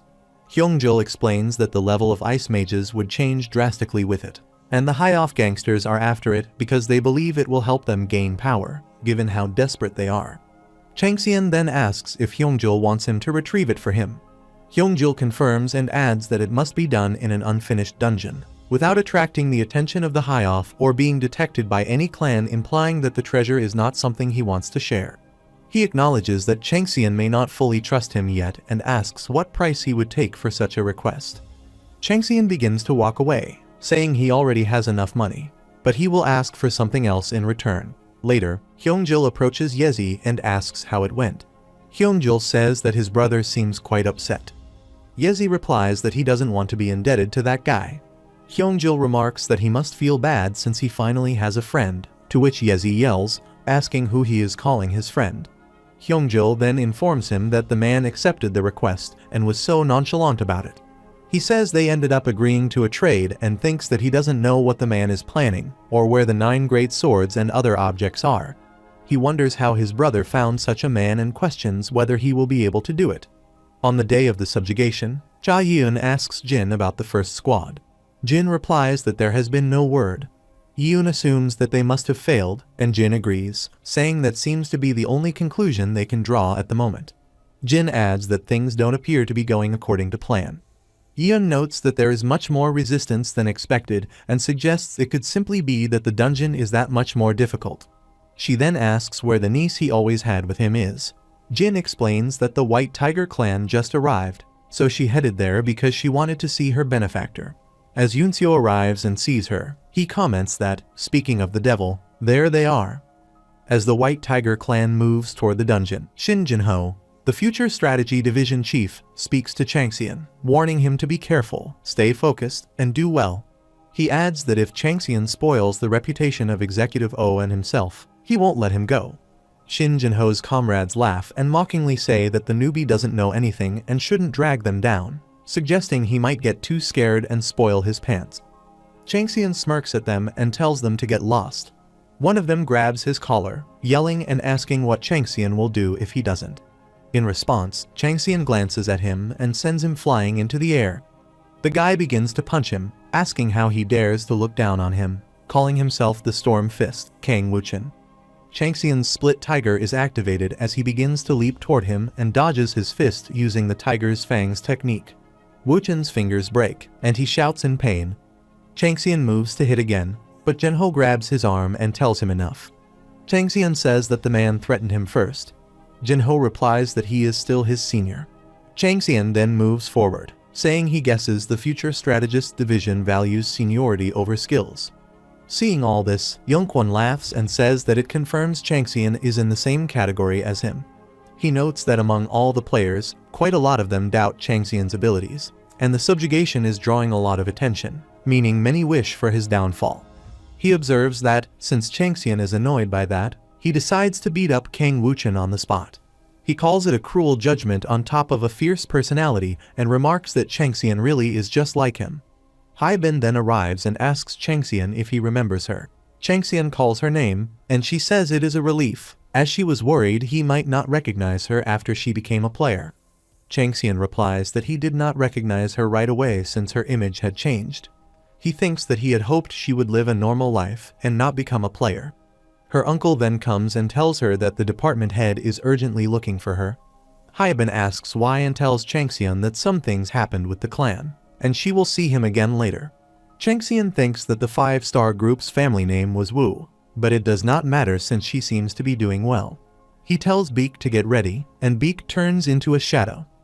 As the clan is moving, they say they have found the Crimson Ghost and wonder why that guy is here instead of at the dungeon. They recognize him as Quack Dawoon. Quack Dawoon, the assistant director of the High-Off clan, is informed to attract as much attention as he can from the outside. He responds that his great god should not feel too sorry, as all of it is his decision and his choice, so he asks to be watched over. Standing on the edge of a building, he sees members of the White Tiger clan leaping toward him, but he jumps down, hits the members mid-air, and lands on the ground. As a tiger-shaped attack approaches him, he wonders if the White Tiger clan is already here. He then clashes punches with Yongkwon, who says that he wants a proper duel with the Crimson Ghost and didn't expect things to turn out this way. Quack wonders why this man is here instead of the other team leaders. Youngjun also appears, draws his sword, and says there are already too many victims, and Quack really cannot be left alone. While struggling, Quack says that the White Tiger and the 5-Stars sword seem to have made the old man quite famous. He then moves toward Youngjun, saying that since the nation's prominent talents are giving him such a grand welcome, he should take a look at the talent of his juniors. Meanwhile, Changxian flees the area as Beak tells him to move in a certain direction. Changxian responds by not going there and activates skills like Tiger Trailing Gale and Body Lightning technique. Viper Eyes surveys the surrounding area. Beak asks what he means, and Changxian says the Crimson Ghost is a distraction, and the real threat is right there, as he jumps down from a building. Meanwhile, Yongkwon shouts at Quack to give up already. Youngjun wonders if someone is supposed to come. Quack, while staring, says not yet and invites them all into the hell they have gone through. The system then announces that the trap has been activated. Everyone is surprised and asks what's wrong. Yoon says it's a trap, and that they've been fooled, they were being lured into it. As the illusionist casts a magic spell on Yunkwon, everyone shouts for him not to get swallowed by it, no matter what. The illusionist then casts the spell, saying that if Yunkwon had not been born, he wouldn't have killed his mother, and tells him to die. Changxian's authority, Kalakagathia, is in effect, and mind immunity has been activated. He uses viper eyes to illuminate the hidden path. The voices of the dead players who were with Hyben in the first dungeon possess her, saying they wanted to live too, but died because of her. They say they hate her, repeating that they all hate her and questioning why she is alive when all of them are dead, and tell her to come with them. Changxian breaks the illusion and asks Hyben if she is hurt anywhere. He then tells Beak to go get him. Beak's shadow leaps toward the illusionist and surrounds him. The illusionist says he doesn't know how they figured out his location, but insists he won't say anything. He tells them to kill him already, claiming they won't find out anything from him. Changxian replies that they will see if he can keep his word. He activates the tiger's aura pressure, triggering fear in the opponent. After killing the illusionist, the system informs Changxian that he has eliminated the first seal and must find and eliminate the remaining ones. Changxian states that there are 9 illusionists in total, and that they have prepared well in advance. He notes that the permanent ice crystal was hidden in such a place that, had he not marked their locations beforehand, he would have failed within the dungeon. Changxian then asks Hyben if she wants to come, thinking it would be safer for her to accompany him. She agrees, saying that she wants to go with him, and remarks that he is really incredible. She adds that he does not seem to see anything and wonders when she will become as tough as he is. Confused, Changxian asks why she thinks he does not see anything. At that moment, he sees an illusion in front of him, his grandfather standing before him and saying that it is splendid, that he has grown up so nicely, and now he can rest peacefully. Changxian's authority, Kalakagathia, begins to tremble for an unknown reason. The system warns him that his mind immunity is also trembling for an unknown reason and recommends that he gather his thoughts. Everything then disappears before him. He smiles and says they should go. Beak notices that he is smiling. Meanwhile, Hyben's uncle, Youngjun, is searching for her, calling out and hoping that nothing has happened to her. Yunkwon, still trapped in the quack's illusion, begins to approach from behind to attack. Youngjun notices him, retreats from his position, and Yunkwon's punches hit the ground. Youngjun draws his sword and shouts for the team leader to get a hold of himself, saying that he does not know what Yunkwon has gone through, but a team leader should not be caught in an illusion. Quack, observing from above, thinks that he only led them on with his demonic energy as if baiting them. He considers them fools, believing he only has to wait and eliminate the ones still standing, wondering which one will survive. Youngjun warns Yunkwon that if he continues behaving in this way, he will be forced to use his full strength. Since Yunkwon is powerful, he cannot guarantee that he will be able to defeat him without causing harm. Youngjun stabs the sword into Yunkwon's body. Quack jumps toward them, saying that it is over now. They both glance at Quack and say that they have finally caught him. Quack realizes that the entire situation is a ploy to drag him out. While moving toward Quack, Yunkwon tells Youngjun that his chest hurts a lot and asks why he stabbed him so deeply. Youngjun replies by asking if they would have been fooled if he had just grazed him. Yunkwon tells Quack that since he made him get hurt, he is going to die. They then throw an attack at Quack. Quack struggles with the situation and says to himself that it can't be helped and that he has to fight. The system then informs them that all fields have been eliminated. The illusory maze seal has been destroyed, and the fog is dissipating. Youngjun wonders how. Yunkwon asks him if they didn't do it. They both say to Quack that they don't know, but they certainly won't fall behind any longer. Quack says that they are arrogant and that he will teach them why he is called the Crimson Ghost. He then unleashes his aura.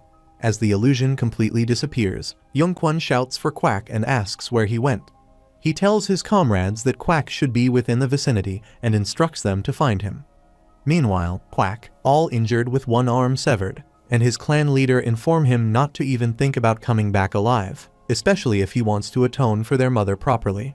Quack says that he won't come back alive as he has been told, and that he will help him obtain what he wants, even if he has to spark the last flame. The system then tells him that he has fallen into a mysterious trap. He notices someone's presence and asks who is there, telling them to come out immediately. Changxian appears there in a mask and asks why, if he recognizes the mask. Quack, frustrated, says that he sees it was Changxian who set the stage. Quack says that the subjugation and his clan are all just being played in the other's hands, including the state he is in now. He calls him the culprit who has wrecked all of their plans. Growing frustrated, he adds that a fool who does not even seem like a level 40 dares to trap him, a level 70. He says the other's arrogance precedes him and declares that he will tear him apart first. As he releases his aura and begins to approach, Changxian removes his mask and smiles. Quack wonders if he is laughing and questions whether Changxian has already anticipated his actions. As he begins to punch, Changxian retreats from his place and slashes the destructive jade fist. Quack notices the dagger and recognizes it as a sacred item. Changxian now activates the Jigwee's vessel title, and Quack wonders what is with the incredible aura. As Changxian begins to attack, Quack struggles to dodge and wonders how, even though he is close to being a high ranker, he is still being overpowered. He realizes Changxian is not just a kid but a monster. He thinks that if he doesn't kill him now, he will become a cause of misfortune for his daughter. Then Changxian disappears from his sight, and Quack wonders where he has gone. Changxian appears behind him and stabs the dagger into his body. Quack growls in pain. As his body begins to shatter, he thinks that Changxian is a monster of despair itself, and his ear device also falls off. Seeing him, Changxian wonders how someone like him has changed to the extent of overpowering a high ranker. He hasn't even read through one of the 7 scripted scriptures, yet he is already this powerful. He thinks such a person should no longer remain in the hands of the Void Monarch. The divine being Owl states that men of evil must be punished and commends Changxian for his actions. Quack then tells Changxian to kill him. Changxian replies that not yet, he still needs some information from him. Quack asks if he thinks he would reveal anything after the lives of his children have been destroyed overnight. Changxian says that they exploited other humans for their own greed, yet now they want to talk about justice. How funny. Quack insists that no matter what is said, he won't reveal anything. Changxian grabs his ear device and says that he knows and that he will ask someone else. He then calls for the Vice Clan leader, who responds that Changxian is not him and asks who he is. Changxian then says he is sure the man wants to save Quack Dawoon. Quack tells his daughter, Phantom Young Yujin, to turn off the communication device and ignore Changxian. But Changxian slams Quack's face under his foot and firmly states that he will be the one asking questions. If she wants to save Quack, she should answer carefully. He asks whether she knows about the 7 scripted scriptures. Yujin asks if he is a spy from the White Tiger clan. Changxian tells her not to ask questions, just answer. He says he believes she might know where the 5th scripture is and demands that she tell him. She smirks and says that if he thinks she'll be scared by that, he's mistaken. If he wants information, she says, he won't be able to kill Quack so easily. She then tells him to go ahead and kill him. Changxian replies that he did as she asked, then says goodbye. He thinks to himself that since he has provoked her this much, she and her people will surely come looking for him, even if things go wrong. At that moment, the system notifies him that the Authority Soul Extortion has been activated and that the ashes of Quack have been successfully obtained. Because the subject's level was significantly higher than his own, the level of authority has increased. He has successfully absorbed the player's skill, Destructive Jade Fist. Changxian wonders about the Soul Extortion ability, thinking that it must have increased his stats while he was using it in the Ghoul's Den. Since he needed a hand-to-hand combat skill, he considers this outcome great.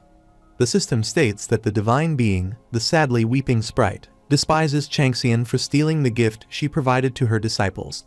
Changxian wonders why it is Lamasuthu and assumes that Quack must have been her disciple. Since Lamasuthu did not stand with the 12 Zodiacs during the war, he thinks he did not want to create any bad tension with her and decides that if the situation arises, he will have to apologize later. The divine being cries out in agony for losing her disciples. Yeon's agents, Jin Seokti, inform her that there are people coming down over there. The people wonder how the trap set by Hyoff was disarmed by Changxian, finding it insane. They say it is not even a man, but a monster. They say he eliminated or captured all the illusionists in the Seal Formation and then rescued all the survivors. They mention that Youngjun and his niece were there too. When asked how he did it, he only says he got lucky. They find it insane and agree that the nickname Tyrant suits him perfectly. Yeon glances at Changxian. Jinho appears behind him and tells him not to act up just because the director favors him. He adds that it wouldn't be strange if someone like him lost his head in the middle of the battlefield from a loose sword. Changxian thanks him for the advice and says, in return, that he should stop acting up too, because who knows, his head might also roll off from a loose sword. Jinho, frustrated, calls him arrogant. Hyungjun approaches Jinho and says there is something he would like to inform him about.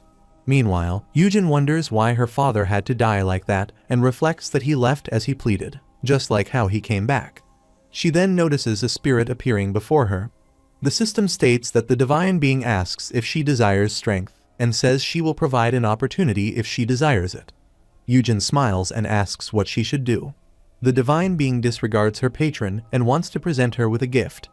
The system states that the player has entered the dungeon hill of the abominable snowman. The dungeon mission is about to commence. The mission theme is invasion. A castle called the Winter Palace exists in the endless snowfield.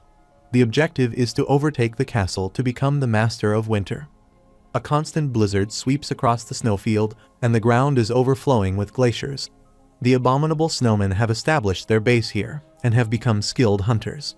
An ambush is expected, and players are advised to prepare. Members of the White Tiger clan murmur among themselves, wondering why it is so cold and noting that even their winter clothes are not enough. They complain that the path of thorns isn't visible. The Myung family clan leads the way, shouting to rip apart the phantom, Young Yujin. Meanwhile, Cha Yeon contemplates that if they keep getting worked up like this, they might fall into the enemy's scheme. Everything feels difficult, and she wonders if they will be able to complete the conjugation properly. Still, she decides to press forward and glances at Changxian, wondering if he will be able to show them another miracle this time.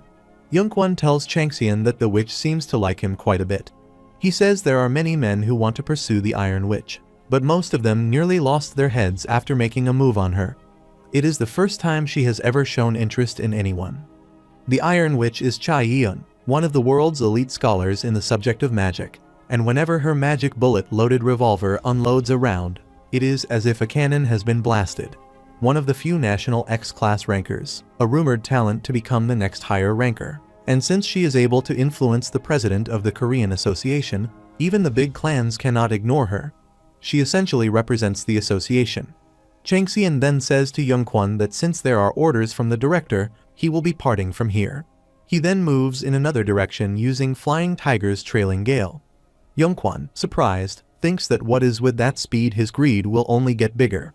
He must have him before brother Shinwon. At the Winter Palace, the members of the High-Off clan tell the snowmen to hurry up and not be lazy, saying they cannot release the king until the permanent ice crystal is found. From above, the snowman general sees the High-Off gathering a large amount of yawn of Agni and says he cannot believe how much there is, wondering if they are trying to detonate the entire place. As they move forward, one of the snowmen asks the general if he is going to keep watching the snowmen suffer and whether he should take the throne to save their species. The general replies that there is only one king he serves and that he is merely a servant whose only duty is to hope for the king's safe return. They ride on their mount, and the general shouts that, as the humans who took the king hostage have instructed, they will kill all the human allied forces. Changxian uses the search rune to find the direction.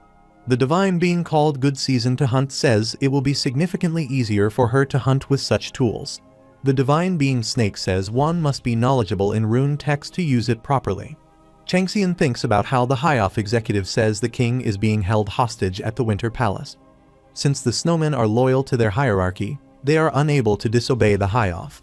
He recalls the underground mine beneath the palace, the permanent ice crystal that lies at its heart, and the High-Off and snowmen blocking the way. He knows he must resolve everything within 3 hours and decides to hurry. Then he notices some snowmen coming toward him, calling him the invader and saying not to let him live. He thinks about why this must happen when he is the busiest. He activates Firestorm and launches a fire attack toward them, burning them. He glances back and says why they do not come out already. Hyungjun, hiding, wonders how he knew. The leader of Dark Method tells Hyungjun that he is much stronger than what was said, and that additional payments might be necessary. Hyungjun agrees but tells him to make sure he handles it neatly. The leader says there is nothing the Dark Method can't kill, and that Hyungjun can just watch from hiding. Hyungjun thinks that Im Johan better be doing his job properly, though those from the bloodthirsty Blood Wolf unit are usually trustworthy. He recalls that Chief Shin Jinho did give him a pretty nifty toy. Changxian, upon seeing the attackers approaching, uses his beast sense skill. He then identifies all the hidden opponents and thinks there are roughly 30 assassins and 50 more waiting behind them.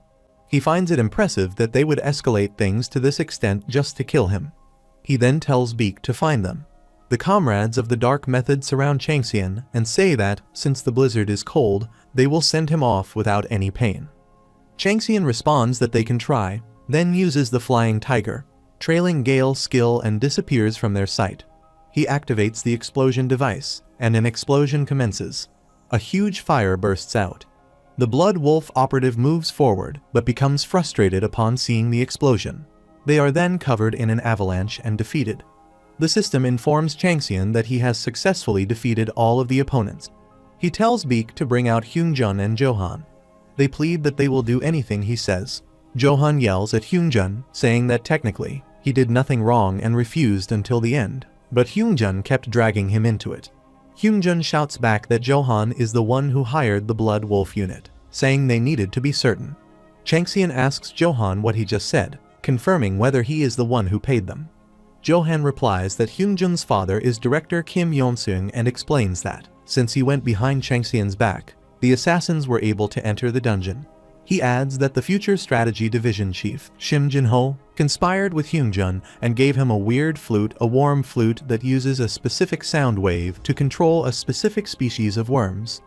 Changxian, holding the flute, asks if they tried to kill him by controlling the worms inside him or something. Both are surprised. Changxian says he already knew that the White Tiger fed their trainees worms at the training center, concealed in their meals in secrecy. He adds that he already burned all of his to death. Both are shocked that he already knew everything.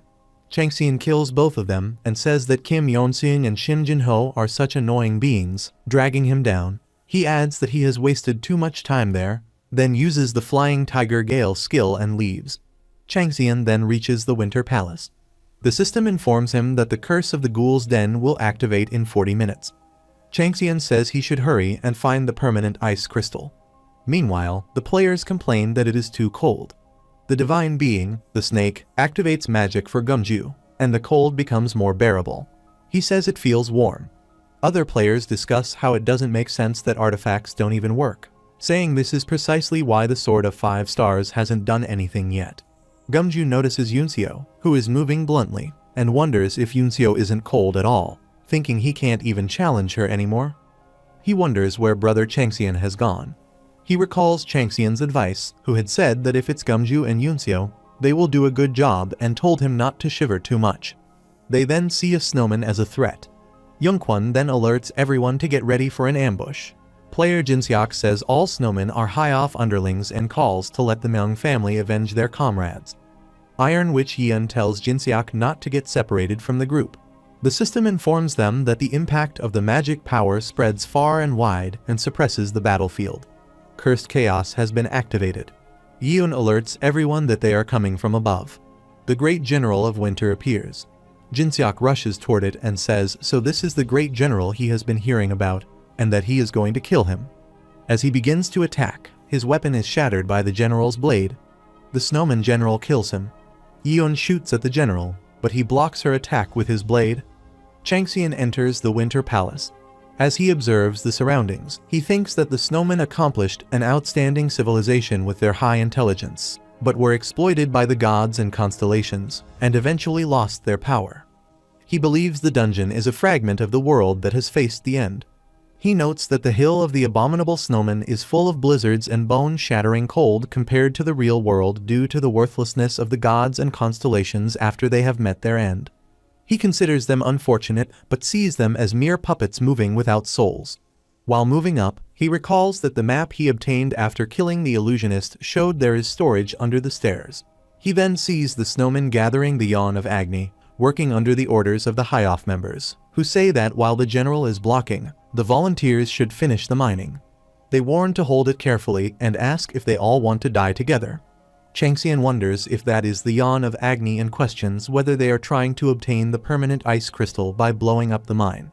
He then activates the firestorm and leaps towards them. Everyone, troubled upon seeing the fire, wonders what it is. Meanwhile, Yujin says that Changxian is there. The divine being, like a weeping spirit, grants vengeance for the household member who lost the authority she had given. The system tells Changxian that he has successfully defeated a great number of evil humans. He has discovered the 100 years cold iron storage and the Frost King's breath. Changxian thinks that he did not expect this at all. There are 8 permanent ice crystals.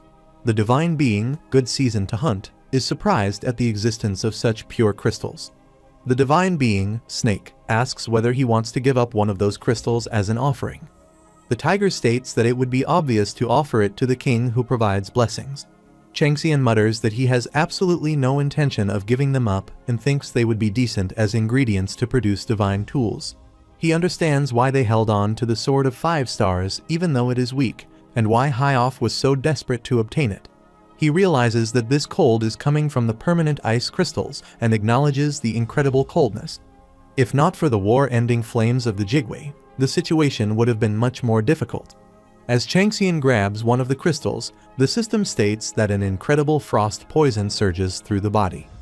Frost King's breath is the gift the forefather of the snowman, the Frost King, has left behind for his descendants. It emits cold air and rays of blue light all year round. If anyone lacking the appropriate level of power holds it, they will be trapped in ice, so it must be handled with care. Frost King's breath puts up great resistance. The fire's former world-ending flames enforce sanctions. The conflict between Frost King's breath and the fire's former world-ending flames becomes extreme. The voice of the Frost King asks who the intruder is and why they are trying to hold his existence when they are not even a descendant. Changxian responds by telling him to shut up. The system then states that the firestorm is pulverizing the resistance to will. The resistance of the Frost King's breath results in failure. The Frost King's breath has been obtained. Changxian remarks that there are about 10 minutes left. He notices that the Phantom, Yujin, has arrived too. The system announces that the boss monster, Frost King, has invited him to an unidentified space, and asks whether he accepts the invitation. He hears the voice through telepathy, wondering who had taken away the founder's life, surprised that it is a human and not their king. The voice tells him there is no need to be nervous, calling itself an old man who shall soon croak, and says it only needs a moment of his time. From the looks of it, it adds, he has a long way to go. Changxian realizes there is no ill intent and accepts the invitation. A door appears before him, and as he enters, the system informs him that he has entered the Frost King's lair.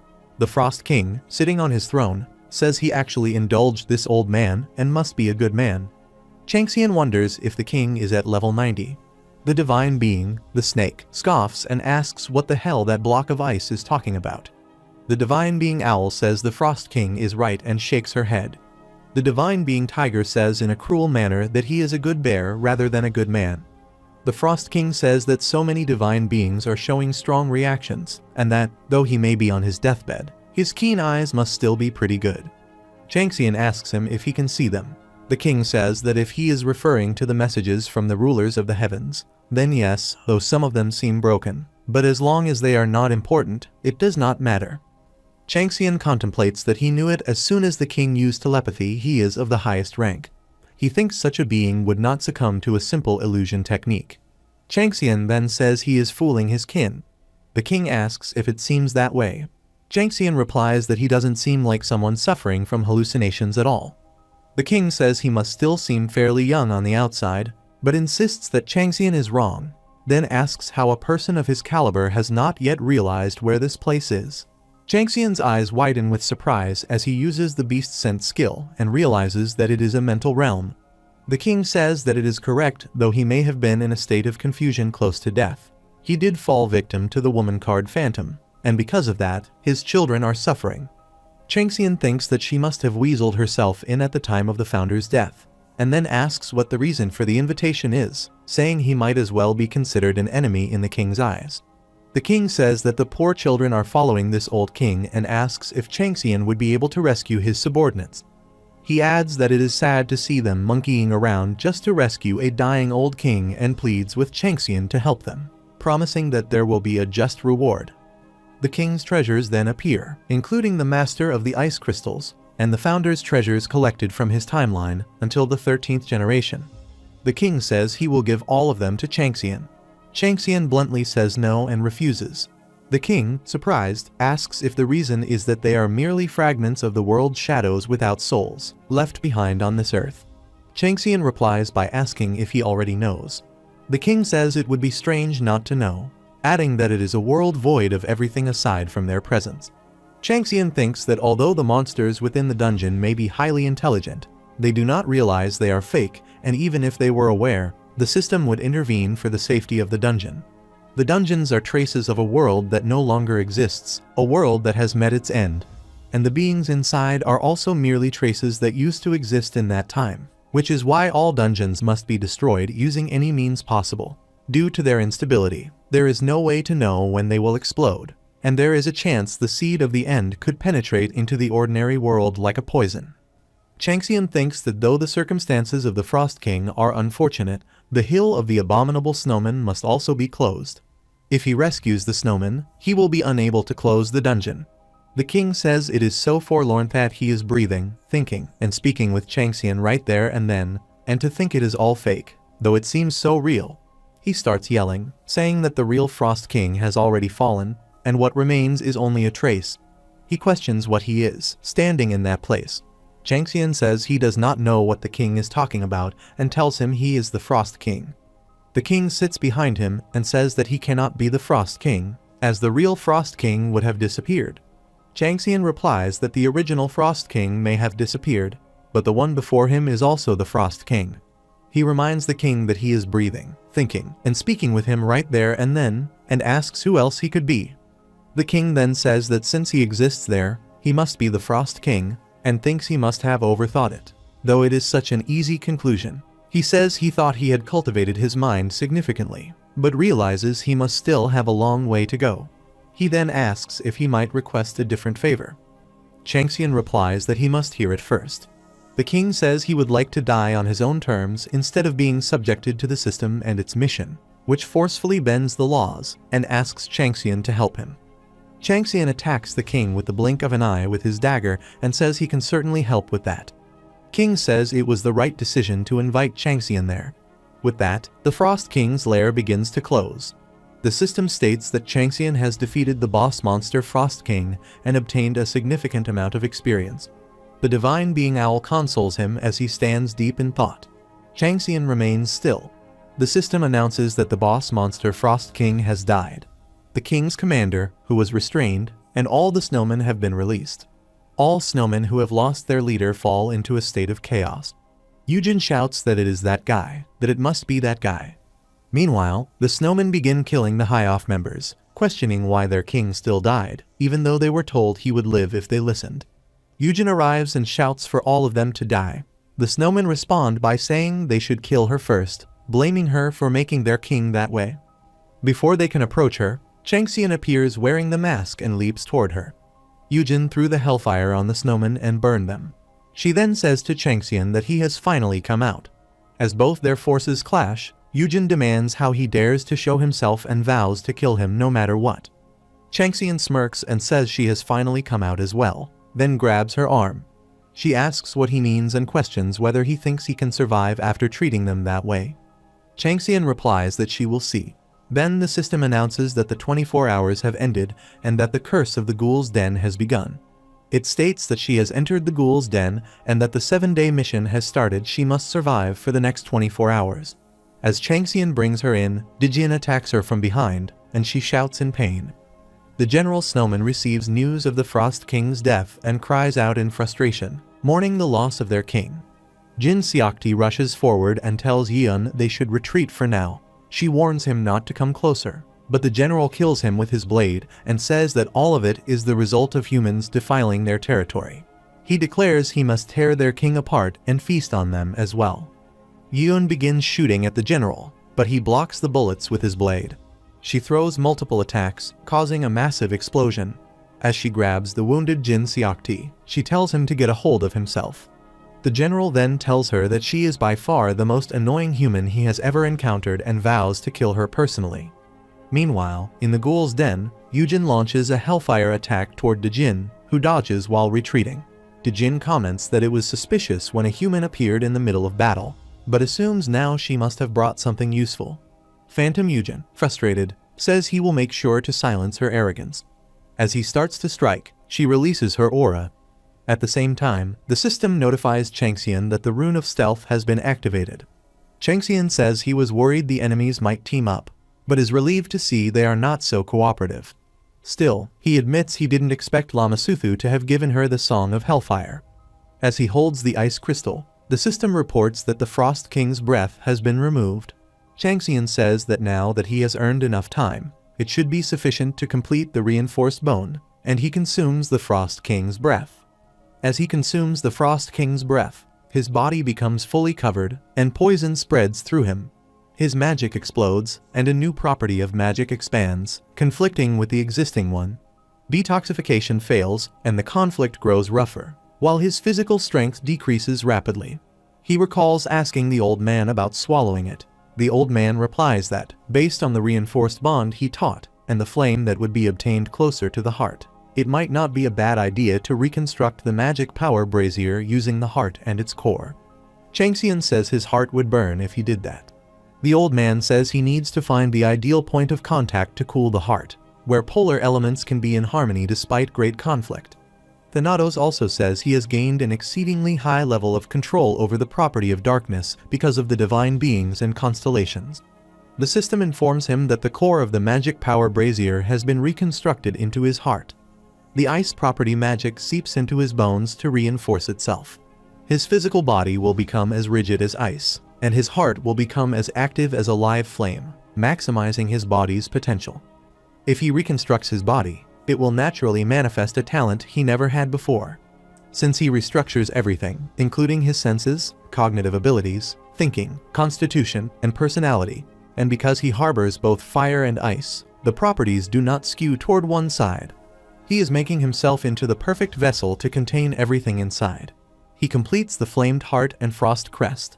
He obtains a new trait, the reinforced bone. Reinforced bone is the form in which he contains the spirit of fire in his heart and the spirit of frost over his body. Only the advantages of both properties are fused, creating powerful immunity and resistance while preventing fatigue. Self-healing and never-fatigued cardiorespiratory endurance are the special characteristics of this trait. Once the divine beings and constellations see it, they go wild.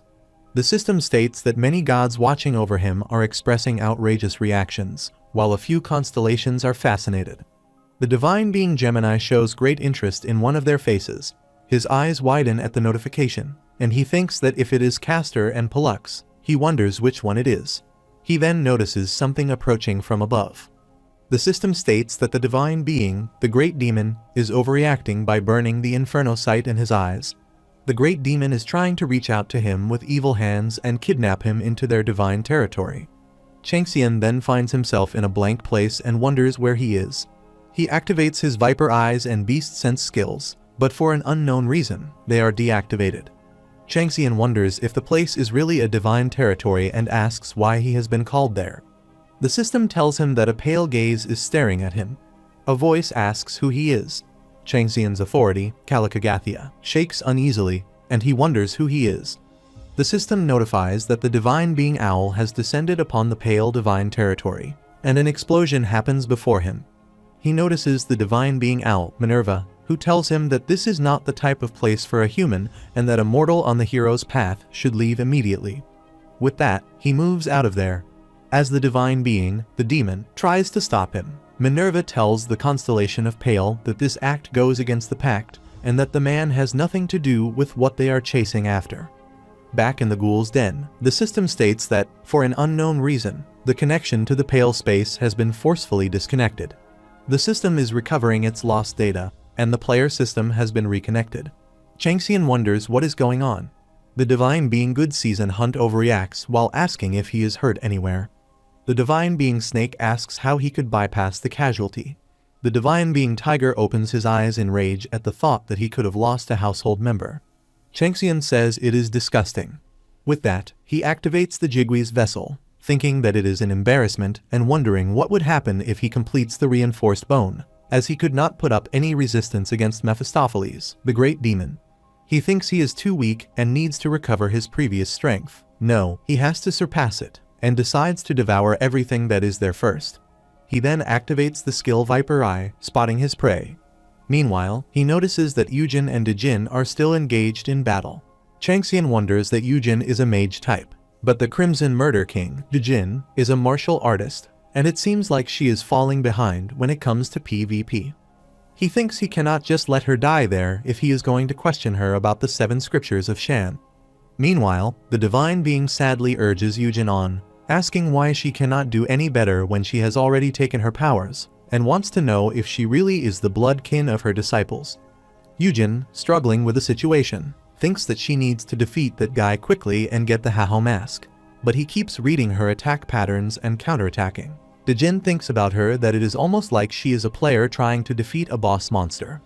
Dijin then appears behind her and says it was an enjoyable battle, and thanks to her, as a reward, he shall kill her and make her his new vessel. She glances back at him, and her eyes widen with fear as Dijin attacks her with his blade. She collapses to the ground, injured.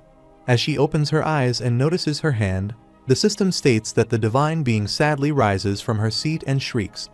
She then notices Dijin rushing toward her, but before he approaches, his attack is blocked by Changxian, who says she is his. With that, both their weapons clash. Dijin shouts that he has gotten stronger. Changxian says it is a bit more complicated than that. As Dijin barely dodges his strikes, he asks what Changxian has done and guesses he went outside. Changxian asks if he knows the structure of the ghoul's den. Dijin says that since he used to suffer the curses of this place like him, even if he did go outside, he would have only been able to go for a day, and not just anyone could become stronger like this as he has. He says he knew it and must make him his household member no matter what. Dijin then rushes toward him, and both their powers clash. The comrades of Dijin, seeing the battle, worry for their king. Dijin laughs and says that to think he would have such excitement inside this ghoul den. He says that when he was a human, back when he was Jin, the successor of the Frisia family, he thought he could relive the days when he used to be a warrior and fighter. Now injured, Dijin sits and says it is exciting and too bad he spent most of his energy battling that witch, and asks what Changxian is going to entertain him with this time. Changxian uses the Black Mountain Monarch's first claw, burst forth, and throws it toward Dijin. Dijin struggles with the incoming attack and tries to block it with his blade. With the Black Mountain Monarch's claw, Changxian leaps toward him and slashes him, destroying him completely. In a critical situation, Dijin asks what that was. Changxian says it is a tiger claw. Dijin laughs, saying how suitable, as his body starts disappearing. The system states that he has obtained a large quantity of the properties of Bihua, and that the candidate he has selected will become his household member. Changxian wonders if he can make them his household members. With a devilish smirk, he says that means he can create a loyal slave.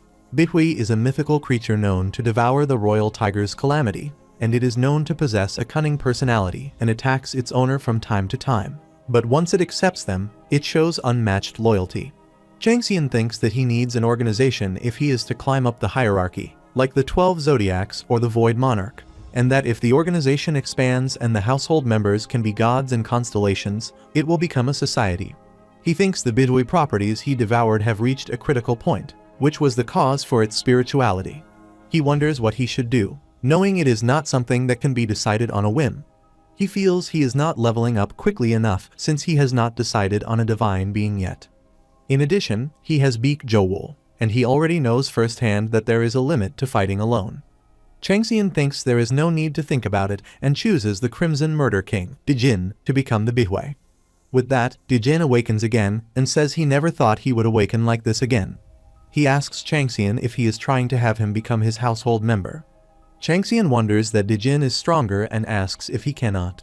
Dijin says there is no rule that says he cannot, as this is the ghoul's den, where the winner takes all. He says Changxian won and will be taking him. And that is all, though it will be a different matter for him to acknowledge Changxian as his master. Changxian realizes he has no intention of doing that and wonders if he wants to rest. He thinks there is no way in hell and tells Dijin he will let him out, asking if he does not want to go back home. Dijin, surprised, asks what he is trying to say. Changxian says he is not going to say something meaningless like to be loyal to him, just to follow him. He says he cannot promise to take him home right now, but will eventually, and promises with his flames. Dijin asks why he should believe him. Changxian asks if he should not just believe him, adding that he would be much better off than being dragged by force, and that at least if he has something to hope for, it will be much less annoying. Dijin laughs and says it would be a lot nicer to be outside than to be holed up in here. but tells him to be on his guard since he is not the docile type and also hates having someone control him. Changxian says he looks forward to it.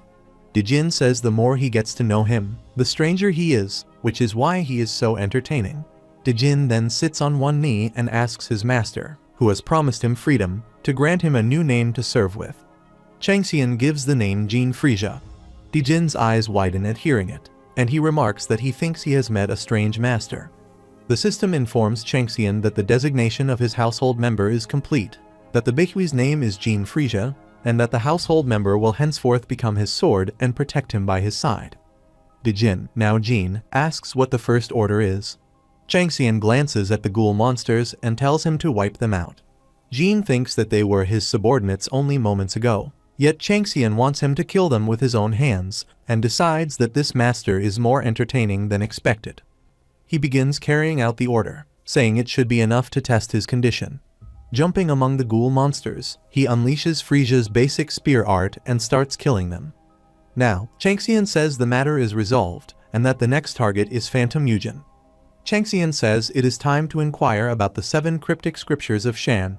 The system states that the divine being sadly glares at him with resentment and curses him, wanting revenge for her grudge and threatening to select a new cleric to eliminate him. The divine being good season to hunt shouts at her to leave because she is being too loud, while the divine being Snakeface says she is too petty and scolds her. Changxian remarks that this is ridiculous and calls out to Harold, asking if he is there. The divine being good season to hunt asks if the rabbit human is still around. Changxian again calls for a response, saying he knows Harold is watching and warning that if he does not come forward, there will be no trade.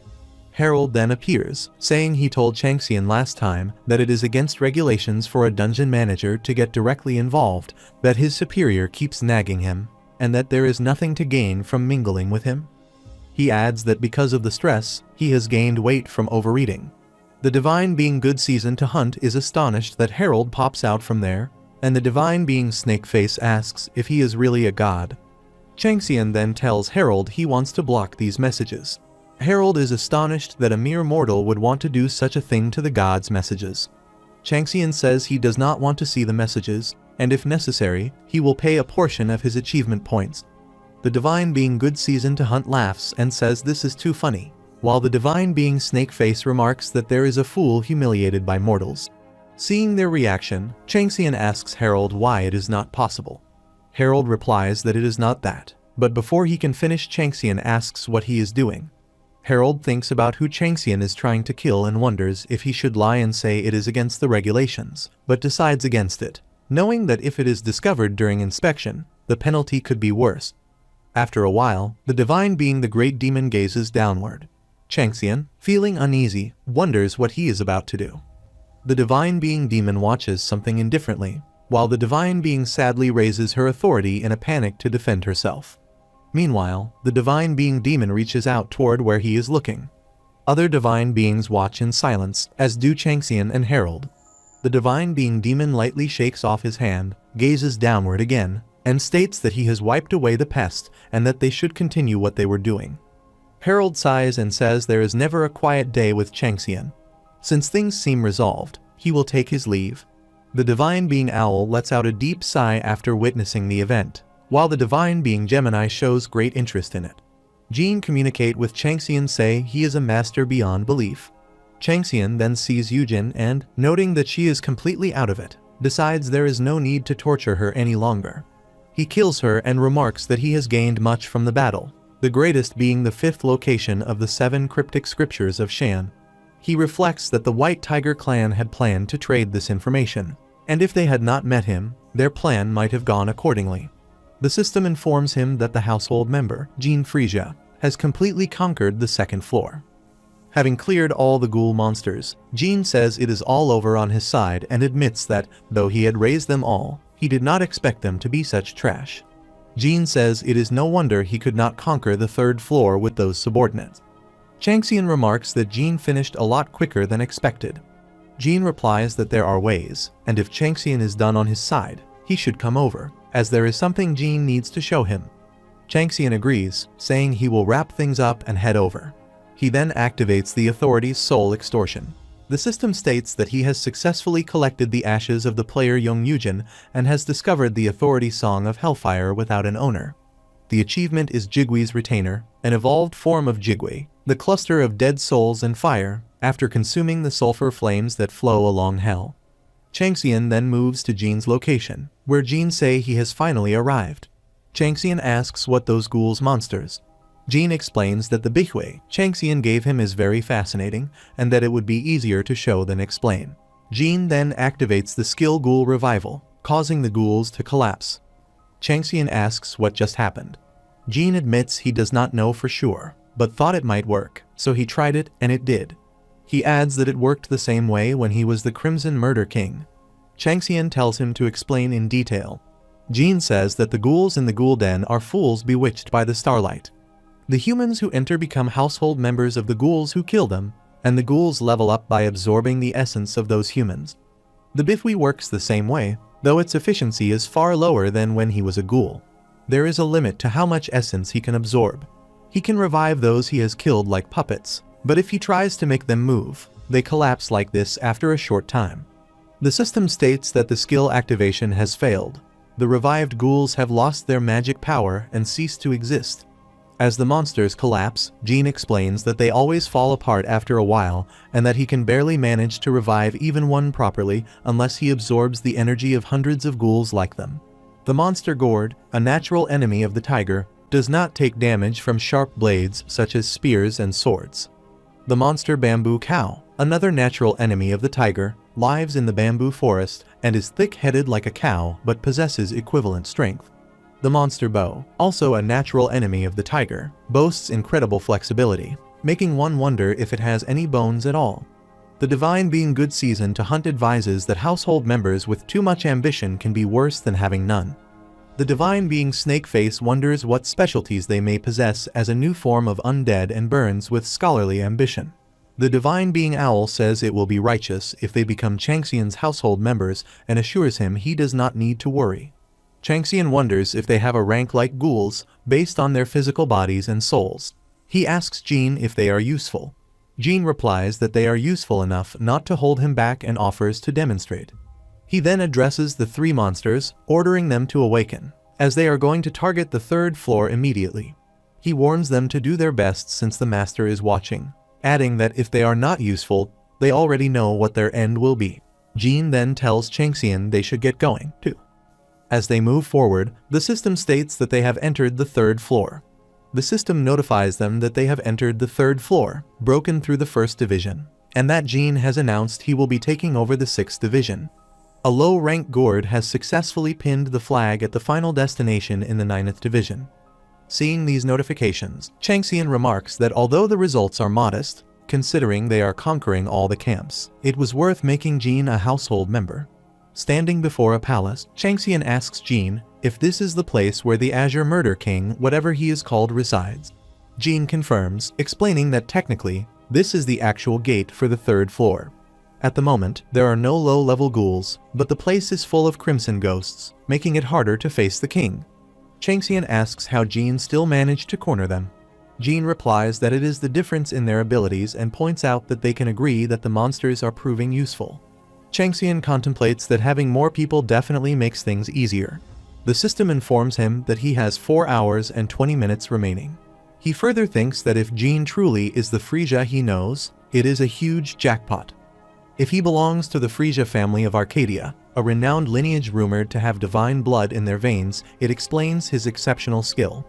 Known for mastery in martial arts, swordsmanship, and strategy, the Frisias were so formidable that an entire nation had decided to be wary of them. If Jin were a descendant, he would have been the perfect heir, so if there is any solid reason for him to stay in the ghoul den. Perhaps he touched the cryptic scriptures in an attempt to claim victory among other descendants. Changxian reflects that he had been wondering how to fend off the spirit soldiers once he encountered Munseong, but with Jin around, he no longer needs to worry. He then takes out the Frost King's breath and remarks that those monsters will probably be useful even after this, and that it would be best for Jin to complete all preparations. Jin asks if the item is an ice crystal. Changxian asks if he knows of it, adding that he did not think such a thing would exist in the ghoul den.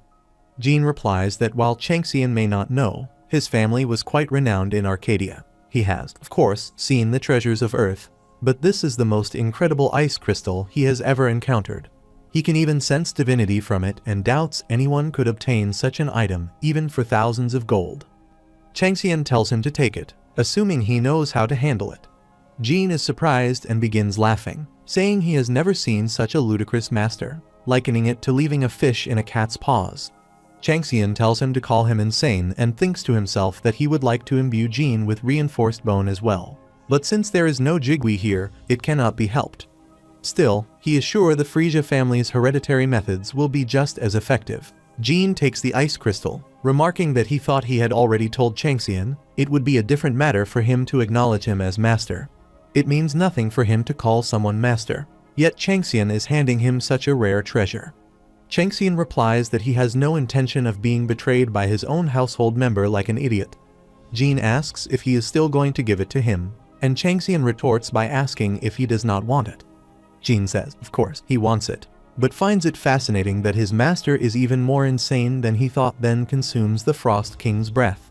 The system states that cold air is settling within Jin's body, granting him the element of frost, and that the item has been completely digested.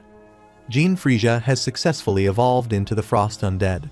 The household member has created 2 new skills, Blizzard and 0-degree Permafrost. Now fully armored, Jin says he feels refreshed, then uses 0-degree Permafrost, hurling it toward the Azure Palace, and remarks that the Azure Murder King's pants must know their place. They have 22 minutes remaining. As Jin enters the Azure Palace, the Azure Murder King addresses him, calling him the Crimson Murder King and asking how he could become a human's puppet. Jin admits that the king is right, he does not know why he has become this, but says one thing is certain: the Azure Murder King cannot provide him with any answers. Frightened, the Azure Murder King tries to negotiate, telling Jin to wait so they can talk, but Jin slashes him down, defeating the monster. Jin remarks that the king was probably going to spout some nonsense about conquering the 3rd floor together, hand in hand. The system notifies them that they have successfully conquered the 10th division and defeated one of the 4 lords ruling the 3rd floor. In place of the dead lord, Changxian's name spreads far and wide throughout the Ghoul Den, and many of its lords begin observing him. Seeing this, Jin comments that it is a perfect case of one beats the bush, and another catches the birds. Changxian sees Jin clearing the 3rd floor, but the system informs him that time has run out. Based on evaluations, he will be given a reward, and he will be returned to reality. His reward grants him the ability to sense the properties of the fierce dragon. Back in reality, the High-Off members and snowmen stand before him, shouting and demanding to know what he has done to their clan leader. Changxian calls for Jin, who appears behind him and asks if there is something he would like him to do. Changxian orders him to get rid of them. Jin kills all the members of High-Off and the snowmen, and the system states that they have successfully conquered the Winter Palace. Changxian says he has to stop somewhere and will be leaving first. He enters the guest house of the Winter Palace and sees the Frost King's body on the throne. He activates soul extortion and says the king looks ghastly. The system states that the flames of purgatory are burning up the corpse of the first king and that the remaining ashes have been collected. Changxian says the king reminds him of himself when he had fallen from Arcadia, and that he is not fake. He then notices a letter and wonders what it is. Meanwhile, the General Snowman and Cha Yian are still engaged in a fierce battle, both activating their skills. The general tells Yian she is a strong human, saying he has ignored all intruders in the past since they were weak, but he will acknowledge her. He asks her rank outside the dungeon and whether she is a king. Yian wonders about the general's distinction between inside and outside the dungeon. She casts a spell, hurls it toward the general, and tells him to die. The general, unharmed by the attack, says it means she is not the king and that even with her strength, she cannot be one. He says he does not understand humans, and if she is not the king, she has no right to battle him. He declares that just as they have killed their king, it only makes sense for him to kill their king. He vows to kill all the humans there, the humans that will follow, and all humans outside as well, until their king appears. A sudden quest, King's Slayer, is created. The quest details state that the Frost King's great general swore that he would continue his wrath until the king of humans is dead. From this moment, all snowmen, including the Frost King's great general, must be stopped. If not, a great disaster will occur in reality. The quest condition is to raid the Frost King's great general and annihilate all snowmen. Upon failure, the dungeon will break. Seeing the quest details, Yeon wonders about the meaning of a dungeon break. Youngjun tells her they need to defeat the general no matter what and cannot let him get away. Youngkwon, speaking overconfidently, says that if the general is the main problem, then obviously that is his share since he is the main. Two other players with him suggest getting rid of the general at once, mocking the fact that the team has not yet defeated the middle boss despite having 3 team leaders. Youngkwon yells at them, telling them the general is his target, and they can do something else. They reply sarcastically that, of course, he will defeat it with a stab wound. Suddenly, the 2 players begin floating in the air. Yoon, struggling, says she cannot maintain the flotation spell for long, and will back them up with magic bullets, telling the 3 to defeat the general. Youngkwon and the 2 players leap toward the great general. Youngjun tells them to leave the airborne battle to him and that he will handle the ground, then begins slashing the snowmen. He notices more approaching and says there is no end to them. The numbers just keep increasing, and they need to find a solution. A snowman suddenly approaches him from behind. He glances back, but at that moment, player Hyabin unfolds the skill Gale Dash. The dagger of the storm god gains power upon impact from acceleration, and the lightning from the dagger of the lightning god flashes violently as she kills the snowman. Hyabin then shouts at her uncle to get a hold of himself, asking how he managed to survive the rough player's life. Youngjun becomes emotional and says she is better than her uncle, adding that his father gifted her 2 daggers and artifacts worth more than 100 billion, which must mean he loves his granddaughter more than his son. The divine being Good Season to Hunt praises Changxian with enthusiasm for his talent in hunting. She wonders why she did not recognize such talent from the start and whispers that his sword handling abilities would improve drastically if taught by her. She asks if he wants to learn immediately, noting that such a great opportunity may not come again. The divine being Nameless Giant thinks it is overburdening for him to have an interest in another god. Hyabin wonders who that is and whether Changxian is familiar with that god. Hyabin recalls Changxian's movements and, following them, says it is just like how Mr. did it. She jumps higher, killing the snowman on her way. The divine being Good Season to Hunt opens her mouth in awe at Hyabin's incredible jumping ability. Hyabin injures the snowman with her daggers, and the system states that Good Season to Hunt is amazed at her fancy dagger handling abilities, but also worries she might make a mistake. Hyabin wonders why she is reacting to everything she does, then thinks of the friend she lost in the first dungeon. Then the lightning storm bursts forth. Due to the rush of lightning, a significant number of snowmen and snow pterodactyls become unable to battle. The extreme storms cause the snow pterodactyls to lose control of their flight and dive headfirst into the ground. Player Hyabin runs wild in the chaos. The general notices Hyabin and shouts at his comrades to take care of that human first. The snowmen focus their attacks on player Hyabin. Gumju activates the skill Ouroboros formula and forms a temporary trap to protect her. Fire erupts from his trap, blocking the approaching snowman. The divine being Snake states that he has discovered a useful skill from his household member.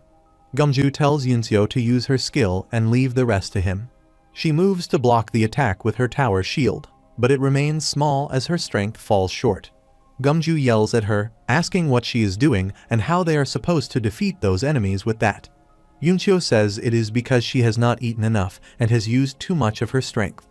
The divine being Owl expresses admiration for her spirit and blesses her.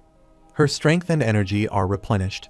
The effect Gildal takes place, the shield becomes bigger, and it blocks the opposition's attacks. The skill tower attack bursts forth. Gumju speaks to Hyabin, who uses her skills, and with that, a massacre occurs. Seeing the explosion, the general calls them insignificant losers. Then Youngkwon leaps toward the general, asking where he thinks he is looking. The general dodges and tells him, a non-king, not to disrupt him, moving past. The system alerts Gumju that the great general comes forth. He activates the skill Curse of the Viper, and throws it toward the general. The general and snow pterodactyls are affected by the curse, but it is voided.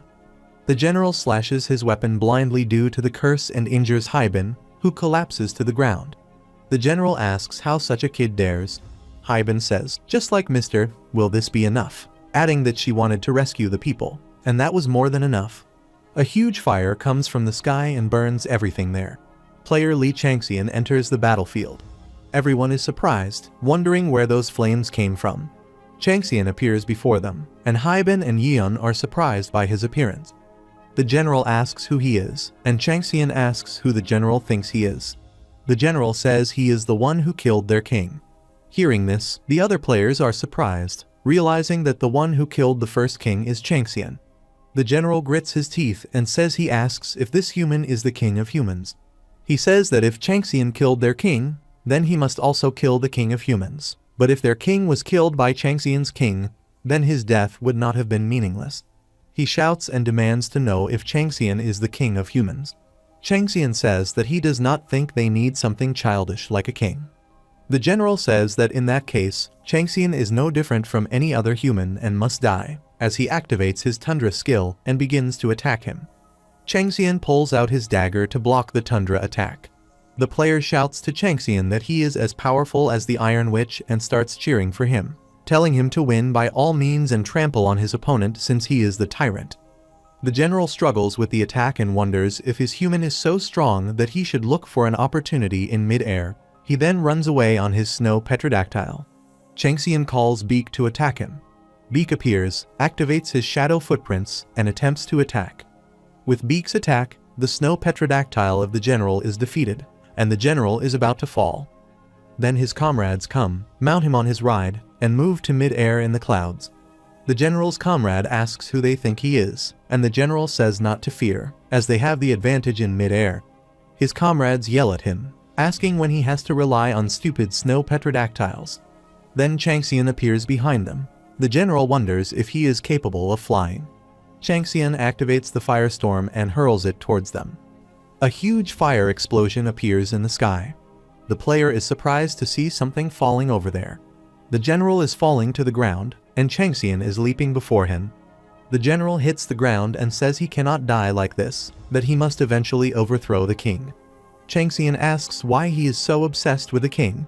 The general says it is the only way he can become king, that to avenge their king and to kill his king is the only way he can obtain the authority to become king. He says a king is someone who makes his people prosper, and in order to lead his people, he must become their king. Changxian, holding the letter, says that is why the first king left it behind. The general asks what he is talking about.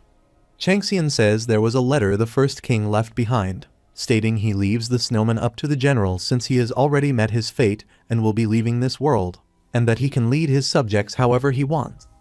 The system states that the named monster, the great general of the first king, has become the new dungeon boss according to the will of the first king. The general starts crying, saying, "Stupid father, what does it matter if he leaves such words, as they are just fakes that are not even real?" With that, his head is severed by Changxian.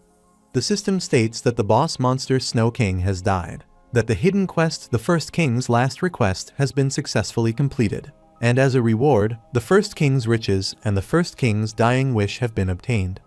It also states that the hidden quest King's Slayer has been successfully completed, and as a reward, the great sword of the great general, the first king, has been obtained. The dungeon closing starts. Meanwhile, Changxian invites Shin Yunxiu and Gumju. Yunxiu gives him a box and says she prepared it because she recalls he only ate that during the Las Vegas Championship League 4 years ago. Changxian expresses his gratitude. Haibin also arrives and greets him, and Changxian tells her to come in, though he has not furnished the place with anything. They start eating while Changxian stands on the terrace. Gumju gives Haibin a card, telling her it is a great item she can only obtain as an official member, but he is making an exception for her. He explains that if she takes a photo with it and uploads it to social media, she will gain access to all of his competitions and behind-the-scenes content, including explicit material. The divine being Good Season to Hunt looks upon the badge with curiosity. Yunxiu mutters that Haibin is gorgeous too and says this is what it feels like to be healed. She asks how Haibin became his fan. Haibin replies that she does not think she is a fan technically. She is more like a mentee, and Changxian is her mentor. She says she wants to become a kind-hearted person like him. He glances back at her, gives a peaceful smile, and thinks that this is not too bad. The divine being Tiger states he does not like this and complains. Changxian thinks he has succeeded in irritating him. He then asks Haibin if she is lonely, apologizing if that seems disrespectful and asking for forgiveness. The tiger questions what nonsense he is spewing, warns that he will not forgive him if he crosses the line again, and begins speaking about someone with a similar vibe to where he used to live. Changxian wonders what he is trying to say. The tiger explains that this person was extremely arrogant and naive, causing his downfall after becoming a sight for sore eyes to those around him, though he was also someone to be respected. Changxian becomes alert, thinks about the story, and realizes the tiger is talking about him. The tiger reminisces about the first meeting in a meadow somewhere in Arcadia. Changxian thinks it was not the horoscope or the organization equivalent to the 12 zodiacs, then realizes it is the people from before. Changxian recalls their past meeting when the tiger asks him if he is the lunatic battle god who beats up Antares, and what he has to do to become as strong as him. He simply ignores the question and tells him to get lost. Changxian realizes that the Void Monarch is the first in line when the organization of zodiacs is trying to kill him. The divine being Tiger wants to warn him and states that the truth about heaven is that even the stars that seem like they will shine forever eventually fall. Changxian wonders if he has always been his target. The divine being Tiger says he will support him and ensure that does not happen, advising that he should not have people who weigh him down if this is to happen. He says that the star shone the brightest because it was alone. Changxian says he understands and thinks that he should not have anyone around him who can weigh him down, that staying alone is how he will shine like a star, but he wonders what made him bring up the twilight of the gods. The divine being Tiger says that since he is smart, he should have understood what he meant. Changxian thinks that the chances that he knows who he is are extremely low since Thanato's protection system is not that lousy, and he cannot tell whether that is purely coincidental or not. The divine being Tiger asks what his plans are. Changxian thinks that since the Void Monarch cannot be sure, he will save that for another day. He then says 1 month, and that in that time, he plans on becoming a ranker. The divine being Tiger asks if that is actually possible and warns that he will never forgive him if he manages to get hurt while overexerting himself. Changxian thinks that it is not only possible but also extremely easy, and that he knows it will be difficult to become a ranker with just his own powers, so he is going to obtain the 5th scripture. He thinks that as long as he obtains the power, it will be a piece of cake to become a ranker. The divine being Tiger asks if it is really okay for Changxian to take on more curses. Changxian says that it is an insignificant concern and that the more hardships there are, the more one gains. The tiger acknowledges his logic, praises his courage, and bestows another benefit upon him. Meanwhile, Youngjun cries on his way, saying that Haibin has joined Changxian's team and that she said he is a nuisance. Changxian gives the ice crystal to the blacksmith Yezi and says that the unnamed spear and the Joel spear will be reinforced using it, so they should be remade. Yezi asks if he really wants him to start again from scratch after staying up for 3 nights in a row. Changxian transfers the amount into his account and asks how about now. He then opens the king's treasure and asks Yezi if that should be enough material. Yezi says that Changxian has done something unbelievable. He thinks that it is not just cold iron, but 10,000-year-old cold iron and 100-year-old cold iron, and with just a fingernail-sized piece of the 10,000-year-old cold iron, a new and powerful weapon could be produced. With that much, he would be able to produce the remaining weapons as well. He feels the urge to create a masterpiece that no one else would dare to make. Changxian asks if he is going to do it or not. Yezi says that he will do it. 5 days later, at the executive director Xinwen's office, Changxian arrives. Xin Jinho is also present, whom Xinwen tells to leave and make sure there are no errors on the business trip.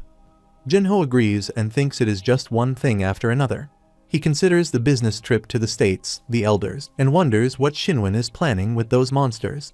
He feels frustrated and thinks that Changxian is sure to bite off his head one day, deciding he had better meet with Director Li first. Xinwen, holding the Frost King's breath, says it is much more brilliant than he imagined.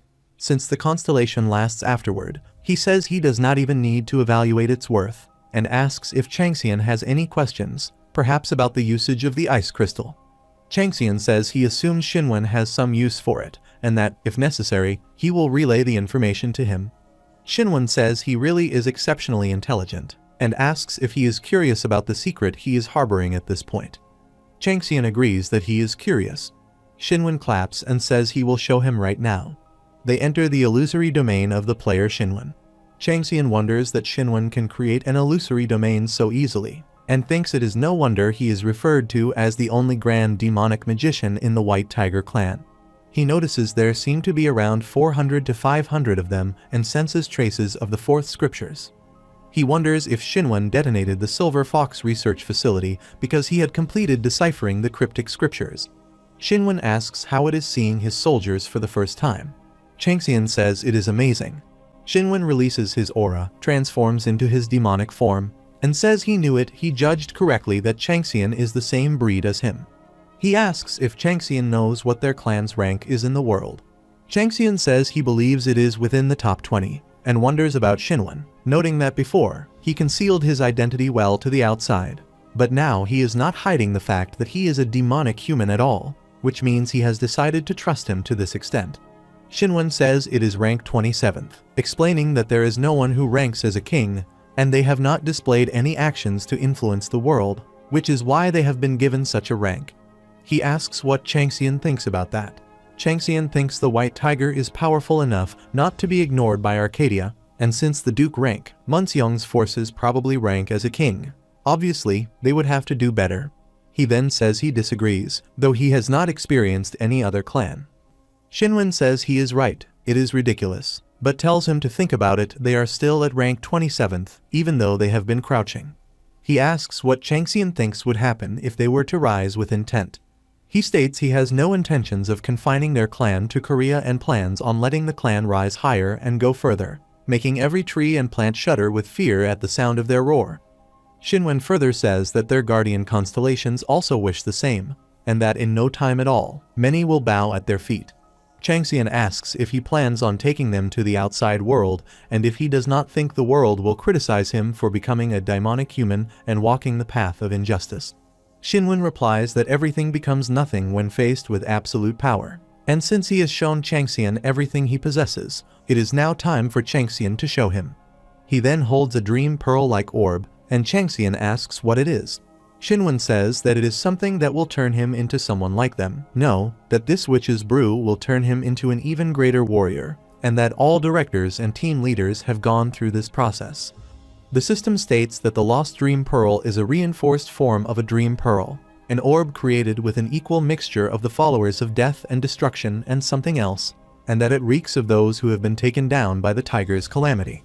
Shinwen says that he guarantees Changxian will become stronger than anyone else and tells him to take it.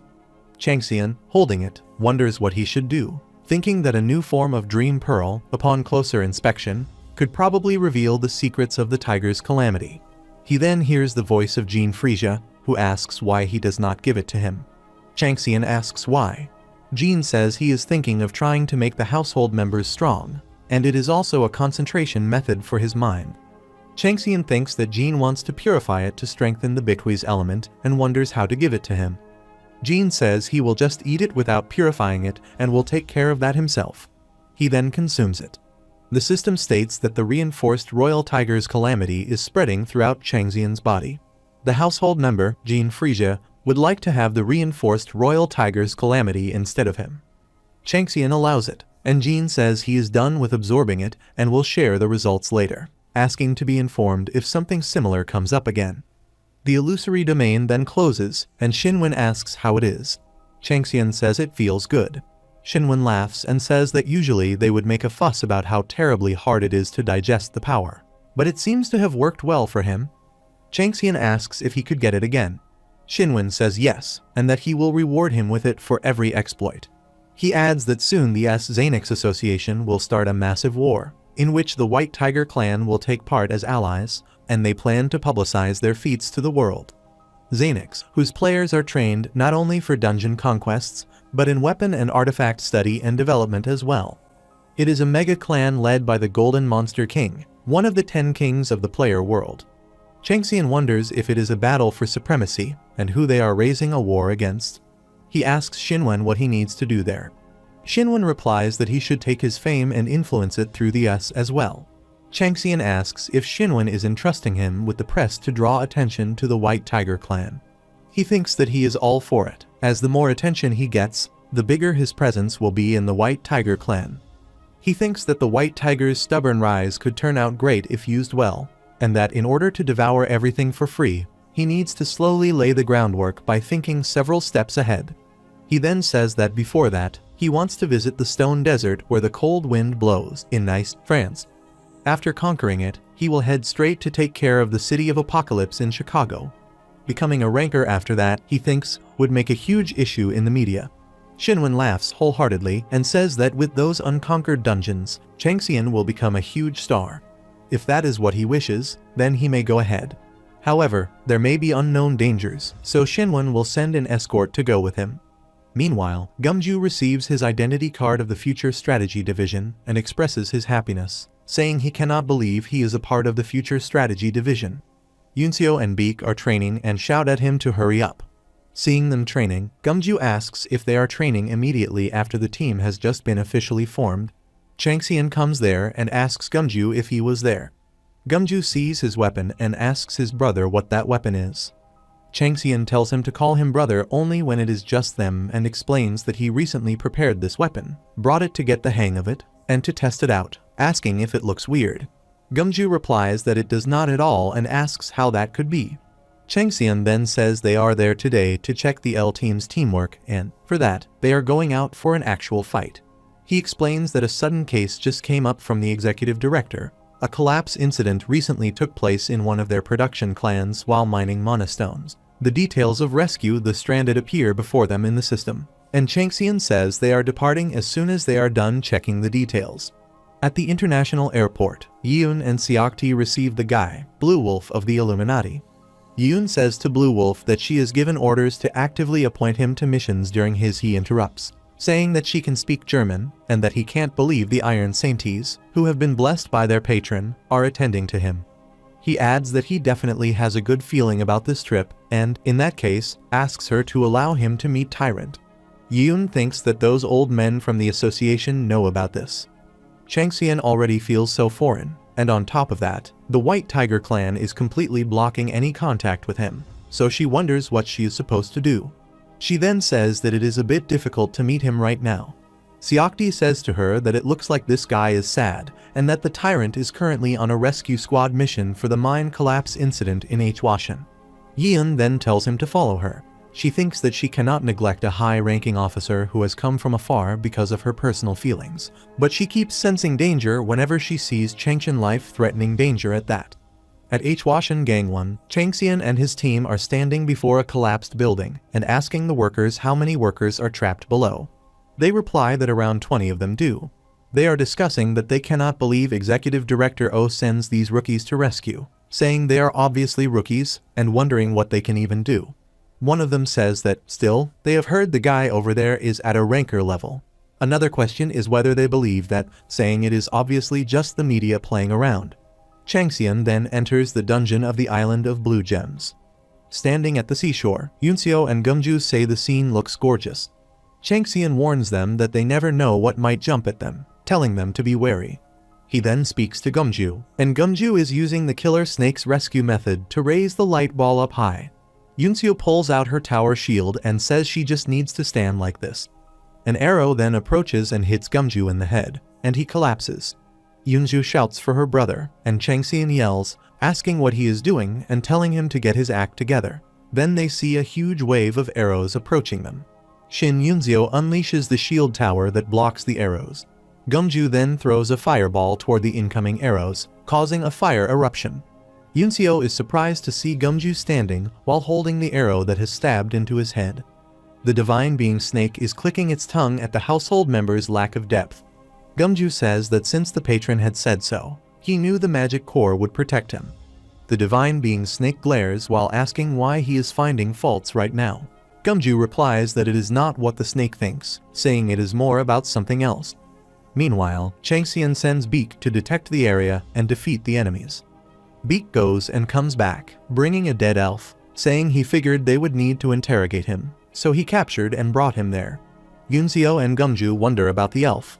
Changxian says to look at its eyes, explaining that this is not the elf they know of, but a gray elf. Gumju wonders what a gray elf is. Changxian tells them that gray elves may have the appearance of an elf, but they do not belong to the elf race. He says they are closer to being interceptors created by a monster called a parasite to drain other creatures of their energy. Gumju asks if that is what sends them here. Changxian says that for it to have given birth to a gray elf, It must at least be at the adult stage. He is surprised that it has actually gotten so much nourishing food in a small dungeon like this one. The waters around this island do not have monsters and even have a mana stone mine, so people visit frequently. He says there is no way a parasite would have grown so much and gone unnoticed. He thinks that he does have a hunch, but that would only be possible if she is involved. Unless she helped destroy the world and created this dungeon. It is impossible, so there must be something else. Changxian says that for now, they are retreating from there. Gumju says they have not even confirmed the people who are trapped inside. Changxian replies that, considering the appearance of gray elves there, they have to assume the parasite has taken over the island, and going in with their full force right now will endanger other people.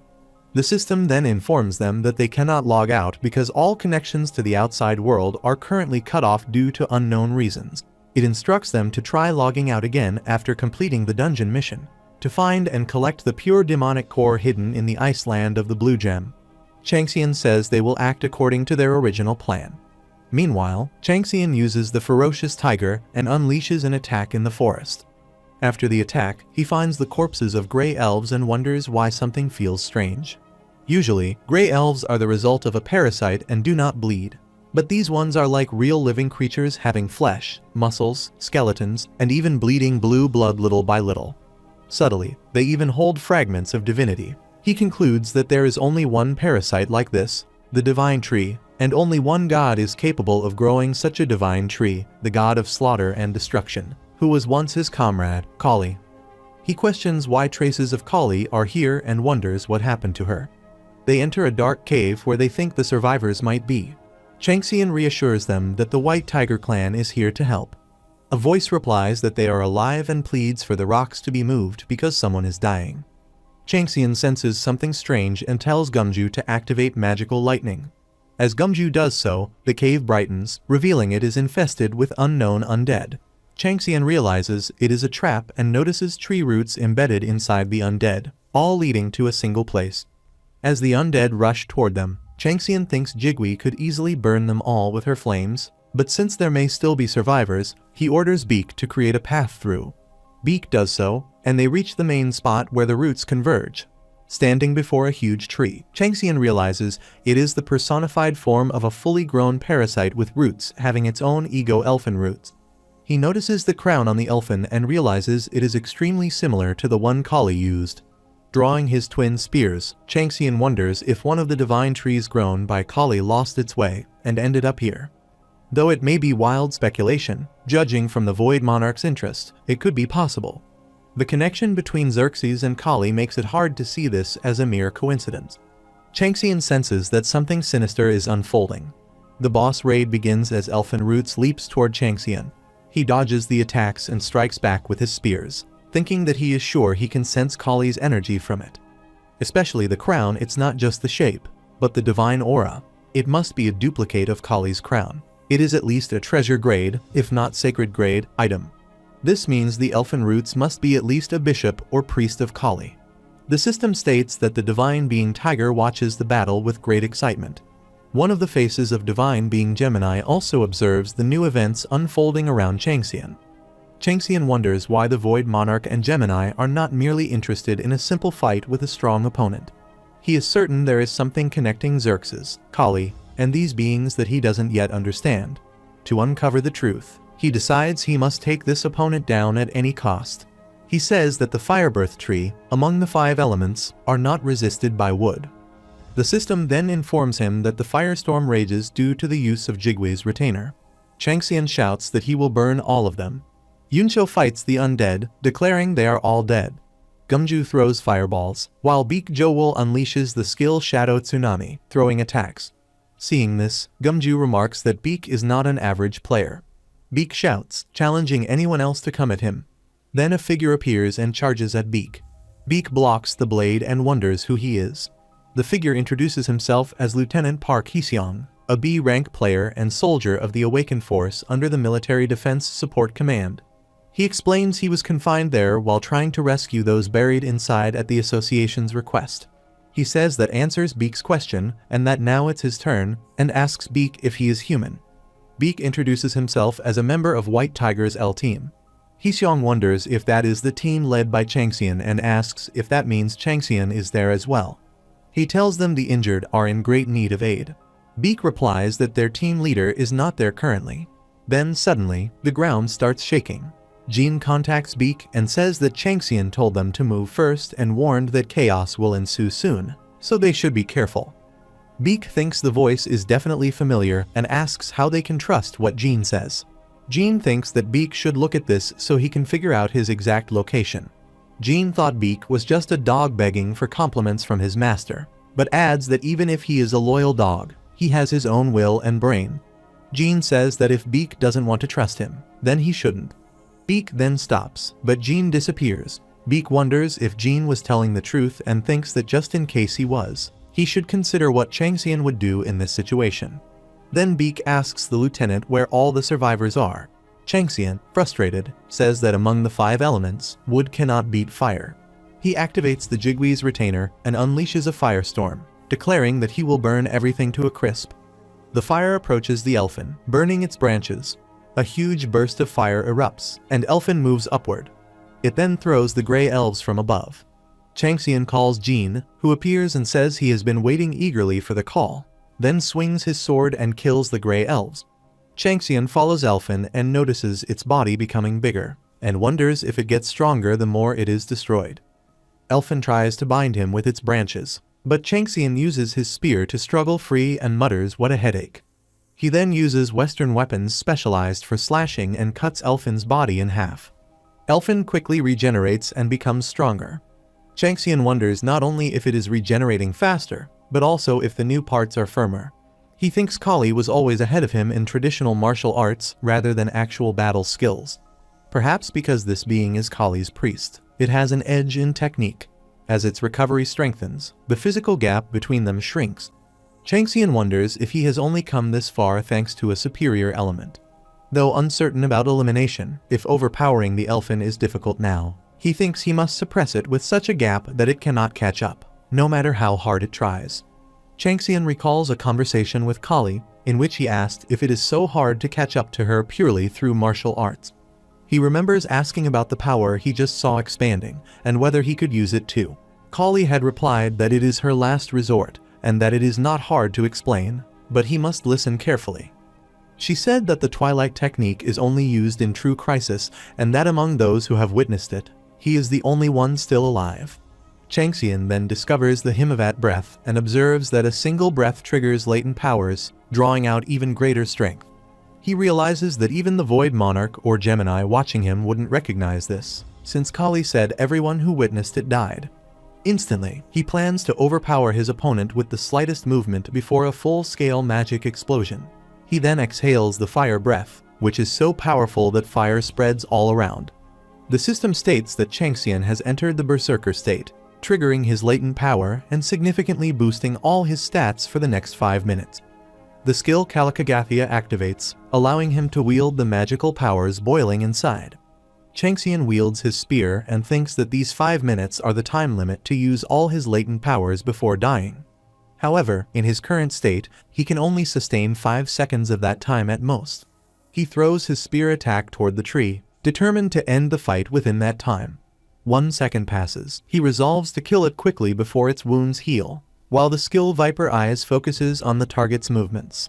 2 seconds pass as he activates the Black Mountain Monarch's claw, which explodes and severs one of Elfin Root's arms. The second claw rages violently, destroying the elfin's body. In the final 5th second, the tree burns to ashes. The system states that he has successfully overpowered the boss monster, Elfin Root. The divine being, good season to hunt, widens their eyes in amazement at the skill just displayed. Himavat's breath is forcefully terminated, and all stats are restored. The snake remarks that triggering one's latent power usually disables a person, yet this time the risk was lessened, sparking curiosity about the mechanism. He then sees Elfin defeated and thinks that it is unbelievable to have used the technique Kali taught him against her priest. It is truly ridiculous. Gemini watches the vigorous performance with amusement.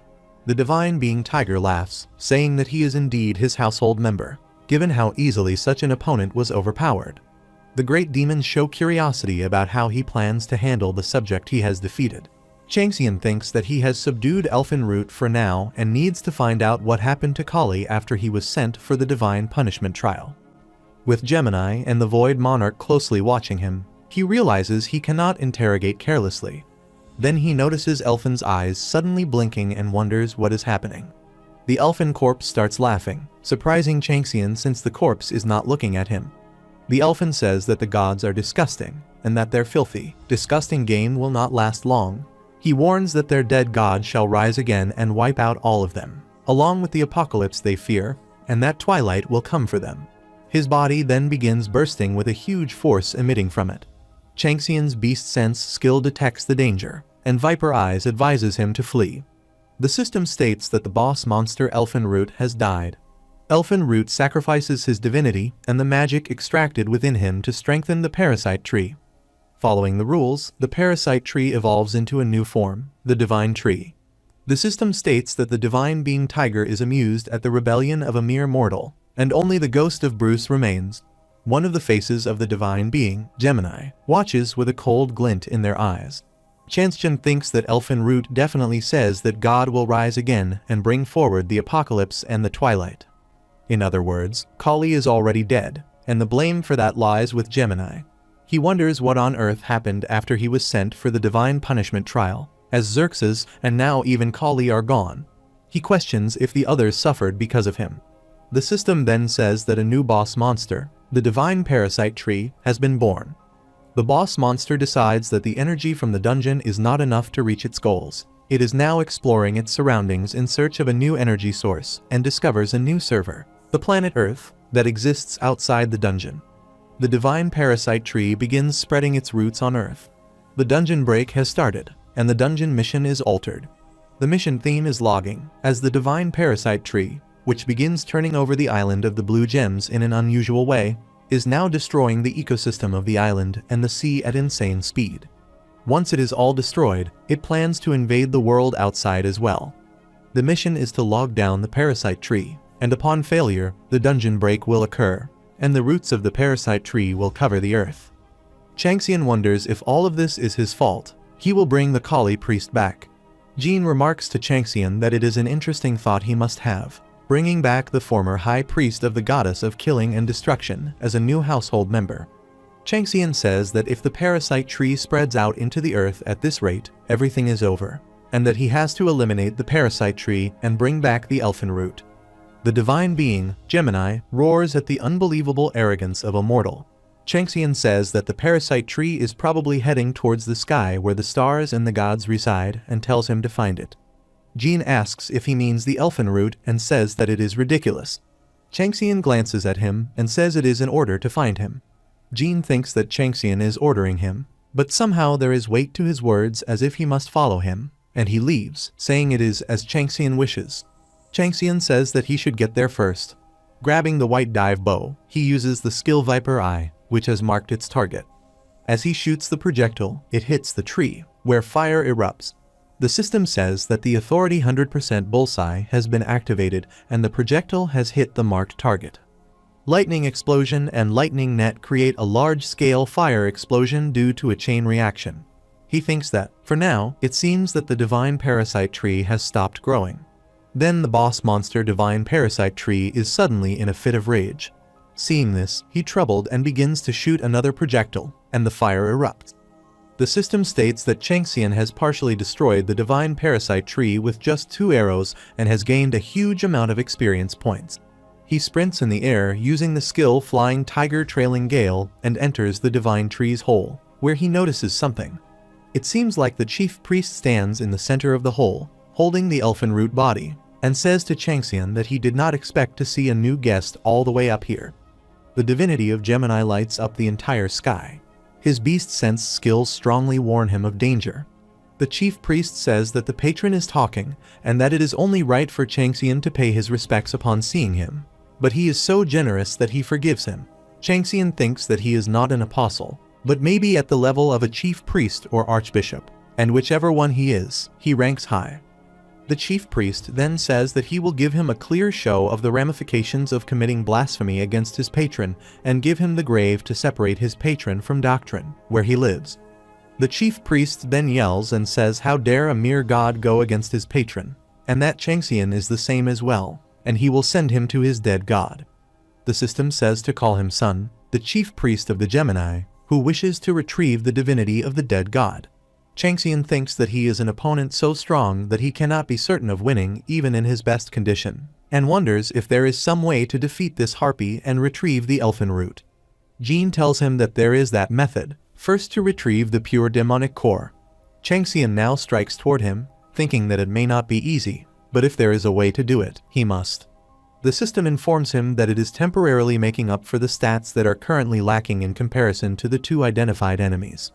Changxian triggers his latent powers using Himavat's breath and reaches the state of Berserk.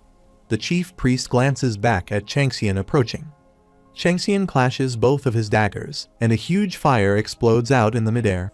Blue Wolf Jeochum, seeing this, asks Yun what on earth is going on. All of these are monsters. Yun thinks that this is no simple dungeon on break, that even that monster is still growling, and that if it crosses over to the earth through the gate, just imagining it is enough to know something terrible will happen for sure. But how they are supposed to catch a monster like this? They then notice something terrible and wonder what is happening all of a sudden. The system notifies them that Changxian is running amok. Yun wonders if it is that guy again. Blue Wolf Jeochum clenches his teeth, laughs, and says that it is the tyrant, that he did not think he would join a raid after coming all the way to Korea on a business trip, but that he first needs to handle this dungeon before he can get what he wants. He unleashes his aura and transforms into a werewolf. Yun mounts on him, and many divine beings send their blessings to her. The werewolf says that the saintess's blessing is incomparably more powerful than that of the chief priest, not to mention receiving the blessing of not just the goddess, but also everything from the great god of Olympus. Yun detects with her eyes and says there is a survivor northwest 32 degrees. The werewolf warns to be careful and says he is not going to pick anyone up if they fall. Changxian then activates the Black Mountain Monarch's first claw and second claws and begins charging at him. The chief priest seems troubled with this, and Changxian then tears him apart. The system states that the son of the chief priest of Gemini is now dead. The boss monster divine parasite tree has been eliminated. A great feat has been accomplished, and the divinity of Gemini, along with the divinity of an unknown god, has been acquired. Changxian, all exhausted, thinks that the Black Mountain Monarch's claw passed down by Hanyu includes all 5 claws, but with his stats, he is barely able to use 2. As he falls, he thinks he had considered unleashing them at the same time, but the aftermath was too much for him. He gave it everything he had, even triggering his latent powers, and he cannot begin to imagine the backlash. As he is falling, the divine beings praise him and worry for his exhausted body. He thinks he almost died there. Jean says he almost died there, but at least the pure demonic core has been acquired. With that, the dungeon mission ends. The calculation of the reward begins, and an extra reward will be given based on his contribution to the mission. Countless gods are shocked, and countless stars are smiling. The dungeon now closes. The man who falls after losing his wings is not something Changxian really cares for. Unconscious on the bed, he feels warmth and a body scent reminiscent of a pungent minty smell. A grumbling voice, yet full of concern, reaches him. He slightly opens his eyes and tries to touch, wondering why it is a somewhat familiar sense of longing. As he fully gains consciousness, he notices Beak holding his hand with concern and asking if he is coming to his senses now. Beak then tells him about Heseong and asks if he knows him. Changxian thinks it is the second lieutenant he met during the tutorial and guesses he has been promoted in the meantime. Beak tells him that as the divine parasitic tree grew, they were dangerously close to being swept away along with the vines, but were rescued in the midst of a crisis by a huge wolf and Agent Yun. Changxian, surprised, asks why she was there. Beak says she was apparently there to meet him, but ended up entering the dungeon after seeing the risk of a dungeon break. She is also the one who administered emergency first aid to him while he was in an exhausted state. He says he was fighting the sun, the chief priest, while high up in the sky, and that the woman actually felt that. To be able to detect mana waves from such a distance shows how great her mana affinity is. That is not all.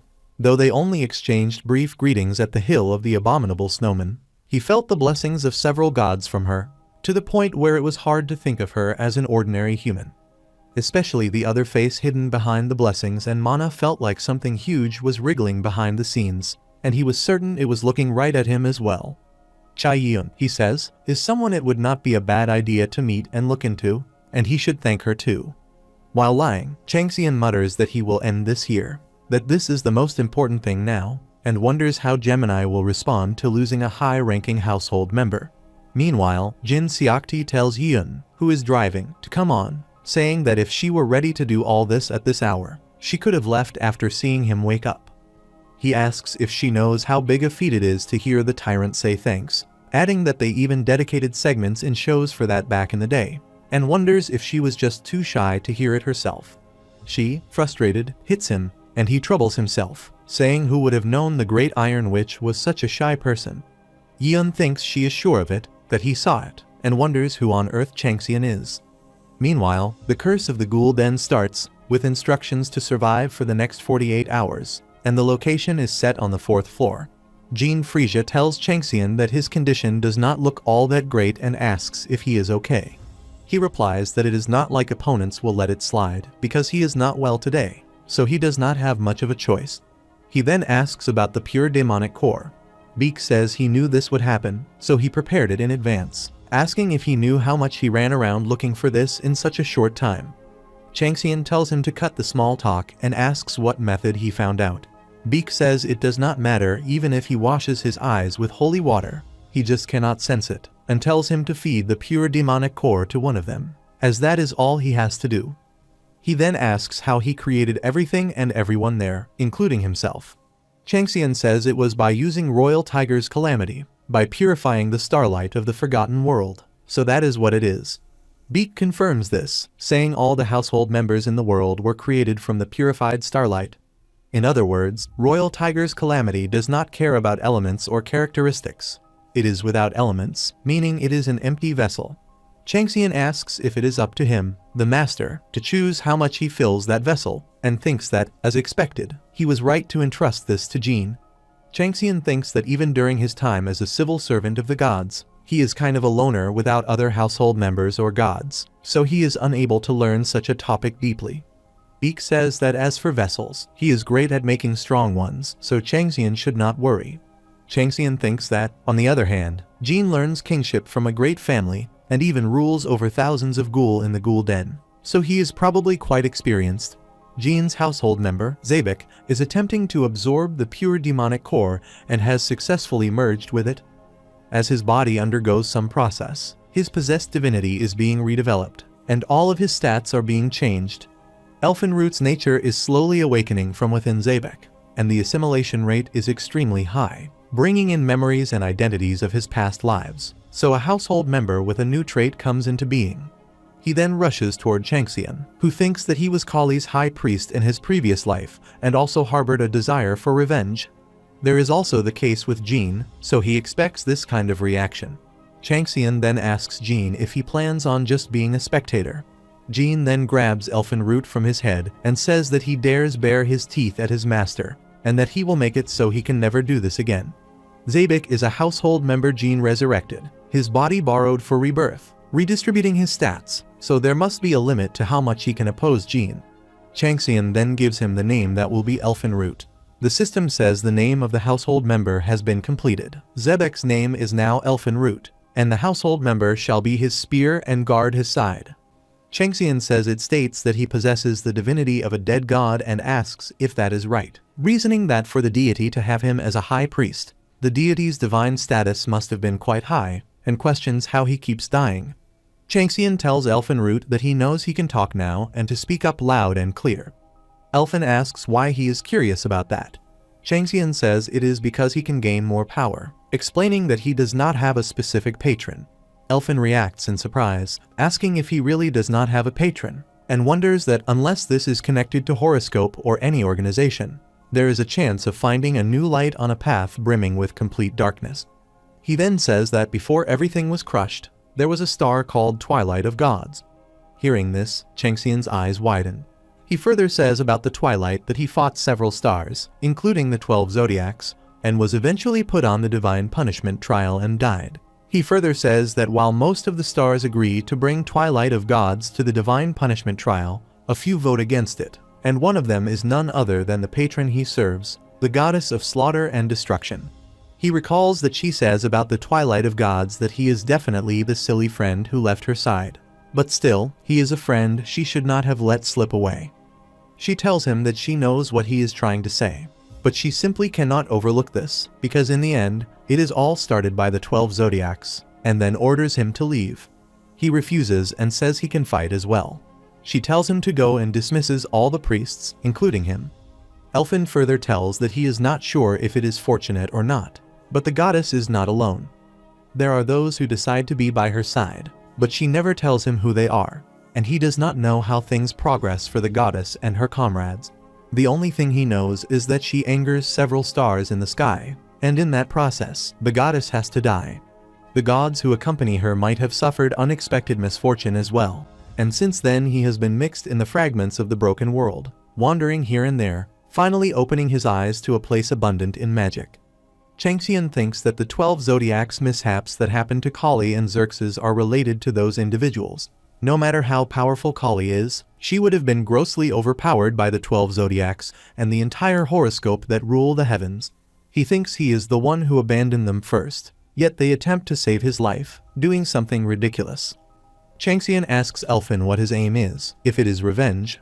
Elfin replies that revenge is obviously a goal too, but his main priority is the resurrection of the goddess. Changxian asks if that is possible, and Elfin yells that it does not matter if it is impossible. All that matters is that he tries, as it is the inevitable wish and duty of the true saint. Changxian thinks that gods are beings based on providence and laws, and as long as there are believers who devote their faith and prayers to collect divinity, resurrection is indeed possible. That is why the underworld does not kill gods or stars, but rather seals them. Theoretically, the resurrection of a god is not impossible, but the issue is that it is easier said than done. Once the divine status of the stripped divine being is shattered, their divinity and powers are as good as gone. He then asks about the dead god's divinity, confirming if the more Elfin collects, the stronger he will get. Elfin says yes, it is his goal to gather divinity and reach the level of an apostle, and that while Changxian may not have a patron, he is sure several stars are interested in him. He says he will not ask for help, but tells Changxian not to get in his way either, as he will handle tomorrow on his own. Since Changxian is after power, he guarantees it is not a bad deal. Changxian says he will help him until then, but in exchange, Elfin must completely submit to him, as he cannot escape anyway and cannot do anything without his permission, so it would be better to rely on him and take a chance in the future. Elfin then kneels and swears that from the 26th branch of the goddess of slaughter and destruction, he greets his new master. The system says that the household member Elfin Root has pledged allegiance, granting Changxian the absolute right to command. Changxian wonders if the absolute right to command has passed to him despite Elfin being Jean's household member. He notes that this does not excuse Elfin's desire to kill or rebel against him, but it now obligates him to actively help with Elfin's wishes. He also wonders how Gemini will react to Elfin Root becoming his household member. With that, the divine being Gemini smiles as he watches Changxian take in the traitor who dared to cross him, then gives him a new scenario quest. The system states that the description of the scenario quest is that, while Gemini resents how Changxian rashly harmed the chief priest, he sent and took in a heretic who dared to rebel against him, and now seeks Changxian instead of being outraged. Gemini would like to make a proposition to Changxian to become his apostle. By accepting this proposition, Changxian shall hold the highest status on earth as a representative of the 12 zodiacs, able to take hold of everything he wishes for, and is warned that if he refuses, Gemini will punish him for harming his chief priest. Changxian wonders that the 12 zodiacs are stars among stars who led huge cults even in Arcadia, great beings known to have come closest to the Imperial. He knows the 12 zodiacs would take interest in him someday, but he never thought they would offer for him to become an apostle. He considers that if he becomes an apostle, he will overcome the limitations of being human in an instant, and that a demigod might even be far greater than low-rank gods. He then smiles, thinks that Gemini has made an outrageous offer, and accepts it.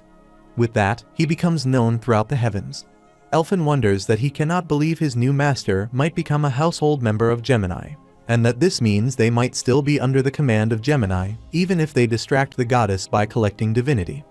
The system says that the divine being Good Season to Hunt is shocked, and, in a fit of rage, points her arrows at the constellation and telling him not to keep an eye on her belongings. Other divine beings are also targeting Gemini, who ignores all the backlash, and all channelings are temporarily cut off except for Gemini's channel. Changxian, seeing this, thinks that Gemini is a psycho, cutting off other channelings just because they are getting on his nerves. He reflects that he thought the caster was the older brother, but it is actually the cranky younger brother Pollux. He decides that whoever it is, he has no intention of being swayed, and wonders how he should respond. He then retrieves the elfin crown, saying he retrieved it because it looked good and guesses it is important. The system states that Gemini's divinity received as a reward to the god is the crown replica, and that its rank has been raised from sacred item to holy relic. Changxian thinks that it is a holy relic holding the divinity of two seemingly incompatible enemies, Kali and Gemini. The system says the divine being Gemini is screaming at him, demanding to know what he is doing. Changxian thinks that when Gemini took interest in him, the divine being Great Demon was the first to react violently, and decides to give this a shot. He wears the crown and asks if the Great Demon is okay with him being taken from it. Gemini stiffens as it realizes his intentions. The pallid sanctuary is open, and the divine being Great Demon raises his head. Changxian wonders if he was right, as the demon, who is said to have no interest in worldly affairs, is showing deep interest in him for some reason. Gemini is mildly baffled by the appearance of an unexpected presence. Changxian thinks that even Pollux cannot act rashly with the demon in front of him, and that, as he guessed, the demon is definitely a force to be reckoned with, so even the 12 zodiacs cannot mess with it thoughtlessly. The divine being Gemini realizes the predicament others face and declares war. The radiant light of the complete constellation illuminates the world. Meanwhile, the divine being, the Great Demon, also releases the darkness, and with that, both darkness and light are colliding fiercely in the sky. Changxian wonders that just the colliding of two stars' energies is enough to make one's skin tingle. The system states that channeling, which was temporarily cut off, has been restored. The divine being, Good Season to Hunt, aims her bow at a certain constellation with an angry face and bares her fangs, screaming that they have brought disgrace to her, that she will never forgive them, and that she is going to tell Mother. Seeing this, Changxian is surprised that this means even the primordial evil dragon, Tiamat, is involved. One of the faces of Gemini frowns, and the other face appeases it while telling it that it should have been careful. Changxian thinks that Tiamat is currently preparing to go to war with Taurus, the leader of the 12 zodiacs, and that technically, Tiamat is also at odds with Gemini. The divine being Snake is tired of the constellation's antics and is sharpening his scales, and the divine being Owl asks if Horoscope can handle the discourtesy shown just now. The wicked and evil gods of the organization focus their gaze on one side at the call of their comrade.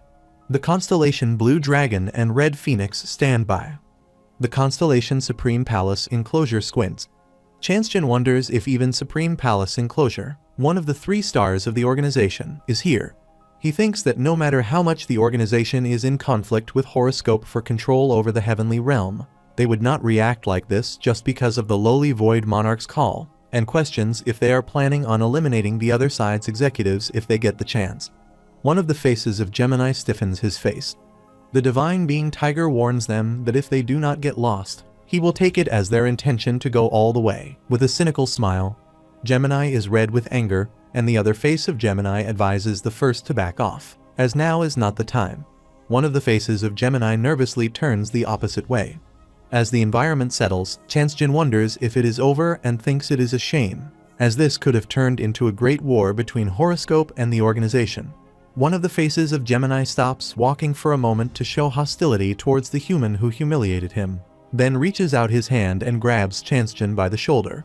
The divine being Gemini reaches Changxian, and his power spreads like a fever, heating him up. As the heat spreads in his body, he shouts in pain, wondering if it is impossible for him to wield the divine power of the 12 zodiacs with his current body. He thinks that even 10 poison immunity and first form world-ending flames are useless. The divine being Tiger growls, asking what this is. One of the faces of the divine being, Gemini, coldly responds that he is merely granting a befitting privilege to the mortal who possesses his divine powers. The other face of Gemini disappears after saying that being able to handle this privilege will grant him remarkable talent, but failing to do so will cause the divine heat to melt his soul. Changxian wonders if his body is burning up. The constellation Gemini disappears after saying this is greatly entertaining, and that he will remember his name. The divine being Great Demon looks down on him from its silenced-down sanctuary and bestows upon him, who is struggling, a new privilege. With that privilege, a stigma is imprinted on his shoulder. The divine being Demon says this will make it easy to keep watch over him, and with that, the pallid sanctuary disappears. As things settle, Jean asks Changxian if he is okay. The gods who come out to watch exult as they disappear, their excitement dampen. Stars who check out the legendary Great Demon chatter, saying it is still an entertaining show. Changxian wonders that a tug-of-war between cosmic beings is beyond his imagination, and that, thanks to this goddess's crown, he is barely able to hold himself together. He then gives the crown to Elfin, who asks if he is really giving it back to him and wonders if he can't say it's because he doesn't plan on becoming a parasite tree or controlling trees, and wants to handle the domain himself, which is his specialty, while Changxian does the same. Changxian thinks it was worth the trouble since he obtained a stigma, the divine mark needed in spirit training, but to use it properly, he will need it. The divine being Owl watches him with a pitiful look and wonders if there is anything she can do for him, who encounters hardship and adversity at every turn, and she invites him to dinner. Changxian is surprised that this happens just out of the blue. The divine being Good Season to Hunt is intensely against the idea, saying it is always the silent one that must be wary of. The divine being Snake corrects her, saying it is not silent but cunning.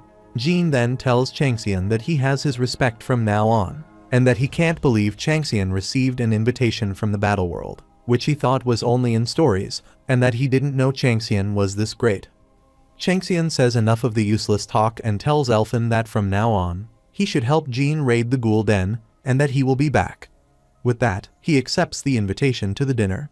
He then enters the owl's nest and wonders about the owl, Minerva, known to defeat the delights of the unknown and irrationality. The one who shines the light of civilization, the military goddess who blesses heroes and warriors enduring hardships.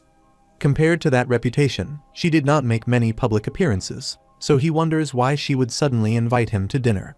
He had expected the gods to woo him like this at some point, but this is much sooner than expected. Besides, the Great Demon did not seem to mind, but calling a mortal to the sanctuary interferes with the principle of cause and effect, so this could have serious side effects. That shows how great a sign of approval this is. He also thinks he expected something fancy or majestic, but this is kind of unexpected. Then he finds himself standing before a huge door and wonders if he has to get through it on his own. The door opens before him, and a man guides him, saying the goddess is waiting and asks him to come inside. As he follows the man, he thinks the sanctuary is a great mix of austerity and freedom among all the sanctuaries he has visited, by far the best one. The man then stands before a closed door and says that, as requested, the guest has been guided here and allows him to enter. As Changxian enters, he notices different creatures, and Minerva greets him, saying it is a pleasure to meet him. Changxian sees her and wonders if she is Minerva, the divine being owl. Changxian then observes the different creatures' expressions toward him and wonders if they must be the heroes who have received Minerva's blessing and her household members. Among them is Rutan, known as the Army of Victory, who has a strong presence. Minerva then tells him to go take his seat, saying they'd better eat before the food gets cold. Changxian realizes that the heroes are completely keeping him in check. Meanwhile, at the dining table, two heroes are fighting and scolding each other. Changxian, while eating, wonders if it is okay to let them continue.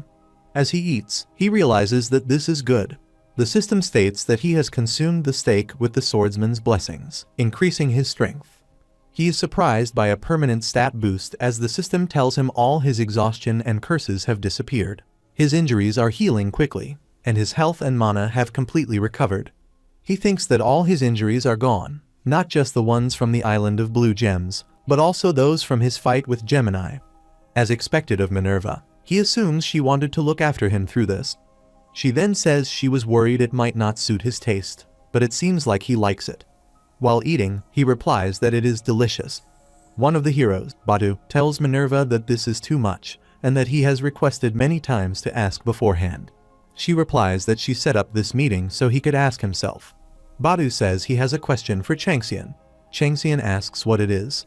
Batu thinks, how dare this mere human of the lower realm speak without honorifics to him, and that he will get his answers and then deal with him.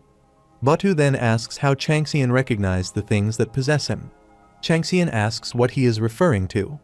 Batu says, of course, he is talking about the Yucheng sword. From the outside, it looks like a mere bronze sword or some trash. But Changxian acted as if he already knew it was a Yucheng sword, and Batu asks how he knew. Changxian asks why Batu is curious about that. Batu says it is obviously because they have one as well, and asks if Changxian has heard of the guiding sword. Changxian wonders why Batu refers to himself as we, and wonders about the guiding sword, noticing that the Yucheng sword's reaction means Batu is not lying. The system states that a new clue for the hidden quest has been received. Just now, the Yucheng sword succeeded in detecting the energy of its brother sword, the guiding sword. The mission is to track down the guiding sword and retrieve it, which will allow unraveling a new secret of the Yucheng sword. Changxian thinks he never expected to get a lead to the hidden quest he was unsure he could complete, especially in a place like this. Minerva then explains that Changxian doesn't seem to know about Owl's Nest. She says that simply put, the nest has an arsenal and its members share and lend weapons as needed. Rewards from dungeon raids, loot from wards, and byproducts all belong to the nest. Among them, Batu made the most significant contribution to finding the guiding sword. Changxian thinks there is nothing strange about Minerva possessing a great sword like the guiding sword, considering her status and reputation. It would be stranger if she did not have one. She further says that Batu went through a hard time to get the guiding sword, but Changxian seems to have found the Yucheng sword at a glance, and it looks like Batu has developed a sense of rivalry. Batu asks Minerva how she can call Changxian his rival. She replies that it would be better for him to stop that talk right there, as it would make him less sharp-eyed than Changxian. Batu then asks Changxian how he recognized the sword, questioning if he has a secret, a skill, a trait, a privilege, or a talent. Changxian says he was just able to see it and thinks that he cannot reveal. It is thanks to his experience as the king of weapons during his time as the Twilight of the Gods. Batu says he is an annoying little guy and asks how that is an answer. Minerva says enough, that there is no point in asking further, and stops the matter. She says she now has a question for him and asks if he remembers the earlier arguments. Changxian asks if she means the discussion about the effectiveness of the slash skill, specifically about how a melee attacker should use their mana against a ranged attacker. She confirms this and says he was listening after all. Batu says the method is to spread magic to form a shield, focus on defense, wait for a chance, and when the enemy cracks, land a slash at once. A heroine, Serena, yells at him, calling it nonsense, and says that would only exhaust him from overusing mana. She says the approach should be to narrow down the mana's release area and improve the slash's sharpness, achieving accuracy by twisting the shape of the slash into a spiral to widen its area. Changxian wonders that slash is a technique that gathers magical energy to deal with enemies at a distance, and since that is relevant to Tiger's Calamity and Black Mountain Monarch's Claw, it is a meaningful topic for him as well. Minerva then asks for his thoughts on the matter. He thinks she is testing him, rousing the competitive spirit of her household members while gauging his ability, and decides that since she treated him to a fine meal, he should compensate accordingly. Changxian then says both of them are wrong and explains that the basic form of slash lies in its aura, so all that is needed is to shape the aura so it hits a long-distance opponent. Batu Shout says that it is easy to say. Minerva asks if he can show them what it is. As Changxian flexes the aura by materializing it into a sphere, Serena says that he has said he has only been a player for a few months, while she has spent over 3 years perfecting that, and even then, everyone called her a genius. Changxian then captures it in his fist and throws it in a direction with a definite shape. Everyone is surprised to see this. Batu wonders and says that he has never seen mana be used like that before, asking how it is possible to shape it in such a way. He says that it does not look like a skill either and asks if Changxian has isolated it from space to make sure it only hits the target, mentioning teleportation, wormholes, and quantum travel, and wondering what the principle behind it is. Minerva then says that she thinks that pretty much explains how he has recognized the Yucheng sword and asks Batu if he still has more questions for him. He quietly says no. Minerva then shows her nest armory and says to take a good look around. Seeing the armory, he wonders that it is amazing, and that she possesses so many divine relics. She asks if he sees anything he likes, and says she is willing to give him one of them if he would like. She shows him a web and a shield, saying this is the spider web she got after a bet with Arachne, and she used the shield edges while fighting Medusa. He thinks that each and every one of these is a treasure that would dazzle the eye of the beholder. He then hears the voice of Relics saying a good one has come in after a while, asking if he does not want them, telling him to hold on to them for they will lead him on a completely new path, and urging him to grab them right now. He thinks that maybe it is because of the understanding he has acquired from the sword's mystery and lance mystery, but he can clearly feel the force of the divine relics. He then observes a sharp surge of energy from relics, and his Yuchang sword is reacting to one particular relic. The system then tells him that he has discovered the guiding sword, and that the Yuchang sword wishes to get closer to it. He wonders if it is the sword with a legend that turns its possessor into a king, and no wonder they say that the 9 great gods attract each other. He realizes that it feels like Yuchang is urging him in a rush. Minerva then says she can give that to him if he wants it, but completely giving it away would be difficult since the household members would oppose it, though lending it would definitely be possible. She mentions some of the relics and says to just name it. She will lend him whatever he wants, and that any one of them is enough to make sure no human can take him down. Changxian says no, and that he will have to decline her offer. She is surprised and asks why, saying she is sure any one of these would be of great help to him. Changxian says that is true, but there is nothing free in this world. She wonders that she did not expect him to be easily swayed by worldly desires in the first place, but to dodge a blatant trap by acting clueless shows how wicked he is.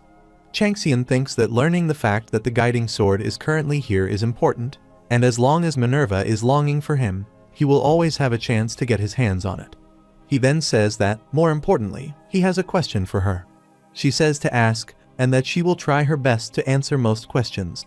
He asks if she knows why the great demon is so obsessed with him. She says that she actually expected him to ask this the moment she invited him to the sanctuary, and rather, the reason she invited him is because she had something to tell him regarding this matter. She says he is extremely similar to this one person, the one the great demon has been searching for a long time. He wonders and asks who it is. She explains that he is greatly familiar with death, plays with fire freely, is so dark almost darker than the dark itself, with an innate talent for fighting. Changxian wonders if she is referring to him when he was the twilight of the gods, but he notes that he never got entangled with the great demon back then. Minerva glances at him and asks if he is really similar to Abyss, saying that because of that, he is bound to catch the demon Great Eye. He wonders about Abyss, thinking that the great demon's name is the demon that chases after the Abyss, and questioning if it is connected to that Abyss. She says that is probably why the demon tested him during the first tutorial. He asks who on earth that person is, but when she tells him, the information is censored. She says that, as she thought, they would censor it, but in any case, there was a person like that. He thinks that there are almost no cases of the system interfering with awareness, and that he either needs a great amount of causality to become aware of the person Minerva mentioned, or he needs to obtain the right to approach him first. This means the person's existence is so supreme that the principle of causality must be different for him. He reflects that the abyss he knows of is the fragment of the universe from before the beginning of time, in the deepest of places, and wonders how on earth that resembles him. He never thought that all the things he dismissed as useless during his time as the twilight of the gods would come back to bite him, and thinks that if he restores his channel with the underworld and asks the king of the underworld, he could get a rough idea. He then says to Minerva that this is hard.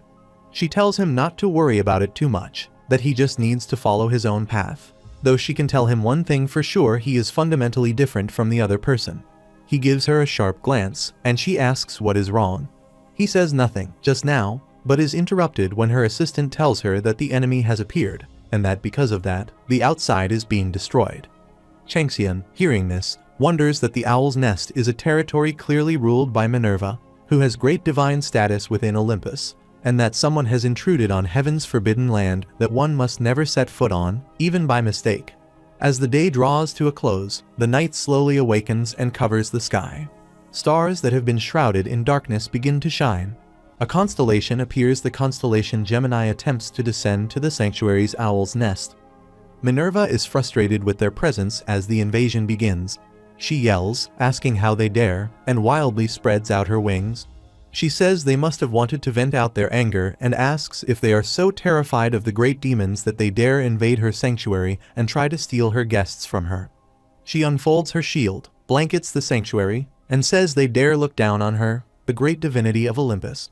The divine being Owl and the constellation Gemini begin a dispute over the territory, and the defense mechanism activates. The two divine powers clash, causing fiery explosions.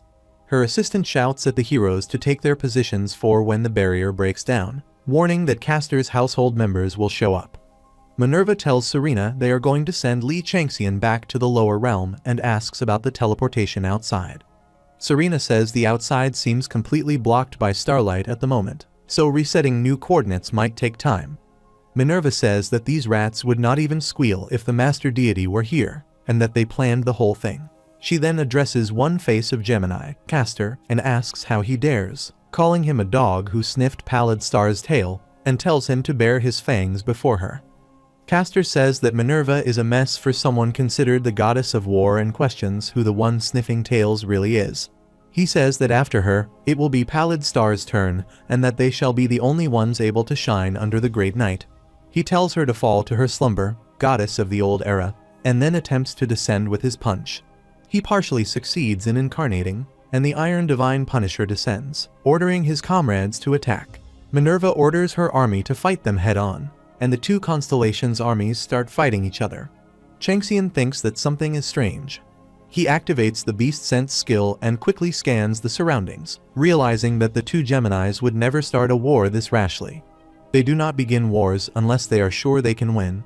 Their involvement in what could be a major incident, possibly causing an all-out war between Olympus and the horoscope, means this is not just about anger or retaliation. It means they are absolutely confident about winning. He also notes that Pollux is nowhere to be seen and that the two are called Gemini because they are always together when doing something big. She leaps up and grabs her shield and blade.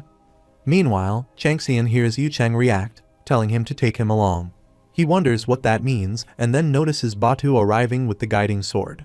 Batu tells Minerva to move out of the way as he begins to throw the attack with the guiding sword. Changxian activates the status, Commandant Tiger, which increases his thinking speed.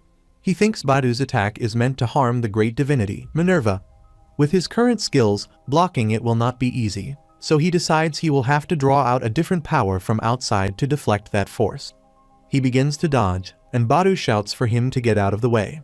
Changxian activates the stigma and thinks he will use both their divinities to offset this power. As he tries to block the attack, the clash unleashes a huge light. He still struggles to block it, thinking he will unleash it using a slash and then deflect it. His skill, Black Mountain Monarch Claw, explodes and shatters Batu's attack. Changxian's magic power drops, and he feels dizzy. Lethargy and fatigue set in rapidly, and he thinks that is a stunt he will never pull again. Minerva asks Batu what he is doing. Meanwhile, Pollux, seeing Changxian's aura, thinks it is the stigma and wonders if Changxian neutralized his slash with divinity and made up for the rest with Pallid Star's divinity. Serena appears there and asks Changxian if he is okay. He says he is fine and that, rather, because of him, the situation has, but she interrupts, yelling that if those guys pulling this are not the problem here. She says that, anyhow, it was fun, and she will see him again if they get the chance. She then attempts to descend him to the lower realm, but due to the long path to the coordinates, he will need around 5 seconds to leave Owl's Nest. While he is teleporting, one of the faces of Gemini tries to capture him. Changxian, frustrated, says he cannot believe they pulled all this just to catch him, and that he has to secure them one way or another. He then thinks about trying Pitch Black Darkness. Even if that slash took all his energy, he still has Pitch Black Darkness. He decides to try it, thinking that, above all, it is the skill Gemini is wary of. With that, his skill Calicagathia is applied, drawing out his focus to the limit in proportion to Pitch Black Darkness resistance. Changxian thinks that Minerva said the Great Demon is looking for someone similar to him in several ways, and he guesses Pitch Black Darkness must be just as similar. He is unlocking the benefit granted by the Tiger, and the skill Beast Sense is transforming into the authority, Path of the Demonic Beast. A new benefit granted by the Tiger sharpens his senses like a demonic beast that wishes to tear apart the rules of this world. giving him a sixth sense that transcends perception. The system says pitch black darkness is unlocked, and his inferno sight is opened. Both faces of Gemini wonder that there is no way a lowly mortal could unlock pitch black darkness. One says they are sure the pallid star does not have the time to be helping him out. Minerva yells at them, asking how they dare be distracted in front of her. She then unleashes Trident Slash and attacks them, slashing Pollux. Meanwhile, Changxian calls Elfin to bind the guiding sword with its root. He further says that not only did they see him off themselves, but they even gave him a present like this. With that, the standby time of 5 seconds is over, and he is returning to the ghoul den. He says he will make sure to make proper use of the guiding sword they have gifted him. Both faces of Gemini are surprised by this. In the ghoul den, Jean says to Changxian that he has truly committed a ridiculous feat. Changxian clenches his teeth and says he has indeed done it and screwed Gemini over big time. The system says one of the faces of Gemini roars in rage to vent out his frustration from the humiliation suffered at the hands of a mortal, while the other face of the constellation Gemini is smashing everything around him. Changxian says it is too noisy. One of the faces of the constellation Gemini warns that he will not hold back his rage against a mortal who helped with this stunt, while the other face of the constellation Gemini is forcefully suppressing his anger at him for having taken an object he considers a sacred item. Jean says to Changxian that he has basically turned the 12 zodiac into enemies and asks if he does not feel threatened. A warning order descends in the Society of Gods, and the Society of Gods, or Olympus, is monitoring the situation. Horoscope and Olympus are entering a state of tension. The divine being Owl seeks to punish those who have desecrated her sanctuary. War breaks out between the Owl and Gemini. Changxian asks if they mean enemies, and says that rather than thinking of him that way, they will more likely be interested in him. The system says a total of 26 constellations of the horoscope are amused by what he did. 241 constellations are showing their intention to offer him to become a patron, and 19 constellations are offering him the position of apostle. Jean wonders that, in addition to the number of gods and constellations offering to become a patron, 19 constellations have offered him the position of apostle. Changxian then says to Elfin that he did well. Elfin, quietly impressed with him, wonders if she follows him, she might actually be able to resurrect the goddess, and she decides to follow her new master absolutely and unconditionally. Elfin thinks that he knows Changxian's guts are incomparable to those of the average person, but wonders if this does not just cross the line, then dismisses it, thinking that it does not matter anyway. Changxian, holding the guiding sword, says its grip certainly feels great. The system states its details, explaining that the guiding sword is one of the 9 great swords wanted by the first Yezi, like the saying that the one who holds this legendary sword has the right to become king. Changxian says he guesses he cannot use it yet, noting that it was so rowdy in Pollux's hand, but now it is so calm. The system informs him that he has succeeded in completing the parts of the hidden quest.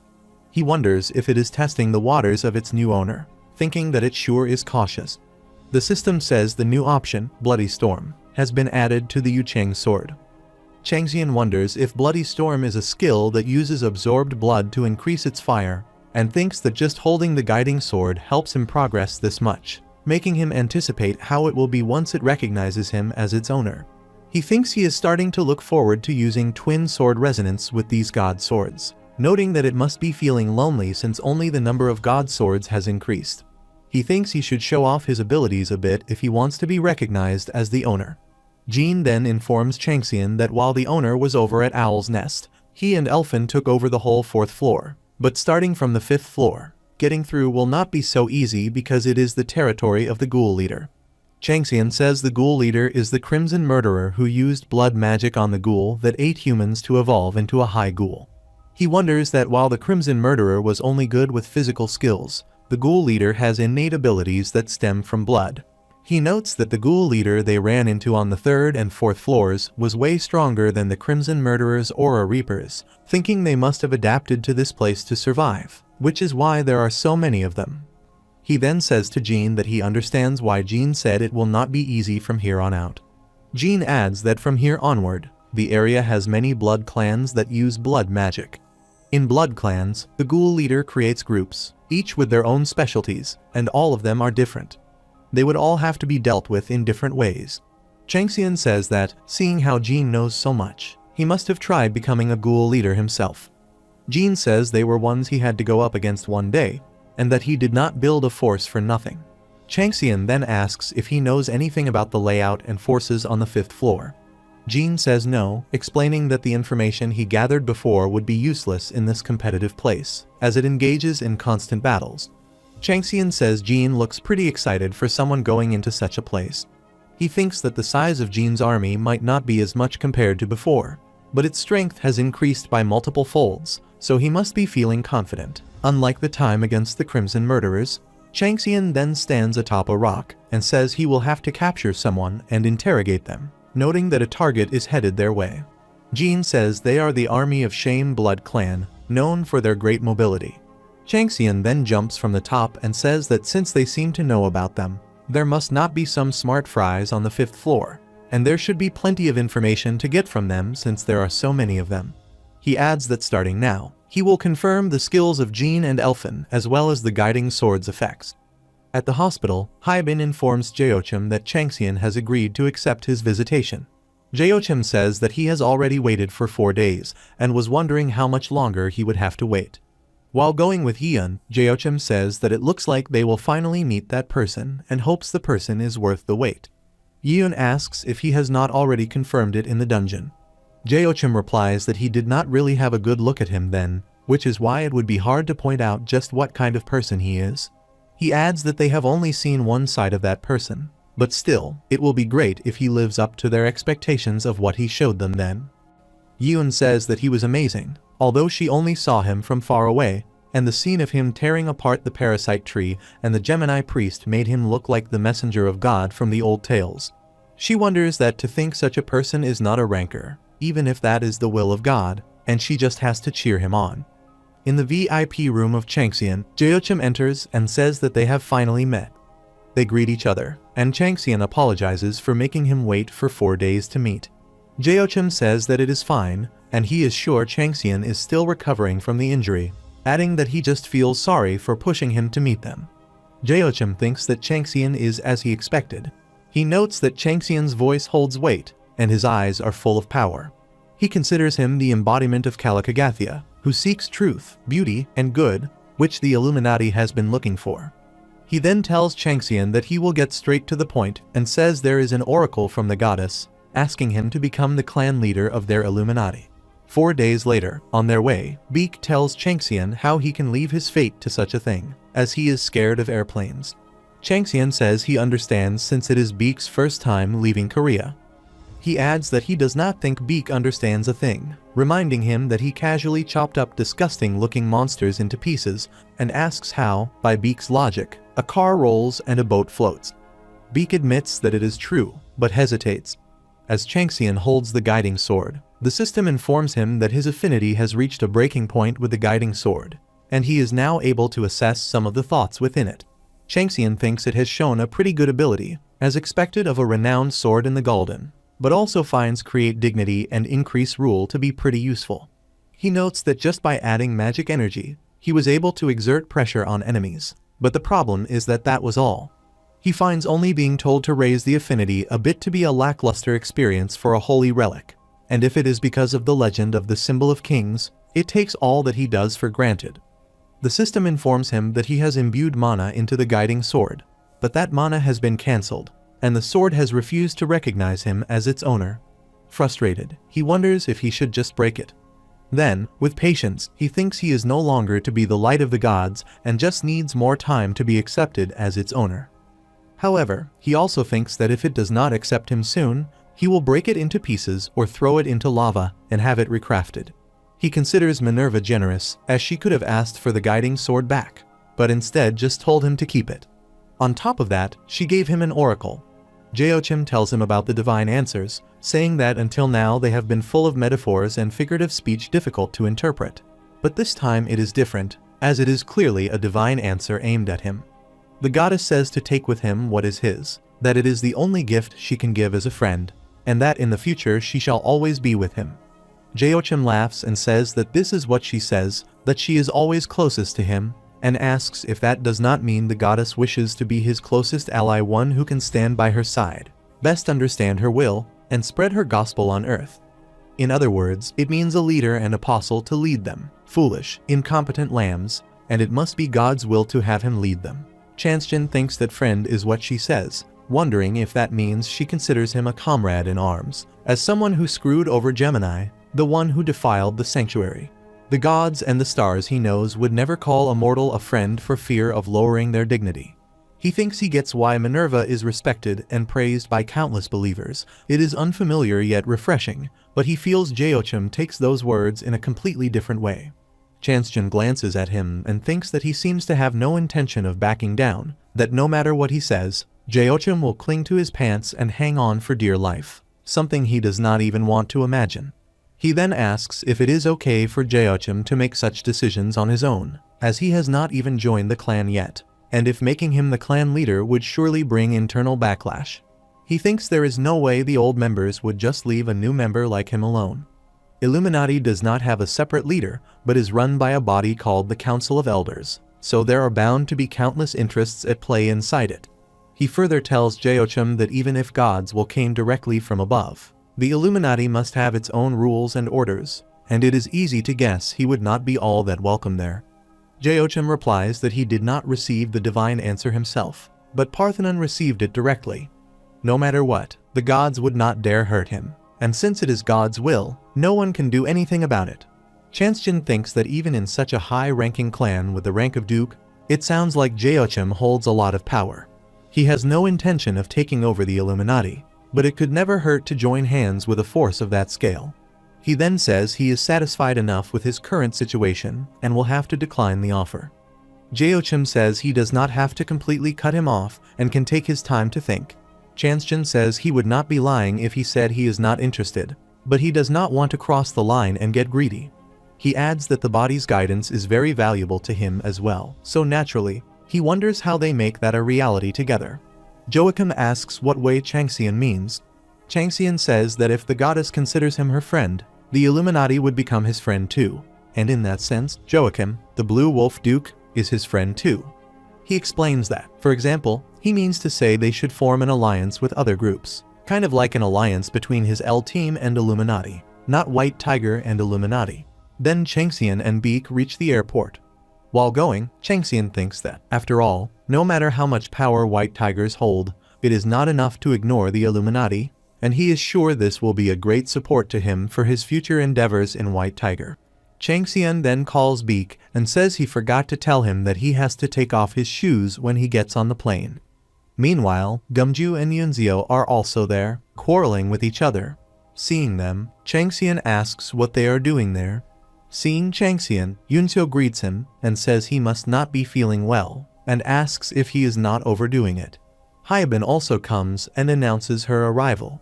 Her uncle, Youngjun, worries for Hyabin and tells Changxian to please take care of her if possible, explaining that he just could not break his niece's will to follow and learn from him as much as she could.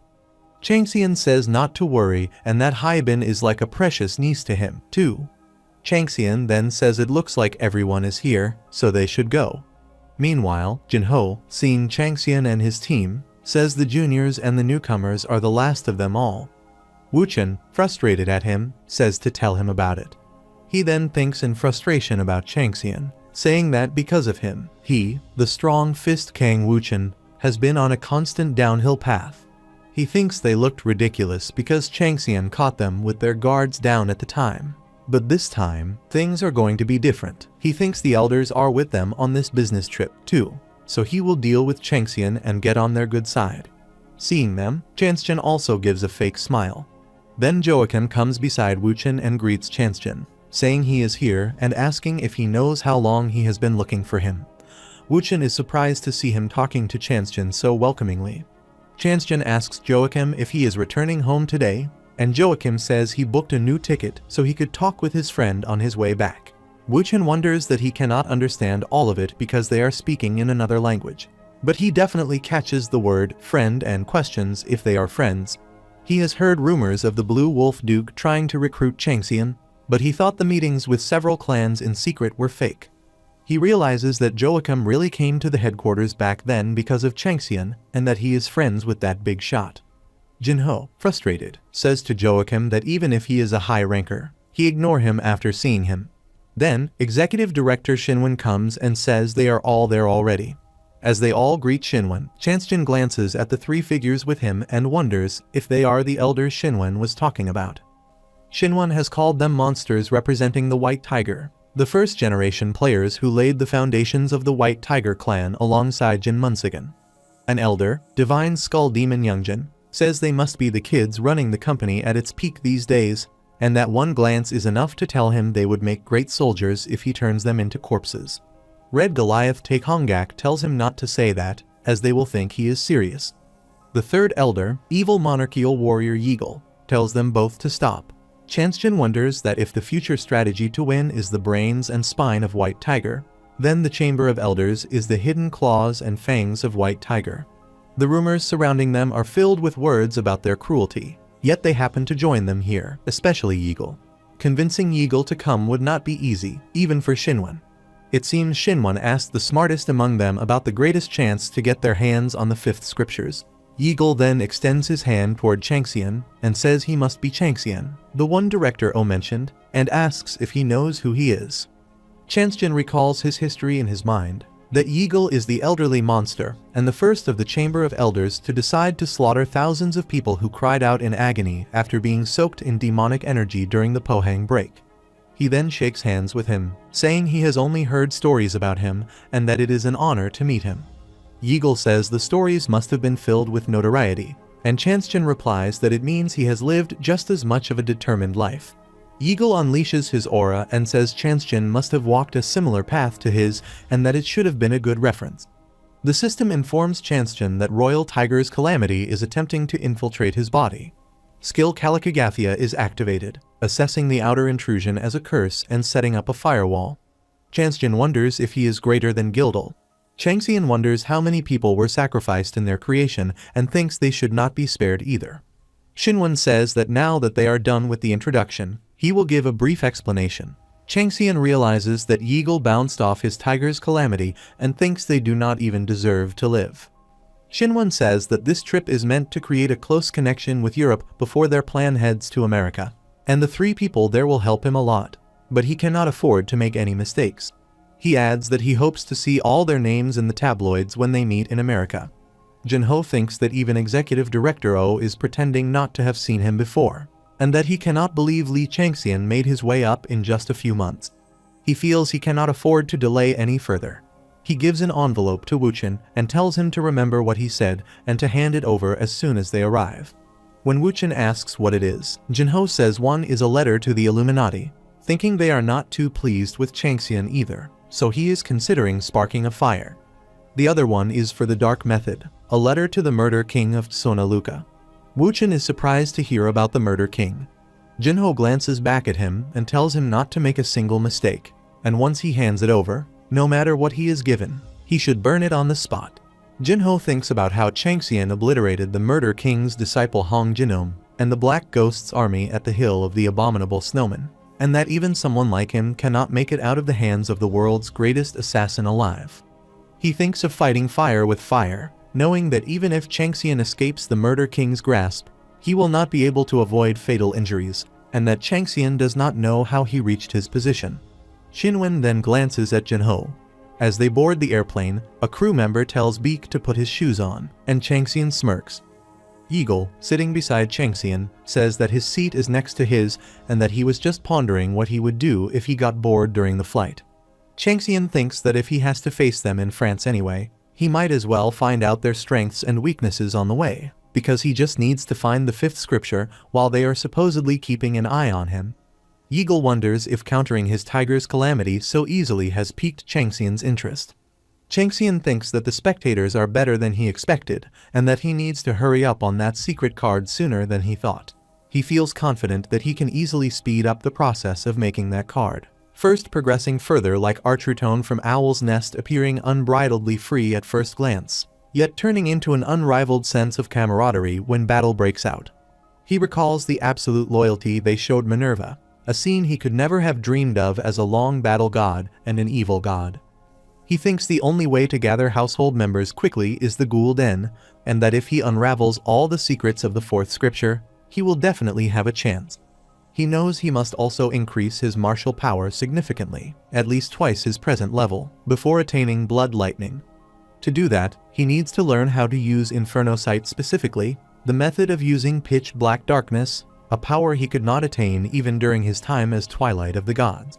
The moment he used Pitch Black Darkness for the first time, he realized with complete certainty that it is the second power he needs to attain, along with Blood Lightning. He knows even Gemini is scared of it, calling it a trump card that could boost his power by twofold, threefold, or even fourfold. He thinks about Mephistopheles the Great Demon and how he first needs to get in touch with him again. At that moment, the system states that the Ghoul Den curse has started and instructs him to survive for the next 72 hours, with his location being the 5th floor. Changxian is in the Ghoul Den, leaping towards his target location, thinking that he may not be able to find out the identity of the pallid star the Great Demon is looking for, but he is sure the Great Demon will tell him to find something in order to meet him. He thinks that if he can make good use of that attitude, he will be able to gain the method of wielding Pitch Black Darkness. He gets 3 days for the Ghoul Den, as he can, though the time duration keeps increasing. He considers it enough time not just to strengthen the household members, but also to get in touch with the Great Demon. He then glances at Jean, who says that, as a busy man, as always, it is great to have a good go at it, and when he returns, Jean will show him quite an interesting sight. Changxian questions the interesting sight, and Jean says to remember the ghost horse he stole from a winged hussar. He has learned how to control it, and if horsemanship is added to the mix, there is plenty to do with it, tactically speaking. Changxian thinks that an army atop ghost horses sounds like a great idea and decides to save that for later, now on his way to meet him. The constellation warns him not to do any unnecessary nonsense. The constellation Good Season to Hunt nods, saying it is best for him to follow the advice of a certain god, at least this one time. The constellation The Snake advises him to reconsider his decision, for the being he is trying to meet is the epitome of fire and horror. Changxian thinks that they have caught on to the fact that he is trying to meet the Great Demon, and they are all actively trying to stop him.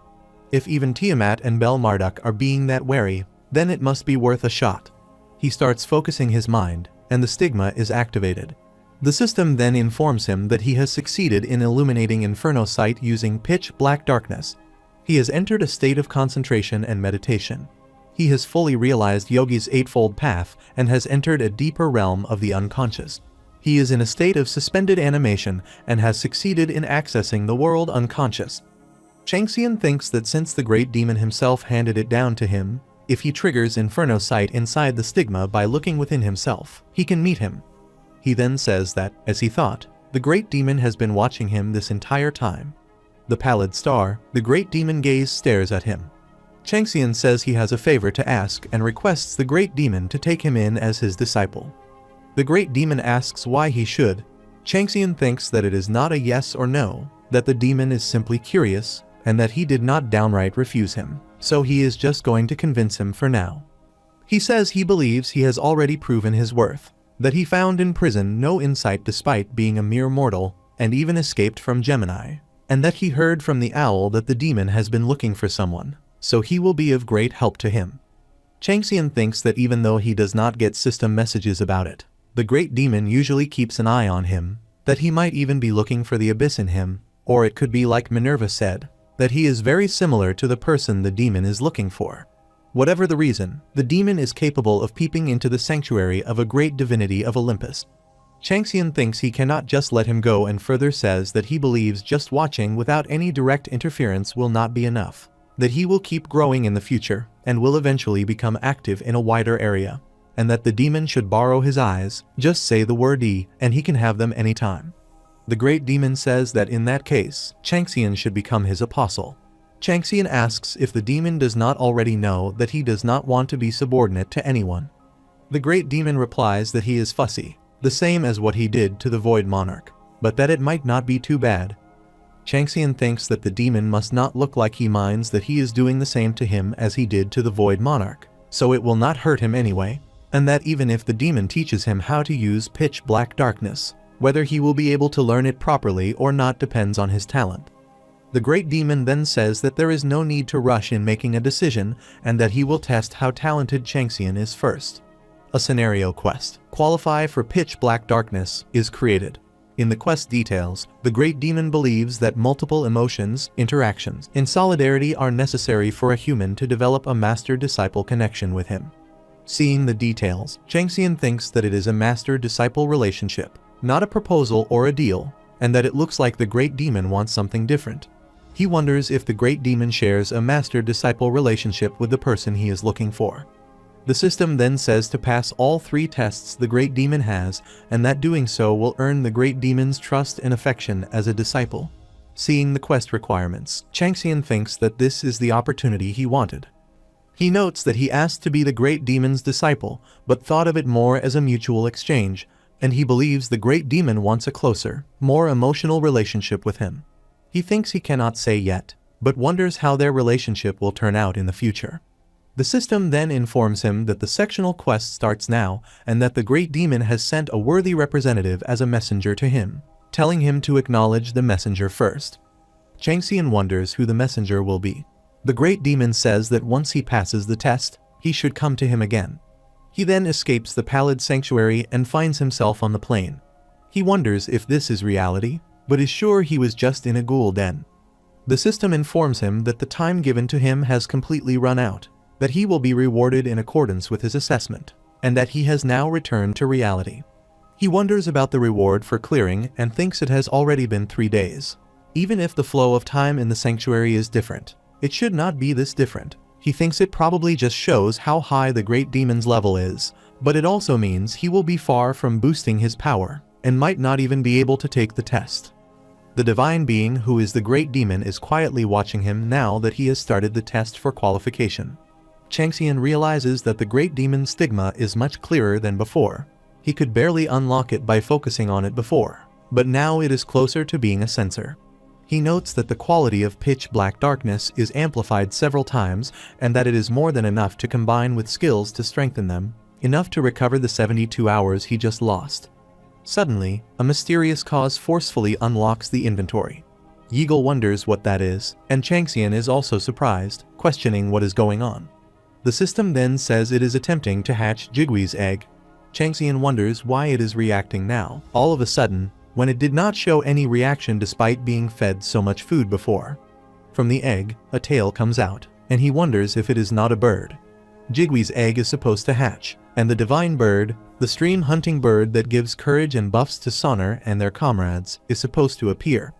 Changxian then wonders if this is the messenger. The system says do a Jigui's egg, holding pitch black darkness in its mouth, is completely hatching.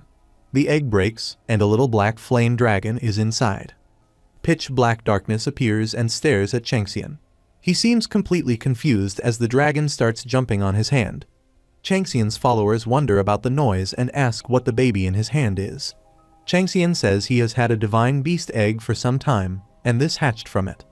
With that, the sectional question updates, saying that the messenger the great demon sent has just arrived and is acknowledged by him.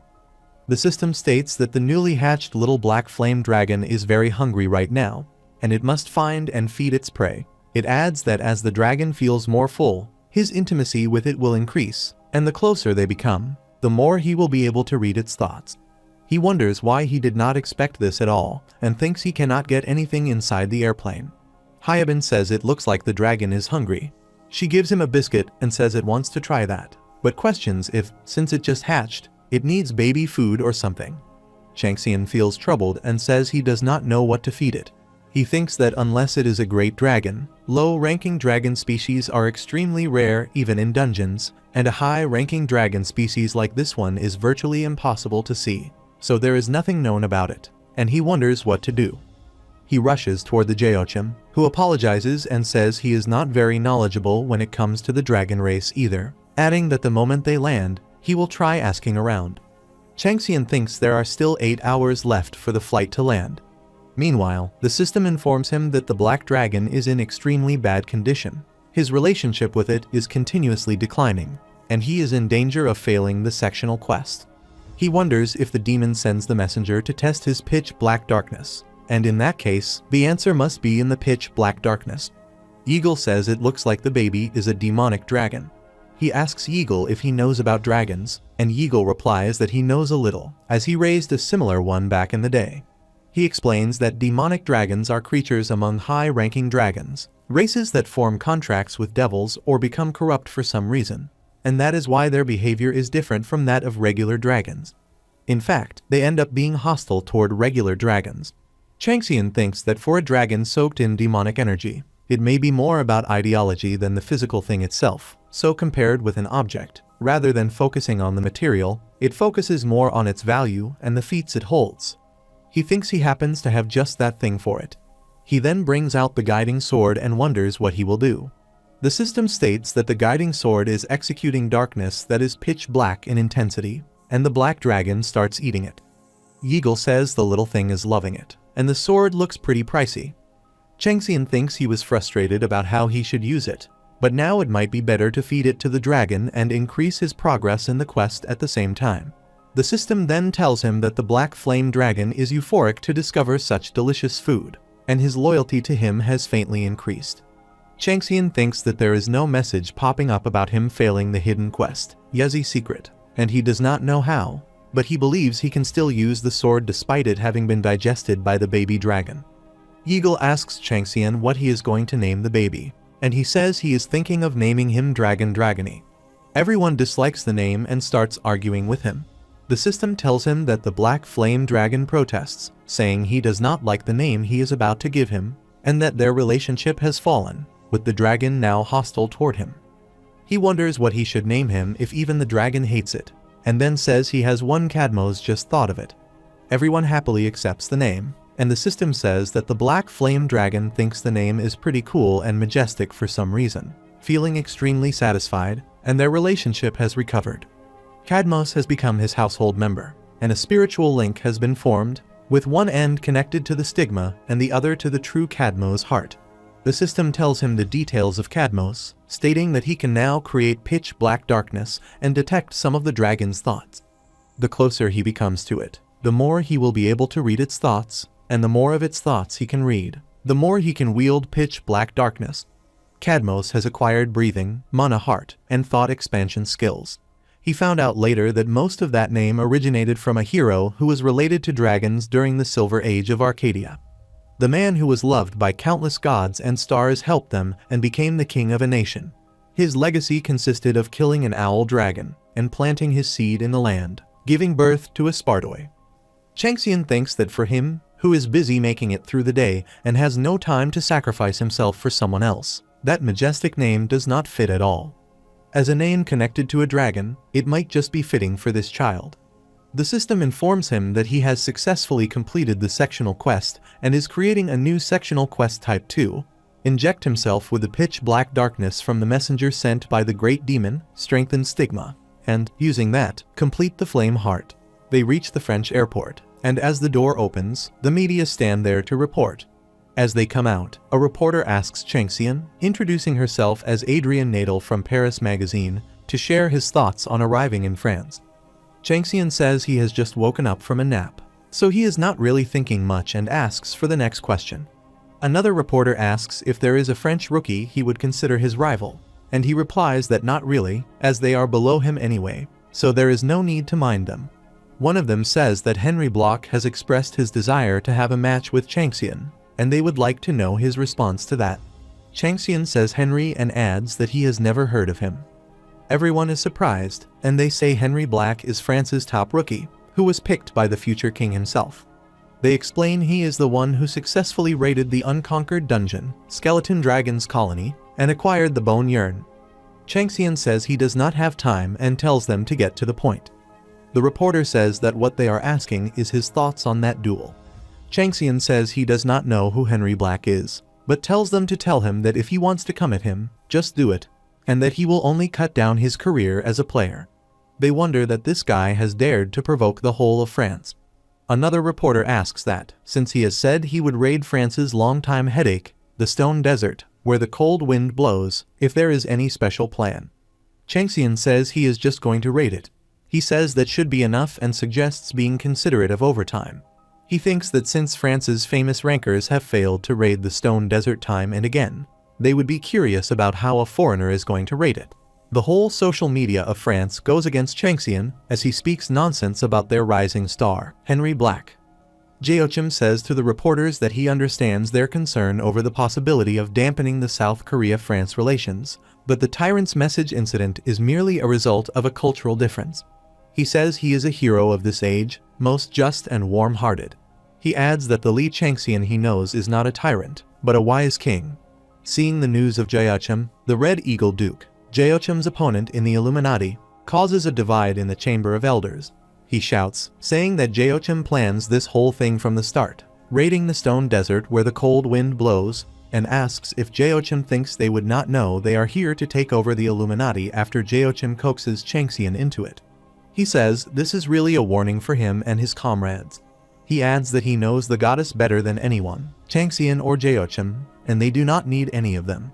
He then calls his comrade Louis, asks if he is there, and tells him to come in right now because they are going to get the scriptures ready.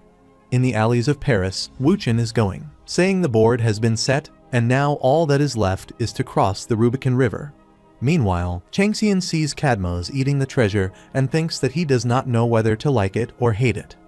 The system says his satiety level is increasing, his affinity for Changxian is shooting up, and his flame heart is getting stronger. Changxian wonders that Cadmos slept for so long after eating the guiding sword, so it must have boosted his appetite. The king's cherished treasures have been reduced to delicious snacks. Regardless, Cadmos is already using breath, but Changxian has heard that breath is an authority that high-ranking dragon races can use after they can wield the element at will. His breath's force is weaker than that of high-ranking dragon races, but with pitch-black darkness in the mix, it is not to be underestimated. It has the power to melt the element, burn it, and eliminate it regardless of its properties. A baby dragon with such a power, a demonic dragon, is really on a different level than regular dragons, and he seems to have gotten bigger, too. Considering it has not even been 24 hours since he woke up, that is a crazy growth rate. Seeing the black dragon satisfied, Changxian says it feels like Cadmos is wolfing down too much, but it is worth the investment. Creating pitch-black darkness is basically like creating divinity, and continuously creating it makes it possible to use a variety of techniques like the Great Demon. So it is basically a necessary condition to become the demon's apostle. Then Jean asks about the dragon, saying it is his first time seeing it, and reminds him that he said he would make it when he came back, asking if it is already done with the ghost horse. Jean summons a ghost horse, asking what Changxian means by already and what he takes him for. He then summons a chilly horse of death that growls before them. Jean wonders what is wrong with it all of a sudden and tells him to reverse the summoning. Changxian thinks it is not hard to catch Cadmos, but using a skill, he is going to turn the whole room into a mess. Cadmos then faces the horse, seems scared, and becomes quiet. Jean wonders if it is dragon fear. He notes that Cadmos looks like a newborn baby, but can already use pressure, too, which is unbelievable. Among the spear ghosts, this one was a king and a leader of the bloodline. Jean understands that there is a significant disparity between the undead and a high-ranking dragon, but it took him 2 nights of persistent effort to subdue the ghost horse, and Cadmos just did it instantly. Changxian says, apparently, it is a demonic dragon. Jean says even so, he guesses he still has a long way to go before he can catch up to him. Changxian then asks if there is anyone among the household members who is great at stealth techniques. Jean gives him a girl's photo and says it is Miral Aliano, and when she gets out of the bellroom, they should try her, as they cannot let people catch on to their presence even in a crowd. Jean asks in surprise if he wants to score with her, saying even so, stalking is not right. Changxian tells him enough nonsense and glances at him, saying she has the 5th cryptic scripture. Meanwhile, the mortals, including Henry Block, come to meet Changxian. As they wait for him, some mortals tease Henry, saying the tyrant is not here yet, so they guess he weaseled out after knowing Henry was coming. Changxian then arrives on the horses, and everyone wonders what on earth is going on. The mortals start gossiping, wondering if he is trying to be the main character or something. Miral, seeing the horse, asks what species it is and says she has never seen anything like it. Cadmos announces his awesome appearance to the mortals and then sits on Changxian's hand. Everyone wonders if that is Changxian's pet, too, and says he is basically dabbling in summoning arts at this point. They say that people call him a hand-to-hand fighting expert who can wield a variety of weapons, and even if the ghost horse is ignored, they question how a warrior class can control a dragon. They remark that it is common sense that a person cannot have exceptional skills in 2 completely different fields, even for a high ranker. Changxian then gets off the horse's back. Meanwhile, Yuncho surprisingly asks Changxian where the horse comes from. Changxian, with a snap of his fingers, makes it disappear and says it is nothing special. He internally tells the horse that now is its chance to cling to Miral. The system states that the household member, intermediate expert, has used the skill close-up surveillance to follow Miral Eliano around. As it is done, he wonders if he has used the ghost horse to catch people's attention and put her under surveillance. Yujin has told him at the Ghoul Den that Miral has the 5th scripture. The thing is, he cannot get any more details besides that, so he has to figure things out by himself from here on. At least he is successful at baiting her, which is a good start. Henry Bloch and his fiancée Miral are in mind, as Henry is constantly being compared to him in France and is very competitive with himself, so he is going to use the interview to provoke him to respond. Then Miral will obviously join in as his fiancée, and he has a reporter to thank for mentioning Henry at the right time. Yuncio then asks Changxian if he has learned summoning arts too, saying that his horse looked like a spirit beast. Changxian tells him that he has already said he is not originally of the warrior class, explaining that his class is mage, to be exact, a rune sorcerer. Later, Yeagle approaches Changxian, saying that he must have had a hard time finding food for Cadmos, adding that a baby dragon is always hungry and will be a headache even after being fed. He then says there are a lot of strange faces present and asks Changxian to come with him so he can introduce some of them. Changxian wonders who Yeagle is, noting that he even recognizes Cadmos as a demonic dragon right away, something no one was this knowledgeable about, even in Arcadia, where dragons are worshipped. He then meets some people and recognizes them as the top clans of France, thinking they are comparable to the White Tiger clan or the 5-star group of Korea. Yeagle then says that the rookie happens to be there too and asks if he should greet them as well.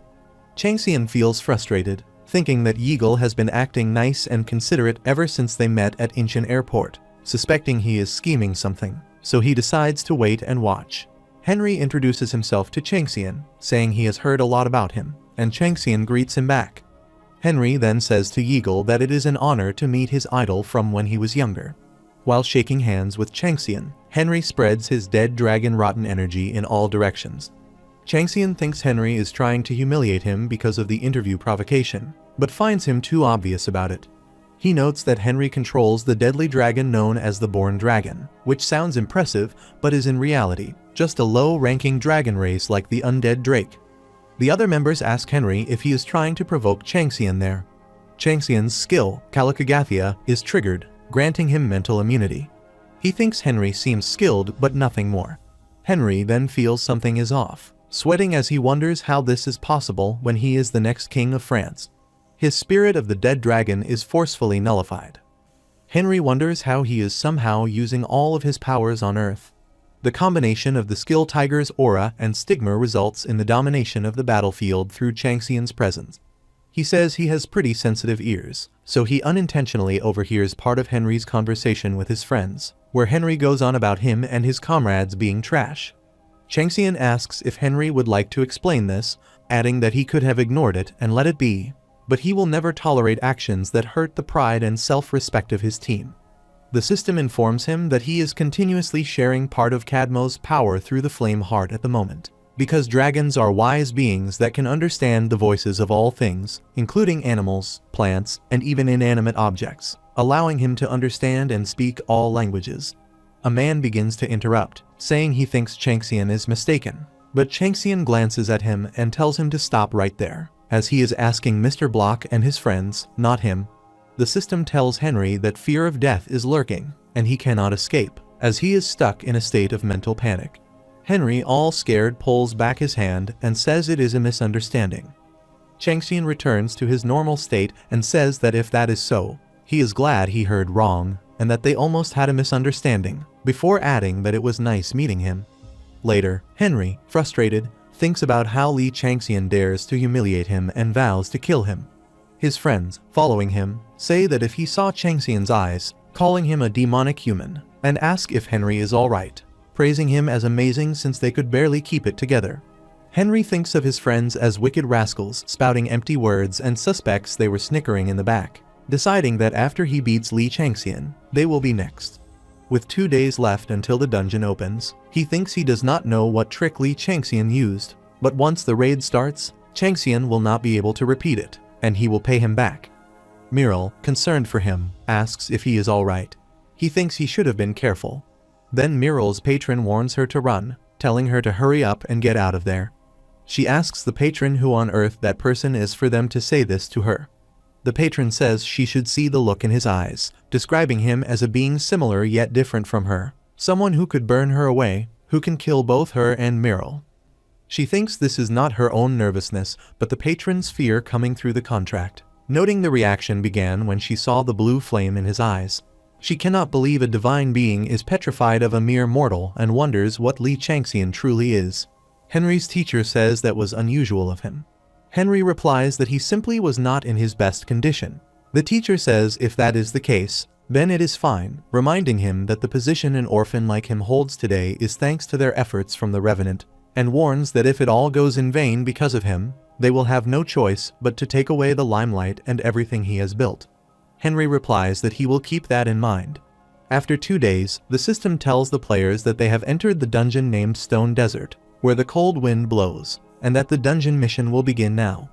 It informs them that every few days, a train that cuts through the center of the desert arrives at the station, and they must protect the train from the adverse conditions and various monsters that obstruct its journey forward and escape the desert. The comrades of Henry discuss that even though the White Tiger clan has not revealed any plans of raiding the Stone Desert where the cold wind blows, they must not have been deployed because the French government does not want to be humiliated by foreigners.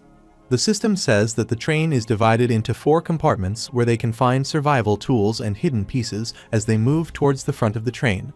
It adds that all participants will have access to the inventory, stat window, and skill window to complete the mission.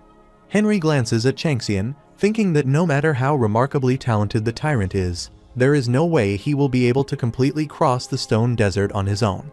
Changxian mutters that it is hot, the total opposite of the hill of the abominable snowman, and that the scorching sunlight during the day and bone-chilling cold during the night are going to give them a hard time. He notes that, as per the mission details, the train is the only way out of there and that falling behind practically means death. He thinks that the French have been far too negligent of this dungeon under the pretense that it is hard, while the dungeon itself does not deserve all the value given to it. He recalls when Thanatos asked him about Surtur and recognized him as the ruler of the fire giants. Thanatos says that Surtur died a long time ago, but that the apocalyptic world he ruled is on Earth. Thanatos explains that Surtur was the giant king who reigned over the world of fire and destroyed countless universes using it. He was found dead one day, and Muspelheim met its apocalypse along with him. No one knows how he died, but there is no shortage of rumors that it was bad karma biting him back for all the universes he destroyed. Thanatos adds that this desert is the remnant of that very world, that the world-ending flame is turned up to the highest to get a bloody sacrifice, and that Changxian should get his hands on the divine sword that Surtur used, as wielding it will be of great help. Changxian now thinks that it is known that Surtur had a divine sword named Levitain that only the king of fire giants could wield. He knows that the secret to getting to Reborn, the place where that sword is stored, lies within the train. He decides that first he will collect all the hidden pieces in the train and get his hands on Levitain, and that if he uses Jigwee's world-ending flame with the sword, there is no doubt he can bring the fire's power to its peak. Of course, before that, he needs to find out the exact location of the 5th cryptic scripture. While focusing on the dungeon, Miral ends up far from the volunteer group at one point. He then asks the horse about Miral's current status, and the horse replies that nothing stands out. Changxian says to continue keeping a close eye on her and tells his comrades that they will start moving then. All are exhausted, and Yusnio says that the weather is horrible, and she would rather go back to the hill of the abominable snowman. She asks if they can at least take off their armor. Changxian says that even if it is difficult, it is best to keep their armor on. The system states that the authority path of the demonic beast is warning of danger. Then a huge fire bursts out in front of them. Henry's comrades shout that they are under attack, and to rescue the volunteer members who were hit by the blast. The system states that the Tsuna Luca clan ambush starts now. Clan Luca's pinky leader, Cutigunda, leaps towards them, saying that Boytek may be just a thumb among the fingers, but he is still a finger nonetheless, and asks if they want him to just follow his lead. Clan Tsuna Luca's ring finger leader, Death Ring Cancio, replies that they have strict orders and to not forget that. Cunegonde says that kidnapping the child of prophecy, Kensio, would be way more fun than this, as the boss is personally showing interest in him. Kensio asks if Cunegonde is planning to go against the decision of the higher-ups. Cunegonde says that he is not crazy and does not want his head cut off in his sleep.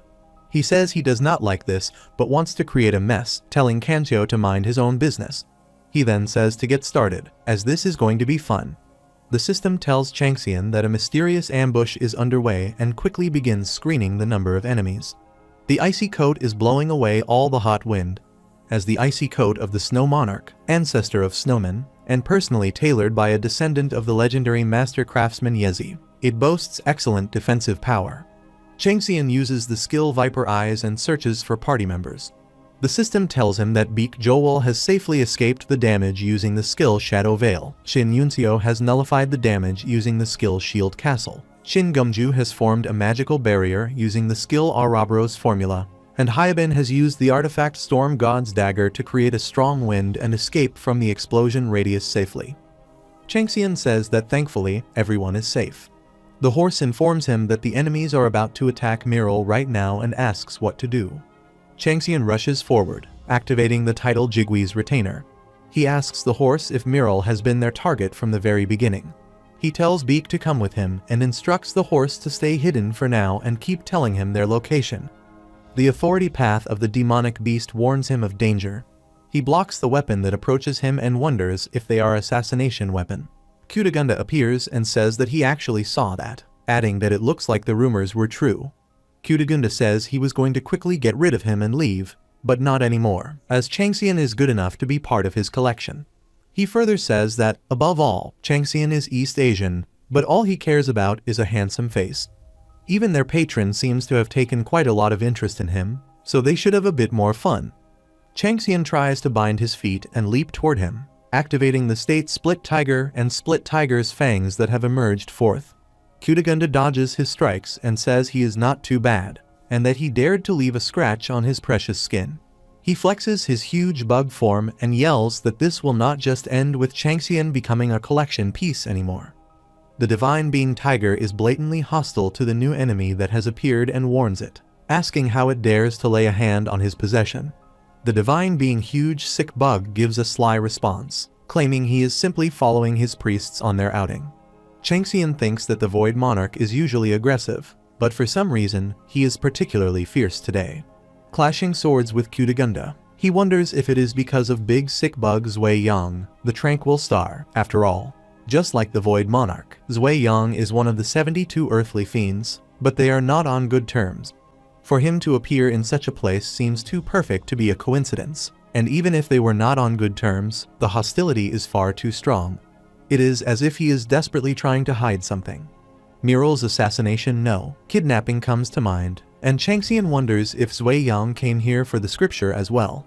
If the Void Monarch kept information on the 7 cryptic scriptures a secret from the organization, and if Zui Yang is taking action to check for himself after a few others caught on, then the situation becomes clearer.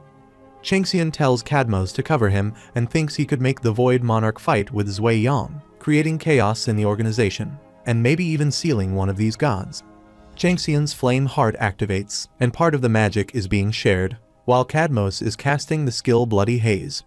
Changxian notes that the Tsernaluka clan, who serves Zui Yang as their patron, never act on their own accord, so the fact that they are specifically after him means someone hired them, and he needs to find out the client's identity as well. Cunegonde wonders how a baby dragon is casting a grand spell that only a ranker level or above with excellent magical knowledge could use. He thinks the clan gave the order without properly assessing the assassination target.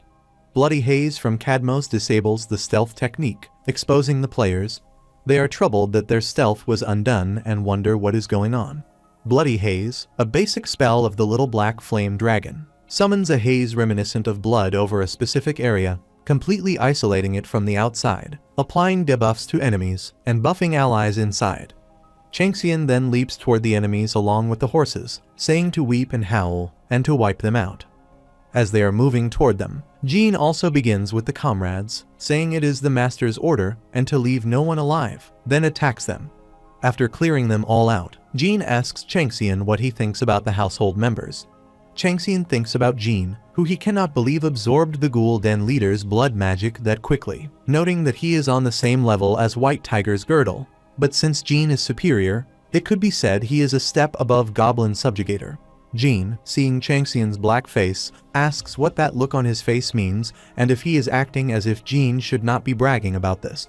Changxian says that after what Jin did in the Ghoul Den, it is natural for him to act this way, and tells him to put in more effort. Jin responds that he is really hurting his feelings.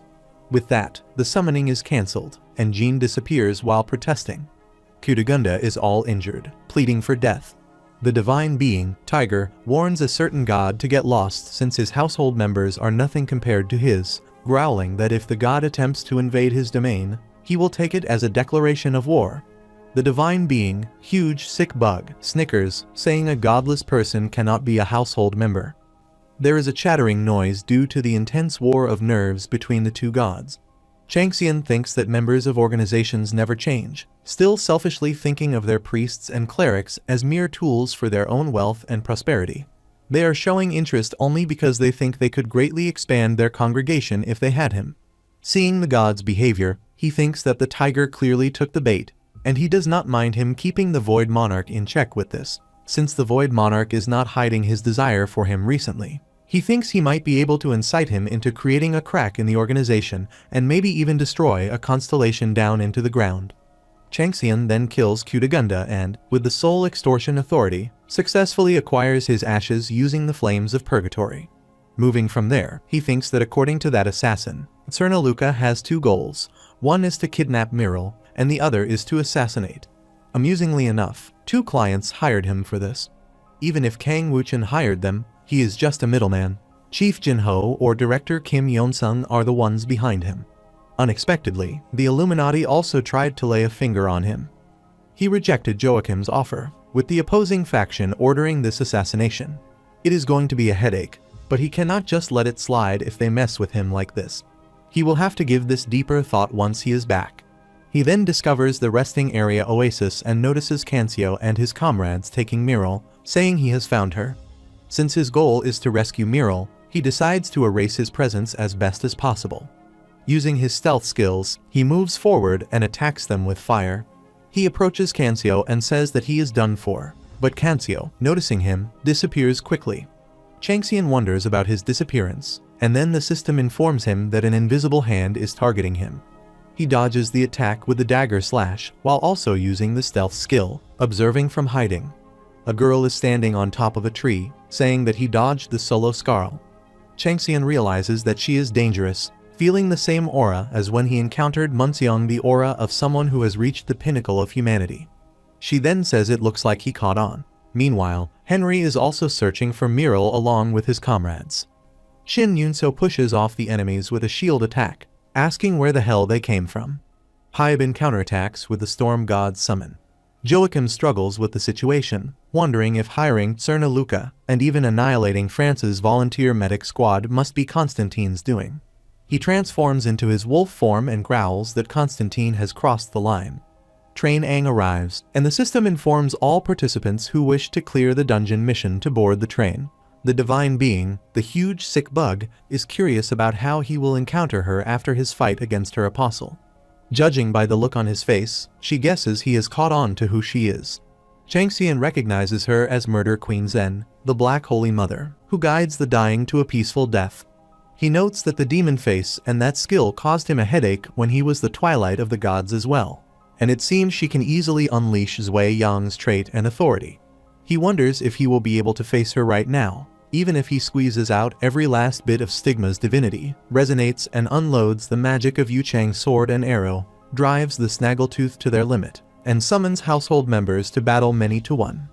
He thinks that no matter what cards he plays, it would still be a total defeat, and while it may be okay for a huge ranker at Duke rank, the human limit of King rank is still too difficult. Zen says not to tell her his tail is already between his legs, and that she was kind of excited at the thought of having a fun match after a long time. Changxian thinks that revealing his household members would only increase the number of people who know his secrets, so it is best to give up. He says this is because he does not need to be one to fight her. She asks if he means there is another opponent here beside him. Changxian says it is about time she shows herself, adding that he is sure she already caught on to it. But Miral, whom they are holding, has a cryptic scripture. Yeagle appears behind Changxian and says he does not understand how Changxian knew he was there. Changxian says it is something so obvious and asks if Yeagle did not think the cryptic scripture would be wherever he goes. Yeagle laughs, says he did not expect to get caught for such a simple reason, and remarks that Changxian has great observation skills. He then asks what he should do now. Changxian asks him to buy time until he finds Miral. Yeagle says the opponent is the murder queen and asks if Changxian expects him to stop her. Changxian says he can do it. Yeagle wonders if he has ever met a junior this assertive after becoming an elder, and thinks he cannot believe Changxian is threatening him with the cryptic scripture to force him to fight the murder queen. He feels like he is being played by Changxian's tricks, but admits he does not hate the feeling, and says that if Changxian says so, he will not be able to refuse. He thinks that this sharp guy might have already caught on to who his patron is. The divine being, the nasty golden-eyed Buddha, opens his eyes. Changxian wonders about Yeagle's patron, thinking that he did not expect in the slightest that Yeagle would have such a formidable patron. Considering that the power of the gods and stars stems from the faith of mortals, the Monkey King Yeagle is truly one of the few significant figures. He questions why, if Yeagle is the apostle of such a being, he is acting like the household member of a void monarch. Regardless, he concludes that there is no chance Yeagle is lower than the king rank.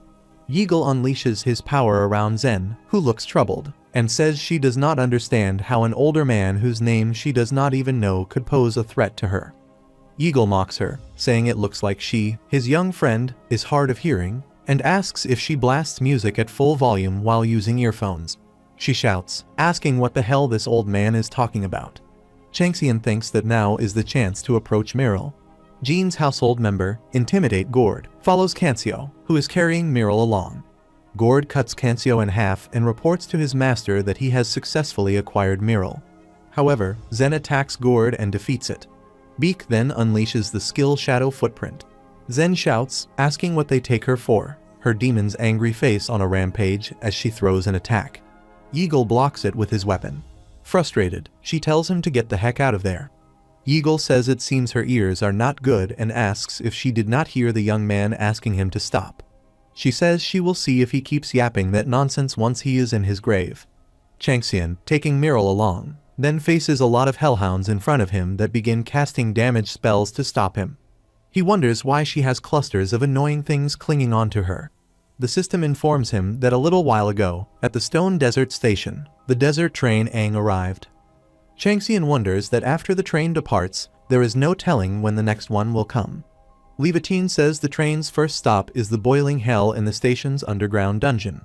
Although he could easily obtain the first cryptic scripture in no time after getting Miral, he cannot give up on Levitine and needs to find a way to get on that train. The system informs the passengers to board the train, announcing that it will depart for the next station in 5 minutes. Changxian, frustrated, thinks that he does not have time. Changxian rushes immediately while the hellhounds follow him. He thinks that they are so persistent and that he wants to wipe them all out, but he has to get on board the train right now to get to the underground dungeon. The divine being Tiger asks if he cannot just leave the unwanted baggage behind to avoid being held back. Changxian thinks that, as always, they have zero interest in any mortal aside from the ones that pique their curiosity. But there is some truth to the statement since every single action of his has become an accomplishment. He thinks that if he abandons Miral right now, there is a high chance Minerva might be disappointed with him after the battle with Gemini. He has not benefited from Minerva yet, so he decides to make sure to maintain this relationship for now, but wonders where on earth the cryptic scripture is. Miral slightly opens her eyes and looks surprised to see Changxian. He asks if she is awake now and says that, given the situation, he will keep it short, asking why Tsarnaluka is targeting her. She says she does not know much either. Changxian says there is no way they would relentlessly come after her for no reason and asks her to think carefully, as he is sure there is something she can think of. She then says that it might be her father and explains that 2 years ago, she followed her father, who is an archaeologist, into a mysterious ancient ruin and found a ring. At that time, she heard a voice and, through it, got a patron. After that, she, who had zero talent, for the first time in her life, gained proficiency with summoning sorcery. The issue was that her father began showing ill will towards her. She heard that he considered her a thief who stole his precious treasure, and even tried to kill her. That was when Henry saved her. Hearing this, Changxian thinks that must be it, and that if her father showed ill will towards her, he must have been possessed by the calamity. Changxian asks if she can give that ring to him, saying that if they are really just after the ring, they need to get rid of it to evade them. She yells and says no, as this is the sacred item that links her to the patron. He activates his Inferno sight and says that if she cannot do that, he has no choice but to abandon her, asking what she will do and if she will give it to him. Meryl is scared and takes off her ring. Her patron warns her to get her act together, saying she cannot give him that ring at any cost. Changxian then grabs the ring and throws her, saying that once he gets rid of them, he will return it. He calls Beak, who catches Meryl, and says he got it. The system informs him that the boarding time is now over and the desert train Aang is departing. Beak worries for Changxian, who tells him not to worry as he will catch up in no time. Beak then moves toward the train, saying that in that case, he will be going first. The hounds chasing Changxian shout to kill him. Changxian realizes that they really were after the ring, but thinks they are already too late. The divine being, the tiger, merely laughs out loud after seeing the new cryptic scripture that has made its way to him. The system states that, imparting pitch black darkness to the mysterious ring, the ring reacts to Peter's key, and the lock mechanism is unlocked, and acquires the fifth of the 7 cryptic scriptures. A strong wind surrounds them, and the Hellhounds wonder what the wind is. The system tells Changxian that he has entered the instant dungeon, Tempest Hell. The Hellhounds wonder if an instant dungeon has appeared out of nowhere and if the mystery of the prophecy child is being unraveled. They consider it impossible, thinking it took a long time to analyze the god's oracle and determine that Meryl is the prophecy child. They note that even in all that chaos, he went straight to rescue Meryl, and wonder if Changxian might be a secret weapon created by the White Tiger. They struggle with the wind, saying they must report this to the boss. The system says he has discovered the forgotten starlight. The divine being, the huge sick bug, looks at the old starlight long lost in admiration through the eyes of his household member, saying that by swallowing all that starlight, one could shine as bright as the 28 lunar mansions. With such immense spiritual suppression, his hellhounds begin deteriorating. The apocalyptic wind gusts, and the divine being, the huge sick bug, clicks his tongue in disapproval at how weak these people are. The dungeon master opens their eyes. The system informs Changxian that the divine being, the Tempest-Hatting daughter, reveals herself. The dungeon mission starts, and the theme is survival and hunting, and is currently under the effect of the Royal Tiger's calamity. The curse will suddenly visit him every 72 hours and invite him to the Tempest Hell in another world. To completely remove the curse, he must defeat her. Changxian says he cannot believe they want him to kill a divine being to lift the curse. His Inferno sight activates, and he says this is completely insane. Changxian stands there, wondering if he is just facing the residual thoughts and wonders how strong the main body is. In the Ghoul Den, he can grow in stages, but if he lags from the start, he will most probably die. The Tempest-Hatting daughter tells Changxian that he is impressive for a mortal, and even if this is just a remaining shell of her, it is impossible to hold out like this. She says she thought she smelled the pallid star and asks if that is how. Changxian creates a mental barrier and asks if she knows her. He thinks that if she can sense pitch black darkness, that means she knows Mephistopheles, too. She says she does, explaining that the pallid star is the absolute will of their night, a pitiful existence constantly being pursued during the dark time. He wonders about the absolute will of the night and thinks that when Gemini and Minerva clashed, he felt like he read a message about day or night that he did not understand. She adds that had she not smelled the pallid star's scent, she would have killed him already, but even though the pallid star is protecting him, he has not taken her as his patron. Changxian says that if that is the case, he can get rid of her. He applies Jigui Retainer, causing a firestorm to blow, and calls Jean, who comes on horseback and asks if her master is in pain, and if he is fighting a star shadow right now. She says the opponent is executing the same energy as ghouls. Changxian thinks that if he gobbles her up, he could level up by a few stages at once. The Tempest-Hatting daughter, frustrated, activates the word-ending Tempest Whim and causes chaos. The system informs Changxian that Cadmos is drooling, saying it seems he has found a tasty snack. Cadmos then leaps forward, absorbing all her Tempest Whim magic. The system says Flameheart has disarmed the Tempest. raising its progress level after sucking in a huge amount of magic. She troubled, asking what is happening. Cadmos then opens his mouth again, saying he will give Changxian a present for getting him a tasty snack. Cadmos spreads his scale breath, causing a huge fire to spit out at her. Her one arm and wing are severed by it, and she yells in pain. Cadmos drools while looking at the tempest-hatting daughter, calling her delicious. Cadmos again attacks her and starts biting her. Seeing this, Changxian wonders what is happening and thinks about a dragon that devours stars. Even though she is just a shell of the original being, she is dangerous enough to endanger not only the household members but him as well. Yet Cadmos considers the spiritual suppression exuded by such a creature as simply tasty. Changxian wonders if this is why Cadmos devoured the artifact from the king's treasure so happily, as there were many artifacts with a solid history and legends of gods and heroes.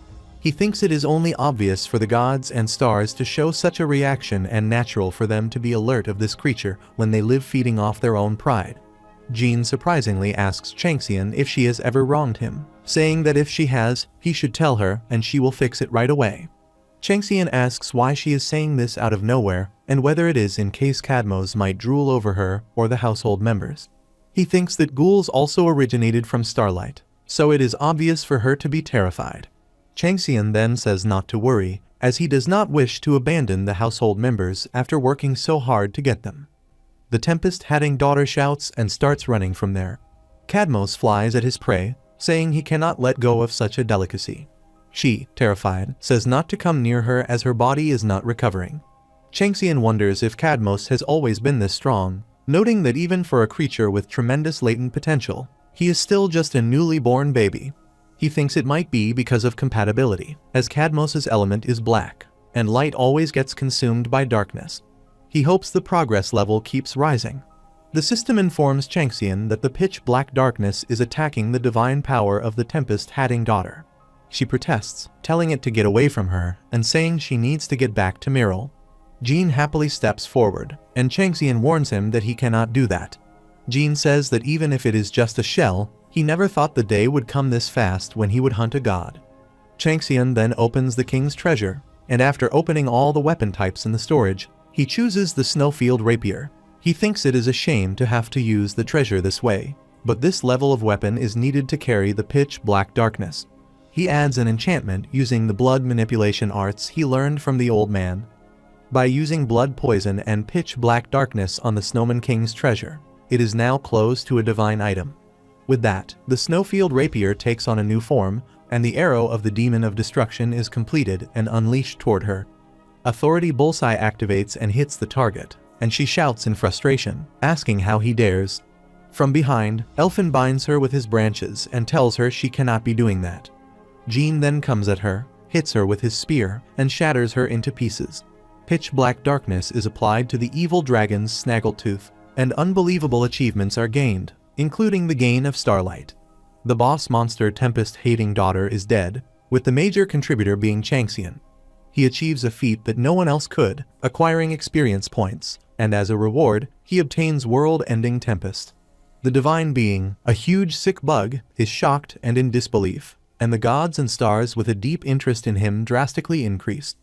Many gods and stars want him to be their apostle, and he can now mix world-ending fire with world-ending.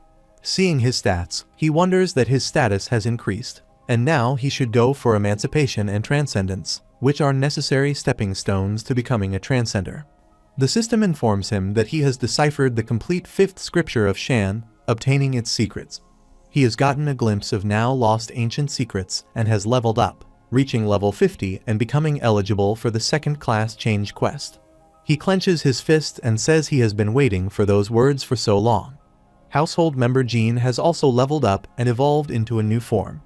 The system initiates the quest for the second-class change and explains its details. After reading the details, Changxian thinks that this time he will systematically complete it no matter what.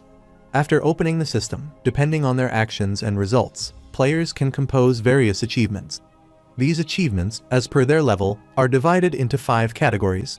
Changxian thinks that myths and legends are what only the gods and stars can reach, while folktales are the domain of demigods who aim for emancipation and transcendence. Folktales are also the domain of superhumans aiming to surpass human limits, and achievements are what regular players acquire through outstanding performance.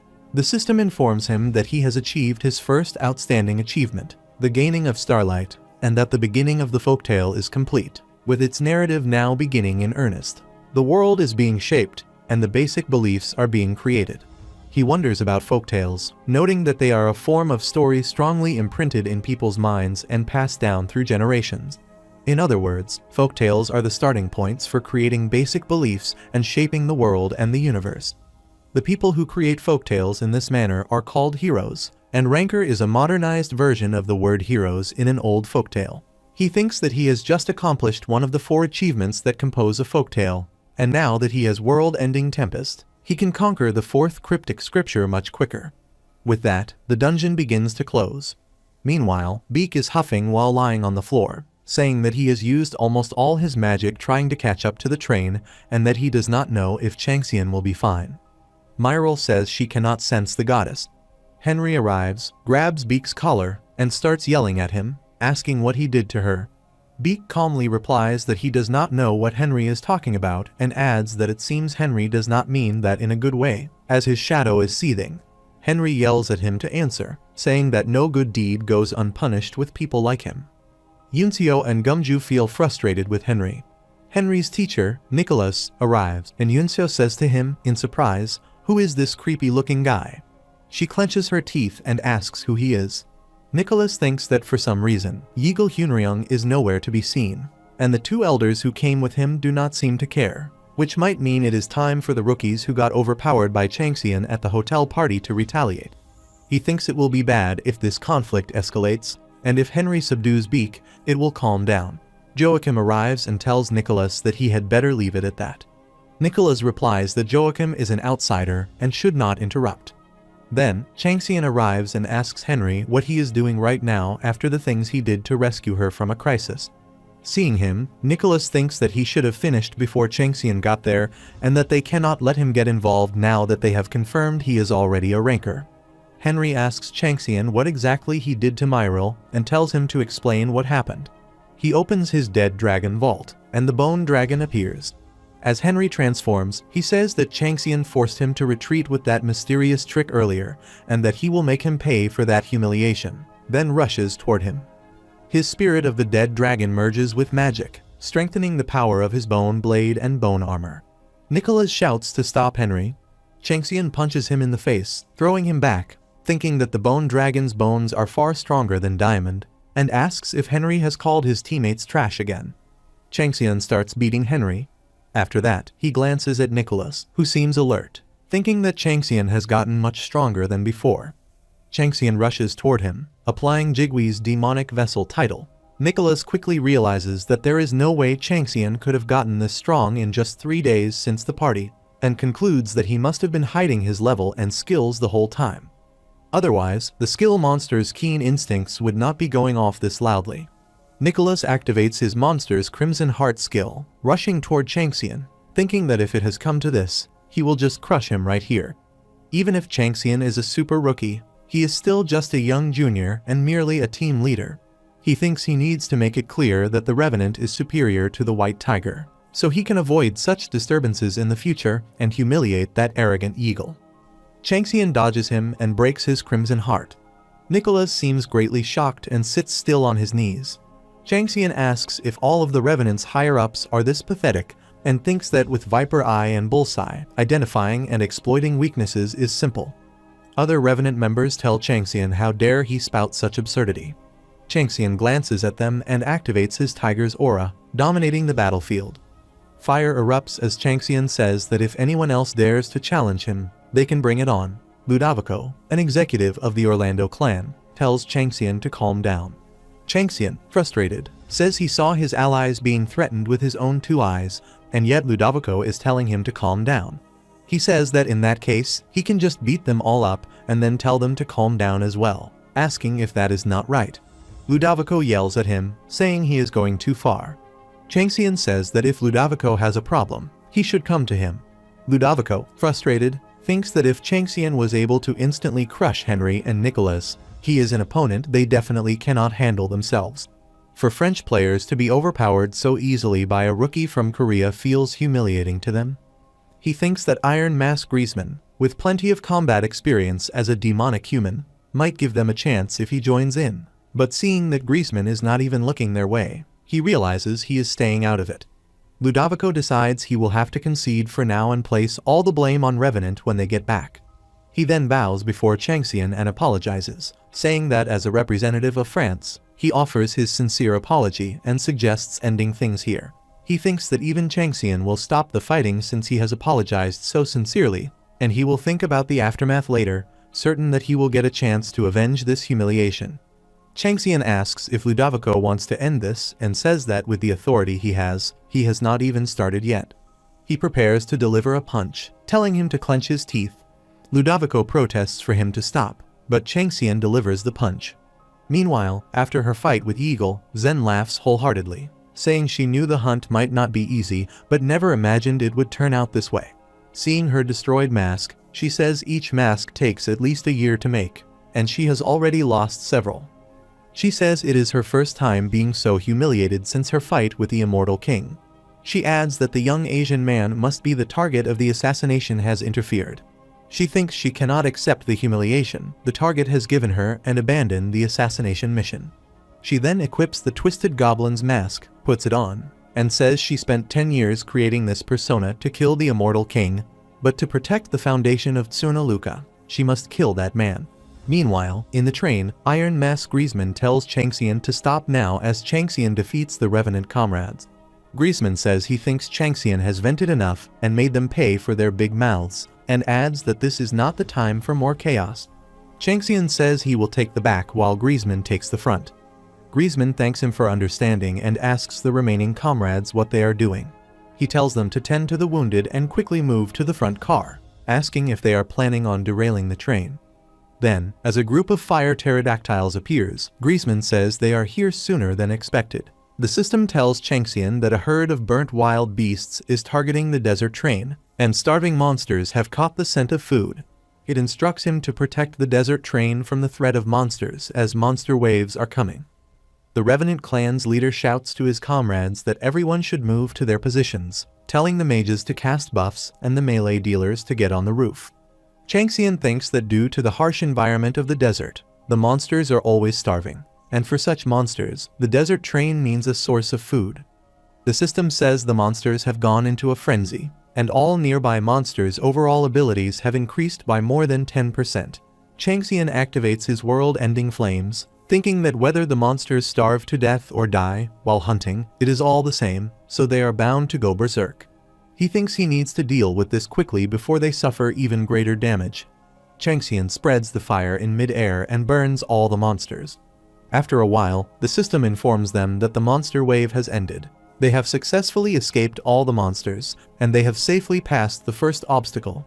The Elder Divine Skull Demon, Youngjin, asks why they are so tired just from a little running and questions what is wrong with the youngsters, saying that back in his day, they could fight for 3 days and nights without a break and be just fine.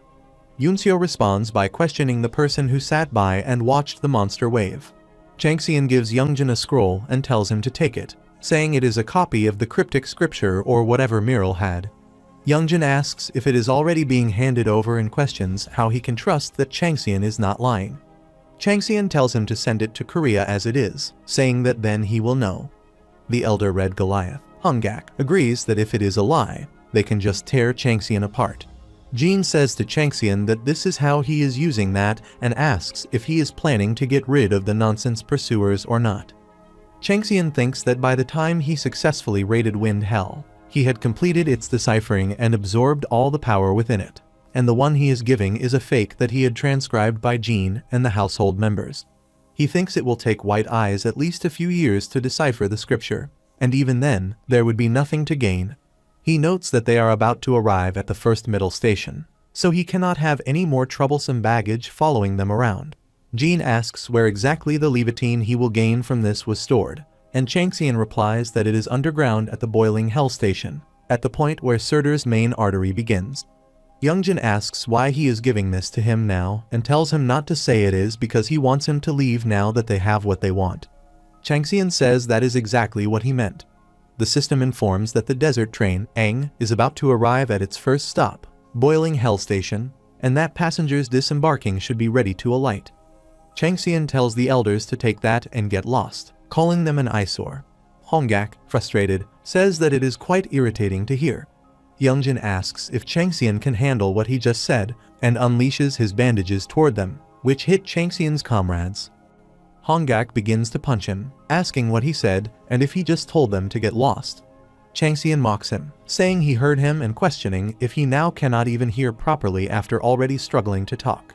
Hongak begins to punch him, but Yeagle appears, saying he thought he could finally rest and wondering why it is so chaotic. He tells Hongak and Youngjin to try not to create too much of a ruckus. Hongak says it is their business. Yeagle says he does not understand what they are on about. Hongak then says he understands that Yeagle is interested in that guy enough to want to take him in as his disciple, but insists it is still their matter. Changxian wonders about the word disciple, thinking that the statement could stir up the clan.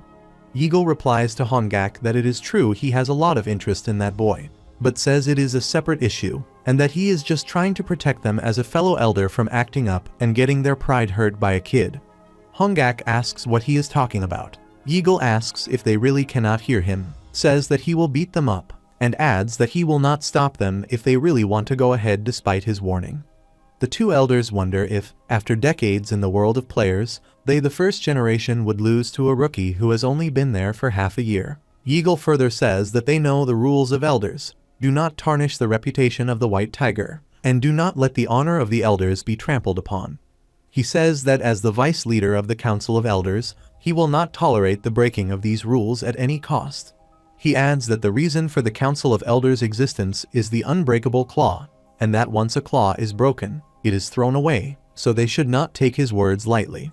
The system states that they have arrived at the first stop, Boiling Hell Station, and tells all passengers disembarking to watch their step, adding that the train will remain there for 24 hours. Changxian gets off the train, saying he hopes the two of them are not there when they leave next time. Hongak, frustrated, leaps toward him and threatens to kill him. Meanwhile, Changxian throws him back using only his force and warns Youngjin that it is his final warning, and if he sees him tomorrow, he will kill him too. Wuchen arrives, worried for Hongak. Changxian unleashes his force toward him and defeats him as well. Henry then gains consciousness, looks around, and asks Nicholas what on earth has happened. Myrtle, still in shock, finds her patron. Nicholas tells Henry that it is the tyrant's doing, that the man is powerful, and that he was not a match for him either, adding that there is something they must do. Meanwhile, Changxian, seeing the fire, thinks that the stone desert is not actually a desert, and that, to be precise, the dungeon itself is Surtur's corpse. He thinks that the stone desert is just the skin of the dead Surtur, and the heat emitting from the cracks in the ground is Surtur's heat coming from his cracked skin. He recalls asking Thanatos how monsters even exist there. Thanatos replies that Surtur was the king of giants and the ruler of Muspelheim, and although he does not compare to him, he had definitely earned his position, so it is not surprising that a few lives would be born there. Thanatos adds that heading underground in the dungeon is like tearing through Surtur's muscles and flowing through his blood vessels. Changxian asks what exactly Regarin, or whatever the place is called, is. Thanatos says that the place is an important armory containing Surtur's and Muspelheim's treasures, and that it is also where his powers manifest, so there is no way it would be placed somewhere trivial. He adds that the heart is where Regarin is, and if one follows the blood vessels, they will find it. Changxian thinks that it is unbelievable, and that he cannot believe this massive dungeon is Surtur's corpse, as even for a giant, his size is ridiculous. He thinks that he has to find Surtur's heart in this huge place within 24 hours.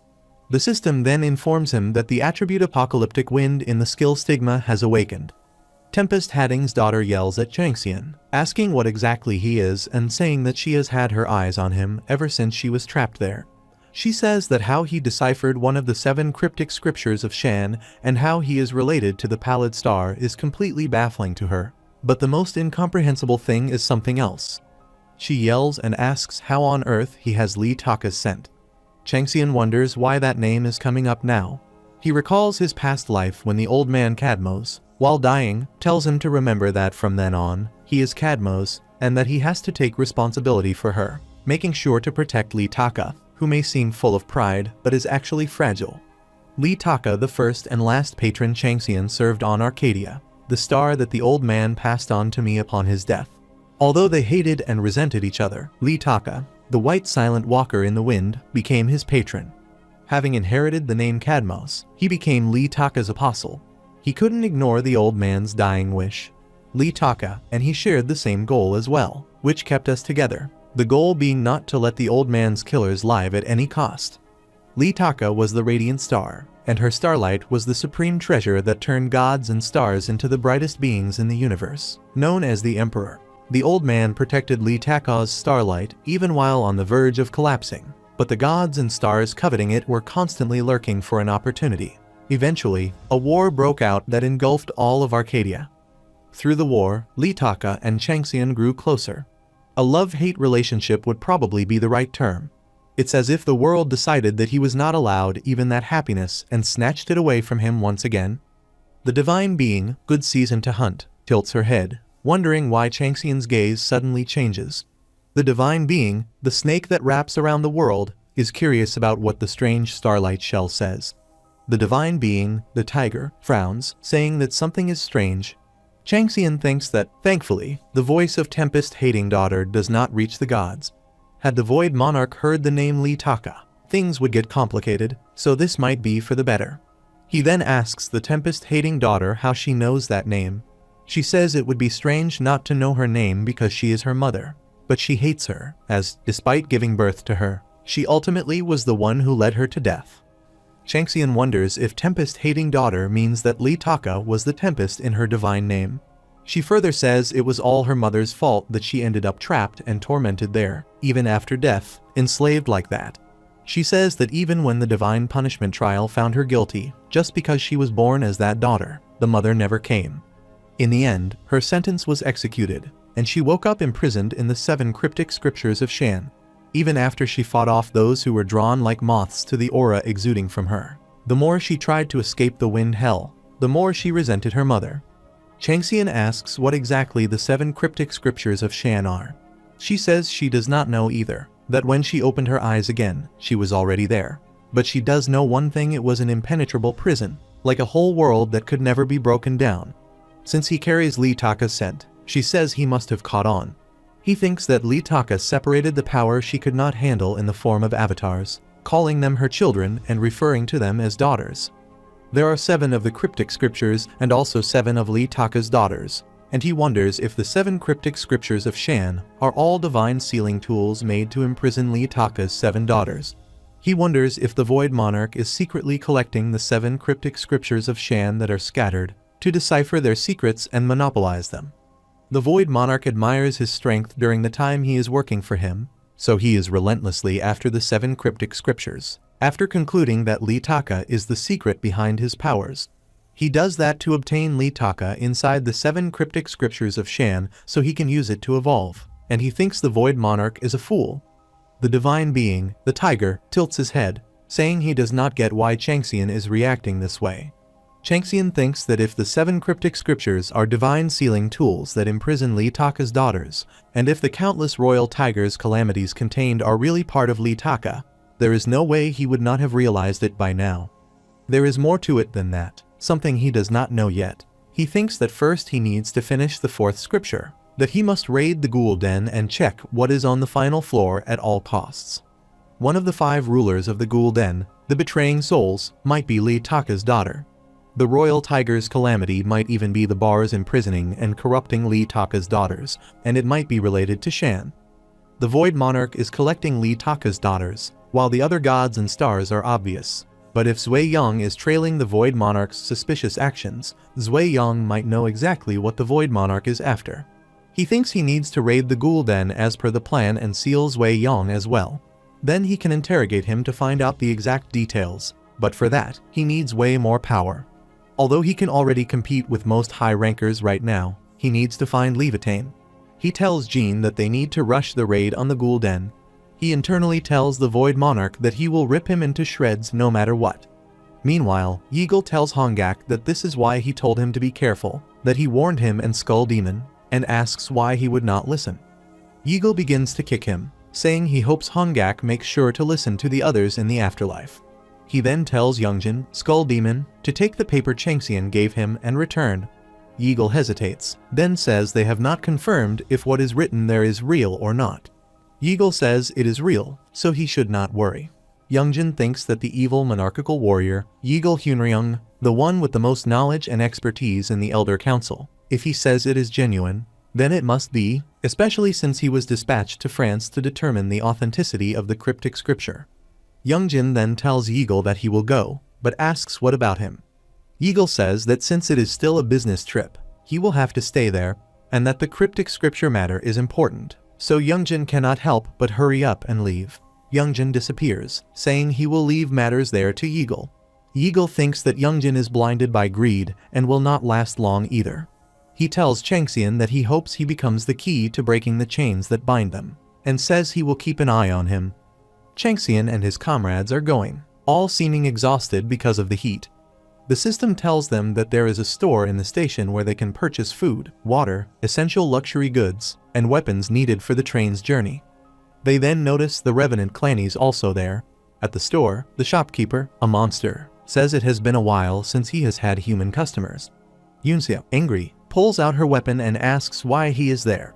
The store owner, Jerupgu, tells her to put it down, saying this is a neutral zone and that he is a pacifist, and adds that it is not good to get on the store owner's bad side. Yunseo then asks what he sells at this store.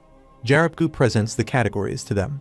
Seeing the items, Haibin says it must be the currency used there, as the system warned that the place uses a different currency. She suggests checking the first category. As they see the list, Haibin thinks the descriptions are giving her icky feelings, and since window shopping does not cost money, she suggests checking the highest category. Seeing the highest category, Haibin says every single item is unbelievable. Jerupgu asks if she has decided on anything and tells her that if she does not have the money, she should get lost and not be a nuisance in his shop. Changxian then gives him a list and tells him to get everything on it, along with the item that the kid asked for. Jerupgu says he is a big spender and tells him the total will be 100,000 haons, asking how he would like to pay and saying cash is preferred since the administration has been strict lately. Changxian says he does not have cash and that he does not have money, so he should put it on credit. Jerupgu, frustrated, asks if he takes him for a fool just because he is a goblin, and says he will blacklist him so hard he will not be able to get anything even at other stations. Changxian turns to leave, saying he was going to open Ragaran, but if Jerupgu is not interested, there is nothing he can do, and they will just have to go to the next stop and tell Haibin to let's go. Jerupgu, surprised, stops him and asks if it is true that he is going to the Giant King's heart treasury.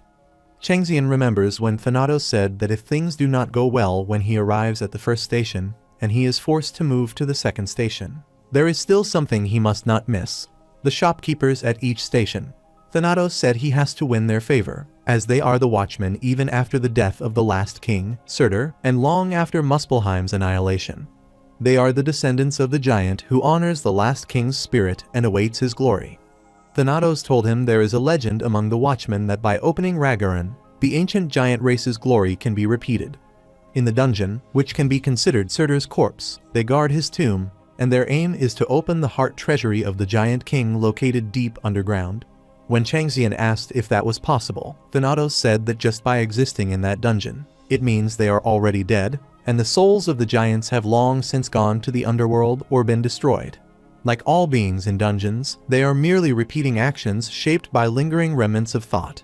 But Ragaran is real, and so is their belief in that legend.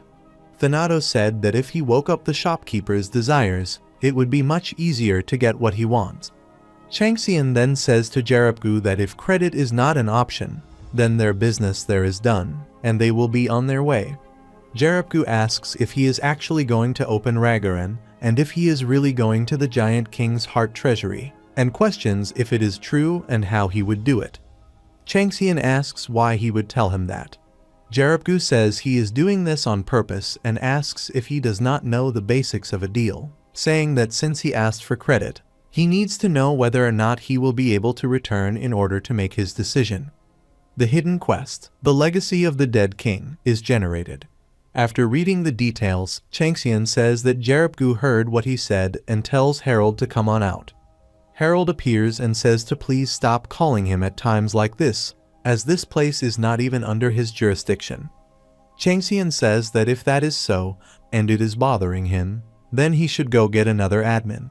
Harold says he will do it and thinks that, of all people, this guy has been classified as a prospective talent, one of the top tier among the prospects, and despite not having a patron, he is showing remarkable growth at the fastest rate. He thinks that the 12 zodiacs are interested in him, and reports about him are in such high demand that they cannot keep up. Being in charge of Changxian has given him significant influence in the administrative bureau, so he cannot let him team up with another admin. He thinks that if the assignment changes, he will be like a dog chasing after chickens, and as Changxian's position gets better, he has a lot to gain, too, so he will have to keep following him around. Jarapgu then says to Harold that this guy is a talent granted by the Administrative Bureau and a Tier 3 prospect at that. He then glances at Changxian and says he will think of it as an investment for now and put it on credit, before telling Haibin that the miss stays here, but she can come with him. Changxian then tells Haibin that he will be away until tomorrow and, in the meantime, she should take as many quests from Jarapgu as possible and earn as much money as she can. Not only for this dungeon raid, but also because it will be useful in the future as well. Haibin wonders what on earth he is planning. Meanwhile, the Revenant clan leader, seeing all this from the store window, wonders what is going on. Henry says he has never seen or heard of Jarapgu leaving the shop to guide a player before and questions if it is a special mission, also wondering how they will receive quests now that he is gone. Nicholas says that Henry is right, and that if they cannot receive quests because Jarapgu is gone for the entire duration that other trains spend at the station, they will be in big trouble. Nicholas then thinks that the fact that Jarapgu is personally guiding a player somewhere means it is a very important hidden quest. He thinks that if it is a quest of that scale, Jarapgu will not be able to easily handle it by himself, and that is when they can jump in with the excuse of helping him. Since the dungeon is on French territory, he thinks he cannot let this foreigner run around as he wants. There is no doubt in his mind that they have found a hidden piece, so he considers whether they should just follow them. The system says that the dungeon administrator Harold will temporarily take care of the store in the boiling hell. The other players of the Revenant clan wonder if the rabbit definitely coming when Changxian calls on him means he has connections in the administrative bureau as well. Administrator Harold quickly scans the area for locations of nearby players and says he does not have a grudge against any of them. But he is already busy enough as it is, and being forced to be there is really annoying him.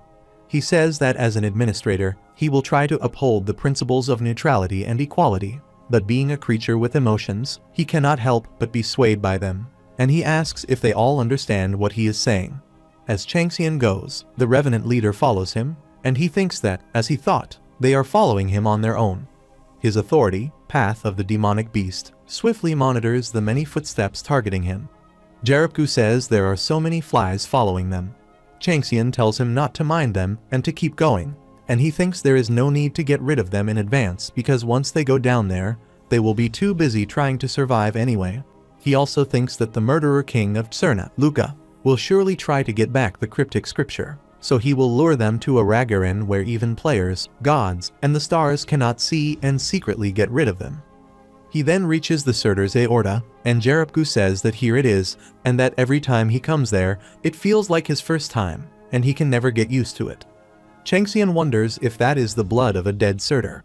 Jarapgu says that although he manages to make it all the way there from the stage, there is no way for him to get closer. Changxian recalls Thanatos wondering who said that, and thinks that if he could read Surtur's blood vessels, he would be able to get to the heart where Ragarin is. His joint name is Burning Giant, which brings the dorm anyway. Even though he has been dead for so long, Thanatos wonders who would have thought his hot blood would still be flowing. The watchmen cannot get any closer to reach the heart, as they would have to dive into the boiling blood, but they are blocked from getting close.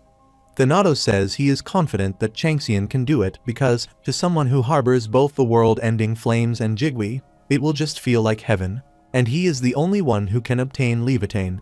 Changxian holds an anti-fire pulse, a mystical bead that protects against the adverse effects of fire.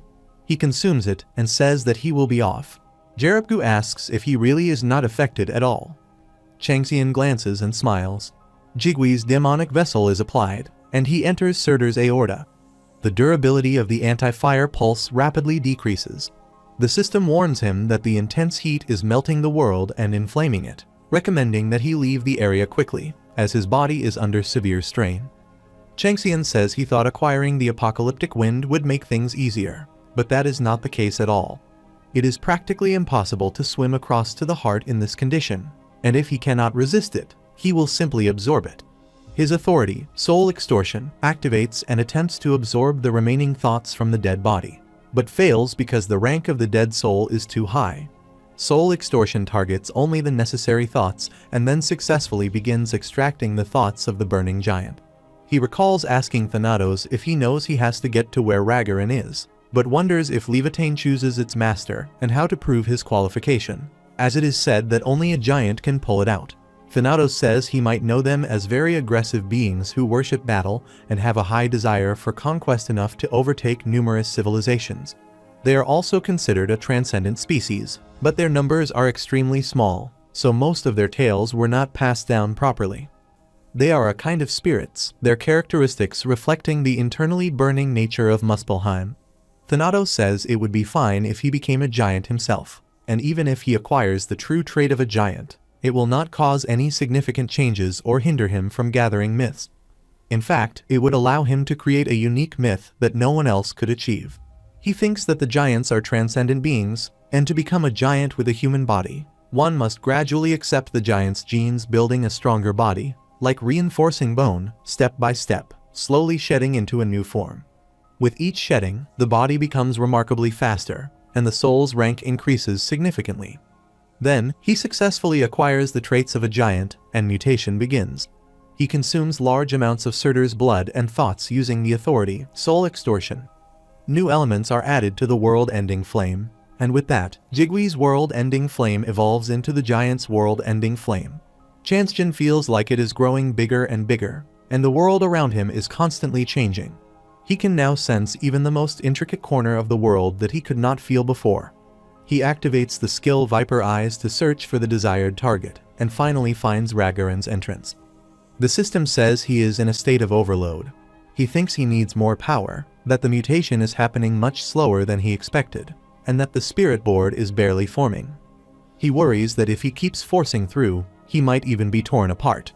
In this state, he believes he will not only fail to open Ragaran, but also fail his transformation to a race beyond humanity through shedding. He recalls calculating the time needed for gignitification with Thanatos, but even with Shant's 7 cryptic scriptures and pitch black darkness, his skin is not growing any faster. He did not expect to need even more power for gignitification. He knows he will reap great benefits after completing the shedding, but the rate is too slow, and he cannot say he can handle it with the energy he currently has. The system warns that the rate of stamina and mana loss is too high and recommends leaving the area. The pain keeps getting worse, and he thinks that if it continues, he might be in real danger. Then the mutation stops, and the outer skin starts shedding. He calls Cadmos and says he is overloaded because he is shedding too much skin at once. He thinks that if he uses pitch black darkness to separate the shedding into 2 stages, he might succeed in the mutation. He believes it is all or nothing, and that he is betting his life on this gamble. He thinks that if he completes the heart that allows for unlimited generation of pitch black darkness, it will increase his stamina, and if he adds it as an attribute to the giant's trait, failing means death. But if he survives, he might be able to complete the body. The Tempest-hatting daughter wonders if this man is really just an ordinary human. She thinks that even if he decoded a part of Shan's scriptures or borrowed Mephistopheles' power, there is no possibility of a mere human become a giant. She sees him as filled with the sole desire to become the Flame and Surtur himself. She thinks he seems to be acting for some grand plan, but is actually defying all logic. She believes this man is dangerous, that it is madness burning madness to succeed in whatever goal he sets his sight on. She sees him as someone who would give it all up without a blink if he could just achieve his goal, even if it meant losing everything in the process. He reminds her of her mother, and she thinks that if she becomes useless one day, this man will definitely get rid of her. She decides she must escape and return him to her household members, Muriel. She then throws the threads of wind, hoping to find them. The mutation is rapidly accelerating, and the flame heart starts moving. The system says he has reached the limit and that the first stage of shedding is occurring. The flame heart has now become the core of the mana accumulation circuit, and he has undergone structural metamorphosis. Changxian says he has successfully become a giant. With the completion of the flame heart, the brutal heart has also been created, but it is still not enough. For complete stability, the second stage of shedding is necessary. Cadmos cheers for him, strengthening the skin-body haze. After his deadly struggle, the system says the second mutation has been completed and that he has achieved skin metamorphosis.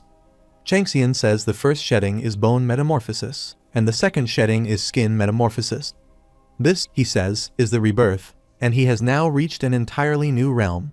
He acquires many skills and discovers Ragaran, the treasure vault of the perished world. He enters Ragaran, where the giants gather, and asks if he is the new successor of their deceased king. The system says he has entered the hidden dungeon, Ragaran. He feels the overwhelming presence, and never thought he would see all of the Muspelheim shadows here, cosmic beings that transcend civilization and planets, covering entire galaxies. The shadow asks again if he is the successor of their deceased king, saying that although he has the soul of a human, he carries a strong scent of the deceased king. That is why they allowed him here despite their suspicions, but they still demand to know who he truly is. Changxian thinks that Muspelheim no longer has stars or gods, yet a fire giant appears here, so he must be worried. Thanatos tells him that Ragaran is Surtur's heart, and also the will of the fire giant that remained after the doom, so it is obvious that the qualification test to obtain Levitain will be extremely tough. Changxian thinks that one wrong answer could get him trampled by these giants. He introduces himself, saying his name is Changxian, and that he is a seeker of Levitain who is here to challenge them, fully prepared, knowing it will not be easy. The shadow says he surely knows how to talk and that they will see if he is capable of backing up those words. They order everyone to clear the way and tell him that at the end of this path lies their fortress. If he can pass through it entirely and return with Levitain as he claims, they will acknowledge him as one of them, a brother by blood, the successor of the king. He determines that to get Levitain, he must first be acknowledged by the shadows and prove he is qualified to be the king. Standing outside the first gate, the guard says that Changxian really came, and that usually just passing through that space would terrify most people, adding that the person who came before him was the same. Changxian wonders if someone has made it through Surtur's vein before and how they did it, and he asks if someone came there before him. The gatekeeper replies that they did, and he thinks they are nearing Surtur's fortress by now. Changxian wonders that even with thorough preparation, the heat of Surtur's blood makes it very difficult, and that thinking another traveler arrived there besides him means it could be some powerful figure who entered the dungeon along with him, or perhaps a player from another civilization who passed through a different gate.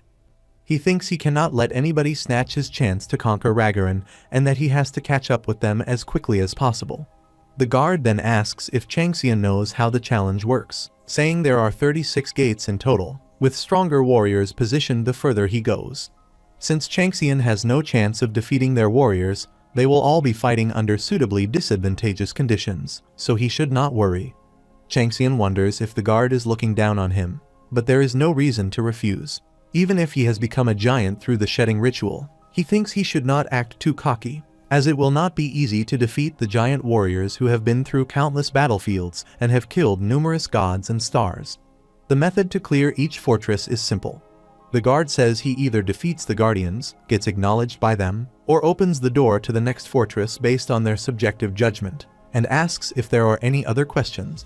Changxian says no, and the guard says he is calm and focused, adding that it would be great if all challengers were like him. Changxian asks if that is so, and then requests the door be opened. The guard opens it, telling him to give it his best shot. The system informs him that he has arrived at the first gate. This gatekeeper's weapon is a spear, and he says his name is Gustav, asking the visitor for his name. Changxian tells him, and Gustav says it is quite an unusual name and hopes his skills are just as unique. Changxian wonders that the spear is made of stone, recognizing it as a high-level artifact, and decides he should not charge head-on. Gustav then says it is a shame, as a true warrior draws strength from a healthy body and strong muscles. Yet Changxian is so delicate that he looks like he would break with one strike to the side. Changxian thinks that everyone outside was also pretty bulky, and the other 35 gatekeepers he will meet further in will likely be similar. Gustav then says that since he is there to test Changxian's skills and keep things fair, he will only use his right hand, and if Changxian can make him use his left hand or move from his spot, he will win. Changxian then activates the ferocious tiger, and the fangs of the ferocious tiger brush forth and leap toward Gastov. Gastov, frustrated, blocks his strikes and says he is still talking and calls it dishonorable. Changxian, while fighting, says it is strange, asking if Gastov did not say he wanted to test his skills.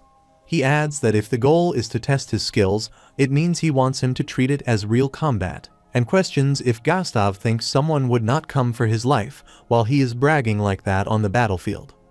Gastov laughs and says he is right, that whether through trickery or an unexpected attack, a defeat on the battlefield is a defeat, but that means he does not have to go easy on him. Changxian says that Gastov himself said it does not matter how it is done, as long as winning is the outcome. Gastov replies that it is well said, but his pride does not allow him to go all out against someone he considers a weakling, so he will fight in his own way. Changxian realizes that what Oro said about their brains being full of muscles is actually true. He recalls when he asked Oro if they had any weaknesses, and Oro replied that there are no obvious weaknesses, that they value honor and pride over their own lives, and are exceptionally skilled on the battlefield. Oro added that if there is a flaw, it is that they are simple-minded, with brains as full of muscles as their bodies, living purely on impulse and doing what they want without proper thought. Oro reminded him that he was once an abominable god, and in that case, getting acknowledged by the fools of shadows would not be hard for him, as their natures are quite similar. Oro said that once he faces them himself, he will understand. While fighting, Gastov says to Changxian that he has a strong scent of their kind on him, that he was definitely born human, and asks how he gained such extensive combat experience. Changxian replies that if Gastov is curious, he should defeat him to find out. As Oro said, he certainly piques Gastov's interest, but the question is how to win, as Gastov is far too tough. Gastov asks if he is trying to provoke him, adding that the more they fight, the more he likes him. The system then announces that he successfully gains the interest of the first gatekeeper. Changxian thinks that while fighting, his awakening as a giant is completed, and his hellfire proficiency is also catching up as he relies on it, leaving him very satisfied. The moment he gains the power of a giant, he feels that the drawbacks from the limits he had as a human are lifted. However, controlling the unique traits of the giant's hellfire is not easy. Its explosive power is extremely overwhelming. Changxian wonders that observing Gastov's movements could uncover some secrets, the trajectory of the sphere, its techniques, its form, and questions what he should do. Gastov says it looks like controlling the flames is not easy for him, which is to be expected, as the flames of the shadows are notoriously difficult to handle even for them. He adds that the better one handles them, the more one is recognized as an exceptional warrior, and asks how about it, if Changxian wants him to teach him. Changxian asks if it is all right for him to teach that. Gastov replies that even if he teaches him, it is not something he can easily replicate, and it is not a very hidden secret either. It is all about muscles.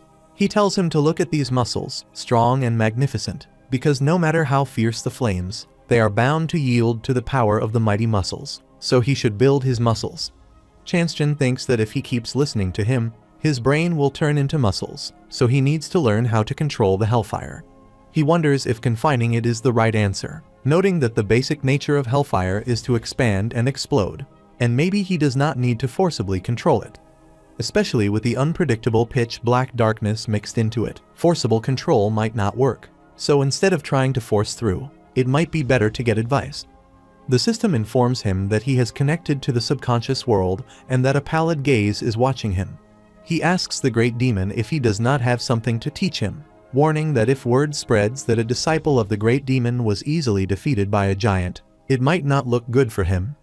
Mephistopheles descends and says how annoying he is, complaining that he keeps disturbing him with every little matter.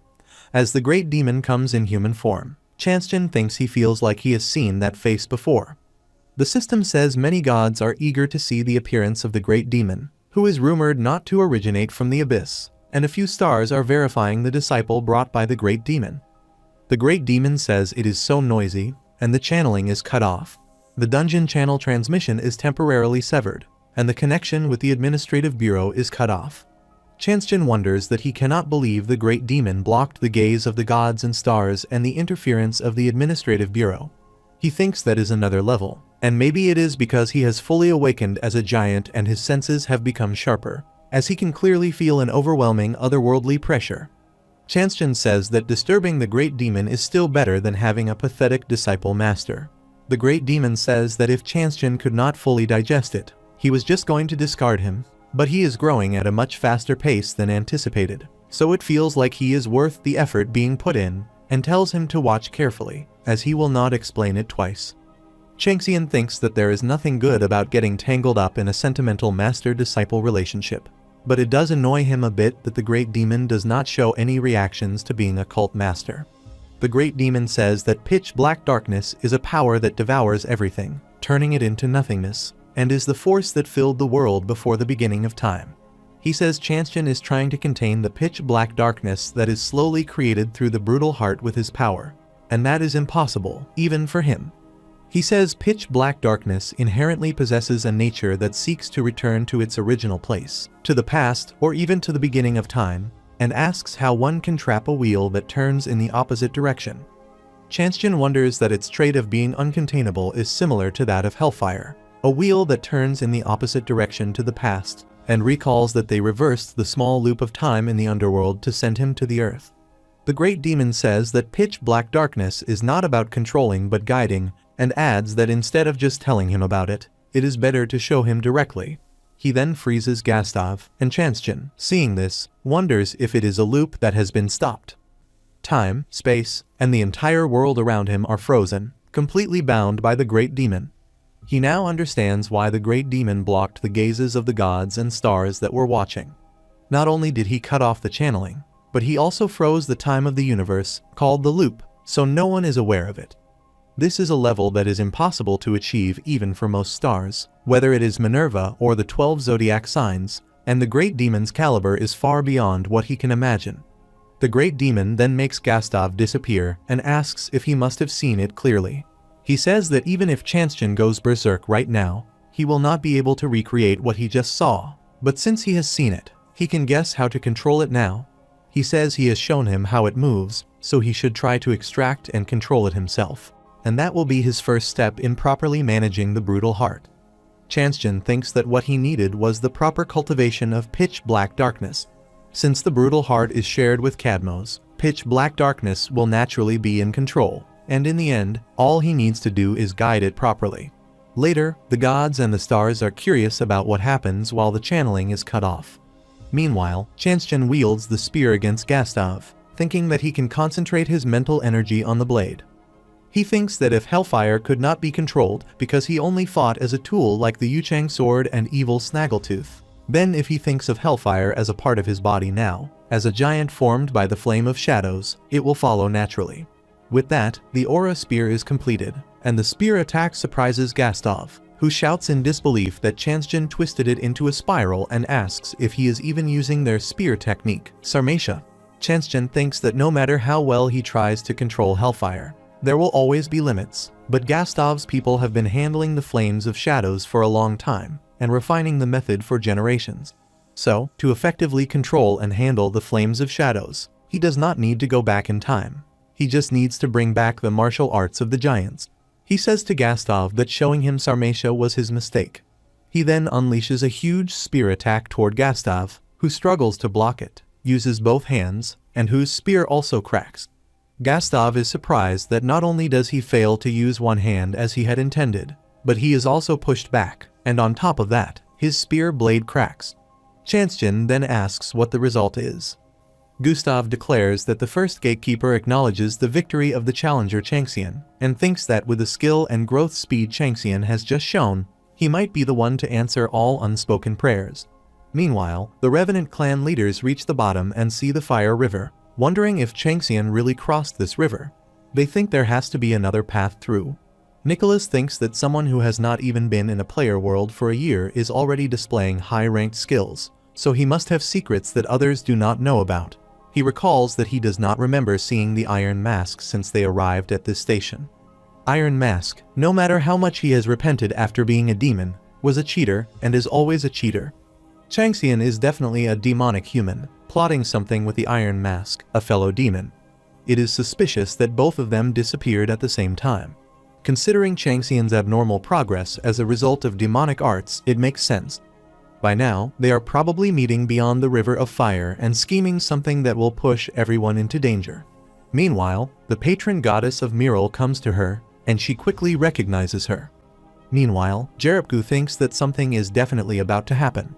He reflects that if it were the shopkeepers at the other station, they would immediately try to kick them out, but it is fine with him. He saw Changxian connecting to Ragaran with another eye that he threw into the river of fire to observe Surtur's heart. It might be a good time to hold a shopkeepers meeting after a long time, and he is already looking forward to the looks on the faces of his old colleagues. He notes that Changxian has properly opened Ragaran and fully obtained the title of Surtur's successor. From then on, there is no need to say anything. He will save a path of roses for her. Meanwhile, Changxian defeats the 19th gatekeeper and meets the 20th gatekeeper, who asks if he is not rushing too much.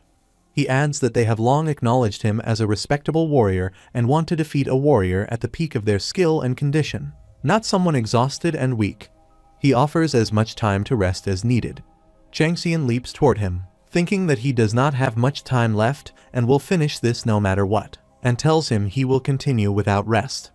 The gatekeeper struggles to fight and says that Changxian cannot easily defeat someone like him without taking a break, asking if he knows what this ecstasy is, and that he does not particularly want to lose the sensation.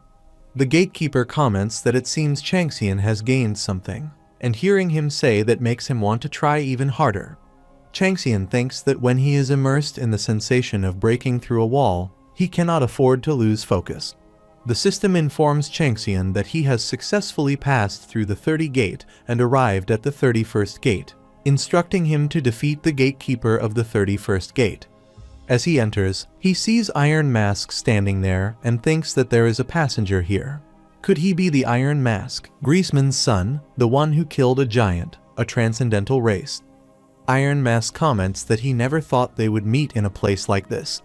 Changxian senses an ominous black aura filling the area, recognizing it as demonic energy of such purity and magnitude that only one being could match it. Griezmann, the leader of all non-humans and heretics, the Demon King.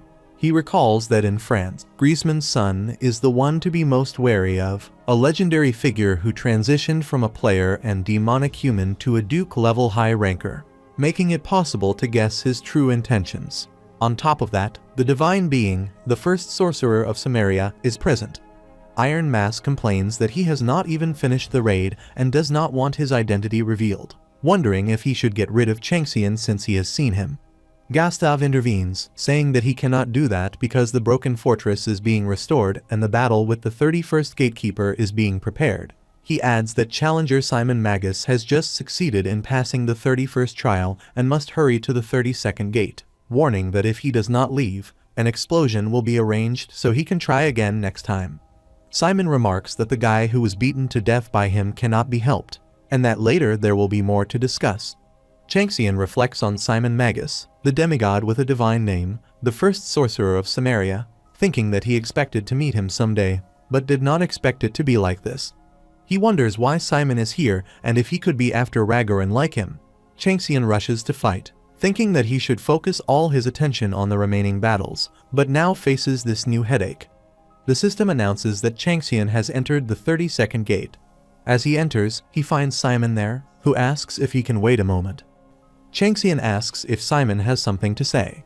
Simon confirms he does, but first asks if Changxian is after the core of Ragaran, the heart chamber where Leviathan is embedded. Changxian asks if Simon is implying that he is not after it. Simon admits he is not. What he wants is a different item located in the heart chamber, a collection of 15 verses, specifically the human skin parchment of those verses. He explains that it is a treasure he has been searching for a long time, having searched the world for thousands of years, and offers a deal. Changxian can take Leviathan or any other treasure, and in return, Simon will provide any support he needs. Changxian asks him to elaborate. Simon explains that Ragaran has a total of 36 fortresses, but in a corner of the heart chamber, where treasures are stored, there is a 37th room unknown even to the past monarchs of Shadows. He doubts it would be easy to reach that place alone and suggests they join forces. Changxian wonders if even Thanatos did not know about the 37th room. Whatever is inside must be extraordinary. He notes that Simon Magus, a black mage whose true intentions are hard to guess and a demonic god who reached the rank of Demon King, is the one proposing this, and he might not benefit from getting involved with him, though he cannot help being intrigued. Changxian asks Simon what exactly the verses are, and Simon warns that if he reveals the information, Changxian must join forces with him without running away. Otherwise, he will be killed, even if Simon loses his divine name. He asks if Changxian has ever heard of the first and last giant kings Besla. Changxian realizes that the Peter's key from Besla's treasure trembles at the mention of Besla, and he wonders if there is a connection. He admits he does not know anything about it. Simon expresses surprise that Changxian has reached the Shadow's treasure world without having heard of Besla and questions if he expects him to believe that. Changxian insists he has not, but notes that, considering the descriptions of Besla as the first and last and the title of Giant King, it is clear that Besla is no minor deity, and asks Simon to explain further. Simon explains that Besla is the god of gods and the king of kings who ruled the three worlds of Muspelheim, Jotunheim, and Niflheim before they split apart, and that Besla is one of the few beings in the past universe to have earned the title King of Gods. He seeks to obtain the poem verses that hold her remaining power. Simon recounts that at the very beginning of the universe, a few shattered fragments became worlds: Muspelheim, where the fire giants live; Jotunheim, where the four frost giants reside; and Niflheim, where all kinds of monsters are entangled with the giants. Since these three worlds originated from shattered fragments, they were incomplete and sought to become whole by forcibly merging with other worlds and civilizations. The three worlds fought for dominance and were eventually unified under one great being. Changxian remarks that the being was Besla. Simon confirms this, but notes that no matter how great a god is, their eventual fall is inevitable. With Besla's death, the three worlds rapidly diminished and were forced to survive in a corner of the universe, except for Niflheim, which recovered more fully. He adds that due to the Great War at the time, the world ended up facing the apocalypse as they do now, and Jotunheim's location became unknown. Simon concludes that the rise and fall of the three worlds based on Besla's fate demonstrates just how significant she was, and that even the magic obtained by the former chief god of Asgard, father of the staff-wielding warriors in his youth, originated from Besla. Changxian is surprised and asks if Odin's magic really originated from Besla. He thinks that he knew the rune magic he learned from his grandfather came from Odin, the chief god of Asgard, but now realizes those runes originated from Besla, the only god-king who unified and commanded the giants. Simon explains that he wants to obtain the verses that hold Besla's remaining power and considers that explanation sufficient. Changxian thinks that Simon must be confident he can kill him, which is significant for him to reveal so easily. He recalls that Simon Magus fears that the Apostle Peter, now dead, might resurrect like his master at any time, and that there are beings with whom Simon has long-standing grudges. He understands why Simon needs Besla's verses and realizes that Simon undoubtedly wants to escape all those threats and ascend to become a complete god, achieving transcendence. Changxian notes that it is no coincidence the Peter's key was buried in Besla's tomb and finds it natural to be intrigued by Besla. He then asks Simon why he needs him, noting that Simon seems capable of passing through the remaining gates on his own. Simon explains that this is his 24th attempt at Ragaran and that he has been thwarted by two conditions. First, being a half-blood who has not awakened as a giant.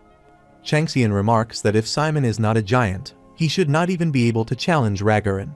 Simon yells, asking what Changxian takes him for, and explains that he was the first to rise to the rank of sorcerer in the great holy land of Samaria.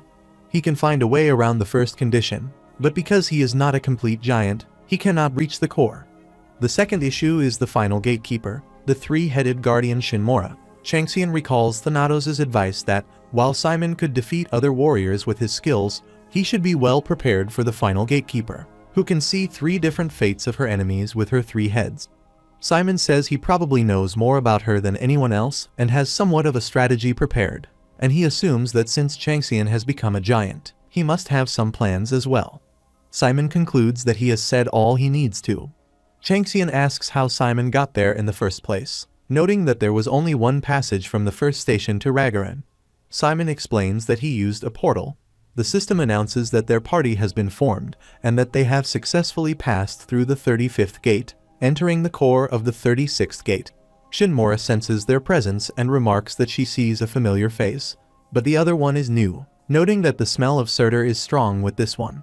She asks if he is the child the other warriors were talking about and states that before beginning the final trial, she shall predict the fate of the challengers. Changxian recalls the Nados' advice to be cautious and avoid being noticed by her eyes, especially twice. Shinmora tells Changxian that normally every living being, god or human, has one of the fates of birth, aging, illness, and death, but he has none. She notes that she does not see the fate of his life and asks if he knows that he has already experienced death several times. Changxian thinks that Shinmora's 3 faces are said to glimpse 3 types of fate. The left sees the past, the central sees the present, and the right sees the future. He reasons that any mortal with a soul undergoes reincarnation and accumulates karma, and when one escapes that cycle, they reach a stage of emancipation to gain pieces of immortality or divinity. He wonders if the fate of life not being visible means she saw his past life or a life even before that, then realizes this is different. Perhaps she saw his current life when he gave up being the twilight of the gods, or something greater, but he is unsure exactly what. Simon leaps toward Shinmora, declaring that he is right here and asking what she is looking at, stating that today he will repay all the humiliation he has endured. He thinks he must cut off the right hand to prevent it from reading the future. The system states that the divine being, the first sorcerer of Samaria, has declared a demonic zone. Shinmora remarks that it is a futile effort and that Simon's defeat has already been decided. Simon notices Changxian and remarks that he thought maybe, but did not expect, that Changxian had really become a complete giant. The system states that the effects of the shedding have been applied twice, successfully evolving the first form world-ending flames into the second form hellfire, and that the title Jigwee's demonic vessel has evolved into Jigwee's giant vessel.